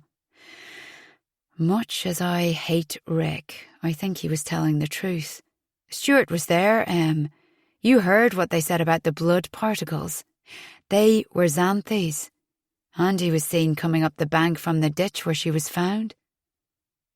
I know, but there must be another explanation. He set 2 coffees down, sat at the table, and sank his head into his hands. We can't keep having this conversation, can we? But, Emily, for God's sake, Xanthi's gone. There's nothing we can do to bring her back. At least it was quick. She didn't suffer. She came out of the trees so fast and hit the bonnet with such force she was dead before she hit the ground. Everything went still. I couldn't hear anything except the hum of the fridge and the clicking of the clock hands. What did you say? He was staring at me, his face frozen in horror at the realization he'd said too much. How do you know that? About the bonnet? No, I don't. I was guessing from the forensic stuff we'd heard in court. No, there weren't any witnesses. How could you be so sure that's how it happened? It sounds like you were there. Oh my God, you were there. I got out of my chair. My legs almost gave way. No. His face was frozen in horror. Listen to me. Sit down, please. Let me explain. But I couldn't sit there. All this time, I'd been blinded by my feelings for him, my bruised pride, my envy of Chiara. I'd made excuses for him, overlooked the obvious things, like the way he'd kicked the corpse off the cliff, as though it were a piece of rubbish. The way he'd set fire to the car so casually, as if it was something he'd done many times before. I was suddenly horribly aware that we were alone in the house. The Parkers wouldn't hear. They couldn't even hear their own television. The other neighbours would be at work, and the phone had been cut off days ago as yet another red bill went unpaid. I backed away. He lunged for me. No, you can't leave. I can't let you leave. You can't do this. I dodged to the side, grabbing my chair and obstructing his path. I can. I shoved the chair at him and ran. Behind me, I heard Zach jump over the chair. His hands grabbed my shoulders, but I wriggled out of his grasp. I almost made it to the front door, but he slammed himself against it, barring my way. Emily, stop. You don't understand. That's the problem, though. I do understand, don't I? I looked over my shoulder. I knew the back door was locked. No point trying to get out that way. That only left one option. The basement. All my instincts screamed no, but there was no other choice. I pulled open the basement door, grabbing the key as I went so I could lock it behind me.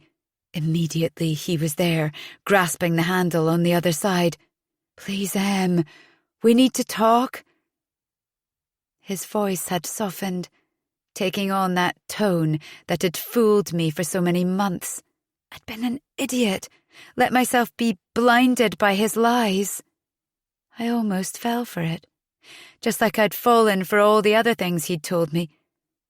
This man who wrote poetry wore a Rainbow Warrior t-shirt, didn't eat animals. This man I'd shared a bed with, had a child with, had killed Xanthi. No, Zach, we've talked enough. I can't trust anything you say. He wasn't going to give in. He'd been found out, and he wasn't going to let me go. I had to get the key back in the lock on my side at the same time as putting all my weight against the door. My breath caught as the door rattled and shook. Emily, stop this. Open the door. Open the bloody door. Everything about him had changed. I fumbled with the lock. A sickening clink as the key fell from my hand and bounced down the steps in the darkness. I squatted down and groped for it, but couldn't find it. I flailed in the disorientating darkness for the light switch. I could see nothing at all. I had visions of losing my footing and plunging down the steps, landing on the floor below, just like Oscar. I found the switch. Thank God, I'd feel safer once I could see.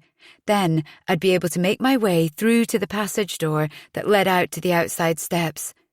I jabbed the switch back and forth. No light came on. Zach was still pushing the door from the other side. As soon as I let go, he'd be through. I couldn't risk making a run for it in the dark. "How could you do it?" I asked through the door. "What could Xanthi ever have done to deserve that? There must have been other ways to stop her going to the police. You didn't have to kill her. She was a friend, Zach. She'd have done anything for you, even after what you did to Rufus." How could I have been so blind? Zach made it look like Xanthi's dog died in an accident. That's what he'd done with Oscar. And unwittingly, we'd helped him. Now he'd done the same to Xanthi, and it was what he'd do with me. A cry erupted from upstairs. "Livy!" My heart clenched. I'd left her upstairs.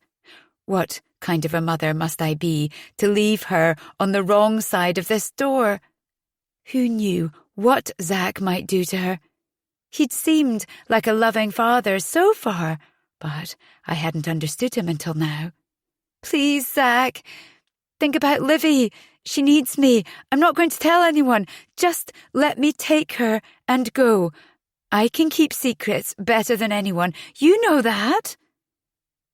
I heard footsteps on the gravel above me. Through the slit of window at the top of the basement, I saw boots and the bottoms of a pair of jeans pass in front of the house. Imogen was back. Thank God. Surely Zach wouldn't do anything to me while she was in the house. She must have let herself in very quietly, because I didn't hear the door slam or her feet on the stairs. But Livy stopped crying. Imogen must have gone up to her, unaware we were in the house. "I'm not going to hurt you, or Livy," said Zach, quietly. "You must know that. You're the two people that matter most to me in the world. Will you just listen to me? I didn't do it. I wasn't there. But I'm pretty sure I know who did." I wanted so much to believe him. "Tell me then." "I can't. I'm sorry, I can't tell you." "Tell me now." After a long pause, in which I thought he might have given up and left, he said, "Kiara." "Kiara? Why?" "You must believe me. I didn't know until after it happened, and even then I didn't make the connection, not straight away. Kiara was driving away from me after the row we had, when I told her about the baby. She was in a state. You saw what she did to me. I told her she shouldn't drive until she'd calmed down, but to be honest, I didn't want her to stay." I heard him slump down to sit on the floor. I sat gingerly on the step on the other side of the door. I pictured him with his knees drawn up and his head back against the door. Eyes closed. I still didn't know if I should trust what he said. I stayed in her flat because I didn't want to go back to the house, looking like I did, and she'd said she'd be away until Sunday. But later that evening she was back. She was in such a state. I'd never seen her like that before. Her car was smashed in at the front. She was so distressed she could hardly speak. Gradually, it came out that she'd hit something. I felt a chill spread through my body. Or someone. She hit Xanthi? I don't know. I think... Yeah. His voice dropped to a whisper. I think it was. But I didn't know that then. She was driving faster than she should. It was dark and raining so hard she could barely see. The bank's steep up to the woods. It's a blind bend, even on a good day. She was half blinded by tears, and the rain was coming down in sheets, too fast for the wipers to have much effect. As she rounded the bend, something burst out of the trees. A dark shape. She didn't have time to register what it was. She tried to brake, but she didn't have a chance. She knew she'd hit something. It happened so fast there was no time to think. She must have swerved, tried to stop. But all she could remember was the impact. Like the car was exploding, but it was all her cassettes being thrown up into the air and landing like glass shards. And then everything went black. Something had landed on the bonnet, blocking the windscreen. It was dark. She was scared, and she knew there'd be another car along soon. She couldn't risk being seen. Something took over. It was probably at the back of her mind that she'd had a couple of drinks, and if that came out, she'd lose everything. So somehow, instead of pulling over, she put her foot down. She pushed on through, and the windscreen cleared again. I felt sick. I fought it back down. So it was an accident, I said slowly. His voice dropped. That's what she said. But afterwards, I realised Xanthi was wearing your red coat, the one you couldn't fit into when you were pregnant. I caught my breath. You think Chiara hit her deliberately because she thought it was me? She meant to kill me? For some moments, he didn't answer. At that moment, yes, but not really. She wasn't thinking. You should have seen her when she got back to her flat. I said to her, you know it's illegal to drive off without stopping after hitting someone. But she pointed out I'd broken a few laws myself.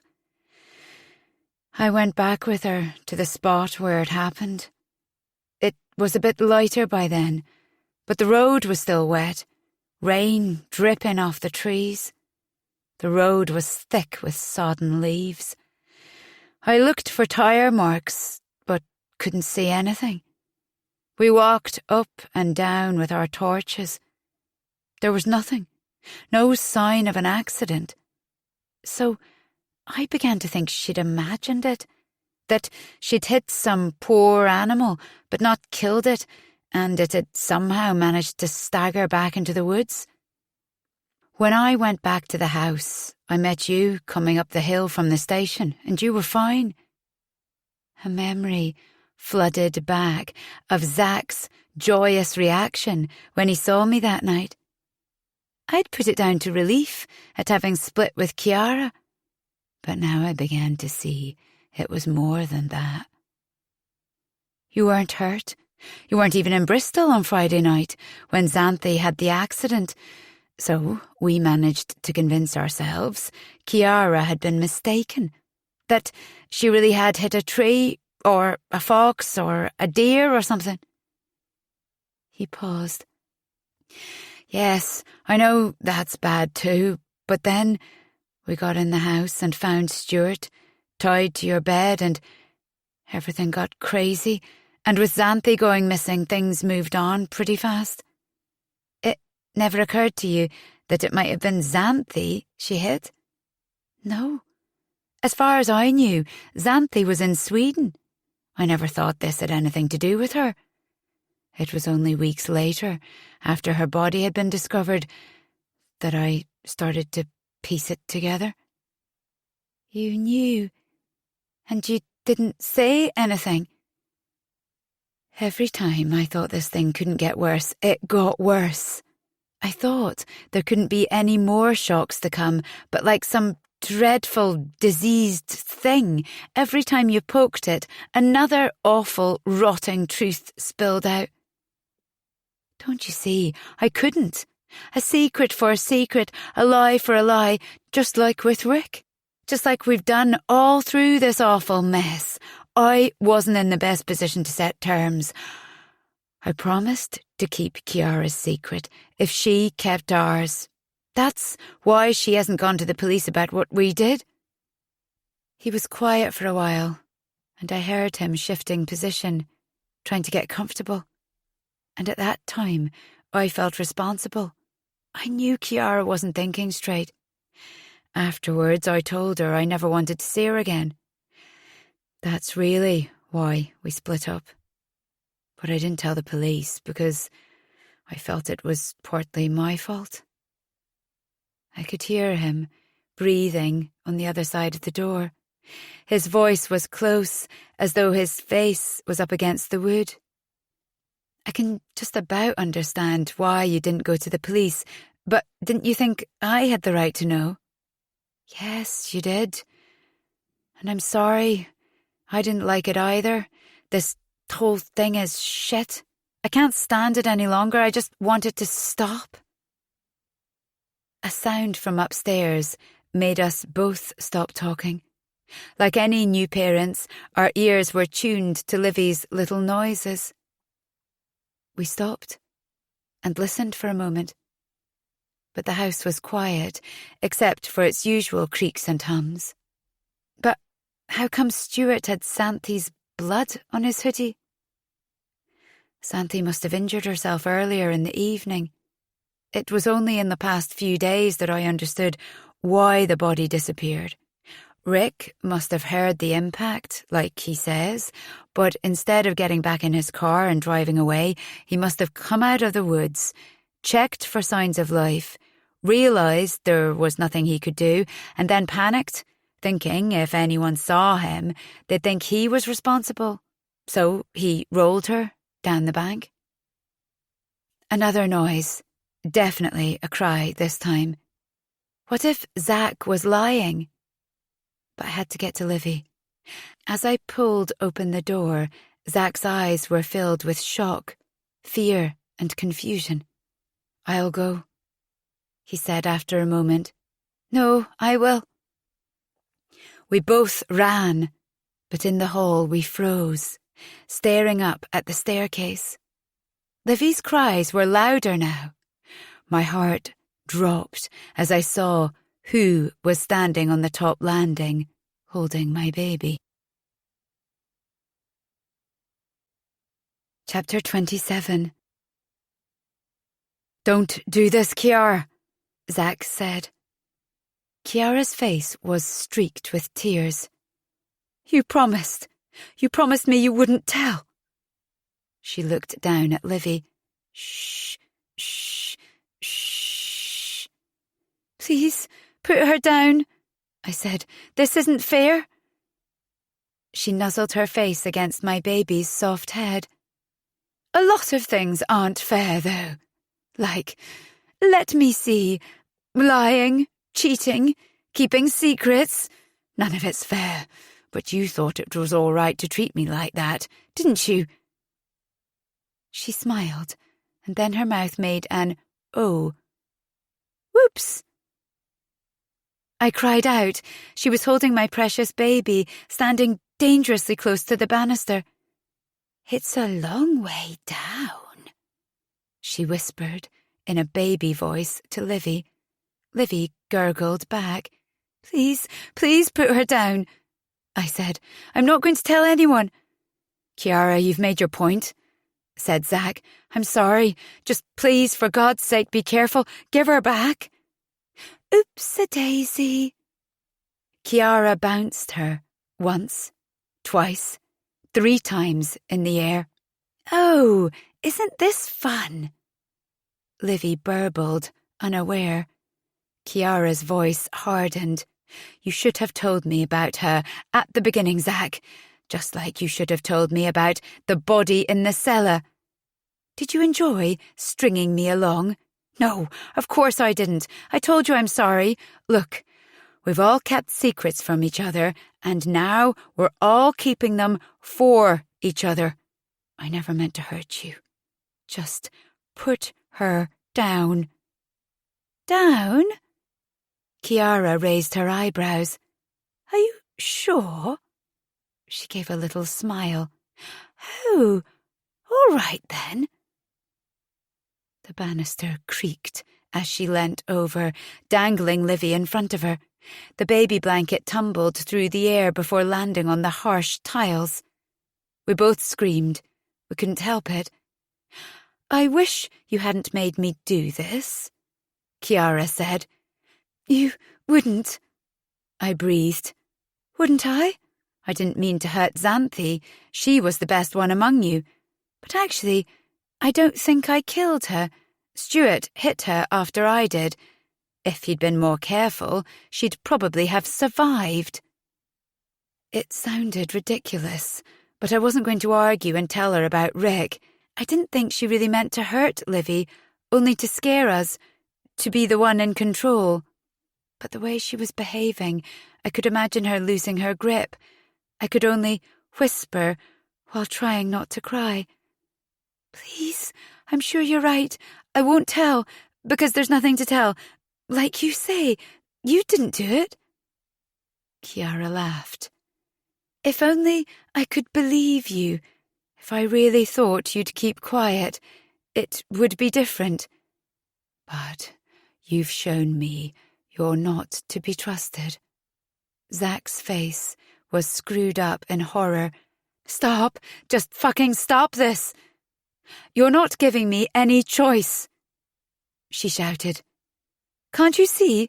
This is hard for me. Don't make it harder than it is. She bounced Livy up and down again. What happened next seemed to take place in slow motion. The banister creaked. It gave way in a series of creaks and folds.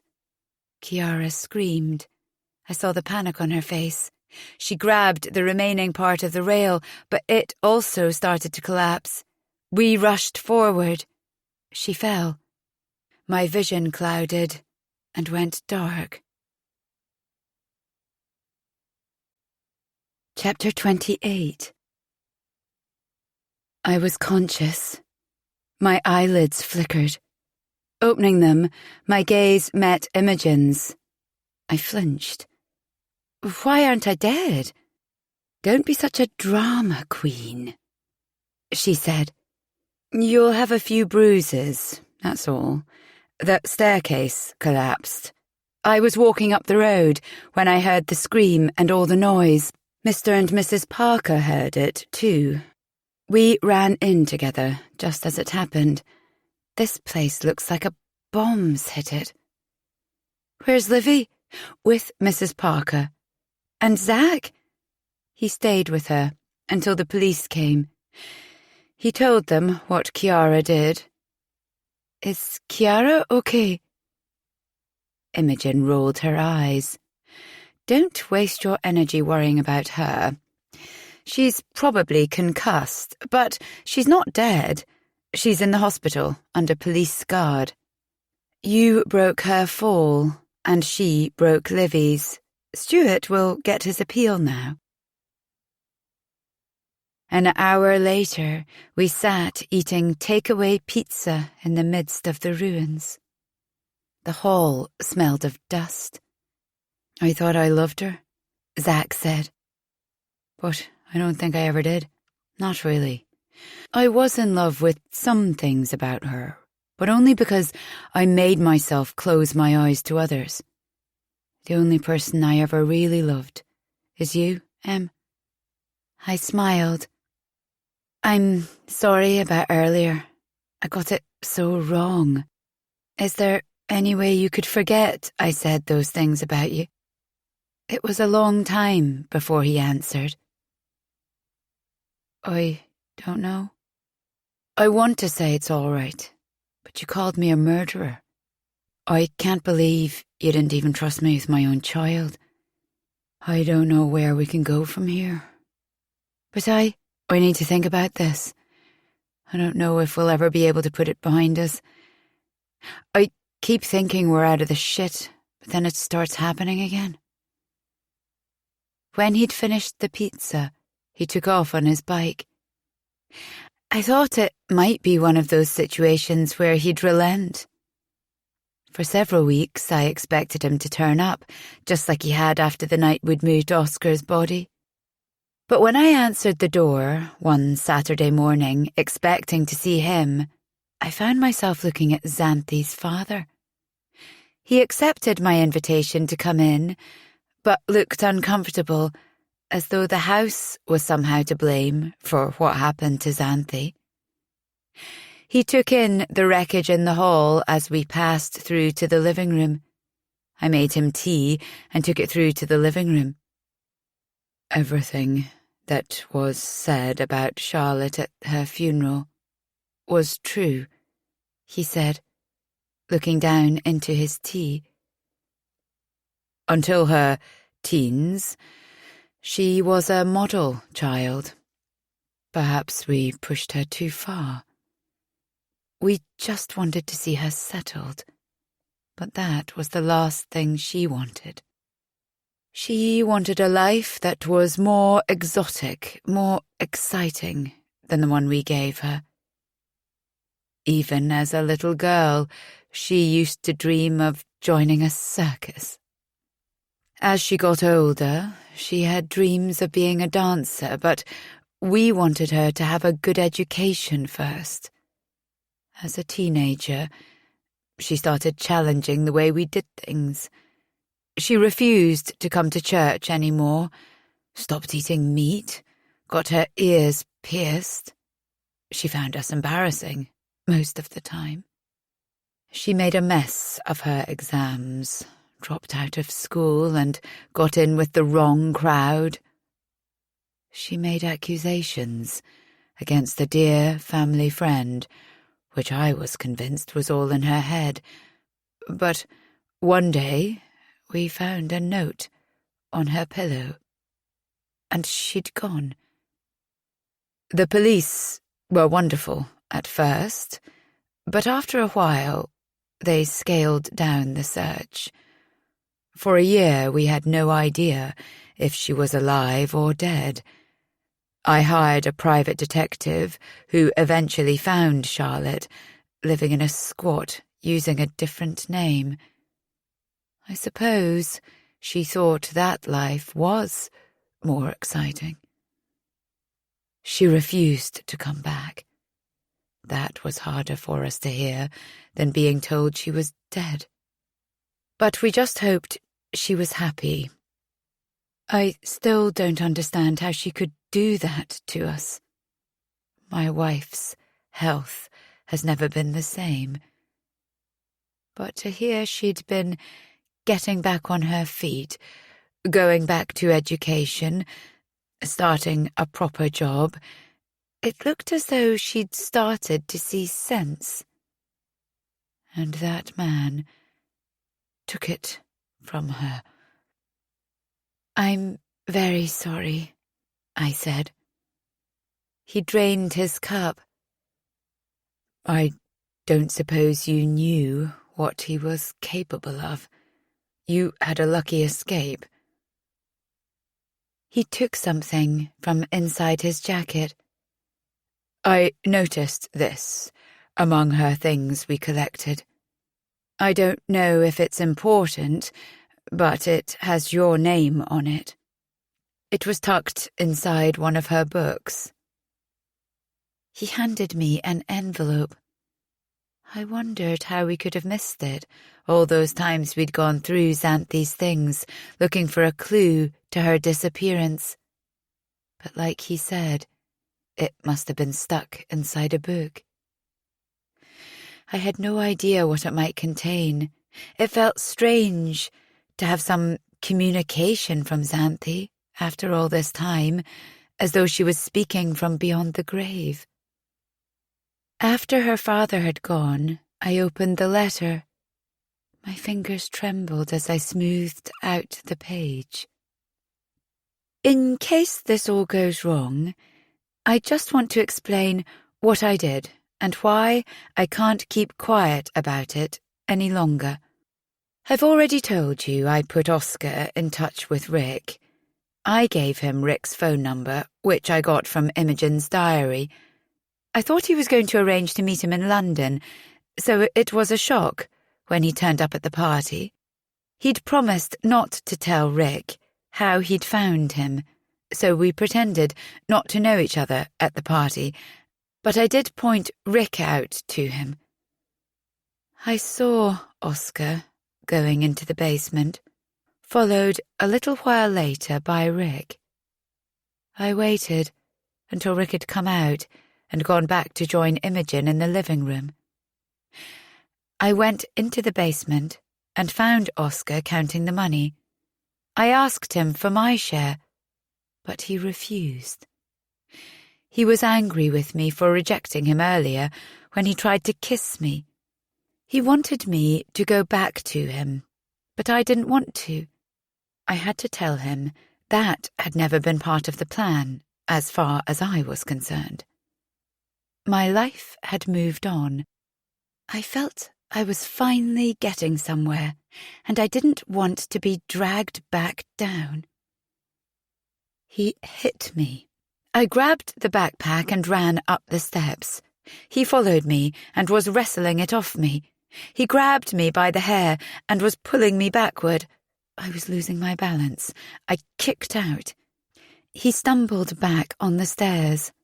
I seized the chance to get out and lock the door.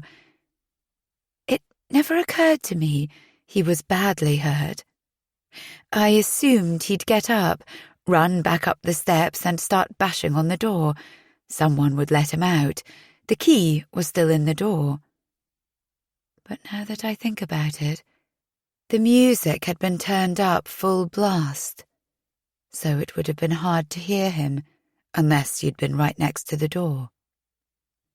I was convinced he'd come after me for the backpack. All I could think of was getting away. My room was full of people. I pushed through all the bodies in the hall and kitchen and went out into the garden. I hid the backpack in the old coal store so I could come back for it later. I was about to go back in when other people started to spill out into the garden. Someone offered me a smoke, and we started kissing. I thought Oscar wouldn't dare confront me if I was with someone else. And eventually, I thought he must have given up looking for me and gone home. It wasn't until we found the body that I realized he must have fallen harder than I'd realized, and that it was my fault. I should have told you, but the way Stuart took control of the situation, I thought no one need ever know. I never meant to get anyone else into trouble. At first, it seemed as though everything was going to be all right. But now the police have started questioning us. I'm sure it's only a matter of time. It's been torturing me, and I can't keep quiet about it any longer. I've put off going to the police until now because I know it might lead to you all getting convicted for the things you did. But I can't bear it any longer. I folded the letter up and put it back into the envelope. Chapter 29, 2000. Emily, we need to talk. I recognized the voice immediately. 10 years fell away, as if we were back at number 17. Imogen was sitting sideways in an armchair, her legs slung over the arm, the French doors open, the curtains lifting in the evening breeze, golden light filtering through, making patterns on the floorboards. I forced myself back into the present, to the council flat I shared with Livy. What do you want? Stuart's out. Look it up. The appeal went through this time. All I could think of to say was, he can't be. The judge said... He said a lot of things, Emily, but they've used new technology, apparently, which makes his trial unsafe. Things were whirring through my head. The trial, the way the prosecution barrister had been so scornfully certain, the looks on the jury's faces, and Xanthi's father looking as though he were about to throw up and being helped out of court. And my guess is he'll be heading over to see you soon. My stomach sank. I had no idea how to deal with this. In fact, it was another few days before he found me up in Edinburgh. We walked through the gardens. I'd thought it would be better to meet on neutral territory. His hair had receded. He was skinnier, his face sunken. He blinked more often than I remembered. "How are you?" I asked. "Good. At least, not bad. At least, better than I have been." "Stuart, I'm sorry." "What for?" "For not being able to convince them earlier. Rick would never admit to them what he eventually told us, that he's the one who rolled Xanthi's body down the bank. And Chiara denied everything, of course. It isn't fair that you took the blame for everyone." Stuart lifted his shoulders with a forgiving smile that made me feel worthless. "It's what we agreed. There was no need for everyone to go down for it." "I can't believe you're not angry about it." He twitched. "Oh no, I'm angry. I'm angry about the things I missed out on, like getting married, having a family, a decent career. My life will never be what I hoped it would." A couple of children trundled their bikes past, and a small dog bounded up to us. "I'd have liked a normal life, liked a family." "There's still plenty of time for that. Most people our age haven't started thinking about having children." But I thought about Liv, who was in her final year of primary school. Hair that wouldn't be tamed, socks that never matched, always with her nose in a book. I couldn't imagine my life without her. Stuart had been inside her whole lifetime. He shook his head. "I don't think it will happen, not now. I'm a different person, not easy to love. And being an ex-con isn't appealing to most people." For a while, neither of us said anything. I found him looking at me. "We agreed we wouldn't drop each other in it. But some of those things you said in the witness box, you didn't need to tell them." "I'm sorry. I didn't want to, but I had to answer the questions. I was under oath." His voice took on a sharper note. "Did you? Did you really? Or were you trying to save yourself by making sure I was put away and the case closed up and forgotten?" I sighed.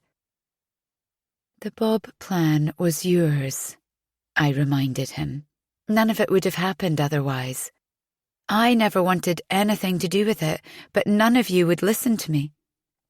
"Then you should have spoken up." "I know. That's one thing the experience taught me. I grew up such a lot in those few months, and it's what I've taught Livy, to think for herself and never to go with the crowd." "You knew that by making me sound unhinged, you were increasing the chances of me being found guilty, which increased the chances of you walking away. And you did, didn't you? You all walked away." "We didn't think it would end like that. Afterwards, we didn't know what to do. Then he came out with it.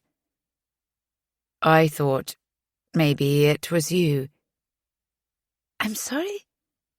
The reason I didn't say, the reason I didn't speak up for myself at first is because I thought you'd done it. Did you? I shook my head.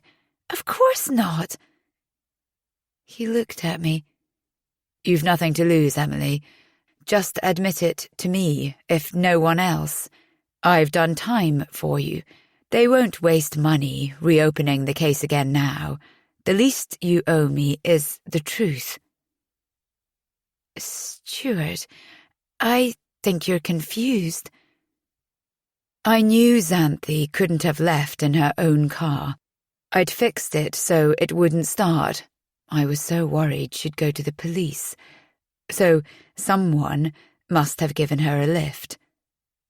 I thought perhaps you and Zach had seen her and she'd jumped in the car with you, but then you'd had an argument and either lost control of the car or hit her or something.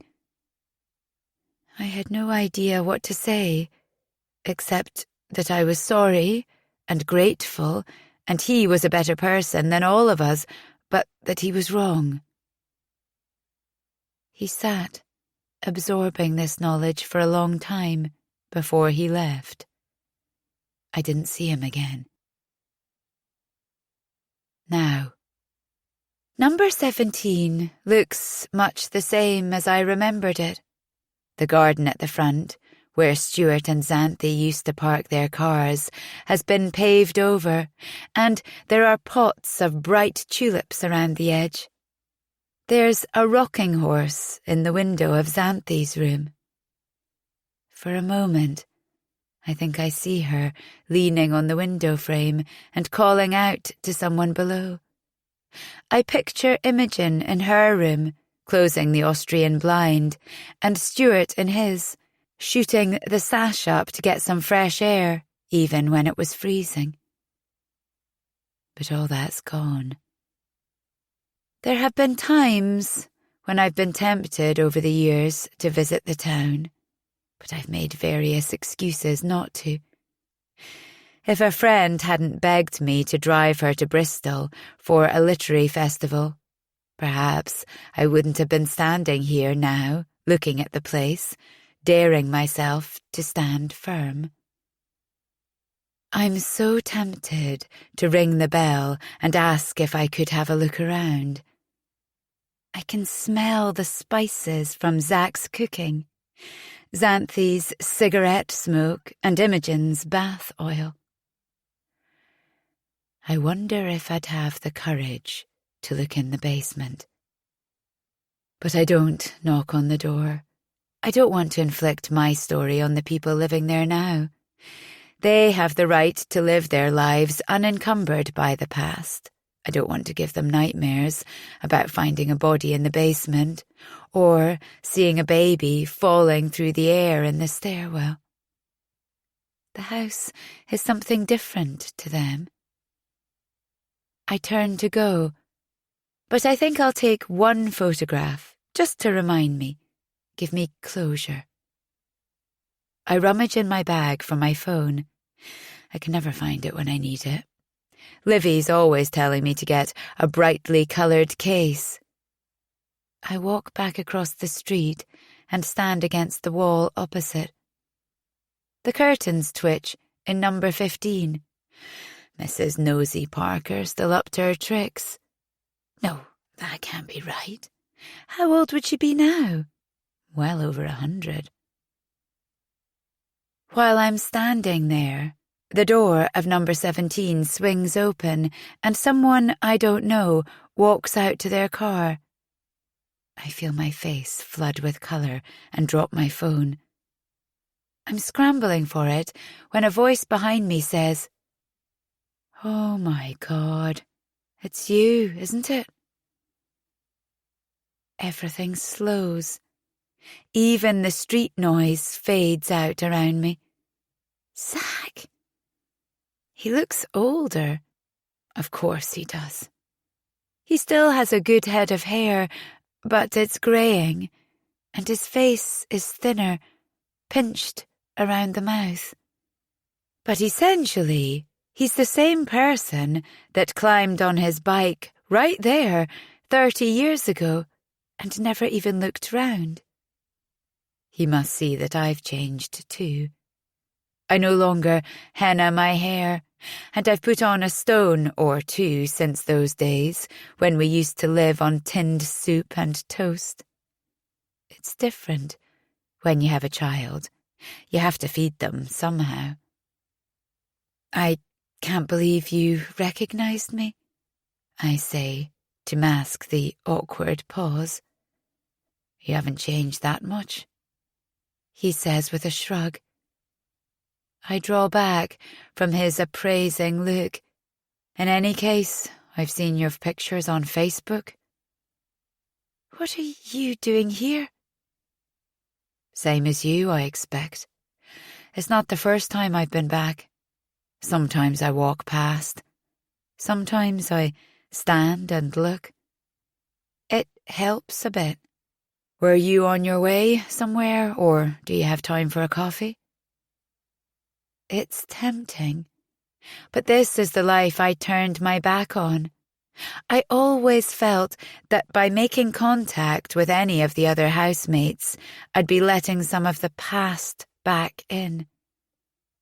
5 minutes?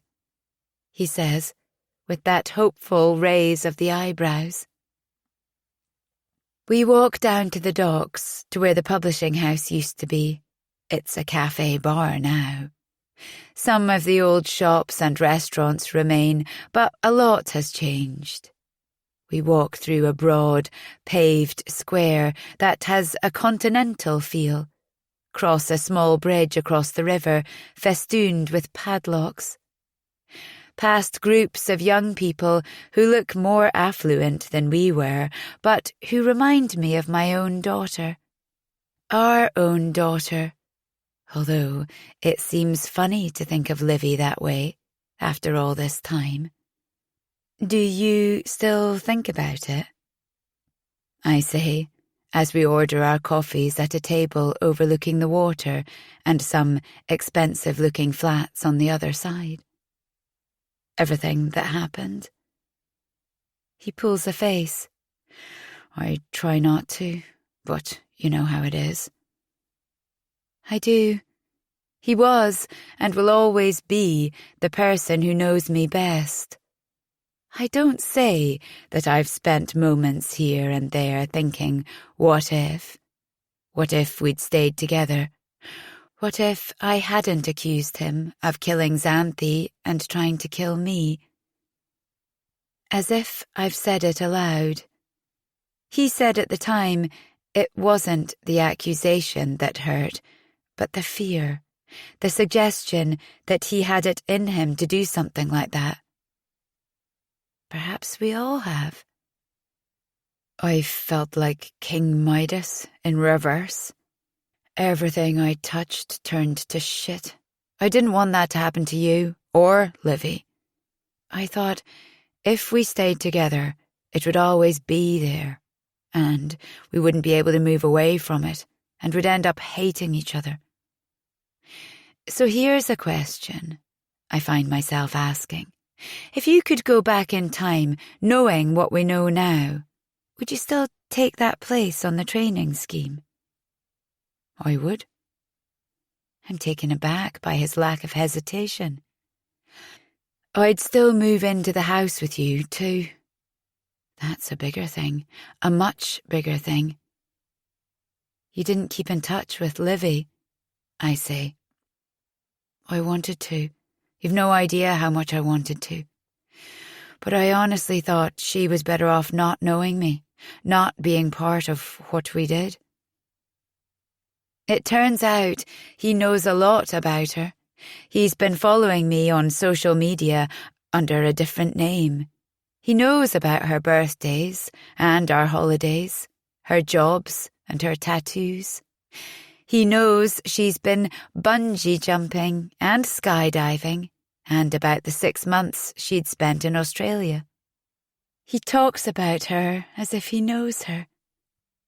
And yet he doesn't. He's missed so many things. He doesn't know what her laugh sounds like. The faces she pulls, the way her hair has a life of its own. He doesn't know the real Livy, only the Facebook one. What have you told her about me? He asks. I know Livy didn't mind not having a father when she was growing up, but I don't know how to tell him without sounding as if I'm attacking him. She's always accepted that we were a small team. For a while, during my brief and not too successful marriage, she was part of a conventional family, and I was able to convince myself that redemption was possible. But when David left, he said being married to me felt lonely. He always felt I was keeping him out. There was a part of me he'd never be able to reach. How's life treated you? I ask Zach. What's he done with all the years of freedom that he might have lost out on? Years that Oscar Bramley never got to live. Years that Stuart spent in prison. He's been a travel writer, a charity worker, and more recently, a website designer. He's lived in Prague and then in Sarajevo. When it got nasty there, he moved to Palermo for a while. We talk about the others. Imogen's working for the UN. Who knows where Chiara is? Sounds like everything worked out for you, I say. He shrugs. I'd have traded it all in if I could. What for? You need to ask. But you left, remember? You said you couldn't live with me because I hadn't trusted you. He nods. I was hurt and angry. I thought about getting in touch, but I didn't let myself. I thought it was for the best. I spent a few weeks trying to work it out. When I went back to the house, it was empty and there was a for sale sign outside. I told him how we'd handed in the keys to the building society. He didn't seem surprised. It was what everyone was doing back then. Then, a few years later, when Facebook started up, I found you.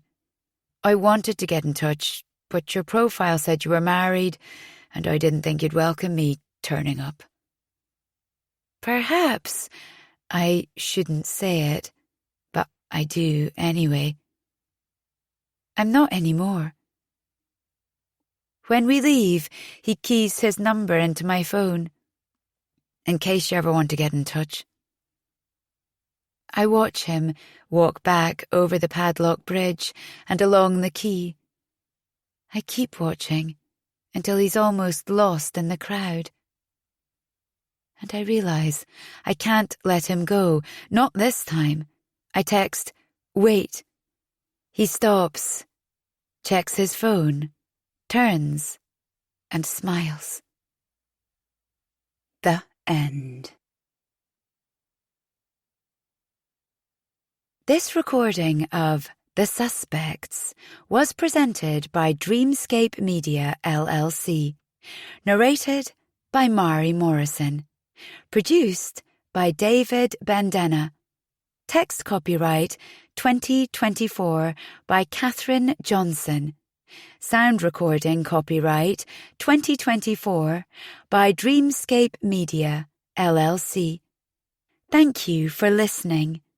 Please check dreamscapepublishing.com for Dreamscape's latest releases.